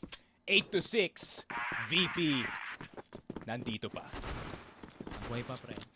Natanggal na yung swero. Gising na ang diwa. Virtus.pro, nag-aalangan na nga sila kung yung B-site nga na to, madali lang i-retake. Gawa nga nung entry dito ni KLB. At masyado na nga silang nape-pressure. But ultimately, tumawi nga din sila. 2 rounds for Virtus.pro para makabawi. You have to give props, pre. Grabe yung puwersa doon ni Yobi Batisetra. Kailangan nilang gumana doon sa kalabang, pre. And if not, sinasabi na sana natin na set point ang Stallions, and that adjustment proved to be strong kasi Stallions just happen to have like one of the stronger entries but a better defense para sa Virtus.pro. Map point, Salvatore. Mag-8-8 pa tayo dito, pare. Nasa script na ng 8-8, tapos magda 9-9, overtime, may magda 13-12. Pero hindi ako magsuspoiler kung sino ang nalabas doon. Pero, Bawal. bawal yan. Bawal ang spoiler sa comments and sa cast. Pero, Stallion CL control dito sa laruan natin. And, eto na nga, that's step 1. Salvatore. Pero kaya bang kunin ng Stallions ang step 2? That one pick na pang-offset ng buong depensa ng Virtus.pro. Zetra nag-aantay. Hindi na nagalaw dito sa forklift. KLB naghahanap na ng space. CR taken. Ang ganda ng angle ni KSA kung hindi siya mahanap agad dito. Pero 59 seconds, 1 minuto para i-execute. KSA umalis na sa kanyang angulo at babalik sa kanyang kamatayan. Pero meron pananaan dito sa 2F. Elvin mahuhulog na rin sa bangin. And a 4 versus 3. STS with a situation na pwede nilang ipanalo, pare. Ayaw talaga matulog ng mga bata sa tanghali, pre. Uulitin talaga nila yung B-side entry. KLR, nakalampas na nga ng portal ngayon. At ang Stallions, hindi mo na makita dito sa loob nga ng B-side. They want to spread out at pwede nga silang masandwich ka dito. First contact now with KLP. Hawak dito ang smoke. Zetra nakita sa likod ng harang. Kanuna with the transfer. And what a hold by Stallions. Virtus.pro nasakal sa depensa. Grabe, maitim na pusa yata na dumaan sa harap ni Zetra, pare. Kasi sakto ang pag-fade ng smoke. Sa pagpapasok na dun sa loob ng side at kitang-kita siya ni KLP. Fully knowing he can see the sides of it, pare. And STS, map point. Ito na ang hinahanap nila buong game. Ito na nga ang finisher. Possibly. Pero Virtus.pro, fully knowing din, pare, ayaw nila matapos yung laruan na to. They're still on the exact same defense. Pero na-figure out na dito ng STS to na pagtunguha sila ng CR, it's still the exact same defense para sa VP. Hindi sila nag-react masyado. Isang malalang tanggap to para sa Virtus.pro pag etong round na to, hindi nga pabor nga para sa kanila. 2 beses nang nahuhuli si KSA papuntang arko. 2 beses na rin nahuhuli si Zetra pa-rotate papunta ng site. Sana sila lulugar ngayon. Now Stallions, KLR. May taning na nga yung buhay niya ngayon, pre. Ang siyam na buhay ng pusa, tila isa na nga lang. Medyo malikot pa nga dito si KLR getting that information. Piling ko 3 yung nakita niya dun sa may CR, pre. So now that is an avenue para makapag-rotate ang Virtus.pro. Pero damage pa lang realistically ang nakukuha dito ng Stallions. Wala pang map control, to say the least, na pwede maging apektado itong Virtus.pro squad natin. There is still a whole lot of side players para nga sa VP, and by a whole lot of VP, Yobib and Zetra, tatry nila mag-crossfire dito, pero Yobib may kita na si KLB, and what a fight from Loy! KLB, nakita na nga si KSA, pati yung pinto hindi safe para sa kanila. Elvin, last one left alive, at kaya mo bang dumaga ng 1 versus 3? 38 seconds on the clock. Elvin, mag-isa na lang sa CR, at dun sa mamamatay, STS. Na ipanalo ang rivalry dito sa Pilipinas. Grand Finals ang galawan. At mukhang may kita natin sila doon. Team Stallions, the golden standard ng CFS Masters. Diyan kayo sa baba. Patuloy lang namin palalawakin ang agwat. Total domination indeed. Another perfect split para sa Team Stallions. Ilang beses na nila ginagawa to, sneaky. Walang bahid ng kasamaan sa kanilang win-loss record. Perfection! Yan ang gusto ni Coach Tanks at yan ang nakuha nga nila. Congratulations to Team Stallions. Virtus.pro just happened to be under pressure ng second half. Imbis na maging diamante, sila'y naging bato at etong Team Stallions kuminang ng sobrang liwanag at nabulag ng gusto ang Virtus.pro. Wala talaga pre, Team Stallions finishing the debate. Wala mang playoffs pero dyan pa lang makikita mo na sticky. Sino ang number 1? Kahit nga ba sabihin natin greatest of all time si Yobib, wala naman yan sa timeless na wonderkid na si Kano. And that rivalry will continue, no? Dito sa CFS Masters natin, ito pa lang yung unang chapter, no, ng VP versus STS fights dito sa ating taon ng 2026, no? And I am looking forward to this rivalry getting better and better. Kasi simula pa lang to, Salvatore, pero paano pa kaya pag best of 5s na? This series can only get more exciting, pare. Simula pa lang to. At higit sa lahat pre, no? Lahat tayo, meron tayong pelikulang pinapanood. Kasi pag ito na yung culmination na yun pre. This is the lighting of the torch para pumasok tayo sa ating playoffs, no? Number 1, Team Stallions, no debate. Number 2, Virtus.pro, mag-aabang yung mga yan pagdating nga ng ating Grand Final. So masakit man sabihin para sa mga ibang teams pero nagbubuka talagang formalities pre ang ating playoffs. Inaantay lang talaga natin magtuos yung mga 3, 4, 6, mga 5, 7 dyan para pag umabot tayo ng Grand Finals, Stallions at VP pa rin ang ating makikita. Pero that is it for our series ng Stallions at ng Virtus.pro. Pato na nga natin dyan sa ating panel. Matagal nang gustong makita at sabihin ang mga gusto nilang sabihin na pangungutya. Stallions, Virtus.pro, 2-1, Bochi at Dadom. Banatan nyo na. Boy, nagulat naman ako din sa sinabi yung pangungutya. Grabe ka naman.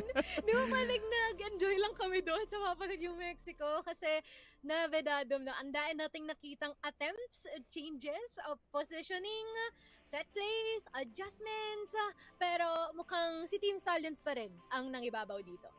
Kitang-kita naman kung sino yung mabait dito sa talents pool. At kitang-kita naman kung sino ang nangibabaw sa dalawang team na ito, no? Lalong-lalo na sa New Mexico. Grabe, Mochi, ang pinakita ng dalawang team dito. Grabe yung ebb and flow nitong dalawang squads, no? Kitang-kita mo yung pinagkaiba ng filosofiya ng Stallions versus Virtus.pro. Virtus.pro, sinusubukan nilang ipuwersa yung Stallions na lumaban sa ganitong, kumbaga, ganitong estado, ganitong pacing. But Stallions, they're gonna play their own way, they're gonna force stuff, and they will make it work no matter what.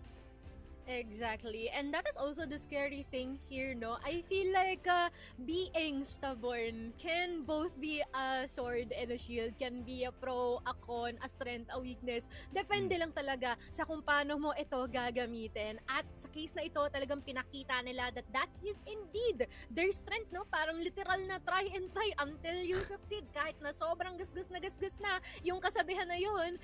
Pero if it holds true, and it brings you success, bakit hindi? 'Di ba? At yun lang naman ang nakita natin dito sa ating mapa ng New Mexico. Kaya halina't balikan ang ating mga highlights kasi talaga namang hindi biro yung mga pinagdaan ng mga players natin dito. Pero to give Virtus.pro a bit of credit, napakaganda nung BL side nila dito. They were using Stallions' tendencies against them. Parang in-expose nila na yung aggression na yon, yung very downfall of STS. Kasi pinipilit nila talaga na hanggang sa pwede, hindi tayo magpupush. Intayin natin lumapit si Loy. Intayin natin na may isang sumilip kahit saan.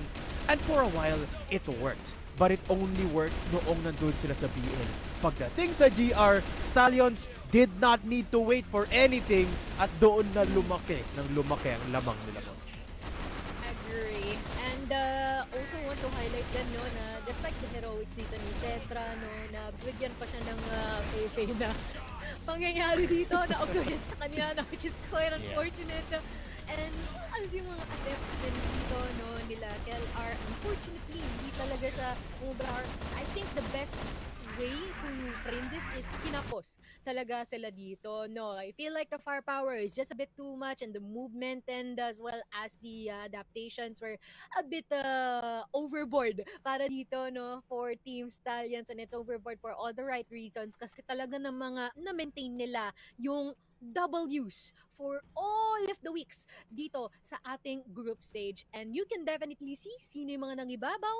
Abay, nako po, parang si Kapitan ata. No, 19-12-7 ang kanyang KD dito, Dado. Actually, no, lot of contact para dito kay KLB. And True. a lot of this really was doon sa kanilang BL side. To think about it, Mochi, no, hindi naman kasi ganun kakomplikado yung plano dito ng Stallions. Hindi masyadong marami yung lineup. It's just, apart from the one lineup, may 4 na HE silang binato kay Zetra. There's not a lot of showing para dito sa Stallions. No. The plan was simple. Create space. Whether where that is, doon sila nag-iisip ng choices. But a lot of the times, it's by brute force entrying. At yan yung resulta nito. KLB with a lot of kills, Lloyd, JJ, Kano with a lot of kills. Actually, lahat sila, +1 yung KD dito, no? Which makes me wonder, sino nga ba ang MVP para sa Stallions dito sa Mexico? Yep, let us check out sino nga ba. Given na yan, no? Napakita na rin naman kanina ito, no, Dedom, si KLB talaga. Kahit nun lang yung mga control natin dito sa specific sites natin, nung sila ay umaatake man o dumedepensa, maaasahan mo siya. Ang alam ko silang dalawa ni KLB talaga yung nag-hold down ng mga sites natin dito na maaari pang galingan ng VP para mukhang mas tumaas ang KDA dito ni KLB. Exactly. And a lot of it is because of yung hands-on approach ni KLB para dito sa Mexico. I kind of feel like, hindi ko alam actually kung paano yung system dito ng Stallions when it comes to Mexico. But I have a feeling it's KLB managing a lot of his players where we're gonna go. Kasi ang ganda ng mid-rounding nila dito, honestly, to be completely honest, Mochi, no? And maybe that boils a lot down to KLB. And feeling ko most of the time siya na yung umuuna, no? Di niya naiintay na pumasok si Kano, di niya naiintay na maghanap ng kill si KLP. Ako na. Sundan niyo ako. We're gonna go to B. Punta tayong water kasi nakakill na si KLP doon. Tas doon na manggagaling yung play nila, no? And the result is parang nagiging attacker na, main attacker na din si KLB, and this is the result. Exactly. Kaya naman, i-announce rin natin, sino nga ba ang kanilang match MVP dito, no, Dedong? Kasi talaga namang sinong mas consistent, abay yun na nga, no? Mas consistent pa sa consistent. Mga nagulat, sino? Abay, pang meron, babatukan ko. Charot. Pero ito na nga, no, parang alam na naman din, no, na si Kano, wala, kalimitan ang nakakakuha ng mga match MVP title natin dito. At sa istoryang ito, sa specific chapter na ito, walang bago. And I feel like what's also great to point out dito, no, Dedom, is the fact that they regained and claimed uli yung nawala sa kanila nung sa mapa ng port. This time, ang bibilis nila sumumbuni sa isa't isa, mas dikit-dikit sila kumilos, which is great. And it's very nice to see, no, na as much as Kano is definitely an individually sufficient player, matik, no, available ang kanyang mga kasama whenever na kailangan niya dito ng tulong. Yun na nga, no? What's most interesting para sa akin dito kay Kano is alam niya talaga lahat ng angulo in all of the maps per play. Tanda mo ba nung first round ng BL side nila dito, Mochi? Nagpalit ng barrel si Kano tsaka si KLP, tapos si Kano yung may line up para sa spam. Ganun katindi yung preparasyon ni Kano sa mga angle, no? Sa mga pre-fire angles na kahit ultimo yung sniper ni KLP, hinahabilin niya kay Kano kapag wala siyang informasyon. That's how Kano is able to find so much success so consistently kasi alam niya lagi saan titingin, saan magpi-pre-fire, saan magpi-pre-aim. Yup, and that is scary indeed, no? How mechanically gifted you are, tas plus mo pa yung sixth sense mo sa kung gaano ka ka-ahead of time din sa posisyon ng mga kalaban mo. Well, yan lang naman ang pinakita dito ni Kano sa mapa rin ng New Mexico as well, no? And I cannot wait to see kung hanggang saan aabot ang domination dito, no, ng Team Stallions, since sinabi naman nila na yun ang kanilang target on the whole duration of this year. And guys, nasa gitna pa lang tayo ng taon. Pagitna pa lang tayo ng taon specifically. Pero maraming salamat sa Virtus.pro.PHT Stallions. Sa kanila pareho, no, for giving us one of the best matches we've ever seen dito sa CROSSFIRE, no. Talagang nagtulakan sila hanggang sa limitasyon nila dito and kind of exposing each other as well, no. Dun sa una, well, it was a sub-base derby mula dito sa STS. Dun sa pangalawa, no, nakita din natin na may mga pagkukulang pa rin talaga ang Stallions dito. We saw In moments of pressure, talagang nagkukumahog sila with kills, with aggression. Structure is something that they could definitely learn from Virtus Pro, lalo na sa mga mapa katulad ng port. Pero yung Mexico is kind of an X factor para sa akin. No? I'm giving a little bit of leeway para sa Virtus Pro dito kasi nga I think it's just a chaotic map in general and Stallions just thrive in the chaos. So I definitely agree with sinabi nila Sneaky kanina, no, na mas gaganda pa to lalo kapag nakita natin yung 5 maps kasi historically, Mochi, Stallions yung team na medyo nagkukulang ng lapses in terms of maps at kung ilan yung mga mapa na naperpekto na nila. At feeling ko pag nakita natin all 5 maps na malaro sa dalawang team na to, baka mag-iba ang kwento. And I do think that both of these teams are still working on that very fact, no? That they are perfecting every single map and brainstorming, trying to enhance lahat ng mga set plays na pwede nilang may offer din dito ngayon. And in a bit, magkakaroon din tayo ng chance na ma-interview ang ating mga bossing galing sa Team Stallions, no? And habang tayo ay nag-aantay, shoutout ko na agad ang Auxilium Clothing. And thank you so much sa ating shirt, no? Sobrang solid. The fit is perfect. Shoutout din kay Lost Ride CF and as well as kay Joy Rosales. Ayan. At shoutout din sa iyo, no? Na talagang nakikigulo dito sa ating broadcast. At nakikikwentuhan din sa comment section sa akin. Kanina pa ako nagkakalat ko.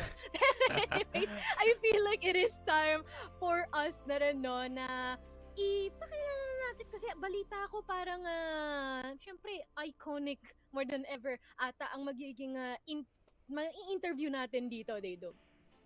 Pero parang naghahanda pa siya, naririnig ko dito, Mochi, no? So, kwentuhan muna tayo ng kauntian dito. I'm not sure kung handa na ba ang interview natin. Ito ba, Mochi? Ayan. Ayun na! Ayun na daw eh. Ready na. Ay, wait lang. Sige, joke lang. Wait lang pala, no? Nakikiramdam tayo. Funny, pero anyways guys, ito na nga yun, no? Interviewin na natin ang nag-iisa, no? Ang nag-iisa, the MVP behind the scenes. Ayan, Coach Tags. Hello, Coach Tags. Kamusta naman, no?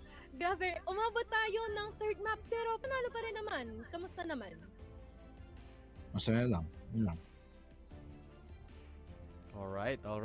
Siyempre, panalo ang Stallions, no? First off, congratulations, Coach Tags, na panalo natin ang ating match. Although hindi natin na-achieve yung walang talo sa group stage, okay lang, panalo pa rin naman tayo para sa matchup natin in the best of 3. Matanong ko lang, Coach, no, in the map dito, na laro natin ang sub-base, which is of course really good para sa Stallions, pero yung support, medyo na-expose na may pagkukulang pa ang prep ng Stallions dito, no? In-expect nyo ba yun? In-expect nyo pa yung ganong resulta dun sa mapang yan?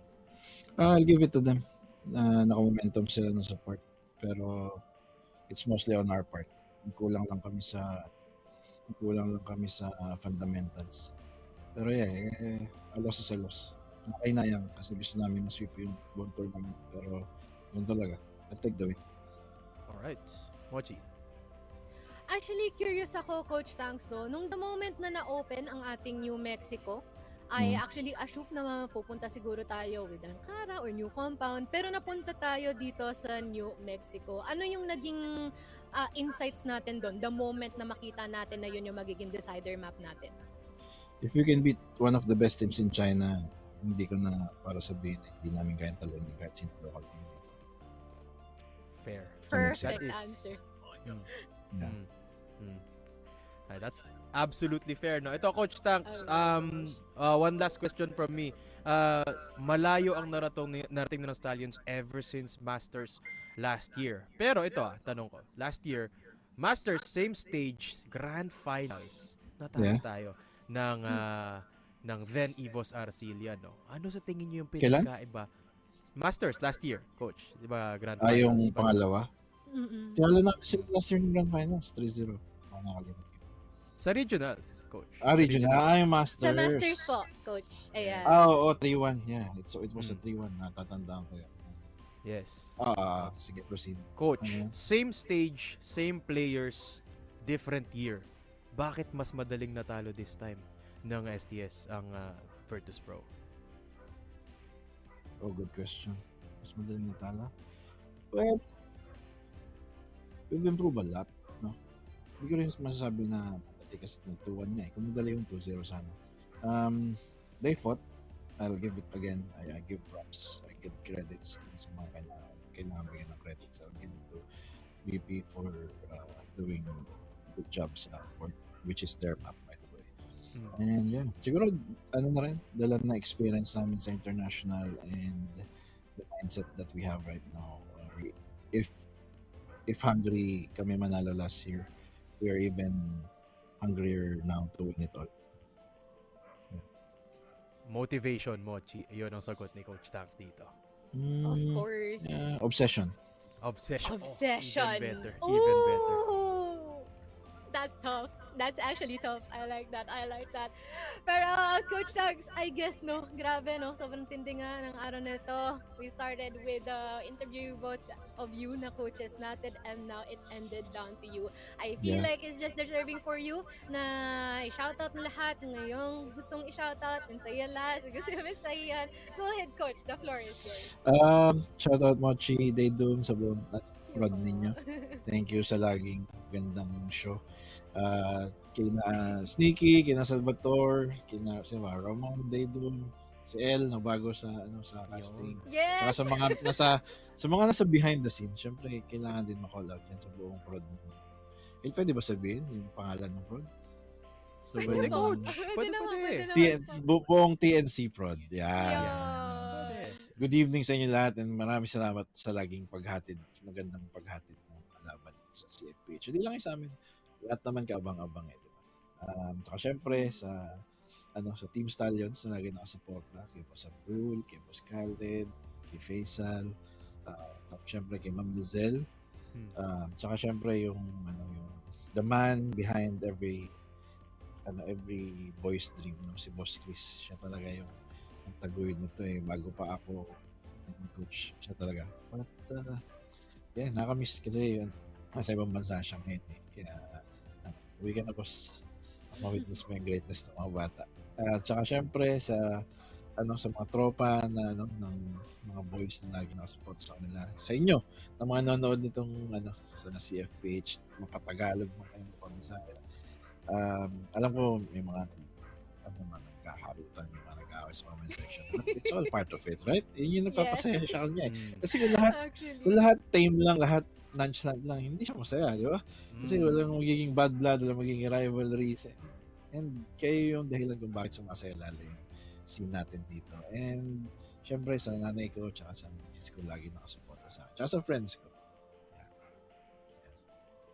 Kay Lord pala, na lagi namin, siya talaga we always pray, during, after games. Siya talaga yung Always mga tao and the being na nagbibigay ng lakas talaga Coach Tags, maraming salamat and congratulations. I cannot wait, we cannot wait kung ano mangyayari sa sorry lahat pero ng hindi ko teams man natin na natatanggapin pasok yung sa congratulations mo. You have to win it Sa first. finals Okay pa. lang Coach Sa Tags, finals it's just there, That's not done. It's just there, no worries. Thank you so much and Thank you, pahinga Coach. naman po, Coach Tags. Thank you, Daydum. Thank you, Mochi. Have a good evening. Solid talaga the Doom na I really like yung mga nililit out niya ng mga kasagutan sa mga tanong natin. Yes. And every time that we see kung ano kayo nakalagay doon sa mga barahang yun, lagi tayong nagugulat. Parang magic lang ni Bipolar, no? Ganun na nga. Pero Mochi, my biggest takeaway from that interview with Coach Tanks is one word. Obsession. The reason behind all of this. It's not just motivation. They want it the most. To the point that they need it almost, Mochi. I can't wait. I can't wait for the year for STS.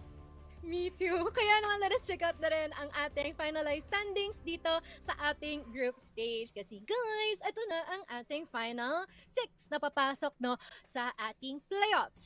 From Team Stallions, sure ball na yan. We have Virtus.pro, Execration.PHT, MATTJESS, Ridaz. Unfortunately, kinapos ang Alliance Gaming, but I'm pretty sure na makikita natin sila alongside with JY Esports Veteran and Ridaz in our next season league, whatever that may be, they do. At mo, yung pinagkaiba dito ng Alliance at Ridaz is just 3 sets. Mochi, 3 mapa lang yung nagsepara sa top 6 at sa top 7 natin. So yung 6-7 natin is medyo dikit. But unfortunately for Alliance, we only are gonna take 6 teams dito. Wala tayong tiebreaker kasi hindi tied eh. Magkaiba sila ng... Kung dumating man sa round differential, may ganun din tayo. So Q just barely making the cut. Although, nakita naman natin yung acknowledgement ng dalawang coach sa kanila. Si Coach Tang, si Coach Shane, parehong in-acknowledge kung gaano silang nagulat sa Q Esports.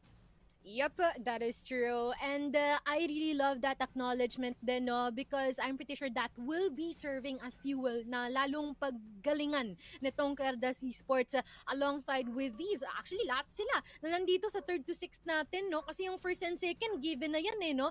Pero ang maganda dito is ang tuloy-tuloy na mag-aaway-aaway is yung 3rd to 6th natin kasi sa puntong ito, wala pang kasiguraduhan. Ayun na nga, no? Upsets are still possible. Q could do something magical dito sa run nila in their first ever run dito sa CFS Masters sa Southeast Asia. Let's take a look, Mochi, no? Sorry po, unahin na kita. Excited daw makita kung sino magtatapat-tapat dito sa playoff. Sino nga ba ang maglalaban? Uy, there you go. Look at that. Look at that, Dedom. We have Fervid versus MATTJESS. Whoever will be winning will be facing up against Team Stallions. And dito naman sa ating match, we have Execration versus Ridaz. And whoever will be winning will be facing up against Virtus.pro. Well, meron naman tayong third place match. And I feel like this would be having and sparking a lot of conversations in their predictions. Sinong mas angat, sinong mas nasa baba. Pero tingnan na rin natin ang ating matchups. Alright. There you go, for Vid. At saka MATTJESS, yun yung mauuna. I believe this is happening next week, no? Thursday, if I'm not mistaken. Oh no, Friday. Ang simula ng playoffs natin. No? So that is when we're gonna play the Fervid versus MATTJESS matchup. Tapos, medyo later na yung simula natin, Mochi, no? Hindi na 3 p.m. We're gonna start at 4 p.m. instead. Kaya abangan nyo yan, guys, no? It's do or die para sa playoffs natin. So, it's only the winner that's going to advance. And then, of course, we have Execration versus Q. Yep, kaya naman tantusan nyo na inyong mga kalendaryo, mag-set na kayo ng alarm sa inyong mga cellphone dahil ito yung ating magiging laban. Alright? And singit ko na rin pala, no, may nagpapa-shoutout pa. Ayan, shoutout kay Rio or John Rio Barcoma or Rio Pogi. Ayan, ang daeng slash no. Ayan, shoutout sa iyo, Boss Rio, no. And hopefully, okay ka dyan at sitting pogi ka din dyan sa iyo para ba nanonood ng broadcast natin. And oh my dadum, it's been a long day. We started with a series of 2-0s, tapos dun lang talaga kumaba ang laban nung si Team Stallions at si VP na talaga ang nagtapat. Exactly. Grabe yung crescendo ng araw natin, no, after 3 days o 3 matches of matches na paangat ng paangat, kumbaga yung energy natin, no. Tapos nagkaroon pa tayo ng interview. It's been an absolute pleasure. Mochi, ano nga ba ang ganap natin next week bukod sa playoffs? May balita akong may paganap tayo eh. Oo nga guys, no, pa-spread na lang ang ating word kasi meron tayong pa-show match sa Thursday. Kung sino yung mga nandun, abangan ninyo na lang. Kaya kung ako sa inyo, mag-follow na kayo dito sa ating official Facebook page ng CROSSFIRE Philippines. And meron din tayong mga pa 1v1 na mga laban din dito, no? So, yun yung kailangan nilang abangan. Kung gusto nyong magkaroon ng chance na maka-face off ang inyong mga idols, abangan nyo na lang kung sino-sino yung mga idols na yan, ha? And, of course, be sure to be updated through our page as well. Exactly. To be clear, guys, meron tayong 2 palaro at least na makikita sa Thursday, if I'm not mistaken. Yung isa show match. Sabihin ko na, Mochi, kung sino yung kapitan nila kasi may post na naman tayo. Yung kapitan no isa, si Coach Tanks, at yung isa, si Coach 02. Pero kung sino yung lalaro, abangan nyo. Tapos yung pa 1v1 natin, hindi sila mga pro player. Guys, kayo ang kasali. That's right, any player from the CFPH community pwedeng sumali. Kung pubuksan nyo yung CROSSFIRE PH link natin dyan sa page, merong link na may Register QR code. At pwede kayong mag-register. Anyone is free to register. So, kung gusto nyo makalaban yung mga idol nyo nga dito, malay nyo mag-register kayo, tapos mag-register si Mochi Bella, di 1v1 kayo. Ano pa hinihintay nyo? Go! Register! Yes! Parang madudurog ako dito, no? Parang mas maganda kung sila Salvatore o Sneaky Frog yung papalo doon. O si Bipolar, naku po, napapatay niyan si Devil pag nag-8v8 kami. Pero ako na nga, guys, no? I feel like mga maala na kami. And maraming salamat sa iyo na tumambay dito and as well as sa ating prods, mga kapwa ko talent, sa ating mga teams na talagang nagugugol ng oras para gumaling at lalong mapahasa ang kanilang mga estilo dito sa larangan ng Crossfire. At mukhang ito na nga ang pinakuling araw ng ating group stage, and for now, keep the fire burning dahil tayo magbabalik sa ating playoffs. For now, good night. Di ko lang kung naispatan siya ni KLB doon. Mukhang oo, nakita mo sa flick of the wrist. Nakupuntuhan niya. Be careful, but he gets the shot. And he gets the trouble. Receiving play pa. Tuguan na nga ngayon si Cetra. Elvin nakabantay. He's gonna get one. And also two huge. Nakaya, pero wait lang, hindi pa rin tapos yun. Lahat ng action. Masusundan pa. We are gonna be seeing prevalence race here dito sa house. Ano doon, flash grenade? PSA!